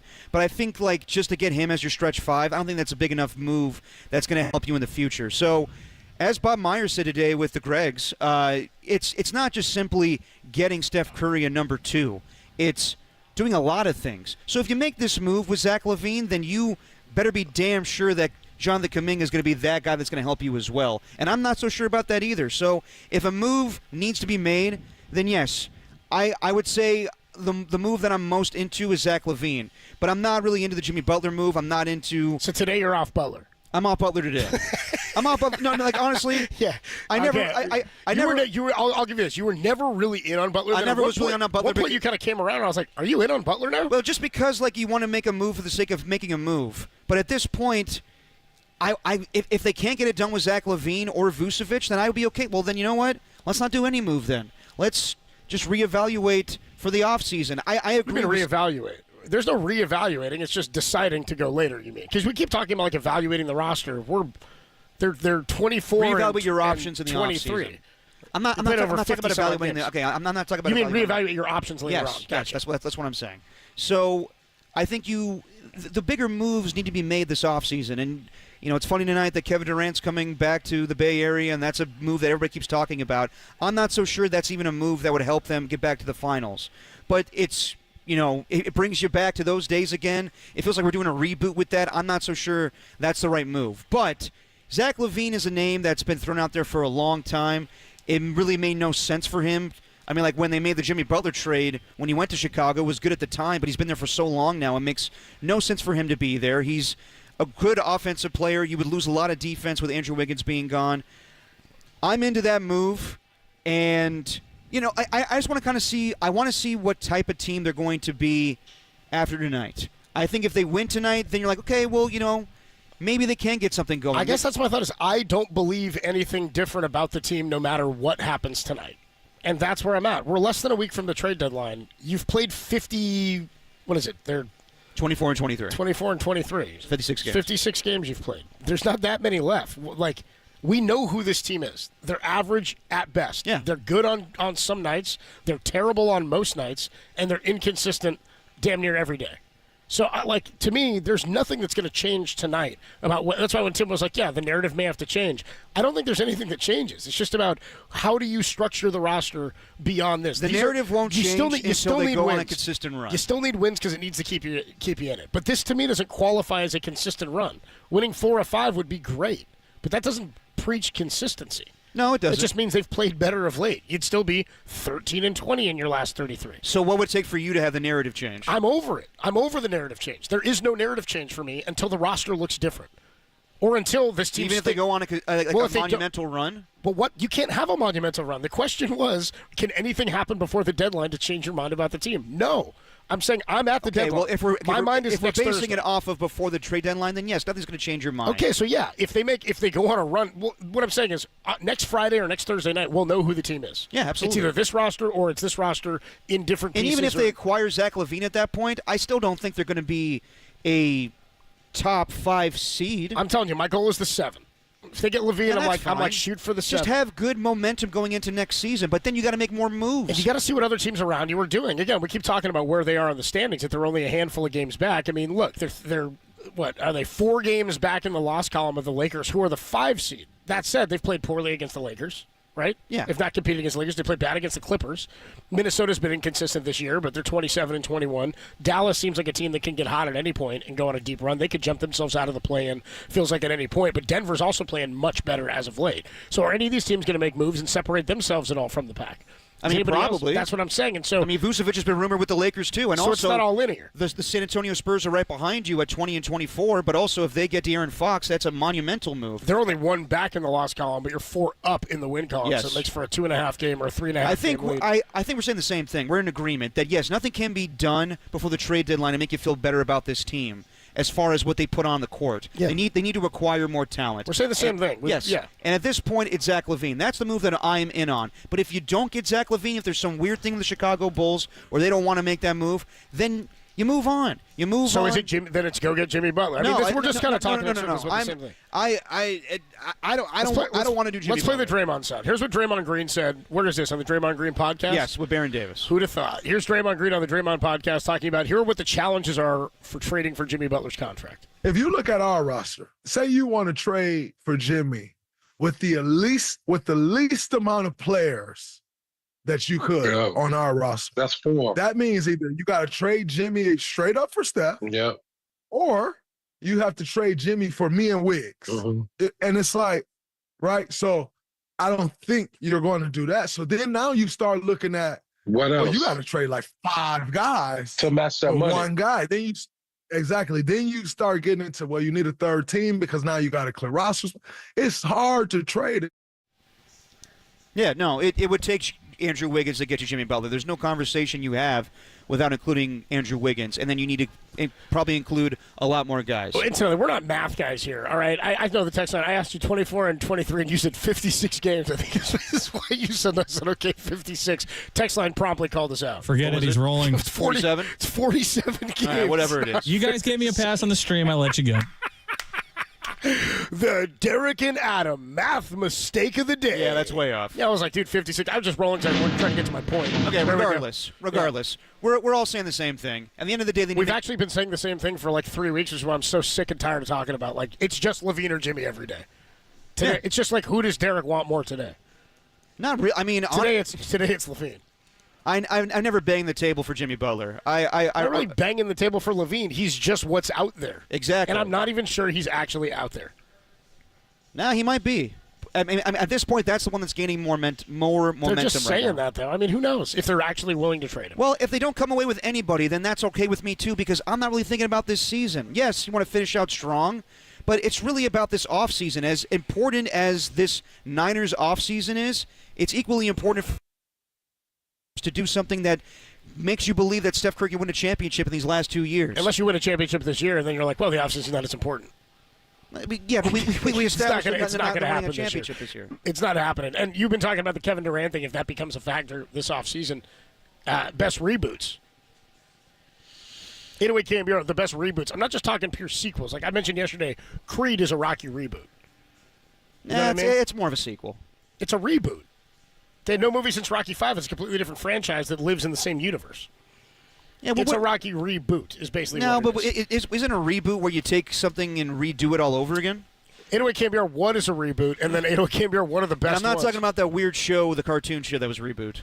What do you mean, the show reboot? Yeah, it was in like a 90s cartoon show that was called Reboot. Well, like, how about this? Would you say that, like when Futurama came back, it's been rebooted? Like, they're rebooting King of the Hill. Like, King of the Hill's coming back. But I don't know. We'll they're get into this rebooting more. in a different universe. We got to get into this. We have to discuss this. Okay. This is the nonsense that Greg Papa is clamoring for. Take that. Take that in your nonsense, Greg. Adam Copeland, Depop, Tim Webb. We are live from except pure nonsense. Pure nonsense. This from the man who yells. Sanction your buffoonery. This from the man who yells Ayuk is on fire with a straight face. Yep. Adam Copeland, Depop, Tim Webb with you. We are live from Harmonic Brewing. Right outside the Caboose Pistol. Right outside the Chase Center. Warriors getting ready to take on the Phoenix Suns. Are they missing Bob Myers now more than they ever have? We'll talk about it next on the Sports Leader.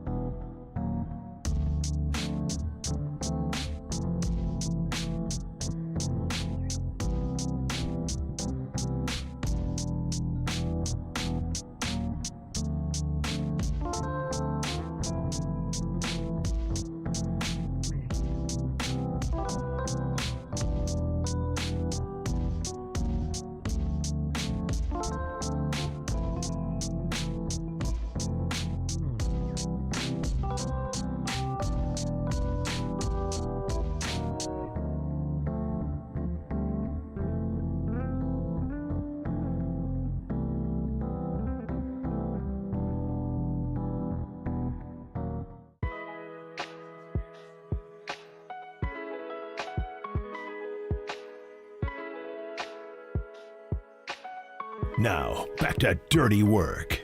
Adam Copeland and Derek Papa on KNBR 104.5 and 680 AM, the sports leader. Is anybody else as concerned as I am about how Rich Eisen's treating that football? Really wants that football, huh? Yeah, dude, I don't know. I don't know if they're talking about Eisen and that football. I mean, jeez. Adam Copeland, Derek Papa. Creeping for football. Yeah, creeping for football. Are you Mahomesing, Jonesing, steaming for football? That's a little much, man. Mahomesing for a football? It makes me want to take a cold shower. It's like, yeah. Doesn't feel good. We're live at Harmonic Brewing outside of Chase Center. Warriors and the Phoenix Suns tonight at 7. We'll catch up with Marcus Thompson a little bit later, about 5:30 tonight. We're going to get you a little small truth machine before that. We had to bring the travel game version. Yes. Because we're on remote today out at Harmonic. We had to bring. That's why we're doing a small truth machine. Actually got it on camera. We couldn't bring the full. Oh, nice! Did you brought the truth machine with you? Truth machine is here. Don't mind the big Comrex on front of it, but yeah, that's the truth machine box. Truth machine is here. That's the travel case, then. The travel version. The other one is more. It's on wheels because it's in the closet. Yeah. In the KNBR storage unit. So would you say would you say these are the most two disappointing teams in the NBA this year? I would say the Warriors. The expectations were kind of low, but whenever the Warriors are losing, people are up in arms about it. Like I just saw Kendrick Perkins say Steph Curry should not be an all-star this year. And I'm like, it's a popularity contest at this point. What are you talking about? Yeah. It's always a popularity contest. Now the Suns, though, the Suns have always had NBA Finals or bust since they acquired Kevin Durant and Bradley Beal. As they should. I mean, since they got Kevin Durant. So I think they're more desperate to make a move to get Jimmy Butler than the Warriors are. They're more desperate because they're more pot committed in terms of the amount of talent they've acquired over the last few years. Oh, right? yeah. I mean, they had Chris Paul. They moved on from him. They've been a finals run. Yeah, they were, and then ever since they lost that Game 7 in the Western Conference, Dallas, to Dallas, in the middle round, they got their doors blown off. And they have been the same team since. They've tried to make quick fixes, kind of like we expect with the Warriors to get Kevin Durant. But they were looking at this as like a unit of 5 or 4 guys that was going to carry them for the duration of the season. They were looking, I think, at a 50-win team probably, or thinking they were a mid-50s win team and a top seed or one of the top 4 or 5 teams for sure in the Western Conference.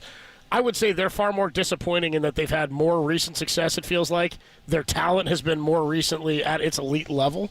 They've made big moves, like you're talking about, in acquiring Bradley Beal, even though he didn't play a lot. Was it last year, his first year there?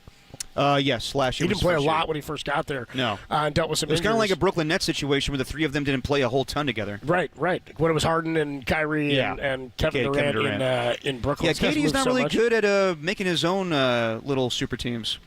No, he was good at joining one super team that was already kind of established. But then when he established his own, it's not as good. It's tough for me to say the Warriors are one of the most disappointing because they have expectations as an organization. The fan base has expectations. I didn't have high expectations for this team. Remember we asked at the start of the year who was going to finish the season with more wins? And by the way, they're not that far apart. It can still change, but it was like Warriors and Lakers.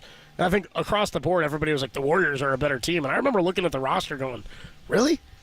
Like the sum of these parts you think is better than what Anthony Davis and LeBron James can put together down there? I think it's because naturally we're like, we hate the Lakers and LeBron James acquiring Bronny, and we thought that J.J. Redick was kind of a joke as a hire. But even asking like Marcus Thompson about that, I think he soundly said the Warriors would be better. Yeah. And I mean, again, injuries happen, and we didn't expect Podziemski to take as far a step back.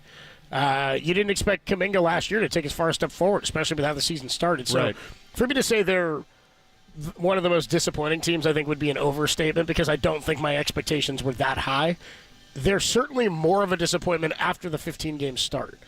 And we talk a lot about the 15 games because it's a good portion of the early part of the season, right? You want to get to like 20 games and evaluate at like the quarter pole mark. But at 15, you're feeling pretty damn good about where they were. And that's when I was like, they might be a top 4 team. They were just better than what I had even anticipated. And now I'm like, okay, they're kind of what I thought. They're just more inconsistent than I even thought they might be. I just thought they wouldn't be that good. They're not that good, and they don't do anything that well. And they're consistently inconsistent. They consistently blow games at the end, which is why I'm not going to get high and mighty about one big win or one win against a top opponent who they've played well against all year. We're just not that the question good, it raises is if you can get into a playoff series, even with one of these great teams like the Oklahoma City Thunder, how good of a shot do you have to make a run? And that's the one thing, the one little golden nugget, the silver bullet there that makes you think about Steph Curry having a shot at going after another title is get him in, and he can make a lot of noise. Yeah. And so, the team has to be better. I don't think this team can get in and make that noise, but if you improve it, maybe incrementally just above where it is right now, you are in the mix for going on a streak and being able to get yourself in good playoff position, and then who knows what happens. But to call them a disappointment or one of the more they're disappointing, sure. But the expectations I had were not high enough for me to say they're a major letdown. No, I mean, I agree. I thought the moves this offseason were not, sexy, but they were needed at the time. Like, solid pickups in Kyle Anderson and DeAnthony Melton and Buddy Hield. But then when you saw this team after, the 12-3 start was awesome. But then reality set in. So I'm not, thoroughly shocked about what's going on with them right now. I thought they'd be a play-in team. So really, this is all about the long haul. This is about the future. And, if you make a move for Zach LaVine at the deadline, all right, cool. But there needs to be more, and that's basically what Bob Myers was saying with the Gregs today. By the way, Nicole's checking in on the YouTube chat. And, by the way, our Sharks went down last night, huh? Nicole's Sharks, tough deal last night. Did you listen to that Celebrini interview earlier? Well, he was on with the Gregs. I was going to say, somebody tweeted at me, though, and said you again botched your Sharks pool pick. You had number 1 pick, and you went with Celebrini yesterday, didn't you? No, I did not have the number 1 pick. I was, I think, 4th or 3rd, whatever it is. What did you have yesterday? I had Eklund. And he did not score the first goal. No, he did not score the first Sharks goal. fell to the Kraken up in Seattle. Grandstrom? Or whatever. Carl Grundstrom. Carl Grundstrom. Oof. Second goal of the year. Nobody had him on the board. Nobody had him, so it's a rollover. Yep. Correct. Good old rollover. Nice rollover. How much are Warriors missing Bob Myers, you think, right now? It's hard to say because I feel like they miss him as far as having Bob around and the good feels, and we all love Bob. I loved having Bob on all the time, and he was a good dude, and I think that he would be his connections as an agent probably are a little bit better than that of Mike Dunleavy Jr. right now. But would they be in a better position than what they are currently? I don't think so. I think that Bob saw the writing on the wall and wanted to get away from this team. And it was a little bit also of, not really wanting to answer to Joe Lacob anymore. So to say, they would have acquired a big-name talent at this point if Bob Myers remained as GM, I don't believe that. I think that he got the right moves at the right time. He got Kevin Durant. He got DeMarcus Cousins. He traded for Andrew Wiggins. And that's when the league was willing to do business with the Warriors. Right now, they're not willing to do that. And I think that, yes, the Warriors are still an attractive destination for free agents, but not as much as in the past. I think that teams, players see other teams, younger teams, and like I said the other day, yes, the Warriors, you want to play with Steph Curry, but you don't know how long it's going to be. That's why Klay Thompson didn't want to, saddle up with LeBron James. You want to go with younger guys and Luka Doncic. So, it would be fun to have Bob around still and hear what he has to say about the team, but do I think that they would be better right now? Wait, what did you say? You said it'd be fun to hear from Bob what he thinks about the team? Yes. Check this out, dude. Bob Myers on what he thinks the Warriors should do at the trade deadline. Look, it looks like you knew it was coming, right? I know Steph made his comments a few weeks ago that he didn't want the team to be desperate. I thought those were a little misconstrued. I think what he was saying was, I'm not going to push a bad deal. That's very different than saying I don't want the team to do a deal.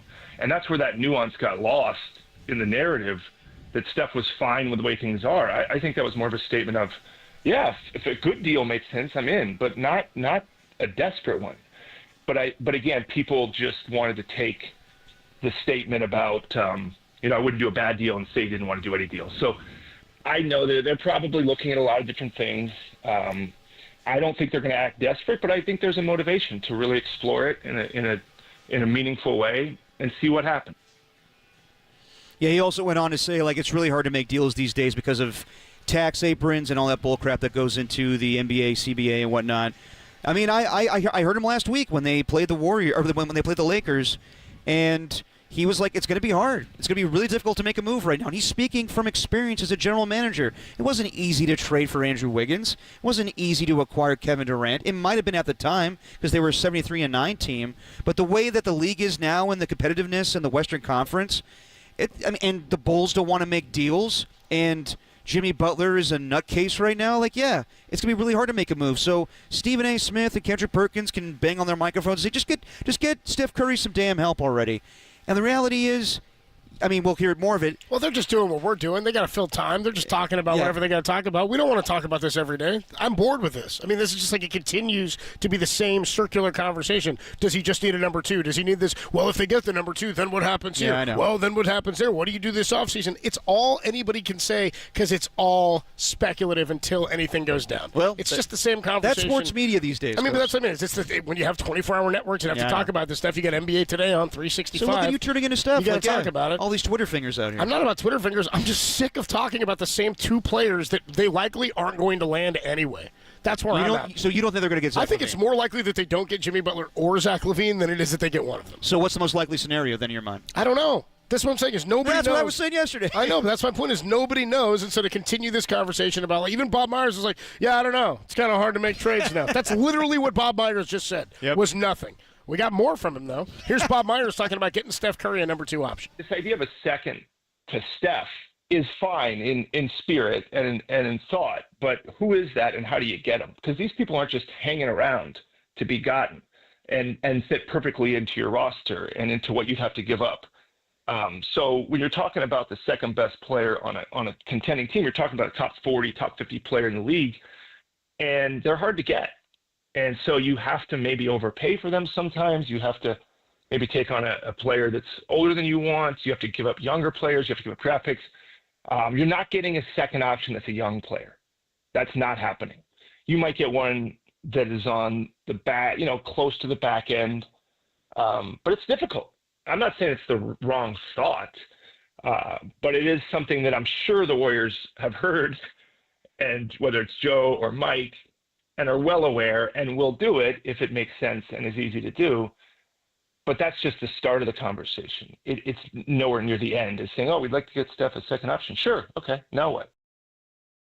On that. Sounds to me like he's saying, like, even a guy like Cam Johnson is less likely because he's a young, controlled player right now. They've already paid him. They know what the dollar amount is on him. They're not just going to give away. It's not even so much that teams don't want to help the Warriors, which I think is an overblown sort of storyline or thread. We don't know what teams feel exactly. They don't want to help the Warriors. No, I mean, at the end of the day, Warriors also don't necessarily if you have the best, if you have the best deal on the table, you're going to make that move with whatever right. team. The Warriors just don't have the great pieces to be able to trade to go get something. And so it's hard to get a player like that to pair with Steph who would be here for a number of years. That's why they're looking at guys like Jimmy Butler and Zach LaVine who are either past their primes or nearing the ends of their primes. Is kind of what he's talking about. No, definitely. And yes, that's just the start of that's just the tip of the iceberg. You need to get other moves. You need to trade for other assets. And I feel like just if you trade for Zach LaVine and then your starting 5 is Steph Curry, Zach LaVine, Jonathan Kuminga, Draymond Green, Trey Jackson-Davis. How can that be? That's not enough either. Why is it okay now to start Kuminga? Why do we now believe Kuminga can play the 3? Because you got Zach LaVine. This has been the problem, is they don't view him as a 3. They view him as a 4. So this whole thing where he's going to start and be the 3, if that were the case, we'd be doing it now, right? Yeah. We'd be playing Wiggins at the 2 and playing him at the 3, but they don't have that ability right now. So I don't even think that's the starting line. I mean, who knows? Well, if they end up trading for Zach who LaVine, knows? Maybe they'll lose tonight and it won't matter, I mean, if they win, nothing changes. That's what I mean. No, but if they win or lose, it really doesn't matter. That's my point. Is nothing changes. I hear you, but at the same time, yes. So is it a big tilt tonight? How can it be a big tilt if nothing changes after this? It's a big tilt because Kevin Durant's coming back to the Bay Area. Okay. We'll talk more about that. Will he come back permanently this offseason? Adam Copeland, D-Pop, Tim Webb with you. We are live from Harmonic Brewing right outside of Chase Center. The reboot of Kevin Durant, is it a legitimate possibility? Are there really things out there that people are talking about this being a possibility, or is this just fodder? Sometimes this fodder stuff is real. The Kyrie and KD stuff was all real. Yep. KD being disgruntled and the spat between we thought that KD to the Warriors was fodder originally. Yeah, it sort of seemed that way, and then turned out to be legit. We are at Harmonic. Come on out. Get yourself a quesadilla. Grab a pop. We'll be here all afternoon long until 6 o'clock, and then, of course, Warriors and the Phoenix Suns tonight at 7 to kick off your weekend. Is Kevin Durant returning to the Warriors really the answer? How much would it change? We'll talk about that next on the Sports Leader.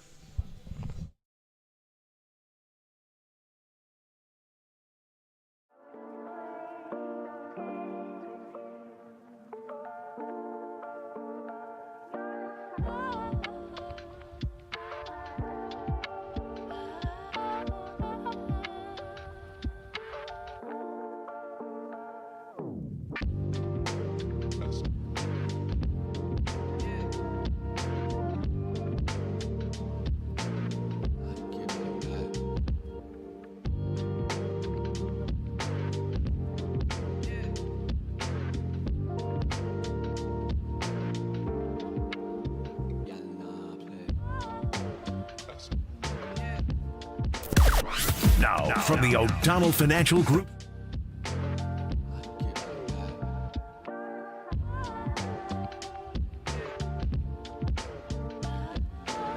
Keep it locked to KNBR because at 5:15 tonight, the Truth Machine returns to give Bay Area fans the real, unadulterated, unfiltered, raw, totally legit, and not made up truth you've come to expect from the #1 show in Indonesia. Right here on KNBR, the Truth Leader.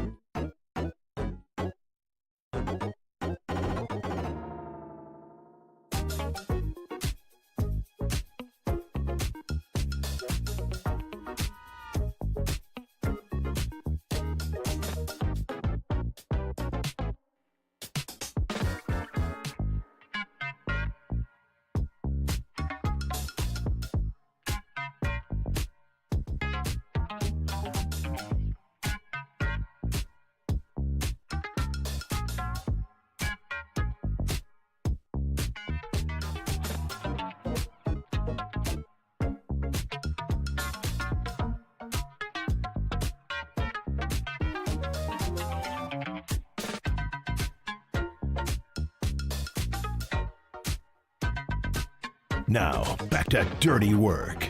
Adam Copeland and Derek Papa on KNBR 104.5 and 680 AM. The Sports Leader. Durant for three. It's good. Kevin Durant from downtown, and Golden State takes the lead. Shot clock at 5. Kevin Durant way outside. Delivers. Kevin Durant from downtown. It's a 6-point game. That's the same spot where he had it in Game 3 last year. Oh, good times. The sun isn't out, but the horns are on a Ska Friday. Oh, yeah. I like hearing the horns. There's Kevin Durant, big three-pointer against the Cavs. Man, happier times for the Dubs. That's like something we've never seen before, man.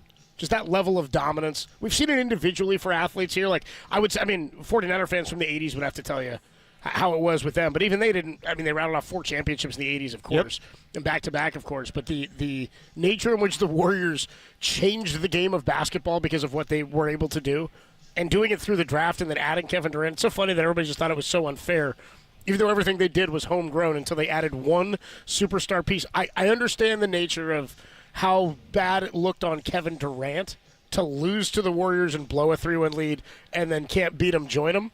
I get it. Also, that's the nature of free agency. That's what guys get to decide to do. He came here and he won his 2 championships, and he forever is an NBA champion and a 2-time Finals MVP. But it does beg the question about his legacy. Like, would he have ever gotten one if he didn't join the Warriors? And the answer is probably no. I can't imagine. I mean, maybe if he stays in Oklahoma City, they've got a shot the next year to knock off the Warriors at some point if the Warriors don't retool by adding Kevin Durant. Of course, like, you never know what happens. The 73-9 thing. Well, the Warriors were always going to be in their way, but I mean, there was no hangover because they added Kevin Durant. Yeah, I mean, they were on the verge of winning that series. I mean, that's what's crazy about the whole thing is, yes, they were so close to beating them, up 3-1. And then they come back, and it's one of my favorite series of all time. Klay Thompson, his Game 6 performance in OKC, and then finishing it off at Game 7. I was there for that game. And then they lose, and then they bring in Kevin Durant. Had they won that championship against the Cleveland Cavaliers, I'm not sure Kevin Durant is here. But then again, then he goes back to OKC just to do it all over again, and he's depressed and doesn't like his relationship with Russell Westbrook. I think if they win regardless, Kevin Durant joins, and I wonder how that would have been perceived and everything. But I just wonder if he doesn't join and the Warriors lose to the Cavs, whatever that may be, like, if he goes off somewhere else and tries to do his own thing elsewhere, join some other team, you're still having to deal in the Eastern Conference with the Cavaliers and LeBron, who had been to like 8 straight finals or whatever it was when it was all said and done. Or you have to deal with the Western Conference and the Warriors, who still were the bulldozer that without Kevin Durant had just won 73 games. And let's be real, too. I will acknowledge this as a fan. There was no way the Warriors were going to win those finals without Kevin Durant. That's what they needed to do to beat LeBron James. I'm well aware of that. But just going back to that time, shoot, I don't know if they would have gone back over and over for sure. You know what I mean? Like, I think they could have gone back and beaten him again. I think that's in the cards. Yeah. I don't know that they're able to go back again as quickly as they did. I don't know if after losing the way they did and then go back again the following year, you know what I mean? And then go back again. Like, they wouldn't have continued to go back, I don't think, as quickly without Kevin Durant. And look what happened. He left. The thing kind of fell apart. Guys got older and got hurt. And they were able to ultimately get back. But I don't know that it would have been, it's funny to say, as easy as it was, but it was. They were just stomped the league into a pace. Well, that's what they're trying to do right now. It's the same thing. Once Kevin Durant left, they were looking for that next guy, and they just tried to get D'Angelo Russell to get a trade piece, and Andrew Wiggins ended up being that piece to help them get back to the finals and win it. But I don't know if Kevin Durant's the answer this time around, because while that was a great time, and it was basketball that I don't think we'll ever see the likes of again. It was beautiful basketball. Whatever you want to say about the Warriors ganging up on the league and it was unfair, I hear you on that. But at the same time, ganging up on the league, then what are the Dodgers doing? You know what I mean? Like, if that was ganging up. Yeah, but I don't think that's like a comparison. It's not, because the Warriors were home. There's not 5 Kevin Durants. Yes, it was a great team to begin with. They were 73-9, and they just added Kevin Durant. It wasn't a super team. Also, it was a super team, but by their own creation, in that they drafted. Yeah, but by the definition, it wasn't like, let's get this guy, let's get that guy. They drafted Steph Curry, Klay Thompson, Draymond Green, they brought in Kevin Durant to have the cherry on top. That's why the Dodgers isn't a good comp, because they have one player who's homegrown in their starting lineup. It was beautiful. At the same time, you just talked about the last segment, how I don't want to keep talking about the same thing over and over and over again. You know how much of a pain in the ass it was that last season with Kevin Durant every single damn day. I hated that. That last season where they lost to the Raptors in the NBA Finals was the worst season of Warriors basketball basketball in a long time because we never talked about the game. It was always about, well, Draymond Green just called Kevin Durant a bitch. Well, bro, that's the NBA, though. I mean, the NBA is pro wrestling. But that's what it's turned into. No, but it was already kind of become. It was already. Now, that was the first season where we focused on things in the first season offseason. where Warrior fans felt that way. As an NBA fan and somebody who followed the league, the NBA had felt like that for quite some time. It was that way in OKC with Kevin Durant the whole time he was there at the end. You're just not acknowledging it because the Warriors were in the middle of a golden era where for us it was all happy. It was all look what Steph Curry's doing on the court. It was about basketball. They were lucky to not have that type of drama. They didn't have off-court drama in those first couple of years. That's not something they dealt with. The NBA by its nature is interesting because of the drama. It's like what happens off the court is as important as what happens on the court. I think it's that way now, but I think you're not acknowledging that it was like that before, dude. That's what I'm saying is you're saying all we're talking about in that final year of Kevin Durant was all the awful stuff that was happening and he and Draymond. What do you think they were talking about in his final year in OKC? What I'm saying is that was happening at a national level with Kevin Durant and other players around the league. It's been happening in perpetuity, it seems like, since the league evolved from the Kobe and Shaq era. That was all Kobe and Shaq was at one point at the end. It was all about the drama off the court. Yeah, but I think we still had a little bit of like who's going to win. And before Kevin Durant came to the Warriors, what do you mean? I'm saying yes, basketball. It was a foregone conclusion. I remember Stephen A. Smith sitting on that airplane and be like, well, they got DeMarcus Cousins. Why should we even watch anymore? That's when people gave up talking about the NBA that season. I think they focused more on the offseason when Kevin Durant was going to be a free agent along with Kyrie Irving and all. I know, these but guys. I think our purview being so close to it here, you might following be right. that every day, you might be right I think about it's changed that. your lens about how the NBA is regardless, covered. I just remember how unbearable it was that season, and it took away from just I know locally and even some local radio hosts and beat writers were focusing on how this is bad for basketball, but we were so caught up in how the dominance, and it was awesome. But nationally, Stephen A. Smith and everybody grilled Kevin Durant to shreds every day for taking the easy way out. It's the weakest move by a superstar he's ever seen. And I understand why Kevin Durant wanted to leave, because it's hard to just focus on the championships while everyone's just saying how soft you are. Well, he could have. No. This is his doing. All he had to do was sign a deal. All he had to do was sign a deal that wasn't a 1-and-1, and none of that would have been a topic. Yeah, but that's all he had to do. All Kevin Durant, no. This is his doing. He made his bed because he didn't like the way you talked about it yesterday. You talked about yesterday being at that game where the Warrior fans booed outside of Chase Center when Kevin Durant was named Finals MVP because they thought it took away from something Steph did. That is why Kevin Durant left. Maybe it's his doing. It's all Warrior fans' attitude towards, we like that he did it, but it's not the way we wanted it to happen, which is kind of a ridiculous notion. It 100% is. And it's a lot of fans who weren't fans prior to the Steph Curry era. Absolutely. So in saying, you feel bad or he didn't want to make it about basketball and all, like, dude, this guy, all he had to do was sign a deal that was not a 1-and-1 every single year he was here, and those conversations wouldn't have been there. But that helped the team then. Yeah, but they asked him every year, are you going to sign a deal? Are you going to sign a deal? That was media stuff with him, and he never gave the notion that I want to be here long term. Yeah, but there was always, also... I just want to focus on basketball. I don't want to talk about that. Well, it can go away. He didn't say, I did this to help the team, and it's helping us do more things, and he could have said that. None of that hurts you publicly. In fact, it ingratiates you more or makes you more – I think you get more affection from the fan base when you do things like that. I'm being selfless. But instead, it didn't feel that way. It seemed like I want my cake. I want to eat it too. I want this to be my team, and it's not my team. No, I'm not saying he's innocent in the whole thing, but also like at the same time when we're having celebrations with championship parades, Bob Myers, who we all love, also making a joke about him like not being a real Warrior. I'm sure that eats at him. The bottom Myers line, or Fitz? What's up? Fitz did it too. Yeah, I know. Yeah, yes. Okay, but here's the bottom line: do we want that again? And I don't know. Yes. So you definitely want Kevin Durant again? Yeah, why not? You're like acting like it was miserable to watch them go to the finals against Toronto. Like, I didn't hate basketball that year. You're just saying it was not as fun because of all the noise that came with it. Absolutely. I'm about it. I'm about that action. I'm about that noise. You're about Kevin that noise? Durant. Yeah. I want a shot to go back to the NBA Finals with Kevin Durant and Steph Curry, don't you? I don't know if you're going to have that shot again. Why not? You want to sit here next year and talk about Vucevic again for 3 months? Hell no, dude. Hell no. I'd rather talk about that. Okay, but why wouldn't everybody rather talk and watch because that? I doubt that Kevin Durant I mean, I'm sure behind. I don't think it's happening. Hold on. Behind closed doors, I'm sure the rumors were that when he wanted to get traded from Brooklyn, he was telling Steph Curry, I made a huge mistake. I never should have left in the first place. And wanted to find a way to come back to Golden State. But in the end, he got traded to the Phoenix Suns. And now he's trying to make that work with Devin. They should make that work. I don't know why that team is not successful. But for him to come back and everyone to just clown on him again, taking the easy way out, I don't know if he wants to do that again. I think it's kind of like, it's not like Robert. Okay, I was made that comparison. It's not like Robert Saleh. It's like we would all sign up for Kevin Durant to come back to the Warriors. But I don't know in his heart, I don't know if that's the best thing because he does care about all that crap. Legacy. Why do you care that he cares? Because we're doing a radio show. Yeah, but why do you care that he cares about his legacy? But his legacy could be coming back and winning more championships. And you think his legacy right now should be what he cares about, but he doesn't. He gets in these Twitter beefs with people online. What I'm saying is that still happening? Is that as prominent as it used to be?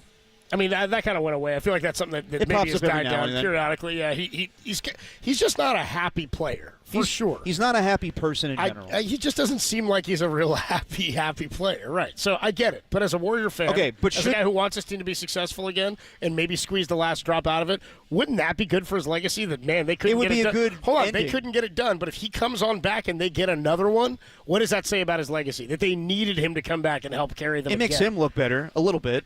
I tell you what, part of it is that Steph Curry is the legend of the Warriors franchise. Oh, yeah. Kevin Durant is a legend of the NBA.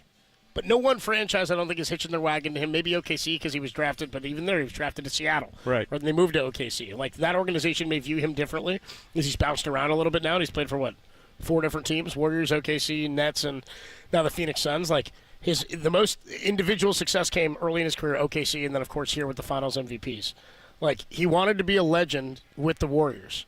And he was really more just kind of a superhero with the Warriors. Yeah. And to quote fake Babe Ruth from The Sandlot, heroes get remembered, legends never die. He wants to be a legend. He could come back and cement his legend in Golden State by winning another title. There's very few things that he could do to change how his career is going to be viewed as already one of the all-time greatest shooters, incredible athletes, one of the most unicorn players you'll ever find in the history of the game. But to solidify his status with Golden State fans as a legend of this organization, he didn't have to be just a mercenary. If he came back and got another one, I think his legend here would feel a little bit different. Possibly, but I also think it would take a toll on him as well. But, I mean, I at this point, I just don't know if that's the answer. I do think that when I hear Bob Myers talk about, they need a younger player, the reality is they should have been retooling a long time ago. They should have realized that maybe this wasn't sustainable after that last championship. I think they tried, though. They tried. You always do that when you win. You always think you can do it again. I'm saying the Jordan Poole punch or the Draymond punch is what we talk about as one of the franchise-altering. Yeah, but I don't know if Jordan Poole was going to be that guy. We don't know that. But what I'm saying is they were trying to retool already. He was getting sloppy that next season, though. Okay, hold on. You're saying they should have tried something earlier. Just because the player that they tried with ended up maybe not being the right guy doesn't mean they didn't try. They tried. To say they should have tried to retool sooner, they tried really hard with Jordan Poole and with James Wiseman and with Kuminga. What do you mean that they needed to try sooner? They were trying 4 years ago. Just because you fall flat doesn't mean you didn't try. They didn't have the right talent. And by the way, there's nobody else you could have taken besides James Wiseman. No, of course. But also at the same time, there's a mix of wanting to be competitive still and also trying to build up a young player. That's what happened with the 49ers. They didn't give time for Trey Lance. They wanted to win right now, and they went back to Jimmy. So I don't know. What are you talking about? Trey Lance got hurt. But they brought him back, though. Yeah, they brought Jimmy Garoppolo back. There was a backup. They brought Jimmy Garoppolo back after training camp when they realized they could restructure the deal. When they ended the preseason, they realized they could restructure his contract and not pay him all that guaranteed money. How long would that have lasted, though? I think at some point they would have benched Trey Lance. They were moving on after that year. Trey Lance was the starting quarterback that year. Jimmy was the 2. They brought him back because he was a better 2 option than what they had on the roster. I doubt it would have went that way. It doesn't matter. You doubt. You're asking about what happened. I'm telling you what happened. They didn't bring back Jimmy because they weren't trusting Trey Lance. They brought back Jimmy because he was a better backup option. They didn't trust Trey Lance. Of course not. Of course not. When you give a guy a rookie or a second-year player the starting job at quarterback, there was nothing to base trust off of. Of course not. They were making him the starter. They brought back Jimmy because who was going to be the 3 otherwise? Sudfeld or somebody? Or who was the guy that year who was going to be the number 2 guy? I don't remember. It was somebody worse than Jimmy, and we did not think financially they could bring Jimmy back. They renegotiated his contract days before the start of the season, and he slots in as the number 2. And it helped stopgap you to get to Brock Purdy. But what I'm saying is they weren't trying to give Jimmy the starting job over Trey Lance. He only started because Lance broke his leg or whatever in the second game of the season. I hear you on that, but these they are also two brought totally him back. different arguments. They brought him back because he was the best option to be the backup, and otherwise, What it I'm was saying Brock is, when Purdy. you have an opportunity to win championships, sometimes you forget about developing players. They drafted a guy number 3 in the draft to be the starting quarterback. I don't know what you're talking about with not developing players. I'm The talking Warriors- about it in relation to Kuminga and Moody and these guys that the Niners thought we could get by. Or with- Wiseman even. We could get by with somebody operating the offense. Is what they thought. Okay, I didn't mean to go off They on a also total traded. They tangent also about Trey traded Lance. for Christian McCaffrey that season. The team was not as good on opening day as it was at the end of the year. Right, so then I think eventually they would have, regardless of that point. I don't know why we jumped into that. I don't think that's a comp for what's happened here with the Warriors. Well, the Warriors I do. That's why I brought it up. But the Hunters were looking at 2 timelines. The Warriors had 3 championships, and we're like, how do we maintain this thing beyond Steph Curry? After Kevin Durant. They ended up with a top pick after a terrible season. They take James Wiseman, the number 2 pick, universally the number 2 guy in the draft. Everybody would have taken that guy. Uh-huh. And we thought, okay, if this guy's a superstar, this thing is extended. Then you've got a tight young player in Kuminga. Then you draft another young player in Jordan Poole, who ended up being pretty damn good, so much so that you were probably going to have to pay him a contract anyway. It just got solidified by the Draymond Green punch. I'm not saying these guys were the right guys to take you to the next level. You don't know. But your statement started by saying they should have tried earlier to retool around. And I'm like, they did. They tried the 2 timelines. And the development of young talent has not been the forte of this organization since they've won championships. It's very hard to do. Show us the team that does that. Teams don't win and develop simultaneously. Otherwise, teams would just dominate year after year after year for generations on end. It just doesn't happen that way. Got it. We rarely ever see that happen, is kind of my point. All right. So you want Kevin Durant, huh? I would take Kevin Durant in Okay. a heartbeat, yeah. Why don't you want Durant?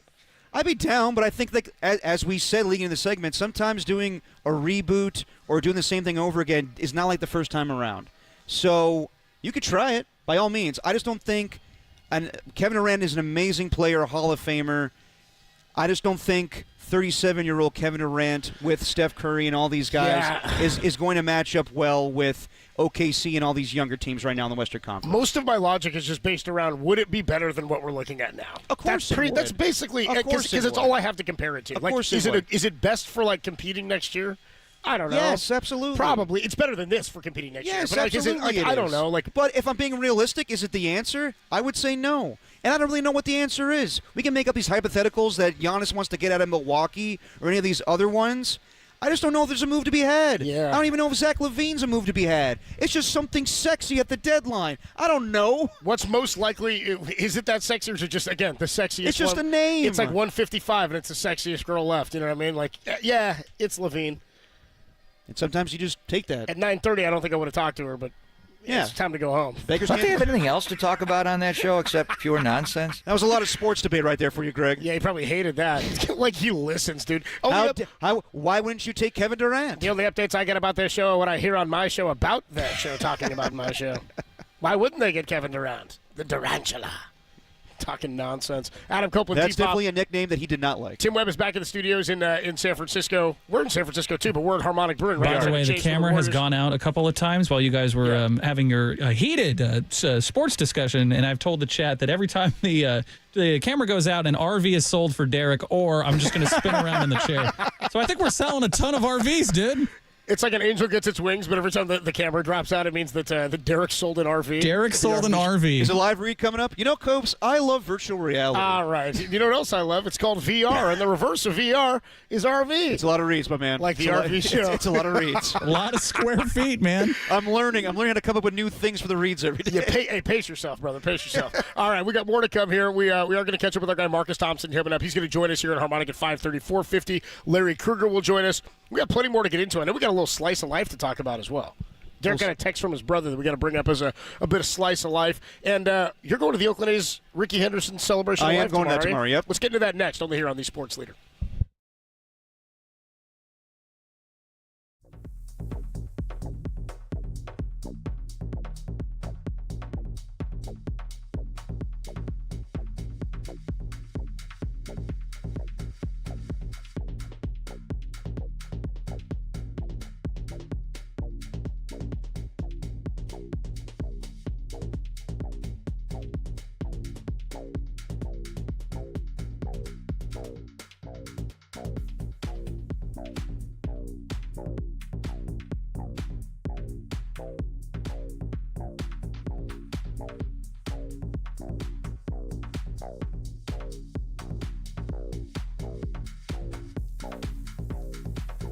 The Warriors welcome the Phoenix Suns tonight as the Dubs have rolled off 3 wins in their last 4 games. How big would a win be tonight? Tell us about it on the KNBR YouTube chat, the only place where Bay Area fans can say Game of the Year every single day.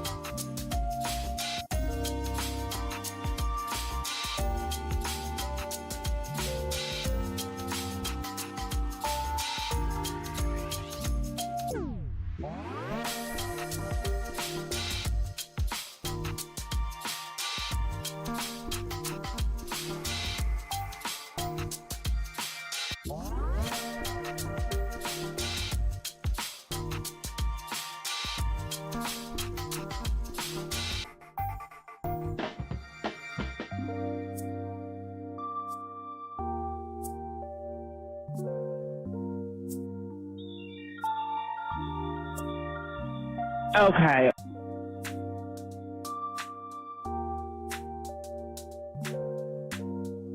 Okay.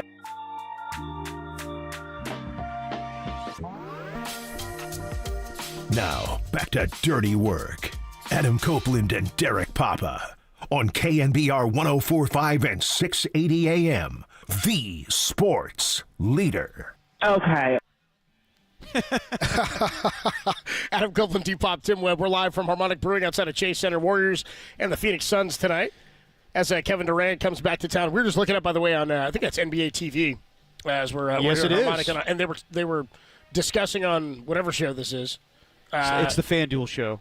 They were playing like a video of Kevin Durant from his of Andre Iguodala from his podcast, and he was talking to Kevin Durant. He said Kevin Durant is the most talented NBA player of all time. I would agree with that. I think a lot of people think that. Yeah. I'm not saying he's the greatest Which is player what's so of funny all when time. you think about his legacy. He's the most skilled by far. Oh, yeah, dude, he's 7 feet tall, and he shoots like he's a guard. Don't say 7 feet. He was very self-conscious about that. Like he didn't want to be 7 feet? No, it was something weird where always like he would tell the PR people, don't list me as 7 feet or 7 foot. I was like, it's always 6'11". Why? He was just like that. Why is that? But he is 7 feet, isn't he? Yeah. How do you know? You measure him? That's what he's listed at. You're 6'11"? going back and forth the same damn thing. Just going, we're talking circles. What do you think? Is he 6'11" or is he 7 feet? I don't know. Anyway, KNBR, how tall is KD? I just know he doesn't like being listed as 7 feet. He's like being known as a big man. Dude, I'm hyped that you're going out to the Celebration of Life for I'm looking forward to represent the show out there, and really cool that you're going to be out at that. I mean, the Willie Mays one last year that we held live on KNBR was obviously it'll be different than what this is. That was on the field at Oracle Park, and I just think about when Brody Brazil came on with us. Yes. After Ricky Henderson died, and he had, I mean, Brody's just such a brilliant dude and such an awesome broadcaster and such a thoughtful guy and puts so much effort and energy into how he perceives things.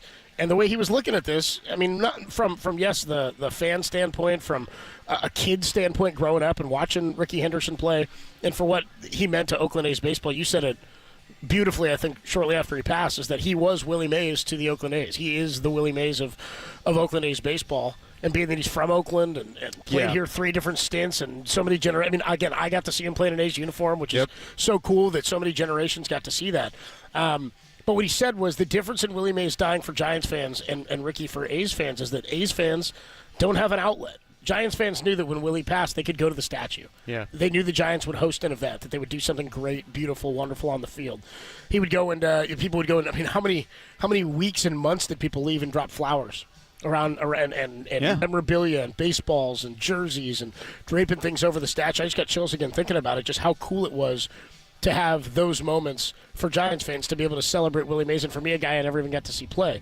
But A's fans didn't have the outlet. And they don't have a place to go. There is no Ricky Henderson statue to go drop everything on. And for people to have all this energy and this love to share and to show and to not have any outlet or place to put it and to not get to show it to Ricky's family and for the city of Oakland to get to celebrate him, I thought was a really, really sad thing. So we knew that there would hopefully at some point, we didn't know, we hoped that there would be something like this at some point. Unfortunately, it will not be on the field at the Coliseum. It's going to be at Oracle Arena. Yeah. What was formerly Oracle Arena, the arena in Oakland, I guess now. And I guess that's fitting because it's going to rain tomorrow, but I would have loved for it to be at the Coliseum, just to have one more celebration in the Coliseum. And I'm glad we're doing this. Yes, Brody Brazil championed this the days after he died, and I'm glad this is going on. You're probably going to hear from Dave Stewart tomorrow, and a lot of people. I'm not really sure exactly who's going to show up and who will be there, but I'm glad they're doing this, and this is kind of putting a bow on everything. To me, this is kind of the real end of the Oakland A's, because there's going to be celebrations. There's going to be a fan fest in Oakland. It's not really like a pro A's rally. It's going to be like an anti, John Fisher and everything, the fans fest. That's going to be at Ramondre Park, where the Ramondi Field, Ramondi Field, where the Ballers play. But no, tomorrow is kind of like the end, and to celebrate Ricky and what he meant to the city of Oakland and what he meant to the A's. And yeah, like I said, it's just it kind of just puts everything to bed as far as the Oakland A's, and that just it's sad. It's good that everybody's getting together. What's it going to mean to you, though? What's it going to mean to you? For what do you think your emotions will be? How are you going to accept it? Because again, it'll be different being in the arena, than on the field. And so again, I don't think it's going to take anything away. But the end has already happened for the Oakland A's. It's just it's so sad, and maybe fitting that a guy who was like Mr. Oakland Athletic is not going to see the team not play in Oakland. But A's fans, like this, to your point, this will be kind of separate from the team itself, separate from John Fisher, won't have anything to do with him. You don't want it to have anything to do with him or any of that animosity for tomorrow. What does it mean to you, though? What's the feeling for you? I mean, to me, like, I'm not going to act like I saw Ricky Henderson play, but I know what he means to the city of Oakland, what he means to the Oakland A's. Like I said, I think of him as the Willie Mays of the A's. And to me, it's saying goodbye to Oakland. It's really... It's the end of baseball in Oakland. Yeah, it's honoring a guy that meant so much to the fans, and it's just one last celebration. I really don't know what to expect. I wasn't at the celebration of life for Willie Mays. I don't think it's going to be quite that big. Obviously, you had the likes of Barack Obama giving, video speeches and Bill Clinton playing the saxophone. But I think it's going to be like everybody. I think you're thinking of Arsenio. It was both. But I think that I just think there's going to be a great time. And I know Dusty will be over there. Dusty was on with the Gregs yesterday, and he was talking. It's basically all he wanted to talk about. Yesterday or 2 days ago, it's all he wanted to talk was Ricky Henderson. Yeah, I mean, we don't know the list of who's going to speak, but I would imagine it's going to be Dusty Baker, hopefully Tony La Russa. Maybe Eck or something like that, and Dave Henderson, or Dave Stewart, like you were saying. Dave Stewart, Bip Roberts, Shooty Babbitt, I'm sure we'll all speak. It's just one last party. It's one last celebration of Ricky, what he meant. I'm going on and saying the same things, but I don't know what I'm going to feel tomorrow, honestly. To me, I'm still thinking about, okay, well, when April comes around, I'm going to go on Bard and just catch a few innings of an A's game and have fun, and that's not going to happen anymore. So it really hasn't hit me yet. I'm not making the trip down to Sacramento. This is kind of like the last time that A's fans can get together in Oakland and have a good celebration that's positive about somebody. The Fans Fest will be fun too, but this is one final goodbye in my opinion. I wasn't able to go. We were doing a show with Tom, and I wasn't able to go to the last game. I went the night before. This is kind of my final goodbye to the Coliseum. And like I said, I really wish they would have opened the field up for everybody to come in that day, but that's not going to happen. So this is really just... How do you feel different about the Coliseum saying goodbye now relative to that of the Raiders? How many times did you say bye to the Coliseum with the Raiders is my question. You personally. Oh, man. Did you go both years? Oh, yeah. I mean, not the 2019 one, because that was when I was working at NFL Network. And you're in SoCal. I'm glad I didn't, because that was, in my opinion, terrible. They lost to the Jaguars, and they threw beer bottles at Derek Carr, and I didn't want that to be my last memory of the Oakland Raiders. So I was glad that I went. What beer would you have thrown? None.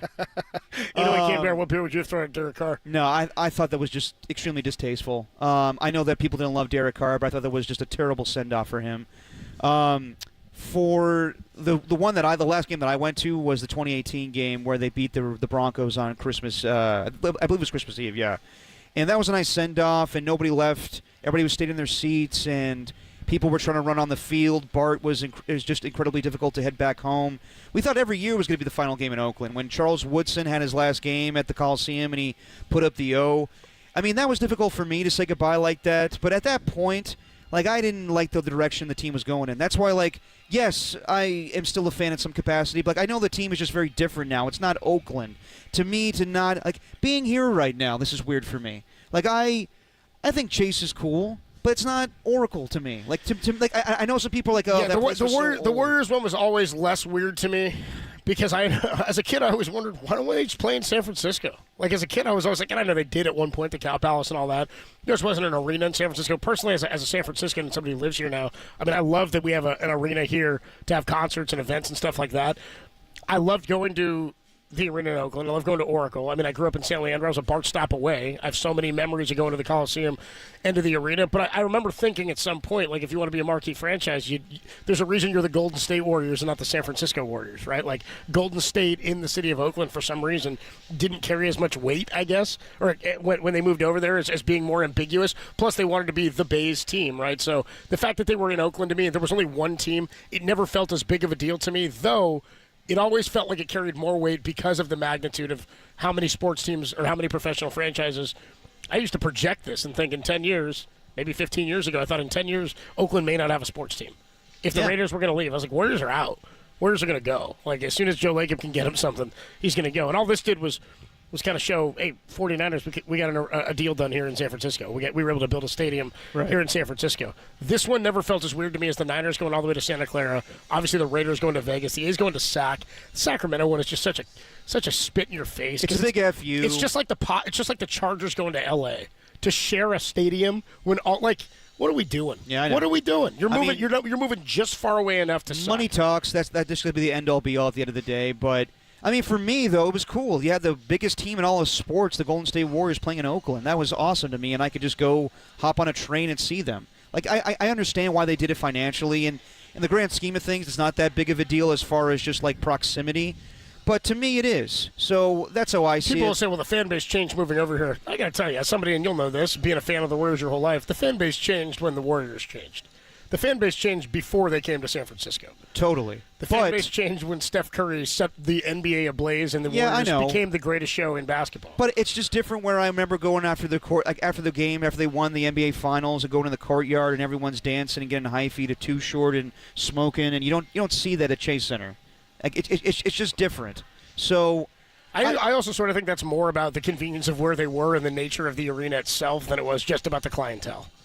Well, yeah, totally. Because the tickets were not cheap when they were at Oracle. No, I know that. But also, like I said yesterday, just going to the watch party to see the Game 4 clincher against the Cleveland Cavaliers. A lot of those fans that attended that night were Oakland fans that had been priced out for years because the team got good, and it was awesome to see them. I mean, it wasn't real. Like, you didn't see Steph Curry and Draymond Green and Kevin Durant on the floor. You saw it on a TV screen. Yeah. But it was awesome for them to see that moment. So I accept now that the Oakland sports is dead, and it kills me because that's how I grew up. I grew up going to the Coliseum. I grew up going to the A's game. I grew up going to Raider games. I grew up going to Warriors games. And nothing will ever change. No, even though I'm on the flagship of the San Francisco 49ers and Giants, I will not be fans of those teams because I live and breathe Oakland sports, and it's just tough for me to see that all this stuff is dead. So for tomorrow, for Ricky Henderson's memorial, that's just, unfortunately, just the end to me, is that we'll have one last party. We'll celebrate Ricky and what he meant to everybody, and then we move on to not having Oakland sports anymore. Otis Bird checks in on our YouTube chat, and he says, they get hyphy in Thrive City, but I get what Derek is saying. Yeah, certainly a little bit different being over here. The Ricky Henderson celebration goes down tomorrow in Oakland at 1 o'clock. 1 o'clock to 3. 1 to 3 tomorrow at the arena in Oakland. Let's get into some Giants talk. This Giants offseason already feels different with Buster Posey. I just don't get what the whole cut and salary situation is. Yeah. Should they be in on some of these other guys like an Alex Bregman? Like, would it give you more versatility with a player like Tyler Fitzgerald? And we talk about, do you trust a player? How much of what you saw last year from Tyler Fitzgerald do you trust? Do you want to see him starting every day at second base? I want to see him in the lineup for sure. It gives you speed, gives you athleticism. Is there somewhere else they could go? We'll talk more about this offseason relative to previous offseasons under Farhan Zaidi, and Andy Baggerly joined the morning show today. Talked about why the Giants are not going after Alonso or Bregman and maybe why they should. We'll talk about it next, only here on The Sports Leader. What's going on, everybody? Derek Papa. And look, you've heard me all week talk about the 36th annual Manufacturers RV Show. And I got to tell you, if you're waiting, I don't know why you're waiting, because you have 2 more days to go. You got, well, really today, Friday. You got tomorrow on Saturday, and the last day is this Sunday, February 2nd. So you know the deal at this point. It's the largest RV show on the West Coast. 500,000 square feet of new and used RVs at the Alameda County Fairgrounds in Pleasanton. Over 40 different RV manufacturers will be on display. And you get special deals at the show on a motorhome, travel trailer, van conversion, fifth wheel, toy hauler, or truck camper. Look, you love RVs, I love RVs, and you want to go to this thing. All right, so come on down and check it out, browse around and find what's going to make you and your family very happy. Once again, that's the Manufacturers RV Show at the Alameda County Fairgrounds in Pleasanton, now through this Sunday, February 2nd. Check out details at rvshows.net and enjoy yourself a great time at the RV Show.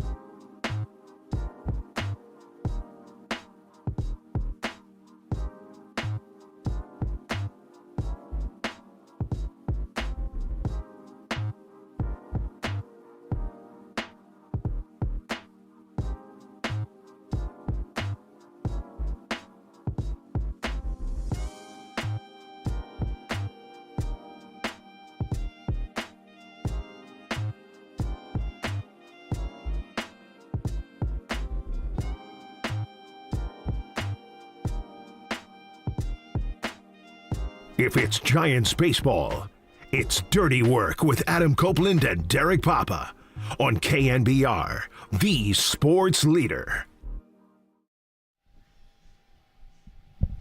Adam Copeland, D-Pop, Tim Webb. We are live from Harmonic Brewing outside of Chase Center. Warriors at 7 o'clock tonight are taking on the Phoenix Suns to kick off your weekend. What'd you get into last night, by the way? I watched a little bit of the Sharks. By the way, we signed off. That was hilarious. We were talking about how there's no sports last night, and Kruger was like, yeah, but I got some East-West Shrine I'm getting into. Kruger was talking Shrine. I didn't pop on the Shrine Bowl. But did you hear what he said, too? He said, this is a second level of sickness because he was recording it so that he could watch it later. That is like, he was like looking off to the side. Hey, man, he's got a scout. I get it. He was like looking off to the side on camera. He goes, if you look at my eyes here, I'm looking kind of off to the right a little bit. It's nice that you drafted me on your dodgeball team, but man, this East-West Shrine game. He said, yeah, dude, my question then after was like, I didn't even think about the level of sickness that Kruger has. I'm like, wait, so how many times do you think Kruger's watching the East-West Shrine? Bro, just wait till we get to the Combine. He's watching all 7 hours every day. Dude, the Combine is just wild. I've told you before, the reason I have a tough time getting behind the Combine is any sort of interest is it doesn't mean anything to me anymore now. It never really did, but it's a track meet. We're watching a bunch of guys do things that they won't have to do when they're playing in the NFL. Well, you're going to have to run. Yeah. I mean, I don't know how frequently offensive linemen are running 40 yards at a time. I don't know why that matters. I don't know. There are certain guys that like. I'm with you on the drills. To me, I like the Combine, and I know why the Gregs are going is because the Niners have such a high pick. But for me, the intrigue with the Combine is just when the GMs speak and you get kind of tidbits of what's going to happen at free agency. That's why I'm into the Combine. As far as, like, no one throws anymore. Like, yeah, scouts love it. I get that stuff. But as far as, like, my interest, it's just what GMs say as far as, like, can you like, we're doing the long jump and stuff. We're doing the high jump. I'm like, what are we doing? Yeah, I know. What are we checking the vert for? Like, you know? like for me, like, it's going to be when John Lynch speaks. And what was Mac Jones's vert? You know, who cares? I don't even know how QBs do the vertical anymore. What was his bench? Who cares? Was it like why does a quarterback need to bench? In what situation does he ever need to be pressing off of somebody else? Did you ever play football? No. For whatever reason, we had to do that in the offseason, too. We did all that stuff. I don't know why that mattered. The combine stuff? Yeah. For training? 40 times, bench press, the vertical, which I was just terrible at, which you can guess.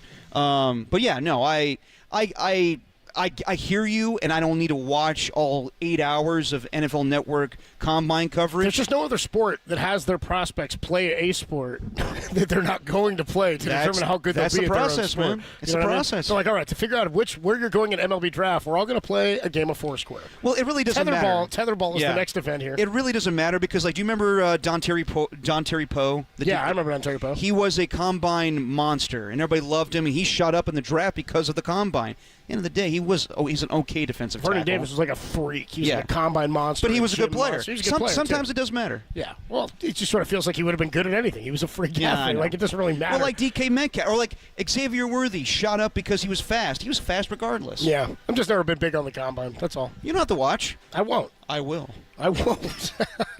It's okay. You and me next year will go. Talking hundredths of decimals. Will we go next year? Why not? We'll probably have a bunch of free time by the next season.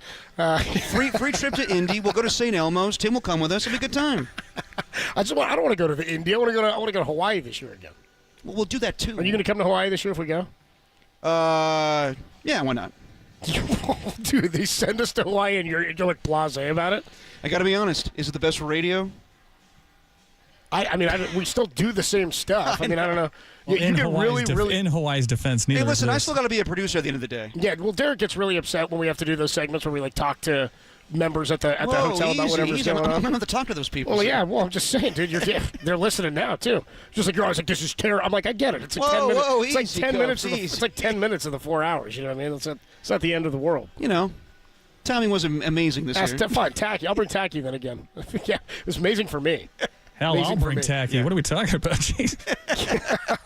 If Tim's in again. All right, let's get into the Giants offseason with Buster Posey. How it's been much different than that of the previous offseasons with Farhan Zaidi, mostly because they just came out of the gate and signed a player. Yeah. That's really the biggest change. And that's been the high mark. In this offseason. Now, they've made a couple of additions. Obviously, Justin Verlander was the next one they brought in. Those are going to be their top two free agent signings. Prior to all that, there was a statement made by Buster Posey saying that they were going to kind of cut some payroll this year.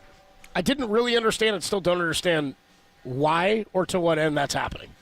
Well, as you said the other day, the Giants were the third most spending team in the last. In the last 2 off seasons, the Giants have committed the third most money of any team in baseball to free agents. Now, some of that money is no longer here anyway, right? Like when they traded away Jorge Soler, they got rid of some of that money. Blake Snell's contract was here for a season and then left, right, and then gone. Part of that too is the contract they signed with the opt-out.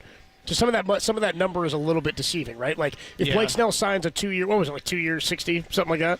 It was a 2-year deal for when I remember. Whatever, let's call it 2 years, 60. Matt Chapman was 3. For the sake of this argument, when you sign a 2-year, $60 million contract, that 60 goes into that calculation of money committed. He has an opt-out. He opt-out. They only paid him for that first year, so they didn't actually pay all of that money, even though they were the third highest. That makes sense? Right. It's money committed.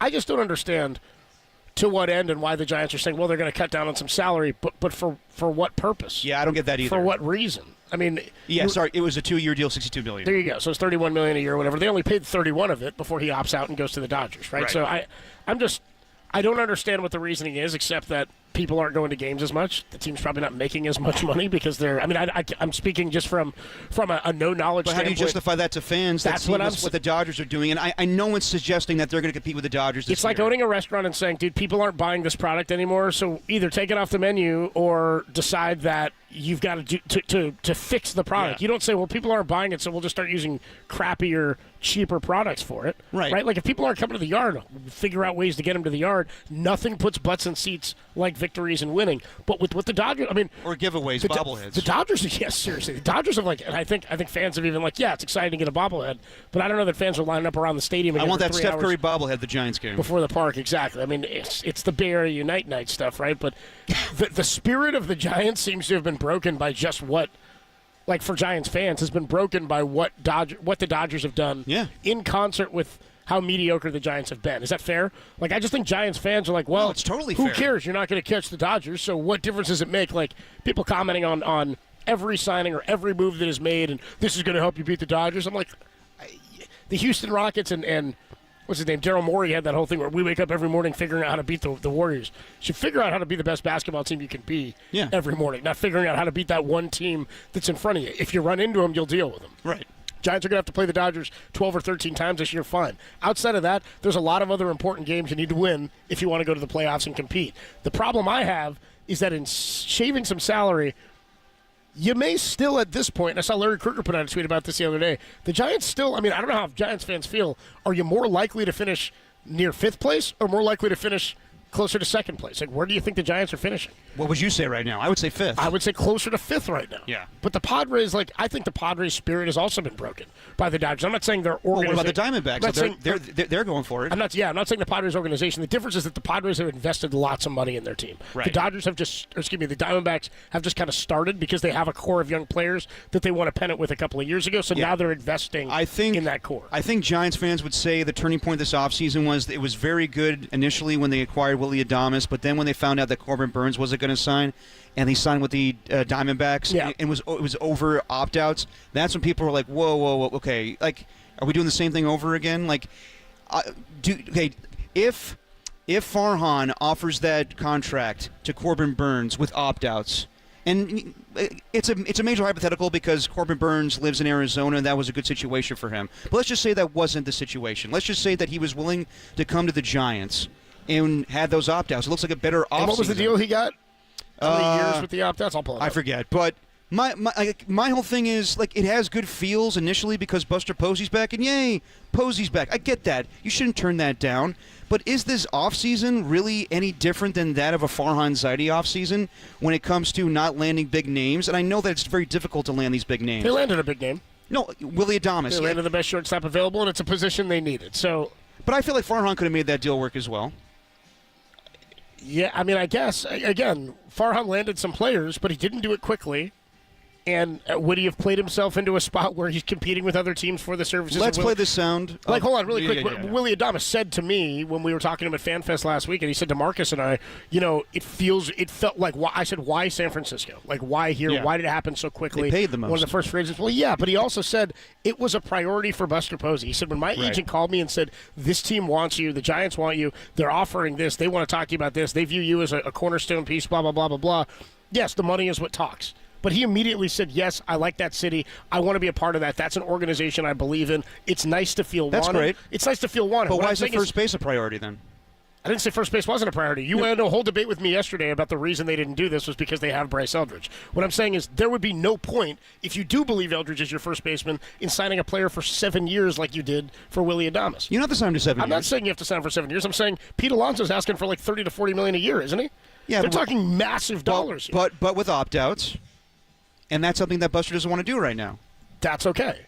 I mean, this is what I mean. Is you're asking if Farhan had made the deal with Corbin Burns. We're jumping around a little bit here. The simple question is, would you have been happy had the Giants given Corbin Burns the same deal at 2 years with an opt-out after that? At least you have year? Corbin Burns. I guess, but Giants fans feel about the team has been worse based on that type of construction of the roster under Farhan Zaidi. So would you feel different about it if it was Buster? Maybe in conjunction with getting Willie Adames and Justin Verlander, had they landed him. But if they get him, they're probably not getting Verlander. Also, it sort of feels like if you do that, you're looking at the next 2 years as your window.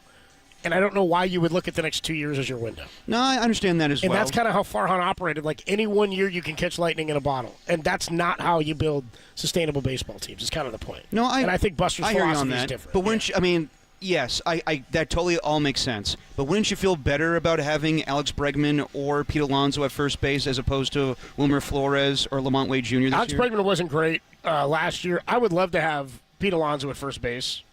Again, I don't really ever care about what the dollar amount is unless it's hamstringing you from doing something else. Like if it's preventing you from getting something else, but what else were they going to get? If they were willing to offer Corbin Burns $30 a year. Now, again, Susan Slesser reported the Giants were never offering what they say the reports were. The Giants were never as deep into these discussions at 6 years, $210. So I'm not of the belief the Giants were really ever going to land Corbin Burns because Susan reported they were never that close. Okay. The discussions happened early on. That was what was interesting is they said they were going to cut payroll. They signed Willie Adames, and then I thought they're going to commit another $30 a year to Corbin Burns, and then I thought maybe he's getting less than what we'd initially anticipated he would get. He actually got about what we thought. He got a $10 million signing bonus. He's averaging at $35 a year. He'll get $31 over the next 2, and then he's got an opt-out if he's a Cy Young candidate again, which he may very well be. Let's hear from Andy Baggerly. He joined Murph and Marcus this morning. Talked about whether or not the Giants should go after Pete Alonso or Alex Bregman. Pete Alonso would be nice. I just don't know if, like, again, I'd love to have him. I'd love to have that bat in the lineup this year. You could also make him a DH, was my thought, if you do commit to somebody long term. But here's what Baggerly had to say. Well, you also don't want to give him a long-term contract because you've got the best prospect in your system as a first baseman, Bryce Eldridge, and you don't want to block that position for him. And I know you could say, well, there's the DH in the National League. That does change the calculus a little bit. And I do think there is an argument for going after Pete Alonso. And I think there's a lot of good arguments why he wouldn't be a great fit. Honestly, I could see a lot of good arguments for going after Alex Bregman and turning Fitzgerald into a first baseman. I mean, that if you're looking at one move the Giants could make that would sort of vault them up, that would be the move. But, you're giving up 2 more draft picks. You might be signing a guy with, that has some opt-out language. And the biggest thing with Alonso, especially as a power hitter, is, if you're looking to go somewhere, put up big numbers and opt out, generally speaking, Oracle Park is not going to be at the top of your list as a hitter. So, that's why I just don't think it's a very good match all the way around there. But, they certainly would have or appear to have more payroll flexibility to make one more move. So there you go. I mean, on Pete Alonso, there's a lot of factors here. Would he even want to come? Would you have to overpay to get him? Again, if you're talking about cutting salary, it doesn't make much sense, and then you'd go and overpay for an aging first baseman. That's kind of what you got to do now, though. Yeah, but overpay for an aging first baseman, would you pay? Do you want to pay him $40? I mean, he's turned down a 3-year, $70 million deal from the Mets, and he's made it clear he wants to stay with the Mets. No, I know. I mean, Pete Alonso sounds like he's going back to the Scott Boras Mets. is playing hardball. Okay, I mean, they're in a staring contest right now. It's whether it's about years or not. I mean, if he's turning down 3, I mean, that would make sense to turn down the 3 because I think he's 30? He's 30. He's 30 years old, so this will be his age 31 season. Yeah. Okay, but what about Bregman? Bregman, playing hardball, are you? as Bags just said, you should just sign Bregman, put him at first, and you could put put him at second and then play Fitzgerald at first. He played a little bit of first last year. And I said Bregman didn't have a great year. He started poorly, but he hit 26 bombs last season. Yeah. And also, like, as he said, Bryce Eldridge could be a DH, or you move Bregman to DH. Like, there's ways around it. Like, I totally get, like, the potential of a Bryce Eldridge in time, and I know what Bob Melvin said, but he's just saying that because he kind of probably feels the same way. Like, how come we didn't go after a first baseman? And I'm just saying that because Bryce Eldridge is on the horizon. So I think it's a mix of, like, Buster Posey come out and say, like, I want to compete with the Dodgers, but they're not doing it this year.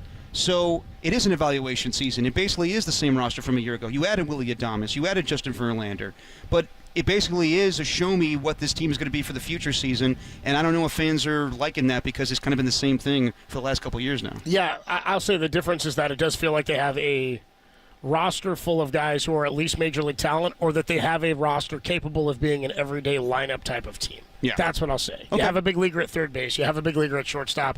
Presumably, you'll have a big leaguer in Tyler Fitzgerald at second base, so I think we were all pretty excited to see have a decent rookie campaign, and you take a lot of pressure off of him if he's sitting near the bottom of the lineup playing second base, right? You're not looking at him to drive in any runs like when he got red hot last year and was hitting a bunch of bombs. I'm not even counting on that. I need solid second base. I need some stolen bases. You need some athleticism. Can Elliot Ramos return to form that we saw in the first half is a bigger question. And what happens with Jung Hoo Lee in center, who I'm still high on, and the right field spot, whether it's Elliot Ramos in left or right, is it Luis Matos? Can Luis Matos build off of a couple of the weeks that we saw from him last year in the big winter ball offseason down in the Dominican League or the Caribbean Series when he went off? Like, really, that's what this is all about. So it does feel like maybe they'll have more stability and consistency. Be nice to see Eldridge get to the major league level. It would also be nice to see some of the young starting pitchers go a little bit deeper into games and pitch some innings. This, to me, could be like a 2009 Giants team where they won 88 games. 08, a lot of the guys came up. Tim Lincecum had already won a Cy. We know what Logan Webb already is, right? They have another guy here in Verlander who could be your 08, 09, like we talked about, Randy Johnson type guy. They won 88 games that season, and you got to look at some of the what were going to be key cogs in the Giants' rotation and bullpen. We'll see how all that shakes out this season. Adam Copeland, Depop, Tim Webb. It's a Friday here on Dirty Work. We are live from Harmonic Brewing, right outside of Chase Center here. Warriors getting ready to take on the Phoenix Suns tonight at 7 o'clock. Let's just jump back into some of the Purdy contract talk because Dan Graziano put this out on ESPN earlier today where he projected contracts for some of the top players at their positions this offseason, and we've got a potential Purdy number. It's not as many years. It's less guaranteed money. And it might be a pretty attractive deal if this is something that Brock Purdy is actually looking to take. We'll tell you about it next. It's Dirty Work on a Friday on the Sports Leader.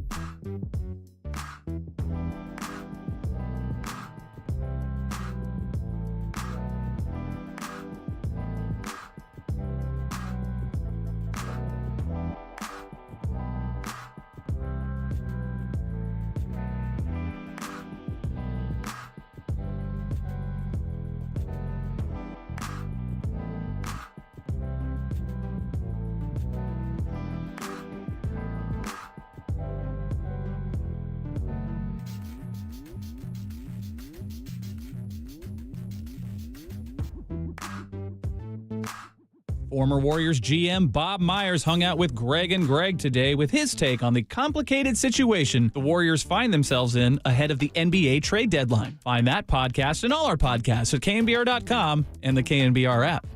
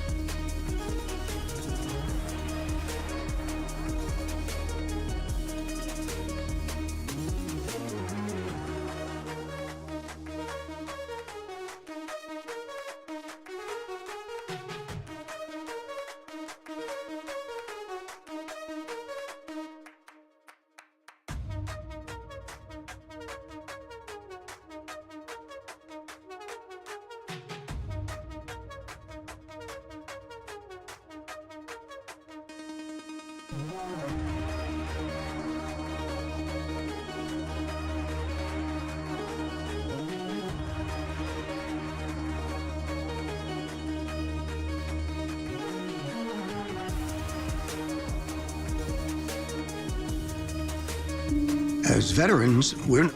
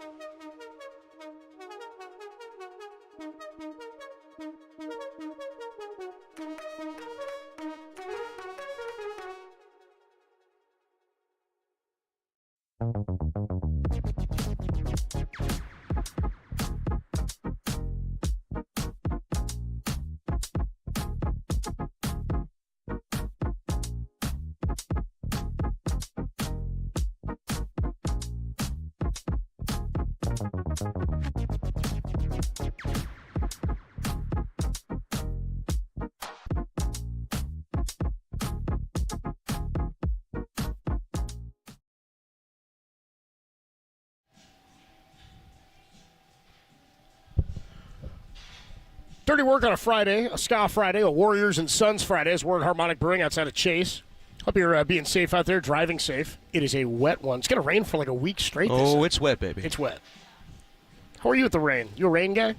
When I'm chilling at the house, when I have to... Oh, yeah, we don't have to be anywhere. No, when I have to drive... When it doesn't affect you. Yes. When I walk around in the rain, not a big fan. Yeah, I'm not a rain guy. I'll take the cold. I never grab like a raincoat or anything. I'm terrible at that. Yeah, So you're just in like a hoodie. Yeah, I know. I'm not a big raincoat guy. I actually don't own one. And I don't. An umbrella? Nope, don't own an umbrella. I'm like Tom. You don't need an umbrella. You do need an umbrella. There are times where you need an umbrella. Or maybe it's just that I'm too stubborn to get an umbrella. That's probably it. Sometimes the umbrella is like I live up a hill, so I'm walking down the hill. Sometimes come to the station and dude, I've had the umbrella. Well, dude, no, I've had the umbrella, but it's like you almost have to put it in front of your face because you're walking at an angle. Like the Penguin back in the day. Yeah, dude, ran a shotgun. That's like the gun out of the umbrella, right? Let's get into some of the tangible Brock Purdy. Ooh, contract. I love talk. tangibles. Now, it's not really tangible in that we still don't know what's going to happen in terms of the dollar amount, but according to Tim Kawakami, things are moving in a direction that should make 49er fans feel positive about getting this thing done without any noise. Here's what Tim Kawakami wrote about the Brock Purdy contract negotiations. Quote, I heard from a plugged-in NFL source this week that the 49ers and Purdy's camp are indeed feeling like there won't be fireworks on the way to an eventual deal. Ooh. But I've also heard generally that the framework might be a little different than some other recent quarterback deals. I suspect this means the 49ers could be pitching a shorter-term, lesser guaranteed deal compared to the full commitment deals that have been signed by Trevor Lawrence, Justin Herbert, and others over the last few years. Will Purdy and his agent be happy with that? Assuredly, there will be some negotiations. Nobody makes their best offer right off the bat. It might take some time, but they don't believe that there's going to be fireworks. What does that mean when he says, I'm not hearing that there's expected fireworks in this? I think that could mean a variety of things. Does that mean holdout? Does it mean explosive in terms of the number? Because I think that's what he's leaning on. I think what he's saying is like fireworks is in, it gets done. Like it's going to be completed the next couple of weeks here. It's going to be a monumental number. Well, he's saying not fireworks. Yeah. I'm seeing the thing there won't be. Meaning that it won't be a monumental number is what I'm expecting. If he says there won't be fireworks. No. That's what I'm saying. Okay, gotcha. Is that I don't think it's going to happen anytime soon as far as the next couple of weeks here, or maybe even before free agency. It's not going to be the monumental number that we were expecting as far as $60 million a year. So when I hear that, I'm a little surprised because they've had years to figure this out. We heard this time last year Jed York do a press conference during the Super Bowl where he said we know that we have to pay top of the market for Brock Purdy. Now I wonder, does this year give them a little trepidation? Like we've all heard the right things. John Lynch and Kyle Shanahan have said this is our guy, but is it our guy at his number?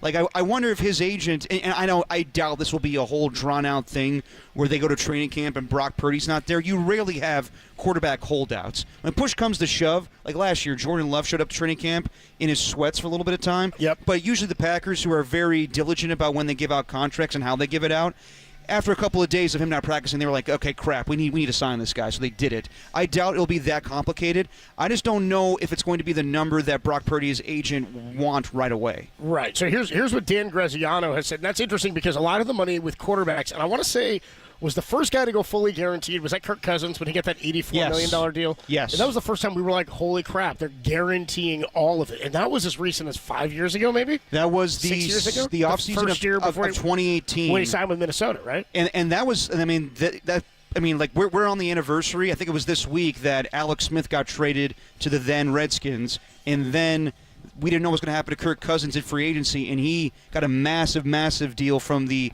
Minnesota Vikings, who just lost the NFC Championship game that year. So that was unprecedented, and the only other fully getting guaranteed contract since then has been Deshaun Watson. So here's what Dan Graziano of ESPN has written, and it's behind a paywall here, but I've got the rest of the details on it. So at 25 years old, coming off a season where he throws for 3,800 yards, 3,864 was the number exactly, 20 touchdowns, 12 interceptions. His final remaining contract, 1 year, $5.2 million. Yeah. Here's what Graziano writes. Purdy's original salary for 2025 was a little over $1 million as part of a 4-year rookie contract. They don't have that 5th-year option because he was not a first-round draft pick. And the numbers, of course, have been inflated over the last few years because of what quarterbacks have gotten. He said the threat of a franchise tag certainly gives the 49ers some leverage because if they wanted to, they could tag Brock after this year. But that would also mean he's going to walk into this season playing on 1 year, $5.2 million. And that's risky as hell. Not going to happen. So I don't totally agree the 49ers have some leverage. But if Purdy is not determined to play hardball and max out his contract in the upper $50 million a year range, there is a deal to be made here, says Graziano. Okay. He says, some of the people I've talked to expect that the framework would likely build out from the contract that Daniel Jones had with the Giants 2 years ago. Daniel Jones' contract was 4 years, $160 million. Only 81 of that was guaranteed. So half of that money was guaranteed for Dan Jones, making an average of $40 a year. But it would obviously be adjusted upward for inflation based on the superior performance and the success that Brock Purdy has had. He's not been anything near what Daniel Jones has been. Daniel Jones' best season was like 15 touchdowns, 4 picks or something, or 5 picks a couple of years ago, and they make the playoffs. The prediction from Graziano is that Purdy signs, similar to Daniel Jones, a 4-year contract worth $196 million, 4 years, $196 with $112 guaranteed, which would make him 10th among average quarterbacks per year dollar amount. Just above Kyler Murray. So it would go. I would feel pretty good about that.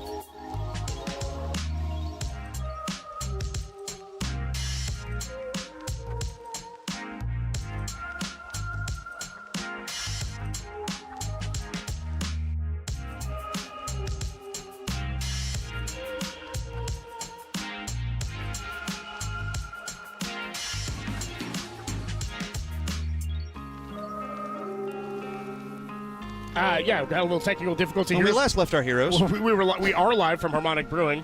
We were still live even when we dropped out there. So if when the camera cuts out, it means that Derek sold an RV. What does it mean when the audio cuts out here at Harmonic? It means you have an underdog. It means I have an underdog to do? Yeah, not quite yet. It is coming up, though. We're talking about Brock Purdy and the structure of this potential contract. So, again, when we last left our heroes, that's us, the best show on radio here when it is on the air, we were talking about what Dan Graziano's projecting for Brock Purdy, and he says it could grow from what we saw Daniel Jones get, which was a 4-year, $160 million deal, averaged to $40 a year, and he guaranteed $81 million. For Brock Purdy, he's saying probably something in the same range. He says if Brock does not want to max out his upper $50 million potential. Who knows what that means? Who knows where his agent sits on this? Who knows what Brock's feeling is on this? If he wants to get paid in the mid-50s, he's got a damn good case to go get paid in the mid-50s. Yeah. If he wants to be top 10, they can make him top 10, and they can do it under $50 million a year. And everything we're hearing from Tom Pelissero, who was on with Rich Eisen months ago, basically said that he wants to be one of the top-paid quarterbacks in all of football.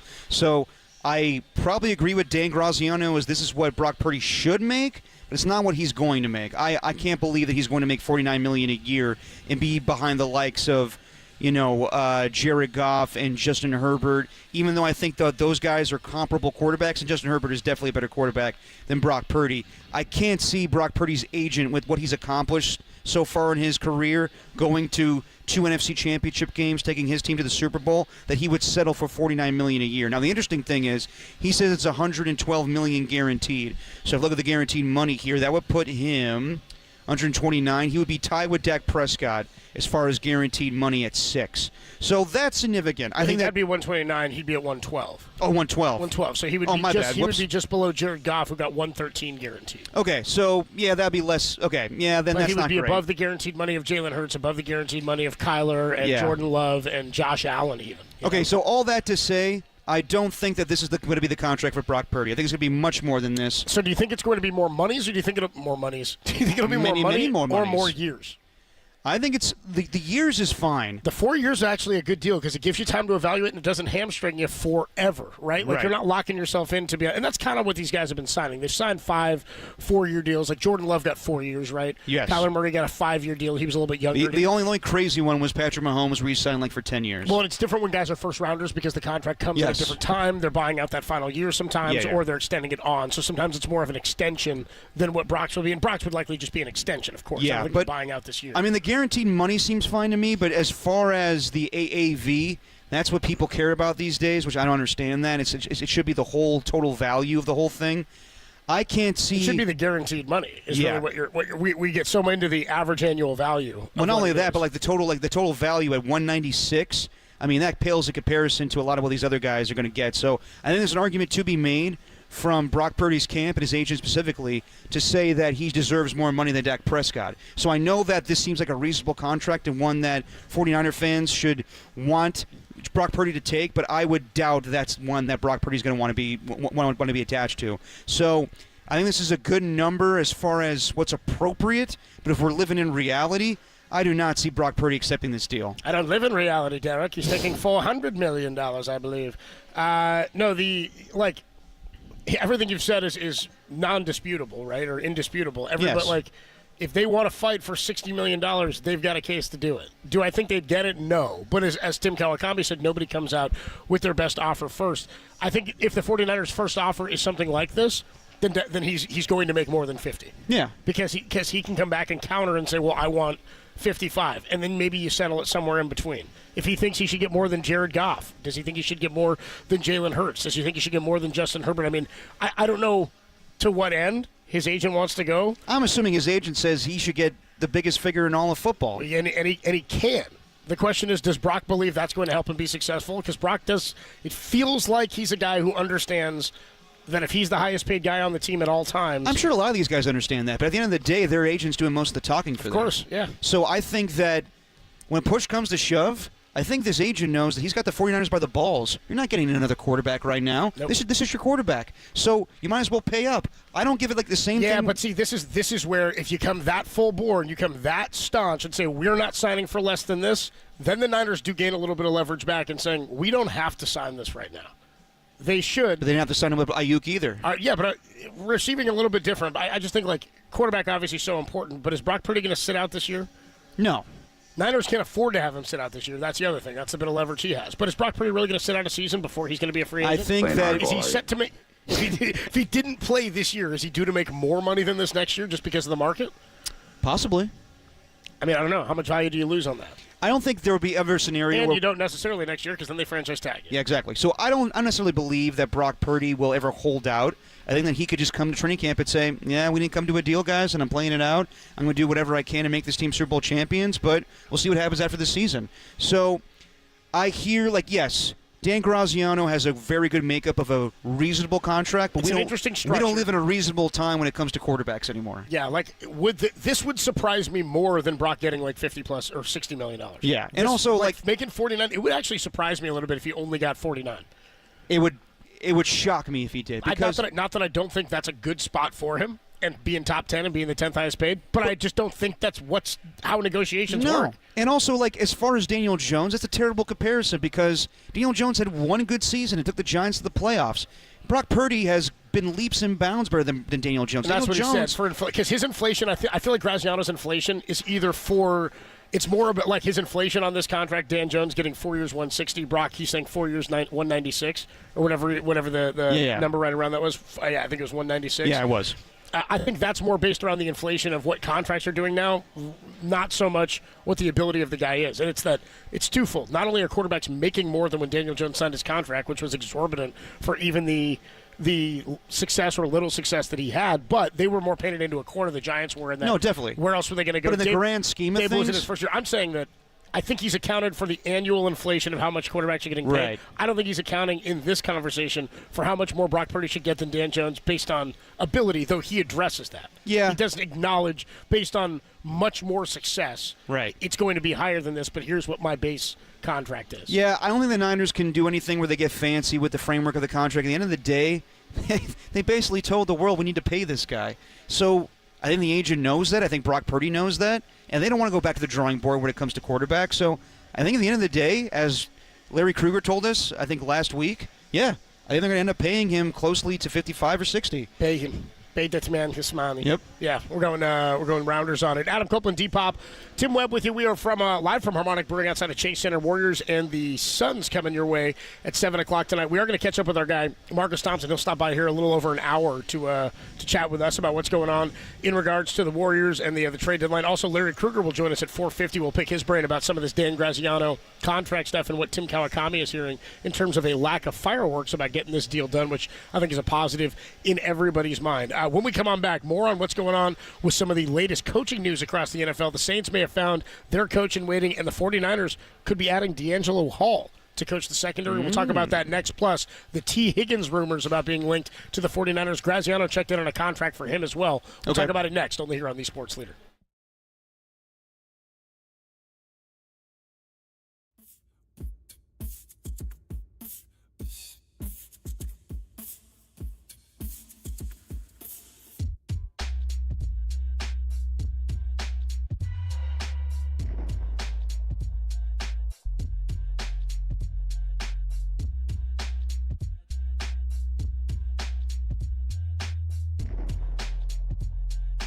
Dirty Work is live at Harmonic Brewing at Chase Center. It's Friday. You bailed out of work early. It's happy hour somewhere. Your beer doesn't judge you. Whatever you need to hear. Come hang out with the show and tell Adam and Derek how messed up it is to not buy beers for Tim Webb. That's me.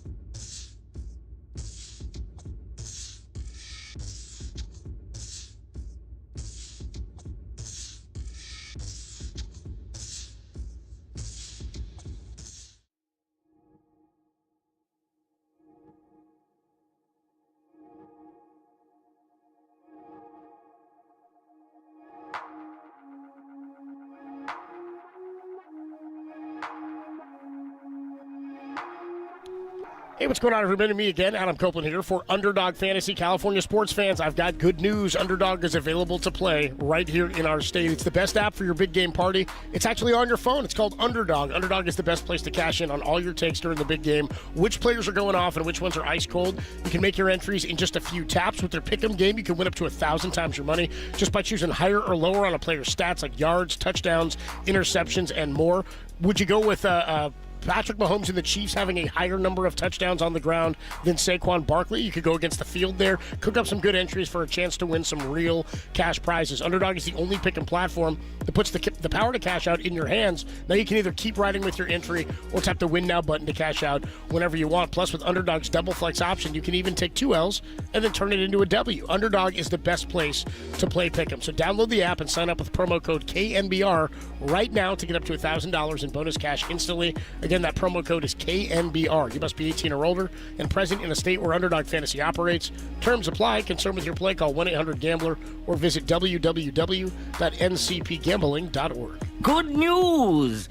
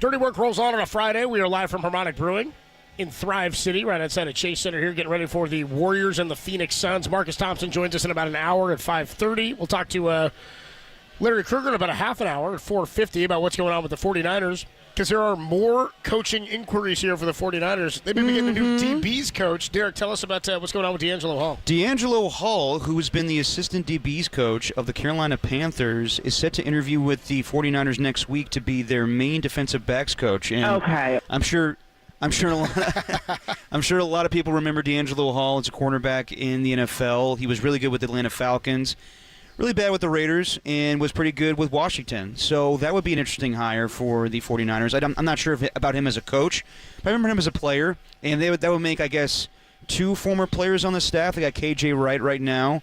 So that'd be interesting to have D'Angelo Hall's presence on the defensive side of the football. Yeah, I mean, I never know what impact a positions coach has or a coordinator has. It's about players making plays, but sure. I mean, Kyle Shanahan said they needed changes in multiple facets and areas of the game. I think people are really intrigued to see what happens with their changes offensively. No, definitely. And then looking around some other coaching news, it sounds like Kellen Moore is going to end up being the coach of the New Orleans Saints. Did he interview officially for that job, though? He interviewed earlier this week. So when they got done with the NFC Championship game, all of the Saint brass flew down to Philly to meet with him. And I know everyone's going to say, like, well, he can't talk to the Saints until after the Super Bowl. I call bull crap on that. He's going to be all week in New Orleans next week. There will be times he's not going to take him away from coaching the team. Nobody likes saying BS about how teams are going about their interview process or how they get their coach more than Derek. I'm telling you, Tom Brady's going to get a chance to talk to Ben Johnson, and how much of an impact did that make? Being around Ben Johnson even more. Didn't you hear Mark Davis the other day? He said they never had an offer on the table for Ben Johnson. Do you believe that? I believe that as well. No, of course I don't. I don't believe that anything goes on in the NFL. There's all this stuff behind the scenes. Come on.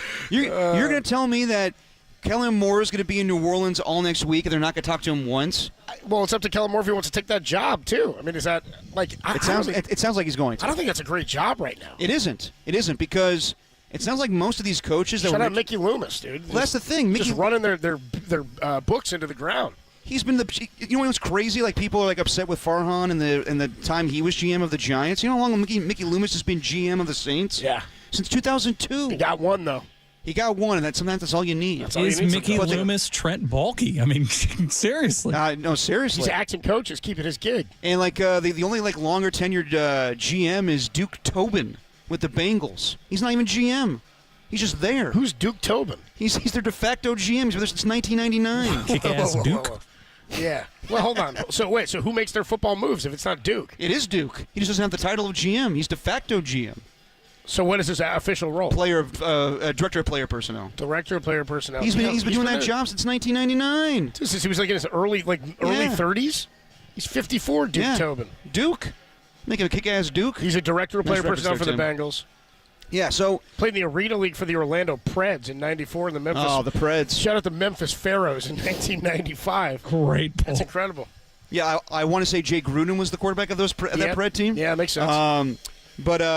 Yeah, I think that right now, there's a reason why the Saints job is the last one, because this kind of flew under the radar. Like, we didn't talk about it as much as like the Raiders or the Jaguars job or the Cowboys. The Saints are in salary cap hell. They just paid Alvin Kamara, who you can make an argument. You probably, at this point, like you're not winning with him. You may be able to move off of him. Derek Carr. They're just post Drew Brees succession plan has been terrible, non-existent. Yeah, so they may actually ask Derek Carr to take a salary or take a pay cut this offseason, and he's been on record saying I don't want to. So they may move off from him.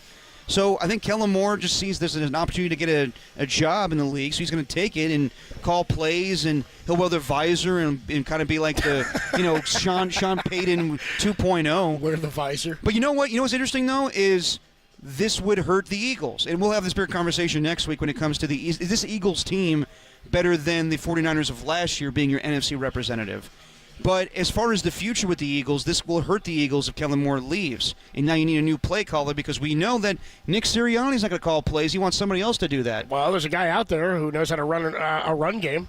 Yes. Bobby Slowick. Yeah, that's who I was thinking immediately, is that I know my pops was talking about having Bobby Slowick join the 49ers in some capacity again. If he's on the table to get an offensive coaching job again, he's going to take it, because people, who were we just talking to about this the other day, where he was sort of viewed as like Kyle Shanahan 2.0, where people thought he was this brilliant play caller, this brilliant offensive mind, Bobby Slowick. Yeah. And he goes to Houston, and I guess things didn't work out with he and it sounds like him and C.J. Stroud did not get along whatsoever. Well, and that chemistry is a big part of how things have to work. Kyle Shanahan made it clear he didn't like that Jimmy Garoppolo would leave the facility at the end of every season and then was unreachable. Like, he wants to be able to go through this stuff. Yeah. When he talked to us at the end of the season, he's like, when Brock and I sit down and watch every play from this year, because he knows he and Brock are going to do that. I wonder if he asked Brock that, or if he just said that. He's like, I expect this from Brock, that he better be in there with me at the end of the year when we're looking over tape. I sort of anticipated, though. Like, that seems to be that's what they've talked about with Brock since he was named the starter. He's a football nerd, that he's really into it. Which I would expect. I would expect that. Jimmy Garoppolo never struck me as that, and nobody ever said it about him. Yeah. Right? If people aren't saying that about you, and numerous people aren't, if it's not true. Right. So I was a little surprised today. Like, when I thought that Bobby Slowick, when I saw that Bobby Slowick was fired from the Houston Texans, I was like, okay, well, the best spot for him is Tampa. But they promoted their pass game coordinator, Jonathan Grizzard, today.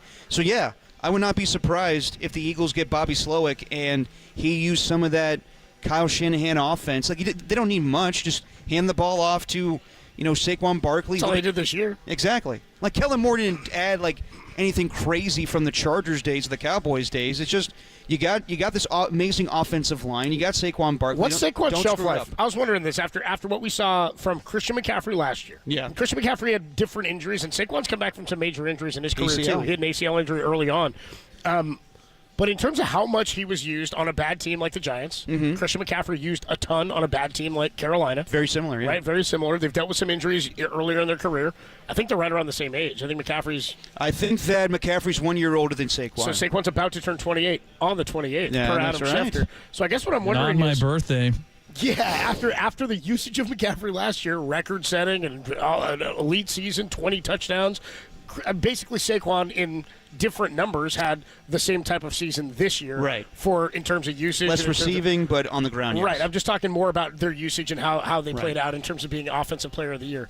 What's the shelf life look like for a guy like Saquon? I mean, right now, 28 years old is kind of it usually. When guys who are, I don't want to say mediocre, but a lot of elite backs who are elite for a long time, we were just talking Alvin Kamara, are really good for a long time and then turn 28, 29, and they just kind of fall. They lose a step. How quickly did a guy like Dalvin Cook disappear? Oh, just like that. Zeke Elliott kind of puttered out a little bit, but like Dalvin, off the table. Like it was just gone. Well, for him, it was kind of an unfair situation because he expected to go to the Jets, having Aaron Rodgers, and he didn't have him that season, and he just ran into a wall. So people were down on him. But, yeah, he's definitely diminished. I would say the same thing for Christian McCaffrey. What's his shelf life? Because right now, Saquon Barkley's looking at no injuries right now, and he's got an amazing offensive line, a better offensive line than the 49ers. But we didn't know that McCaffrey was going to be hurt like this coming into this year either. Well, my thing is, we didn't know that. Like we don't know it would. You would trade the future of Saquon Barkley for whatever happens to get the Super Bowl right now. Of course. So same as the Niners would have with McCaffrey last year. Yeah. But you didn't get that Super Bowl, and right now that's where I'm at. You're expecting Christian McCaffrey to be that guy for the next couple of years. And so what I'm saying, we don't know right now with him 29 and all these injuries. And if the Eagles don't get it, you're going into next season with expensive receivers, with an expensive quarterback,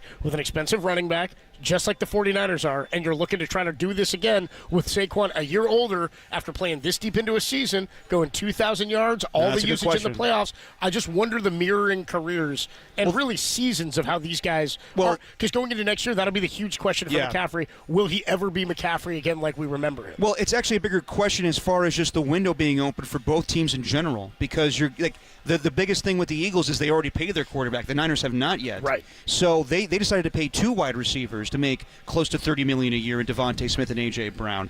And they're probably going to lose some guys. I would imagine that this is probably it for Darius Slay. He'll go to the Super Bowl, and then they'll move over to Quinyon Mitchell and Cooper DeJean.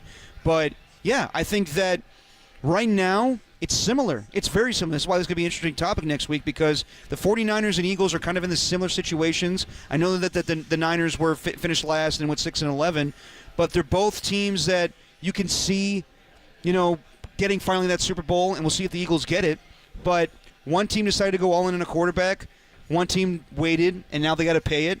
And we'll see if the money gets in the way of that. And right now we're seeing that with the Detroit Lions. They paid most of their guys, Jared Goff, Amon-Ra St. Brown, Penei Sewell. But you see today, they just lost their pass game coordinator, Tanner Ekstrand. He went to the Jets. They're losing coaches this is what I was saying when we talked about next season. I was like, this is what is so incredible about the Kansas City Chiefs, is that year after year, successful season after successful season, they're able to maintain stability within the coaching staff, within the organization, within the talent and the play that they put on the field, and they play to whatever their strengths are on the field for that season. Like the Niners have lost coaches, players, and executives in spades over the last few years, as evidenced by how many compensatory draft picks they keep ending up with. We're talking offensive-minded guys like Bobby Slowick and like Mike McDaniel, and then, of course, defensive guys like Saleh and D'Amico Ryans. Those are just coordinators. But then you go, Rand Carthon leaves the organization to become the Tennessee Titans GM. Adam Peters leaves to go to be Washington's general manager. You've had all this stuff shuffling in the organization. The success the Niners have had, or lack thereof, last season, it's pretty incredible. They've been able to have this level of stability. Do you believe the Lions can do it as constructed after getting as far as they did this year, having their heart rips out yet again and having it even worse this season? I'm telling you, I don't know that they're going to take a complete step out of the playoffs, though it would not surprise me one iota. I do think that they're a much different-looking team next year. Oh, 100%, because I love that our guy David Shaw got the opportunity to be their pass game coordinator. He was last year OC, DC, and pass game coordinator. But I hate the move they made, getting Johnny Morton to be their offensive coordinator. Like, this is a guy that was Adam Gase's offensive coordinator with the Jets. I don't think that's a good move at all. And to your point with the Chiefs, they are the only team I've seen in recent history to win Super Bowls by retooling. They, like everything we're talking about with the Giants and the Warriors and the 49ers, the Chiefs have done successfully year after year. They got rid of guys. They got rid of Tyreek Hill. Would you say that the Patriots retooled frequently, though? No, they did, actually. Yeah, that's right. They had their consistent pieces. It was Gronk and it was Brady and Edelman, of course. But they retooled a lot. Like they did running backs and defenses. Yeah. With the Chiefs, it's Patrick Mahomes and it's Travis Kelce, and that's all you need sometimes. And this year they went out and went big spending on wide receivers. But in the past, they won Super Bowls with the likes of Marquez Valdez-Scantling and Juju Smith-Schuster, who's still on the team right now, but they got better upgrades. And as far as coaching searches, everybody knows what they had in Matt Nagy and the Chicago Bears. No one wants Matt Nagy. He's their offense coordinator for the Chiefs right now, but no one wants him again. Steve Spagnuolo's a retread too. He was terrible with the Rams, so no one wants him again as a head coach. And that's the luxury the Chiefs have. Andy Reid's like I've said him pretty. I have two coordinators that are amazing, but nobody wants them right now. Yeah. Well, people thought about Spagnuolo and tried to talk to him, and then basically the Chiefs aren't going to let him go unless it's to go be a head coach. Yeah, but Mike Silver went on with the morning show, and Marcus Boucher had a great question of why does no one just take away Steve Spagnuolo to break up the Chiefs? And Mike was like, Marcus, do you remember Steve Spagnuolo as the head coach? Yeah. But that's been so long down the road. That's 2009 we're talking about. But that's what I mean is the Chiefs aren't going to let him go now unless it's a promotion to be a head coach. Yeah. And unless it's the right situation for him or he wants to be it. Like, does he want to do that again, or does he want to sit there and just be the DC of the Chiefs and win ring after ring after ring? Honestly, like at this point, probably the money is good. Mike Brown sat on this bench for a long time. Yeah. With the Warriors, waiting, you know what I mean? Saying, I'll wait for another opportunity, but I've had a bunch of opportunities. And of course, he's a respected dude. In football, like I said to you, football, you might get 2 chances, you're not getting 3. No, you're not. You know what I mean? Like in basketball, it's like you might get 4, you may get 5, 6, 7, 8. Like that's why Mike McCarthy's not getting a 3rd chance, because I'm sure the Saints told him you're out, and now he's like, well, damn, I played this pretty badly. I thought I was going to get a head coaching job. That's why I told Jerry Jones to kick rocks, and now he's out of a job. Yeah, you think he'll be back? No, I don't. I don't think McCarthy will be back. I think that he may have to go he's getting paid no money this year. So if I was Mike McCarthy, I would go.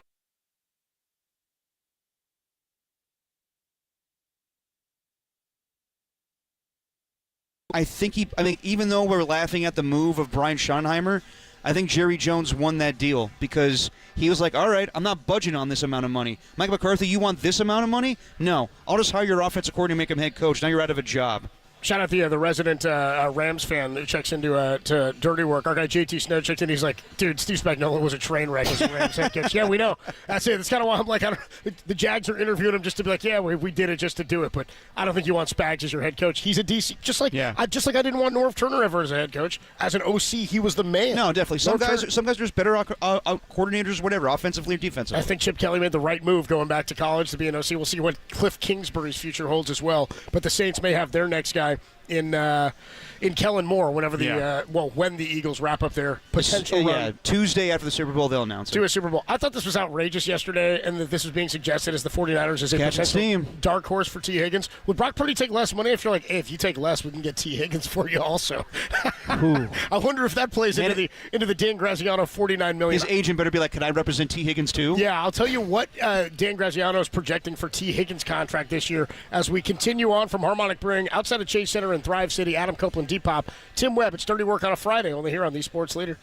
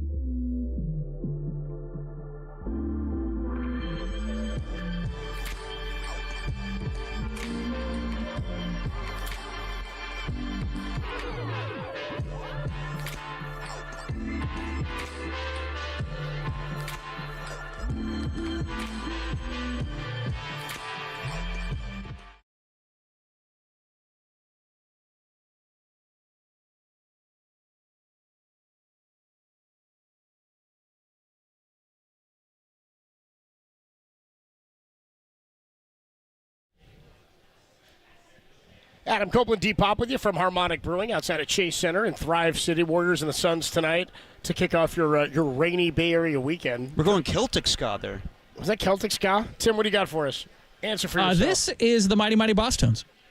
Oh, there nice, you go. Nice. Good work, Tim, on a Ska Friday. Marcus Thompson will join us here at Harmonic Brewing at about 5:30. Larry Kruger's coming up in about 10 minutes or so. We'll pick his brain on what's going on with some of the 49ers stuff and some of the NFL stuff that's out there. Pick him a Krug. T. Higgins, linked to the 49ers. Tell me again about this, because you brought this up yesterday, and I was like, what are we talking about? Really? Yeah. I mean, I'd be hyped, of course, but I'm like, really? I mean, it all started with Michael Lombardi going on McAfee saying, like, if you signed a T. Higgins to the San Francisco 49ers, that'd be an awesome move. And then I think I think some people ran with that a little bit, and you're hearing. So again, if you put Aaron Judge on the Dodgers, they'd be even better. Like, exactly. Yeah, of course. No, exactly. No less, bro. Like we're hearing stuff from the Senior Bowl. Like, there's a lot of teams attached to T. Higgins. He is the belle of the ball when it comes to free agency. The belle of the ball in the NFL.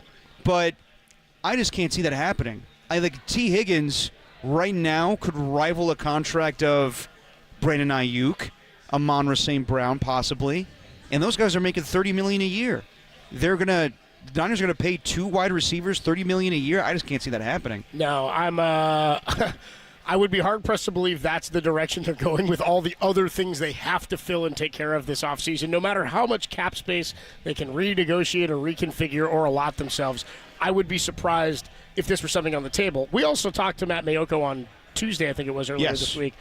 Check out that podcast. It's up on KNBR.com and the KNBR app. But we asked about, we were asking more about D tackles in free agency. Could they go after B.J. Hill or D.J. Jones or somebody like that to plug up the middle? And that might be out of the price range. And he said, what he said was, I expect the 49ers to be active in free agency, but more in the second wave of free agency. After they hammer out the contract stuff with Brock Purdy to know what they're working with, then they can go from there and restructure deals and figure out how to fill some of these other holes. Then maybe you figure out what happens with Drake Greenlaw after he hits free agency. I don't know that he's a guy that would sign in the first wave unless there's somebody who's out there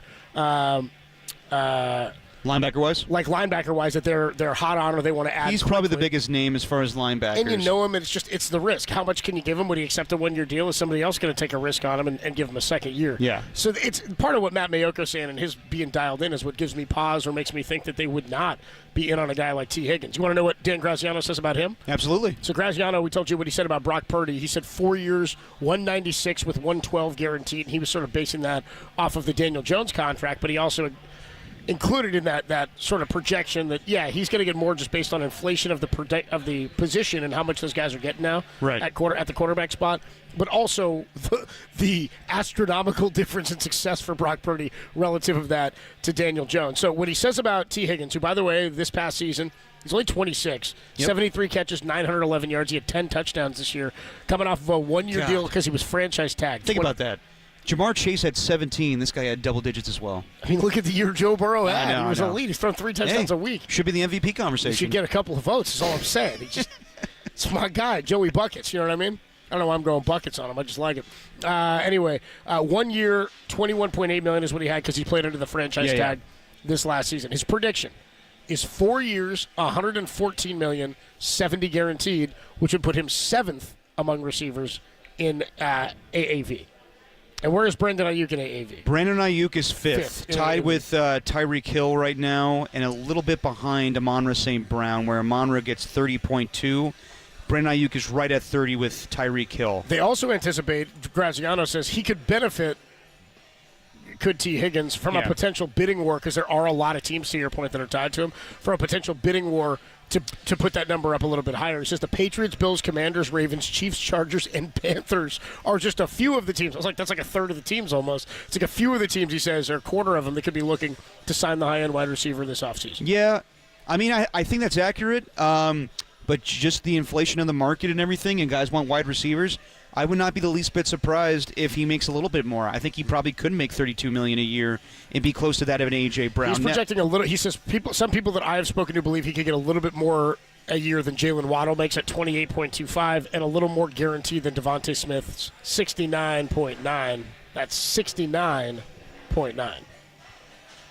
69. There you go. There we go. Thank you, Tim. Well, this is like in the territory of second wide receiver, not so much first wide receiver money, as far as guys that you don't think are the actual main guys on a receiving core. So Like, right now, Justin Jefferson, C.D. Lamb, A.J. Brown, Amon-Ra St. Brown, those guys you would say are number ones. I still don't know if Ayuk is a true number one. Tyreek Hill is definitely a number one, but I don't even know if he's going to remain on the Miami Dolphins this year. Yeah. Jalen Waddle's right behind him as a number two. Devontae Adams, I think he's out of the game of being a number one receiver anymore. He's part of a big receiving core, and whatever his next stop's going to be. DJ Moore, Cooper Kupp, Devontae Smith, all these guys are now like second wide receivers or a guy that's part of a good receiving core. So I think that's accurate as far as like T. Higgins. I don't know if he's a number one, but I'm sure a team he's got injury problems. He's missed five games each of the last 2 years he's missed. I would also say that I think some teams would value him as a number one just because of what he did with the Cincinnati Bengals and putting up 10 receiving touchdowns. I could see him getting a little bit more money than Brandon Ayuk, which makes the whole conversation about him going to the 49ers, I think it's not feasible whatsoever. I think there's other needs. Like, I'm talking about trading away Deebo Samuel and getting the likes of Jacoby Myers or Chris Godwin to be your wide receiver just to fill in. If you're in on Higgins, you better be in on Godwin is kind of my thought. I'm like, I would take Godwin, even off the injury. Oh, yeah. But I think that I feel like he's too expensive, though. Yeah, I think that Chris Godwin would make a lot of money too. Like, I'm not so sure he's going back to Tampa. No, I don't think so either. I think he's going to leave for maybe a deal that's maybe not as high dollar amount per year as some of the other guys, but maybe more money guaranteed. Now, I did think about Cooper Kupp. And Cooper Kupp, there's no way in hell that the Rams would ever trade him to the 49ers. But he's making way too much money, I think, for a team. He's making $26 million a year. And I think he's on the books for another 2 more years. So I would assume the Rams, I don't think anybody would want to take that contract on. So the most likely scenario is Cooper Kupp gets cut this offseason. And then Tyreek Hill, like in recent weeks, he's kind of like made it where like, oh, I was just mad and blah, blah, blah. I'm not buying it. I think he wants out of Miami. No receiver's ever kidding when they talk about being out of a town potentially. Yeah. They're all serious. So there's going to be a big wide receiver market this offseason, I believe. Tyreek Hill, Cooper Kupp. Trying to think of other guys that are okay, so let me ask you this. If you were going to trade Deebo Samuel, is that a good thing or a bad thing if there's a big wide receiver market this year? Via trade and I think it's a bad thing. It's a bad thing for value. But he's a cheaper option, yes. Like I think the Chargers are a team. That's why I say them, because they don't want to go big money on a wide receiver. Jim Harbaugh has never spent big money on wide receivers.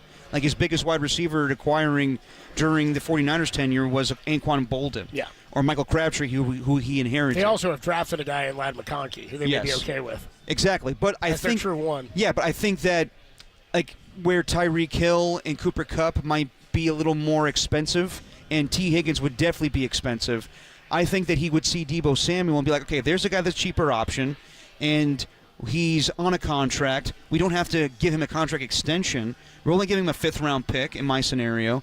I think that Jim Harbaugh would favor a Deebo Samuel trade as opposed to going big money for these other wide receivers. Deebo feels like he'd be a Harbaugh guy. Never called him Samuel before. Samuel, he plays well or doesn't. No, I does feel like he'd be a Harbaugh guy. I think so. Harbaugh style player. And it's a Greg Roman offense. They run primarily. Is Roman their OC? What's up? Roman their OC? Greg Roman is their OC, so I could see him like they need to find a running back as well. So I could see them asking him to do the dual threat thing again. Yeah, that'd be kind of a cool spot for him to go. Be with Justin Herbert. See, you're coming around to my idea. I'm not saying I want to move him. I'm just like I don't trust just Juwan Jennings and Ricky Pearsall to be your starting receivers next year. You do need to get somebody else. But I think you can upgrade. Just as a cheaper option. Nobody wants to trade Deebo more than you. That's not true. There are people who want him out, but you're like who aren't fond of him because of the year that he just had. But it seems like every day, just hammering trading Deebo. I just think it's likely, man. I think that if you're looking at like the Niners have a lot of salary cap this offseason, but as Matt Mayoko said, they're not going to go big game hunting. But you can free up a lot of salary cap with Deebo Samuel. It's $22 million off the books right there. We are live from Harmonic Brewing. Adam Copeland, D-Pop. We're in Thrive City. Warriors and the Phoenix Suns playing tonight at 7 to kick off your rainy Friday evening. Tim's back at the studio doing a great job today as we've had some technical stuff. You can always stream us, twitch.tv/thesportsleader, KNBR.com, and the KNBR app. And we're streaming, of course, as always, on YouTube. Check out the YouTube chat and get involved in the conversation. The only place that lets Bay Area sports fans sound off instantly. All right, when we come on back, we're going to talk to Larry Krueger, who will be with you at 6 o'clock for Niners Nightly at the top of the hour. And then we'll get you a truth machine, a little truncated truth, before Marcus Thompson joins us at 5:30, and then we put the show to bed. Krueger, truth machine, Marcus Thompson, and then Niners Nightly in your weekend. Krueger joins us next on the Sports Leader.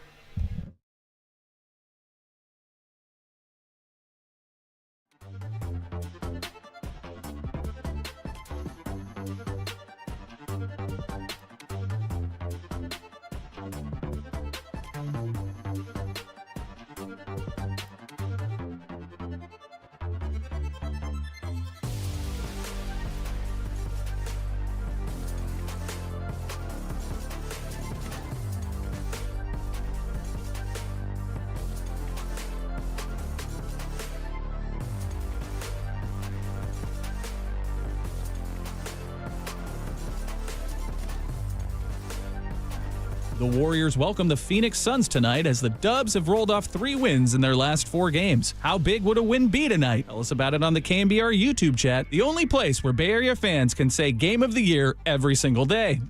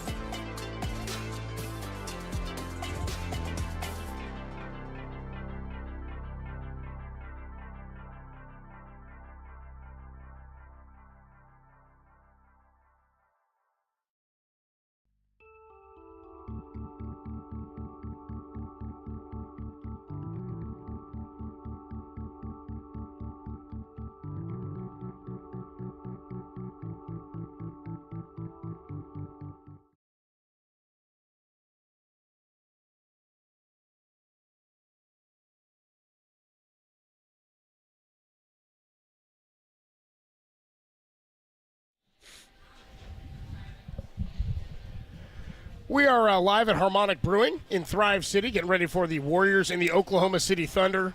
And here to talk about, I don't think any of that, more other stuff, more football, is our guy Larry Krueger coming up at 6 o'clock with Niners Nightly. Krug, what's going on, bro? How are you? How was the East-West Shrine Bowl, and how many times are you going to watch it? Well, it's funny. I just did a little video on it, and you know who looked great in the game sicko. Was the Cal corner. Sicko, dude. Yeah, seriously. You guys think you're doing the dirty work? This is the dirty work. Yeah, you're in the trenches. You want to bro. talk dirty work? Go watch the East-West Shrine game twice. You know. I don't want to. No, and it doesn't get easier. And yeah, you got to do it every damn day. That's my guy. Great my guy, dude. Great line, dude. So how'd the game go? You said the Cal corner looked good. Yeah, seriously, Noel Williams, who had an incredible season for Cal this year. I think his season started, he took one back like 80 yards against UC Davis, so he's a good return man. And then he's a great corner. He was one of the leading interceptors in the league, or in all of the country this year. And he had a couple picks in the Auburn game, and he was really good in the big game. He looked fantastic. He was really, really good. And I think he's probably a mid-round pick, probably an early day 3 pick for the 49ers. But, man, Noel Williams is a ball player for sure. He looked great. There was also a great name in this game, Tonka Hemingway. Have you heard of Tonka Hemingway? Oh, yeah. No, dude, that's good. This guy's dad called him Tonka because he was like a Tonka truck, I guess, as a baby. Yeah, or something. right. Yeah. So he's a monster for South Carolina interior rusher. Good deal. We're talking to Larry Krueger, Niners Nightly, at the top of the hour at 6 o'clock. All right. Did you see the Dan Graziano article and Tim Kawakami's piece about the contract of Brock Purdy? Yes. Okay. I just want to which is very that. interesting. So basically, go ahead, Krug. Yeah. Talk about those numbers. Well, it's just very interesting. I mean, Tim had 3 little revelations there. One was that it doesn't look like there's going to be any lack of harmony Fireworks. between the two sides, Yeah. which is great. He did say that it may be a different structure, than what we've seen. It may be a shorter term deal, and I'm kind of wondering who's pushing for that on the Niners side. Is that John and Kyle, or is that even above John and Kyle? Is that being pushed forward by ownership and by Parag, who may want to, pay Brock handsomely, but also protect themselves if they win 5 games or 6 games for the next couple of years? So I kind of wonder. I know they're all in on him now, but a shorter-term deal, to me, that sounds like they may hedge if they have a couple bad years. So there's a little protection, I think, that's brought up there. I think the agent would always want the longer-term deal. And then the last thing was like, hey, man, this may take some time. And I actually kind of think that, it's in the Niners' best interest to get it done before March 12th, the beginning of free agency, because I think if you're going to sign a free agent, and I think they probably will, or add a veteran key player in a trade, you probably got to get your biggest contractual situation ironed out. So if they could get Brock signed, sealed, and delivered by the beginning of free agency, I mean, that would make me very, very happy. Krug, what'd you make of the rumors about T. Higgins yesterday? I know you were talking about it, and I just don't think that's a move that they could do right now with how much money he's going to garner on the open market. And, I mean, paying potentially 2 wide receivers over $30 million a year when they got to, improve the offensive line and defensive line and pay Brock Purdy, I just don't see that happening. At first blush, I think I had your take. I was like, oh, man, I just don't see it. But, the more you think about it, the more it makes a lot of sense. Why? Because, I mean, the 49ers have they have a lot to deal with this offseason. But one of the major ones is what's going to be the wide receiver core, because you don't know what you got. Ayuk had a crushing injury, and I think there's no way he's back by week 1, and I think it's crazy to try to depend on him in the first half of the year. So you don't know what his status is. Debo was not good last year, and there's rumors that they could be dealt. JJ's not bad, but he's not a wide receiver core all by himself. Cowing is raw. Pearsall came on at the end. Conley's a free agent. So, I mean, they have contingency plans on that offensive line. We may not like them, but, I mean, they have Brendel under contract. They have Zakel. They have, Nugent. And they have some other guys who can play. Matt Hennessy they picked up late in the year. They've got some other options on the defensive line, but they don't have much at wide receiver. And then you go look at this draft. Man, the one thing that really is clear to me is that they will not most likely find that help in the wide receiver market. So I think the free agent market, it's probably prohibitive, but how are the 49ers going to compete for a Super Bowl if their best receiver is Jawan Jennings? I mean, no attack on Jawan Jennings, but I mean, that's probably not going to be good enough. So I do think the Niners need to add a receiver of significance, and then there aren't any in this draft. I mean, the great receiver in Mobile was Tez Johnson, from Oregon, but he's 155 pounds. So, I mean, that guy's really, really, really tiny. So I just think it doesn't make a lot of sense because they have other needs, but the Hargrave signing didn't make a lot of sense, and they went in that direction. So just because I don't know where this good receiver is going to come from, and if I'm Brock Purdy, if I'm going to take a little bit less on my deal, I want to make sure that you're spending that extra money on T. Higgins or somebody like T. Higgins. Speaking of Mobile, I'm more of a Senior Bowl man myself when it comes to these evaluation bowls. Tomorrow, Krug, tomorrow. Yeah. So, but this week they've been doing inside the Senior Bowl and everything, and we had Charles Davis on earlier this week. Who stood out to you as far as guys that the Niners should get at defensive tackle or defensive end? Well, I mean, Walter Nolan from Ole Miss is just really, really good. I know a lot of people project him to go in the 20s, but I mean, it seems like every day that goes by, he just looks amazing. I mean, he's really good against the run, but he's got great feet. I mean, a lot of comparisons this week to Jalen Carter. I mean, in a lot of ways, I think Walter Nolan is one of the very best defensive tackles. There's other guys there, but he's tremendous. As far as defensive end, the Niners had the former Seahawk linebacker coach, KJ Wright, represent. He was doing some of the coaching. And if you saw any of the clips coming out of the practices, KJ Wright was absolutely, rooting on Olawufemi Oladejo, the former Cal inside backer who transferred to UCLA, and they switched him from middle backer to defensive end. And Oladejo was just burning the edge. I mean, he looked amazing. I got to think the 49ers are going to try to get Oladejo on day 3. Talking to Larry Krueger. He'll be with you for Niners Nightly at 6 o'clock coming up this evening from 6 to 7 every night right here on KNBR and, of course, on the Krug Show. We were talking just sort of fantasy land about receivers, right? We were talking to T. Higgins one, and we talked to Matt Mayoko on Tuesday. He said he anticipates the Niners will be active in free agency, but more likely in the second wave of free agents. And so we were kind of picking at some of the receivers we thought would be out there that could help you with Brandon Ayuk not being there at the very start of the season or even waiting for him to kind of ramp back up into form. What do you think the future is for Cooper Kupp with the Rams? It'd be a tough contract to move. Do you think it's on the table that they cut him this offseason? And if so, what happens with him? Would the Niners have interest? I haven't looked deep into his contract, but I would be very surprised if he's cut. And I think the Niners would absolutely have interest if he is cut. And by the way, great fit, yeah.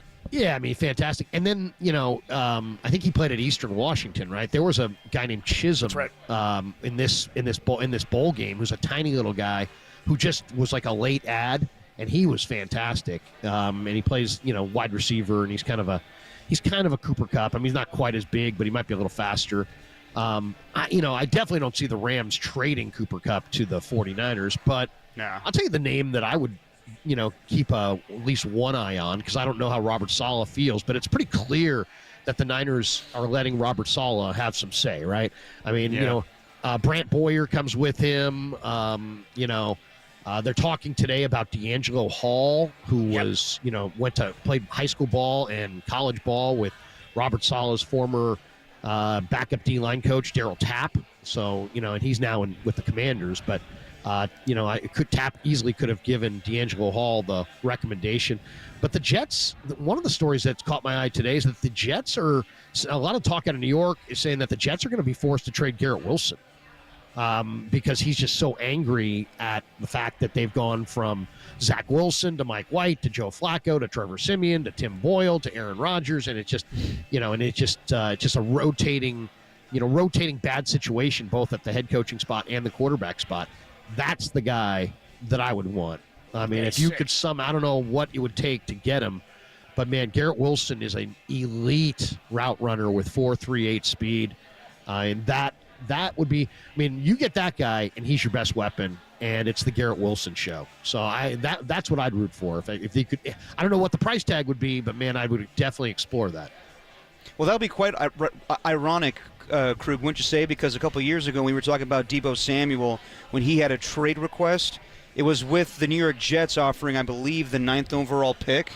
And then the Niners, I guess, didn't want to make that deal, and they would have ended up with Garrett Wilson. So it's funny to me that now they would be interested in that.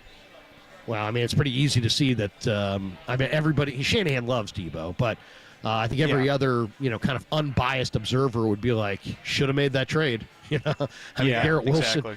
Garrett Wilson's is on the verge of becoming one of the NFL's best wide receivers for the next 4 or 5 years, and I would say Deebo isn't.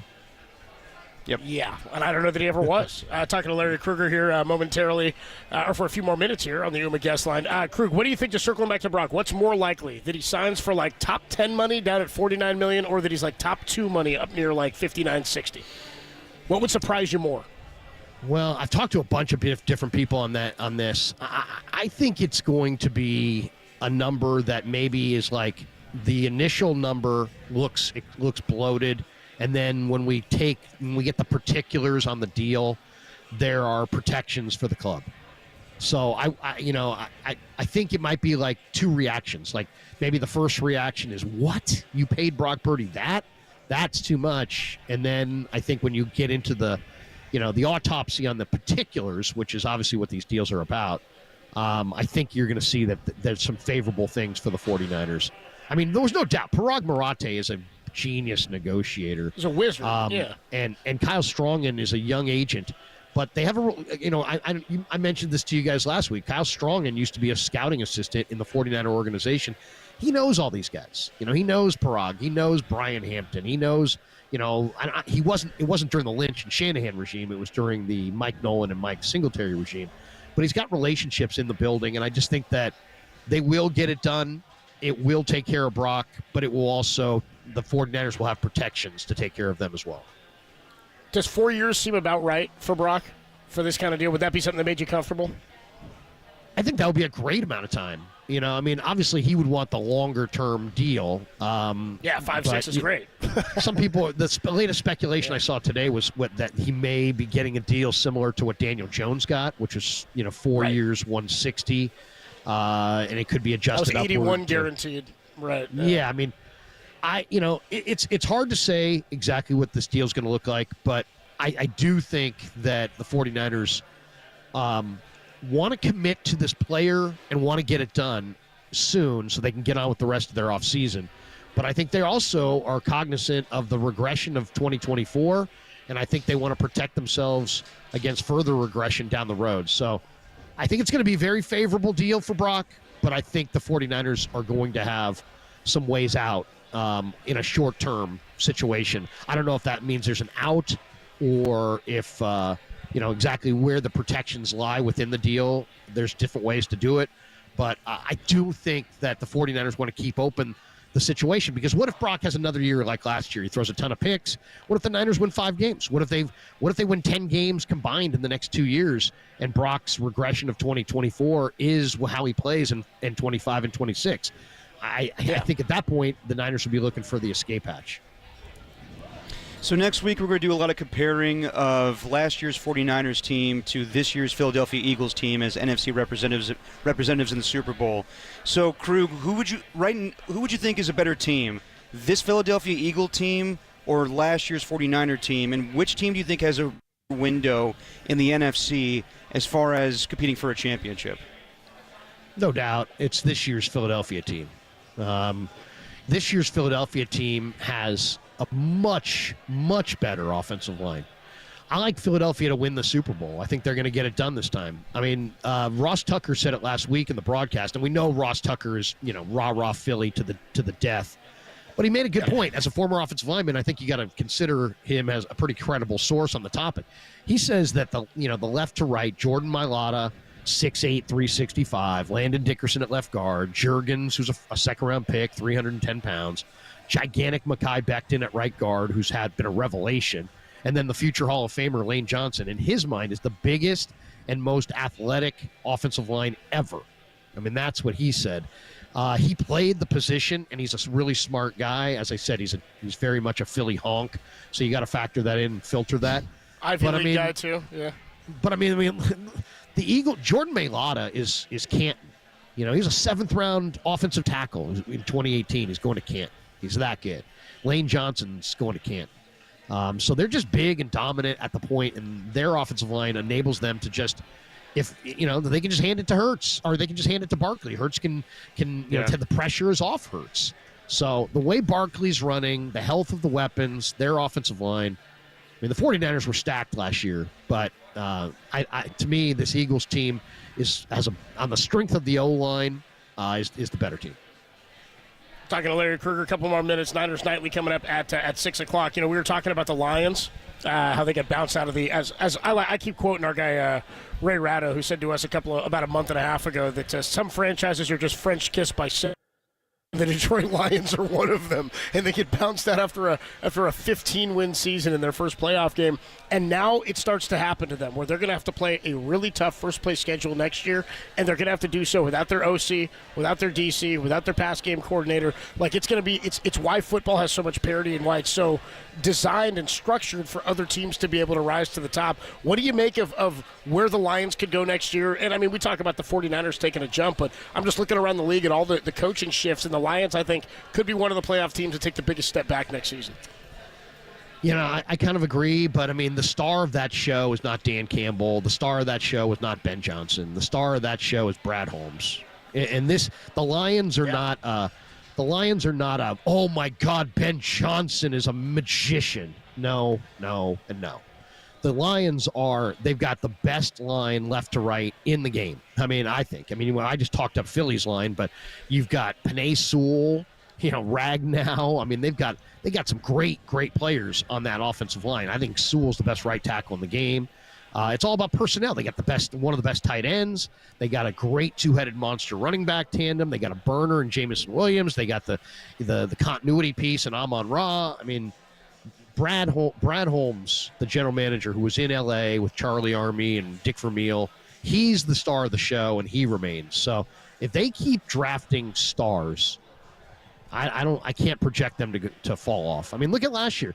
They needed some help in the secondary, and they got it. They drafted Terrion Arnold. They drafted Enos Rakestra. They brought in some new DBs. They signed Carlton Davis. I mean, they upgraded. So their strength is personnel. It's not Campbell. But, they have had this darling status where they're kind of ahead of schedule. There'll be a little bit more pressure that goes along with their status. But if Brad Holmes keeps finding, Pro Bowl caliber players in the mid rounds, the Lions are going to be one of the premier Super Bowl contenders going forward. Excuse me, Holmes. Larry Krueger is the voice you hear.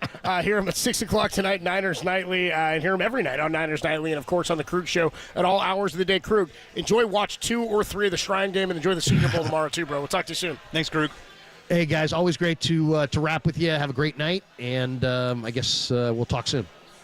All right, dude. Talk to you later. Adam Copeland, T-Pop, Tim Webb with you. We are live from Harmonic Brewing out at Chase Center in Thrive City, where the Warriors in just under a couple hours are going to take on the Phoenix Suns this evening. Yes. Phoenix Suns. Might have to get a little action on this game. Hey, excuse me, Holmes. Thank you, dude. That's what I was waiting for. I knew Tim would be digging for it. Excuse me, Holmes. talking to the laugh at the end. The laugh at the end. Roll him up to Brad Holmes. All right, Marcus Thompson is going to join us in about 15 minutes at the bottom of the hour. It sounds like it's going to be a phoner for Marcus. Dude, what did I say at the top of the show? What are the chances we get Marcus Thompson? It was a little too much for me to assume he'd be here in person. Excuse me, Holmes. We're doing it on the phone. With Marcus Thompson. So we'll talk to him in just a few minutes. But we were able to get we have the travel edition of the Truth Machine. We were able to carry the travel Truth Machine out here. But only one this week. To Harmonic Brewing. So we've got the Truth Machine, but we can only bring one piece of truth with us. We'll get to that next. The Truth Machine, then Marcus Thompson, then we'll put the show to bed. On a Friday, Dirty Work rolls on the Sports Leader. Hey, excuse me, Holmes.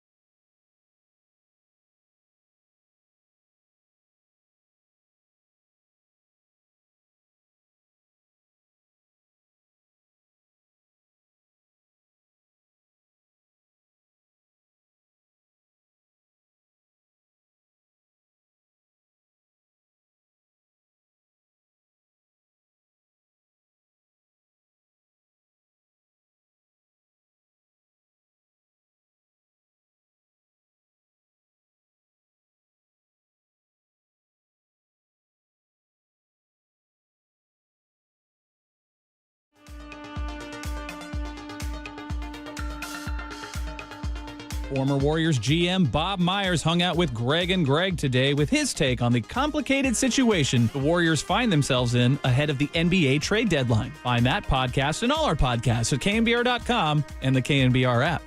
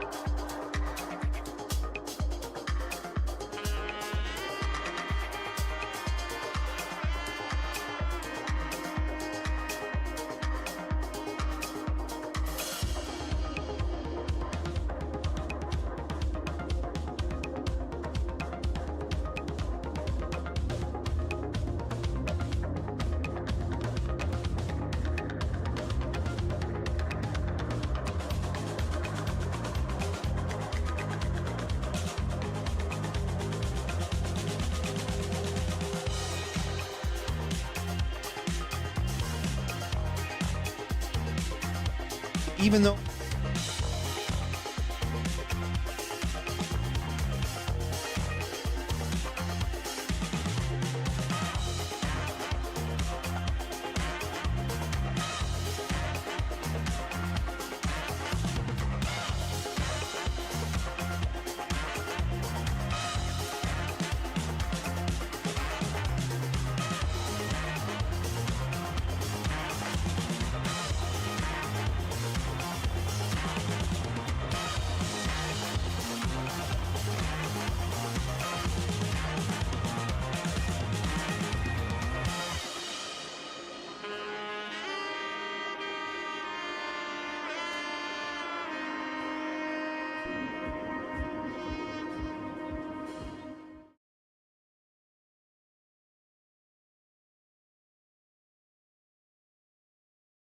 Dirty Work on a Friday. Adam Copeland, Derek Papa, coming to you from Harmonic Brewing here at Chase Center. Outside of Chase Center, I should say. We got Truth Machine coming up. We got a little Triumph the Insult Comic Dog. We're in Thrive City. Yes, thank you. Yeah, you said outside of Chase. I just want to make sure we get that in. Okay. I'd like to make an appearance at Jive City, to be honest with you. Speaking Jive, huh? And we got some weather coming down, so we'll get to the Truth Machine. I know everybody's waiting on that thing, but where you going with this? Well, I heard from Tim that we got a little weather update from Raph in the weather. Raph in the KNBR Weather Center gave us a weather report. Raph came is this for through today or the weekend. It was for the upcoming little storms and whatnot. I figured, Raph being here, we might as well go to the weather center. Why not? Let's do it. Yeah, we should. Raph in the KNBR Weather Center. He's got all your weather updates. Not sure they're helpful, but we've got it for you. Here it is now. Come on, bro. So all the weather you'd ever need. KNBR Weather. Raph here at the KNBR Weather Center. The rain is finally back after nearly a month of dry weather here in the Bay Area. Often on light showers for your Friday evening commute. Now, Saturday, prepare for an atmospheric river, heavy rain and wind for most of the morning, turning into showers late in the afternoon. The rain train keeps rolling throughout the week as we expect 2 more big storms on Tuesday and Thursday. It's going to be cold, it's going to be gray, and it's going to last you until next week. That was KNBR Weather. Oh, nicely done, Raph. Well done, Raph. Well done in the Well KNBR done, Weather. The rain train. I like how he's adding his own elements now to the KNBR Weather. No, I love it. That are boards. It's the most produced thing we do on the show. Yeah, dude, that was pretty good. That is, of course, until you get to the Truth Machine. The rain train keeps on rolling. The rain train, baby. All right, should we get to the Truth Machine? Let's do it. So, Truth Machine. Well, we can open it up here. I just like to explain to everybody what it is every week. We should let them know. If you don't know it by now, you don't know. Play it, Tim. Well, then I guess I have to say it. I'm not going to be the Alabama coach. I have never used steroids, period. I did not have sexual relations with that woman. Tell the truth. Tell the truth. All right, Truth Machine. It's a segment we do every Friday where we take a piece of audio, whether it's in sports, pop culture, whatever you want to choose. Something somebody may have said. We discussed last week we still need to maybe at some point put Jennifer Aniston into the Truth Machine after she said that she and Barack Obama were not dating despite not rumors, an item. Despite rumors Just that were friends. out. Really, I'm just friends. I'm into Phoebe. Yeah, Smelly Cat, really more my thing. There you go. So every week we put something. We put something in the Truth Machine, and this week we're only going to do one thing because we're at Harmonic. Can't go crazy in Truth Machine. So we got other things. Let's do to the get Truth to. Machine, and we got some Triumph to play too. So who's in the Truth? Who are we shoving into the Truth Machine This today? week we're shoving in Liam Cohen. Oh, we're shoving him into the Truth Machine. Huh? We stuffed him in that box. The head coach of the Jacksonville Jaguars. He gave a very awkward speech or a press conference earlier this week about how he left Tampa Bay and how he's the head coach of the Jacksonville Jaguars now. So let's hear a little bit. Yes, that awkward thing. So let's hear from Liam Cohen explaining how he got out of Tampa and did he really get Trent Baalke fired? Just to be clear, did this have anything to do with the change in the front office structure? This was completely about an opportunity to work for an owner and a group of people with a group of players that needed some help. And that's what coaching is, right? That's what coaching is all about, is trying to go help people and be around people. So, no, that was not the factor. You trying buying to that? help people. No, is that what coaching's all about? I mean, yeah. Trying to help people. Different levels coaching is about different things. I'm not sure Liam Cohen knows at the level you're at. It's about winning championships. Yeah. Like, yeah, it's about development and getting better. And he's right in that, like, yeah, they needed some help, and I think I'm the guy who can show up to help them. Now, that could age very poorly, by the way, that press conference. Oh, God. And it may very well, because he had big offensive coordinator energy at that press conference. But, I mean, I think helping people and developing kids and teaching them lessons is like what youth coaching is about, what high school coaching may be about. And you get a little bit higher, and I think now it's about putting some victories together so Shad Khan can buy another yacht. Shaka Khan, everybody. You know what I mean? So what do you think he's really meaning? We could shove him into the truth machine and find out. No, absolutely. I mean, like, I think that we all know that he only took the job because, I mean, first he wanted to go back to Tampa Bay as an offensive coordinator, and then they just so happened to fire Trent Baalke, and now he's interested in the job. So let's throw Liam Cohen through the truth machine. How am I the bad guy? 49er fans should be kissing my hairy f***ing beanbag for taking this job so Saleh wouldn't get it. You bet your ass I got Trent Baalke fired. I don't need that Marty Funkhauser-sounding son of a bitch to be passing gas while we're talking draft strategy. Coach and I haven't sat down and gone through the final board yet. So I went excommunicado with the Bucks. Big f***ing deal. Josh McDaniels took a head coaching job just to come crawling back to Belichick.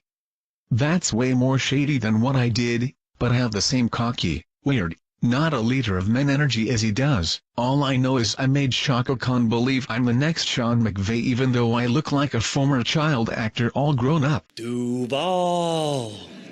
Get ready for this Cohen to get Trevor to start throwing. I may have embarrassed myself in the presser, but at least I wasn't as bad as Urban Meyer with his stinky pinky.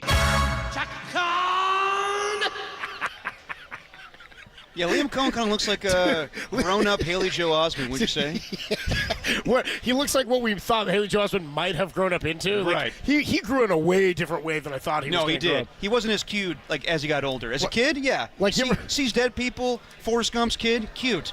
As he got older, not so much. It's like when you ever see photos of people when they're younger and you're like, oh, yeah, you look exactly like I thought you would have Yes. grown up. But then you see some photos of people and you're like, wow, you grew up way different than I thought you might have gone. Well, Liam Cohen has, like, child star face.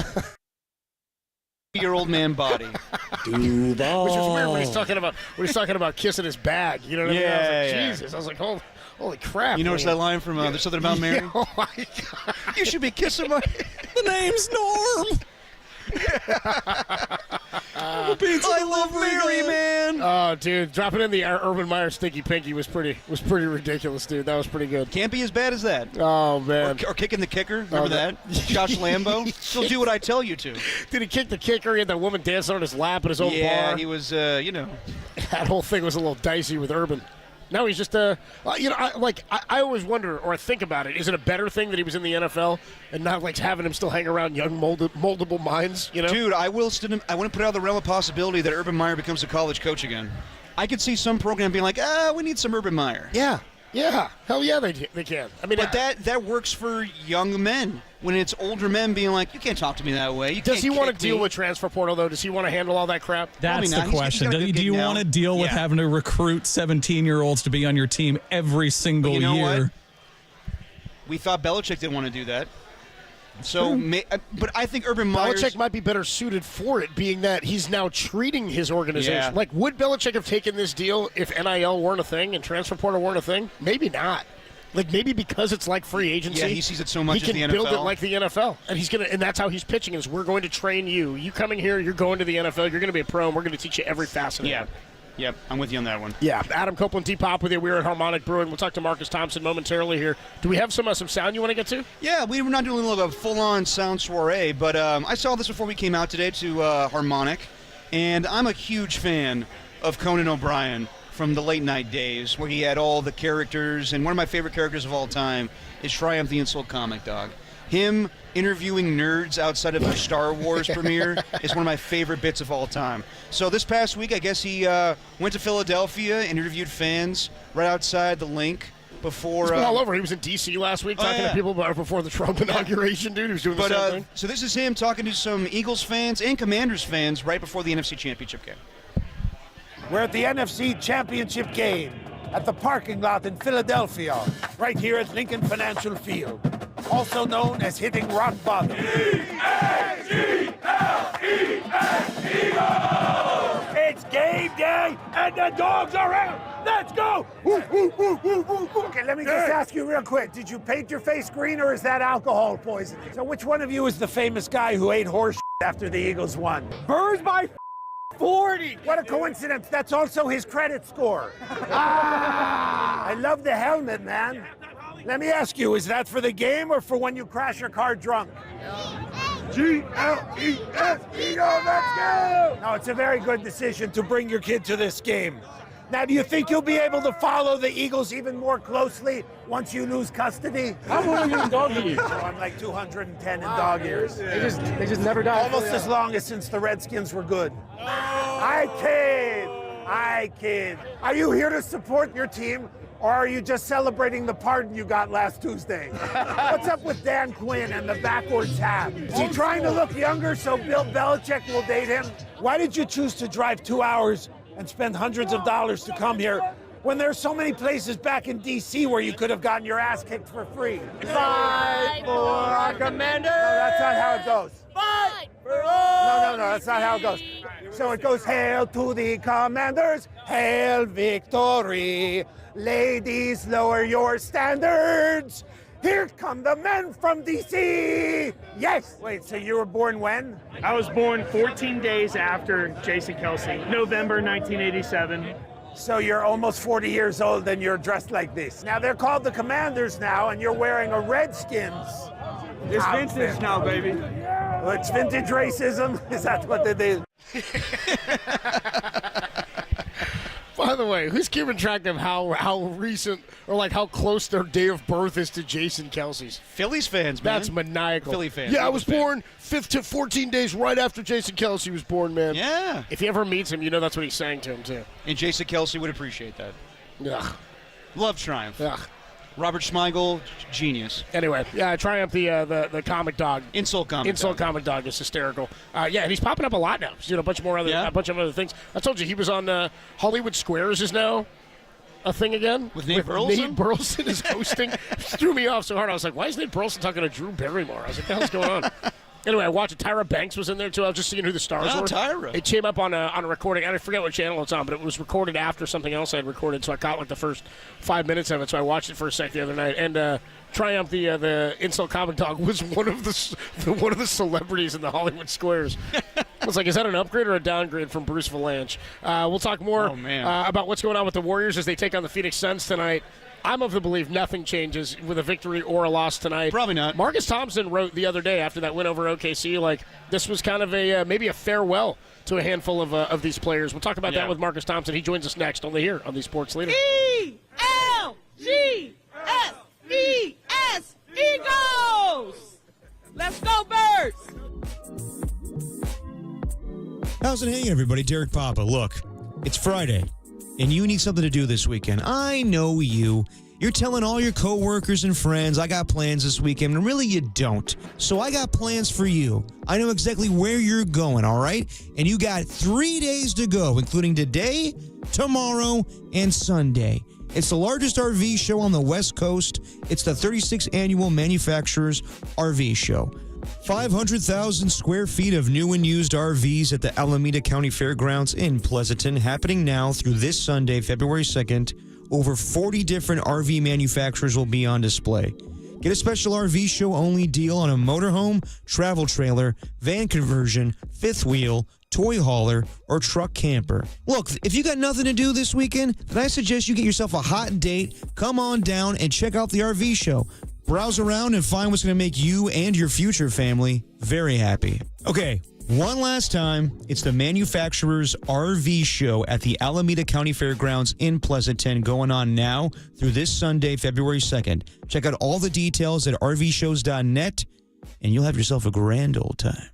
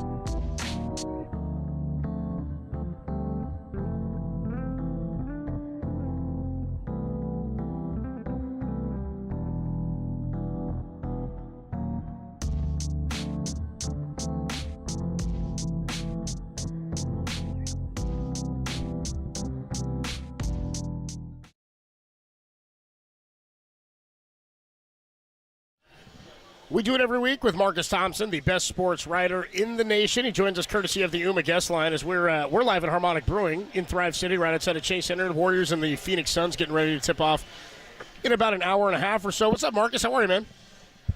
I tried to get to y'all, but this rain traffic is crazy. So No, Yeah, all good. I might pop my head in, say what's up. You know. Okay, yeah. All If, right. if you're walking by and you're coming in this way, then come say what's up and say hi. But I'm going to stick around for Derek, some go of the give me games some tonight, too. cupcaking. Give me some red. Go give me a red velvet cupcake from Cupcaking. Yeah, go get him a cupcake from next door, Derek. I'll handle All the right, interview. fine. I'll get you a cupcake, Marcus. Yeah, okay. All right, Derek. I'll take care of this, Derek. Mark's going to be here any minute. Yeah. I'm still producer, too, so I get the guest gifts. Well, dude, this is like the time we had Jeremy Piven on. Marcus, you remember that when you were filling in with us? Yes, Me and you and Jeremy Piven. And before Jeremy Piven comes in, he texts Medium Impact Brian. He's like, hey, can somebody go get me a coffee? And he texts his Starbucks order. Marcus went and got it, though. But Marcus was getting his own Starbucks, too. I don't think he was going to run the errand if he wasn't getting Jeremy his own. Piven came on with you guys? Yeah. That's pretty sweet. I would have done it. I would have done it. Yeah, I would have done it. Yeah, I think Marcus we'd have been fine if we just did our own segment. Piven didn't add a whole lot to the conversation on a Friday afternoon. So I was reading your piece the other night, dude, about after the OKC win. It was a really fun game. Kevon Looney's comments were really cool. It was a really cool moment, I thought, for fans to celebrate him. He had the 4 blocks, the big one. He said he almost talked S, and he never does that because he was so fired up. Had the 18 points off the bench. But I felt like your piece was written as kind of a, hey, this might have been it. This might have been the last farewell or hurrah for a few of these championship guys. I mean, it might have been, though. That's the crazy part. I mean, and oddly enough, the people who are like most likely to be shipped if a trade does happen are the ones who were balling, right? Yeah, Wiggins, right, yeah. Looney, GP2, Dennis Schroeder. Like they all know, they're all veterans. They've all been through this before. They know how to make their way to some app and find out how the salaries work, some trade thing. They know what's up. So I do feel like they understood the assignment. Like, hey, either I'm about to raise my value and go somewhere where I actually play, or I'm about to convince the Warriors to not let me go. But they were balling, so it was sentimental in the locker room after that. Especially Loon. Loon was pretty honest about his situation. So between those 3 guys, Andrew Wiggins, Kevon Looney, and GP2, which guy do you think is going to be the hardest for the Warriors to move as far as, like, emotional value, as far as what teams are looking for? Oh, I don't think Dunleavy care about that at all. that dude traded Jordan Poole in a blanket. He was the one who hyped Jordan Poole. Like, he was the one who was like, "This is my guy." Like, Dunleavy will show you the door. I mean, he'll shake your hand and look you in the eye, right? And be like, wish it could have been better. But that's one of the elements about Dunleavy. I just don't think that stuff matters. Again, that's a different era. That was a different GM. It'll be hard for Steve Kerr, but I feel like the front office is a little bit, I don't want to say jaded. They're just not so sentimental about it. I mean, look, the harder thing to do was for Klay to walk, and they did that, right? They didn't cave to the pressure to give Klay the money he wanted, so he left. So as much as like Kevon Looney is beloved, like if you could do it to Klay, you could do it to Looney. So, to that point, do you think Bob Myers would have a harder time trading away these guys? Not those guys. I think Klay would have been a hard one. I wouldn't be surprised. That's part of the reason, like, he was out. Like, I'm out. I'm not saying goodbye to these guys. I think, to me, like, Steve and the other players, like, it's the locker room. I don't know that the front office is as, like, tapped in to that mix that happens in the locker room, in the huddles, right? And obviously they know what's up, but it's different when you're in the locker room. So I think Steve will feel it. I think Draymond will feel it. Steph will feel it. That's the type of, that chemistry, that camaraderie, they'll feel it. I think, shoot, if there was a deal that made the Warriors better, I think Looney might even be like, yeah, you kind of got to do that. But as much as you want to say, I think everybody knows, but you just don't get this situation where dudes are on teams anymore for 5 and 6 years and they won a championship together. Like, it just doesn't happen that often. Looney got drafted in 2015. Like, this is year 10. That it just doesn't happen that often. So, I think everybody involved will do it. They'll move on. They'll get over it. But it's just a unique situation that they're in because so many players have been here for so long. Talking to Marcus Thompson on the UMA guest line. We had Mark Spears on the other day, and we were talking about how infrequently the Bulls make trades. By my research, and I did it pretty quickly, but I think I'm right on this, the Bulls haven't made a trade outside of like a sign-and-trade deal, the DeRozan thing and all that, but made an actual trade since the trade deadline of 2021 when they moved Lauri Markkanen. Yeah, What's not to messing believe around, that they'll make man. a trade here? They don't make trades. Like that's what Nobody just made me believes feel like, them. Yeah, that makes me feel like none of this is happening. Vucevic and Levine, in my mind, are going to be there on February 7th. I mean, I think at some point, like, Jerry Reinsdorf probably has to say, listen, man, we're paying all this money for a 10 seed. Like, what are we doing? Yeah. But it seems they kind of make a decision and double down, right? Because the time to rebuild was after you let go. You trade Caruso, and you let DeRozan walk. So at that point, it's like, yeah, you might as well rebuild. And they were like, yeah, nah, we still want Vooch and them. Right? Like, we're still giving Patrick Williams a bunch of money. I think they're kind of one of the the outliers of this whole thing. Like, if they decide to actually trade, then I think it gets going. There's just no guarantee they will do that. And it's probably more likely that if they can't get a ridiculous price for their guys, that they might say, man, we're 3 games out of the 6th seed. Let's go. Yeah, I don't know. To me, it's like whether they're waiting for an overpay or something. Levine, you mentioned it last week. He requested a trade like 2 years ago, and he's still just sitting there. So, did last night, or excuse me, 2 nights ago's win against OKC? I mean, the Jazz doesn't mean much of anything to me, but did it mean anything in terms of anything? Like Derek kind of thought, hey, if they win against Phoenix, maybe that's a run, and this team may have something. I was like, nah, dude, they've shown you for 40-plus games that they're not a team capable of going on that type of run consistently. I'm of the belief still that something has to happen. I don't know to what magnitude, but it just feels like if you got these movable contracts and you don't use them, you're going to lose them anyway. Yeah, I think it means that they need to do something, right? To me, like they're on the precipice of good, but this team can't do that all the time. That's I mean, what's more clear than 40-plus games of it? So, but it does show if they could get some level of production, they'll be pretty dangerous. You know, they're actually pretty good when they get some consistent production. So to me, it ups the stakes. It's like, oh, you know, we might actually have something here that obviously is not going to win a championship, but you know, it's respectable, it's scrappy. They just got to be able to have people produce regularly, and they just don't have it. Like Buddy Hield doesn't produce consistently. You know, they're having a hard time. Pods has been good, but he's been, you know, down for most of the year. It's tough for them to just have a place to go to regularly. And not to mention, like, a lot of the stuff is matchups, right? OKC is a pretty good matchup for them with nothing to lose. So I do think they play good teams really well. It's the Charlottes of the world you got to worry about, right? It's the Indianas that will expose them as, you know, for the flaws. They still have the flaws, even though they beat Oklahoma City. How legit is their interest in Jimmy Butler right now? Because to me, like, it just doesn't smell right. Like a couple weeks ago, or even now, we're hearing that Steph is not really interested, Draymond's not interested, Steve might not be interested. I know the trade value went down, and the talks with the Phoenix Suns kind of dwindled a little bit. But is there legit interest from the Warriors side in Jimmy Butler? I mean, it just depends on how you describe interest. It's something they think about. It's not completely off the table. They just aren't clamoring for it. I mean, if they end up empty-handed and Jimmy's on the table and they don't have to give up a pick and they don't have to give up like a piece that they covet, you know, I think they'll consider it. The tone changed a bit because before it was like you got to give up Wiggins and Kuminga and picks. Like that was like absolutely not for Jimmy. But if the price is down and you don't have to give up picks, or maybe you even get a pick, all right?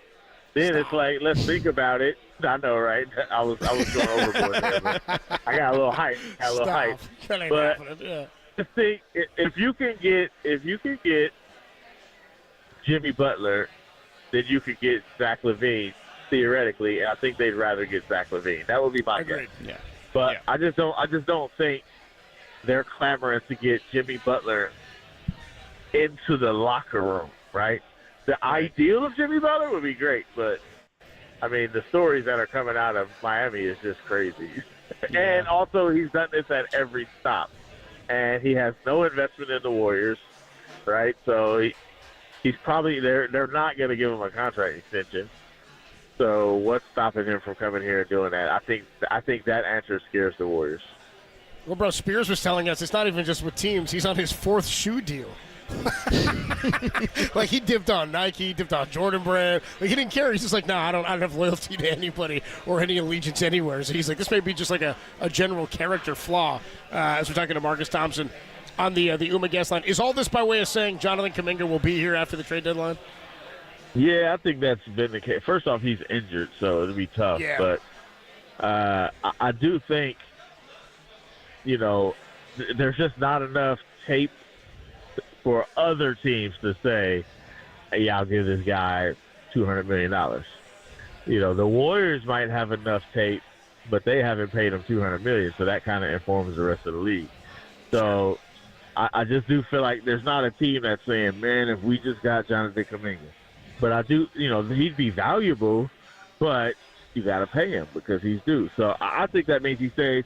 Plus, I also think the Warriors are like, we're not getting anything better than this guy, so let's just keep this guy. He's going to be pretty good. So let's just ride it out. I'd be shocked if he's moved, but if he is moved, that means they got something big done. I don't know. Maybe they traded for Derek Papa and 3 red velvet cupcakes from Cupcakes. Yeah, right, you know what I'm saying? I beat you to it, Marcus. Yeah, and a future, right? and a future Oreo cupcake. Boy, exactly. That's one hell of a trade. Maybe a future peanut butter cookie or something like that. Yeah, get some chocolate chips in there. So he's working something later that can be collected. So, I mean, what's interesting, too, is, like, the Jonathan Kuminga thing doesn't necessarily mean, and I think this is where everybody's mind is, oh, well, if they keep him, then they have to pay him. They only have to pay him what the rest of the league would pay him if they, in fact, have to match it, right? Like, if somebody else comes and offers him a huge deal and they want to keep him, then they have to match it. But they can play. Yep.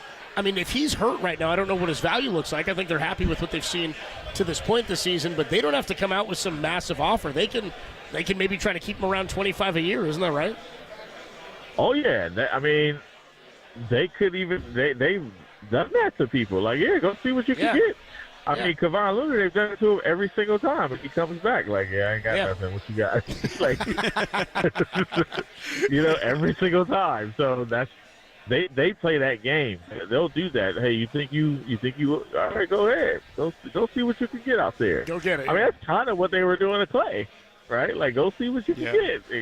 And when you can't get nothing, come back and just have that discount ready. So that's definitely on the table. With Kuminga, they could also, like, if nothing happens, they could also just play it out. If nobody signs him, they could just play it out and say, all right, play one more year. We'll see then. We'll decide then. Because Jordan Poole, they did before, right, and ended up trading that contract. So I think in the end, especially if Kuminga comes back and he's pretty good, they just come to a deal and sign him to an extension instead of messing around with it. Because if they do that without him hitting the market, either he played well enough to just get the big money, or they both have agreed it's not going to be the big money. Let's find a number we both can live with. And that contract will always be tradable because it won't be the max. Kevin Durant's back tonight. He's a name that's been thrown out there for the future. Here you go. You ready? Yep. I'm ready. Yep. So I would ask you, I mean, obviously the Warriors would be interested in that. But with everything that went on in his last year, and you covered it, do you think Kevin Durant wants to end his career with the Warriors? I don't know. That's a tough one. I do think he'd be interested in coming back. The reports out, and, I believe the people who reported them, is that, obviously he didn't sign the extension. That's the thing. Same thing with De'Aaron Fox, right? So sign number one that, we might be headed towards a breakup is I'm not going to take the hundreds of millions you're offering me, right? That's a pretty big sign that I might not come back. And now you're seeing this push for them to get Jimmy Butler. So the report is, hey, if you get Jimmy Butler, I'll resign. And it doesn't look like Jimmy Butler is going there. It doesn't look feasible because nobody's taking Bradley Beal's contract. So this thing is heading to a place where it's like, all right. I mean, I don't think he does it this year, but at the end of this season, if Phoenix still hadn't made any progress, and Steph's gonna start looking a little bit more handsome, and those old ties are gonna be a little bit more bushy, right? And that Netflix special about Team USA is gonna look a little bit more sentimental. It's like, you know what? What are we doing? This is like, Derek, I know you do this, right? You went on the options at the club, so you go to your ex and be like, what are we doing? Meet me at the altar in your white dress. We ain't getting no younger. We might as well do it, right? Yeah. You know me well, Marcus. Meet me at the altar. What we doing, man? What we doing? Come on, they look at each other from across the court. What are we doing, man? Everything we need is right here in front of us. Everything we need. Well, Marcus, that's what I was saying, too, is like, think about why Kevin Durant left, or part of his leaving is it was never his team. He never got to be the guy. If he came back, I think he'd be welcomed in general, especially. Yeah, I do. I think initially it would be weird, but I think in general when fans would start to come around to it, if Steph's vocal about it, Draymond's happy about it, think about what it would do to get back into the playoffs and make a run with Steph, and think about how he was just sort of a mercenary, it felt like the first time, but if he came back and he helped elevate them again, I think that's a legacy move for Kevin Durant. Nah, I think I'm in 100% agreement. Because also he's older, right? Like he's done some things. His perspective is different, right? I think all of them dudes would treat it differently.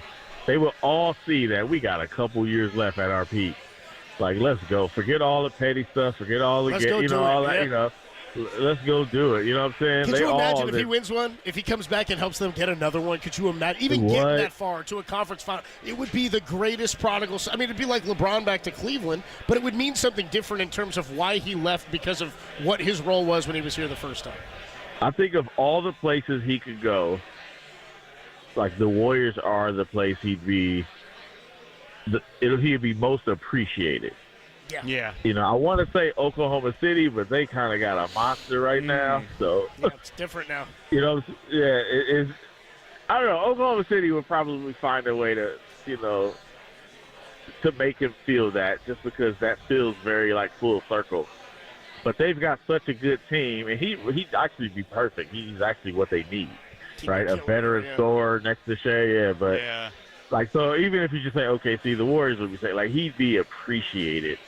And what they did with Team USA and how they've just responded to each other and operated with each other, I think it just shows you. Like, on that Netflix thing, he's saying, like, all these other nations got chemistry, but, like, how is that going to help you guard Steph? Like, they weren't talking like that when he left. You know what I'm saying? Like, now they just praise each other and hug each other. They're just like old men who appreciate life together. So I think it would be like a super heartwarming, like, Lifetime movie if they came back. It would be crazy. See what I mean? I told you, Derek. A Lifetime on board, special. Bro. I told him earlier, Marcus. I was like, he said, would you want KD? I was like, absolutely. Hell yeah, that would be fun. I want to talk about Derek, that. You wouldn't want KD? I said, no. You want me talking Vucevic again next year? I don't want to talk Vucevic all next year. Don't be putting words in my mouth. We'll talk marketing all offseason. I'd be down for it. I just question if Kevin Durant would be down for it. But everything you're saying, Marcus, makes sense. I just know that Stephen A. Smith would have a field day on it, though. What if Bron came too? Oh, Bron and KD. See, I said give me LeBron too. I'll take a LeBron. Nah, I don't want LeBron. I'll take LeBron. Who would you rather, Bron or KD? Who would you rather? KD, no doubt, KD. I don't know, man. LeBron would be sick, dude. If LeBron would be sick. You taking Bronny too? How can I? Yeah, I'll take. If I get LeBron, I'll take. Yeah, if you get LeBron, I'm taking Bronny. Yeah. And he can play too. I'll give him minutes. He doesn't even have to go G League. He can play too. Yeah, I'll give him some minutes too. That's about good. Playing. He can play one-on-ones with Pat Spencer after practice. That's what he can do. Yeah, man, that's we got QP getting minutes. Pat Spence getting Santa minutes. Cruz minutes would be fun. Yeah, Santa Cruz minutes. Yeah. Marcus Thompson, the voice you hear on the Uma Guest Line. We do it with him every week. We'll see you inside, Marcus. Catch you later, bro. I got that cupcake for you, Marcus. No, he doesn't. He's a liar. Yeah, I bet you do. Yeah. You ain't never ordered a red velvet cupcake in your life. All right. Yes, I have. Go do it. Go prove it. I'll do it at Safeway later on. At Safeway. All right, Marcus. Catch you later, bro. All right, The bakery in Safeway. Adam Copeland, Derek Papa, we are filling up here at Harmonic Brewing as the Warriors get ready in about an hour to take on the Phoenix Suns. When we come on back, we will put the show to bed for the week, only here on the Sports Leader.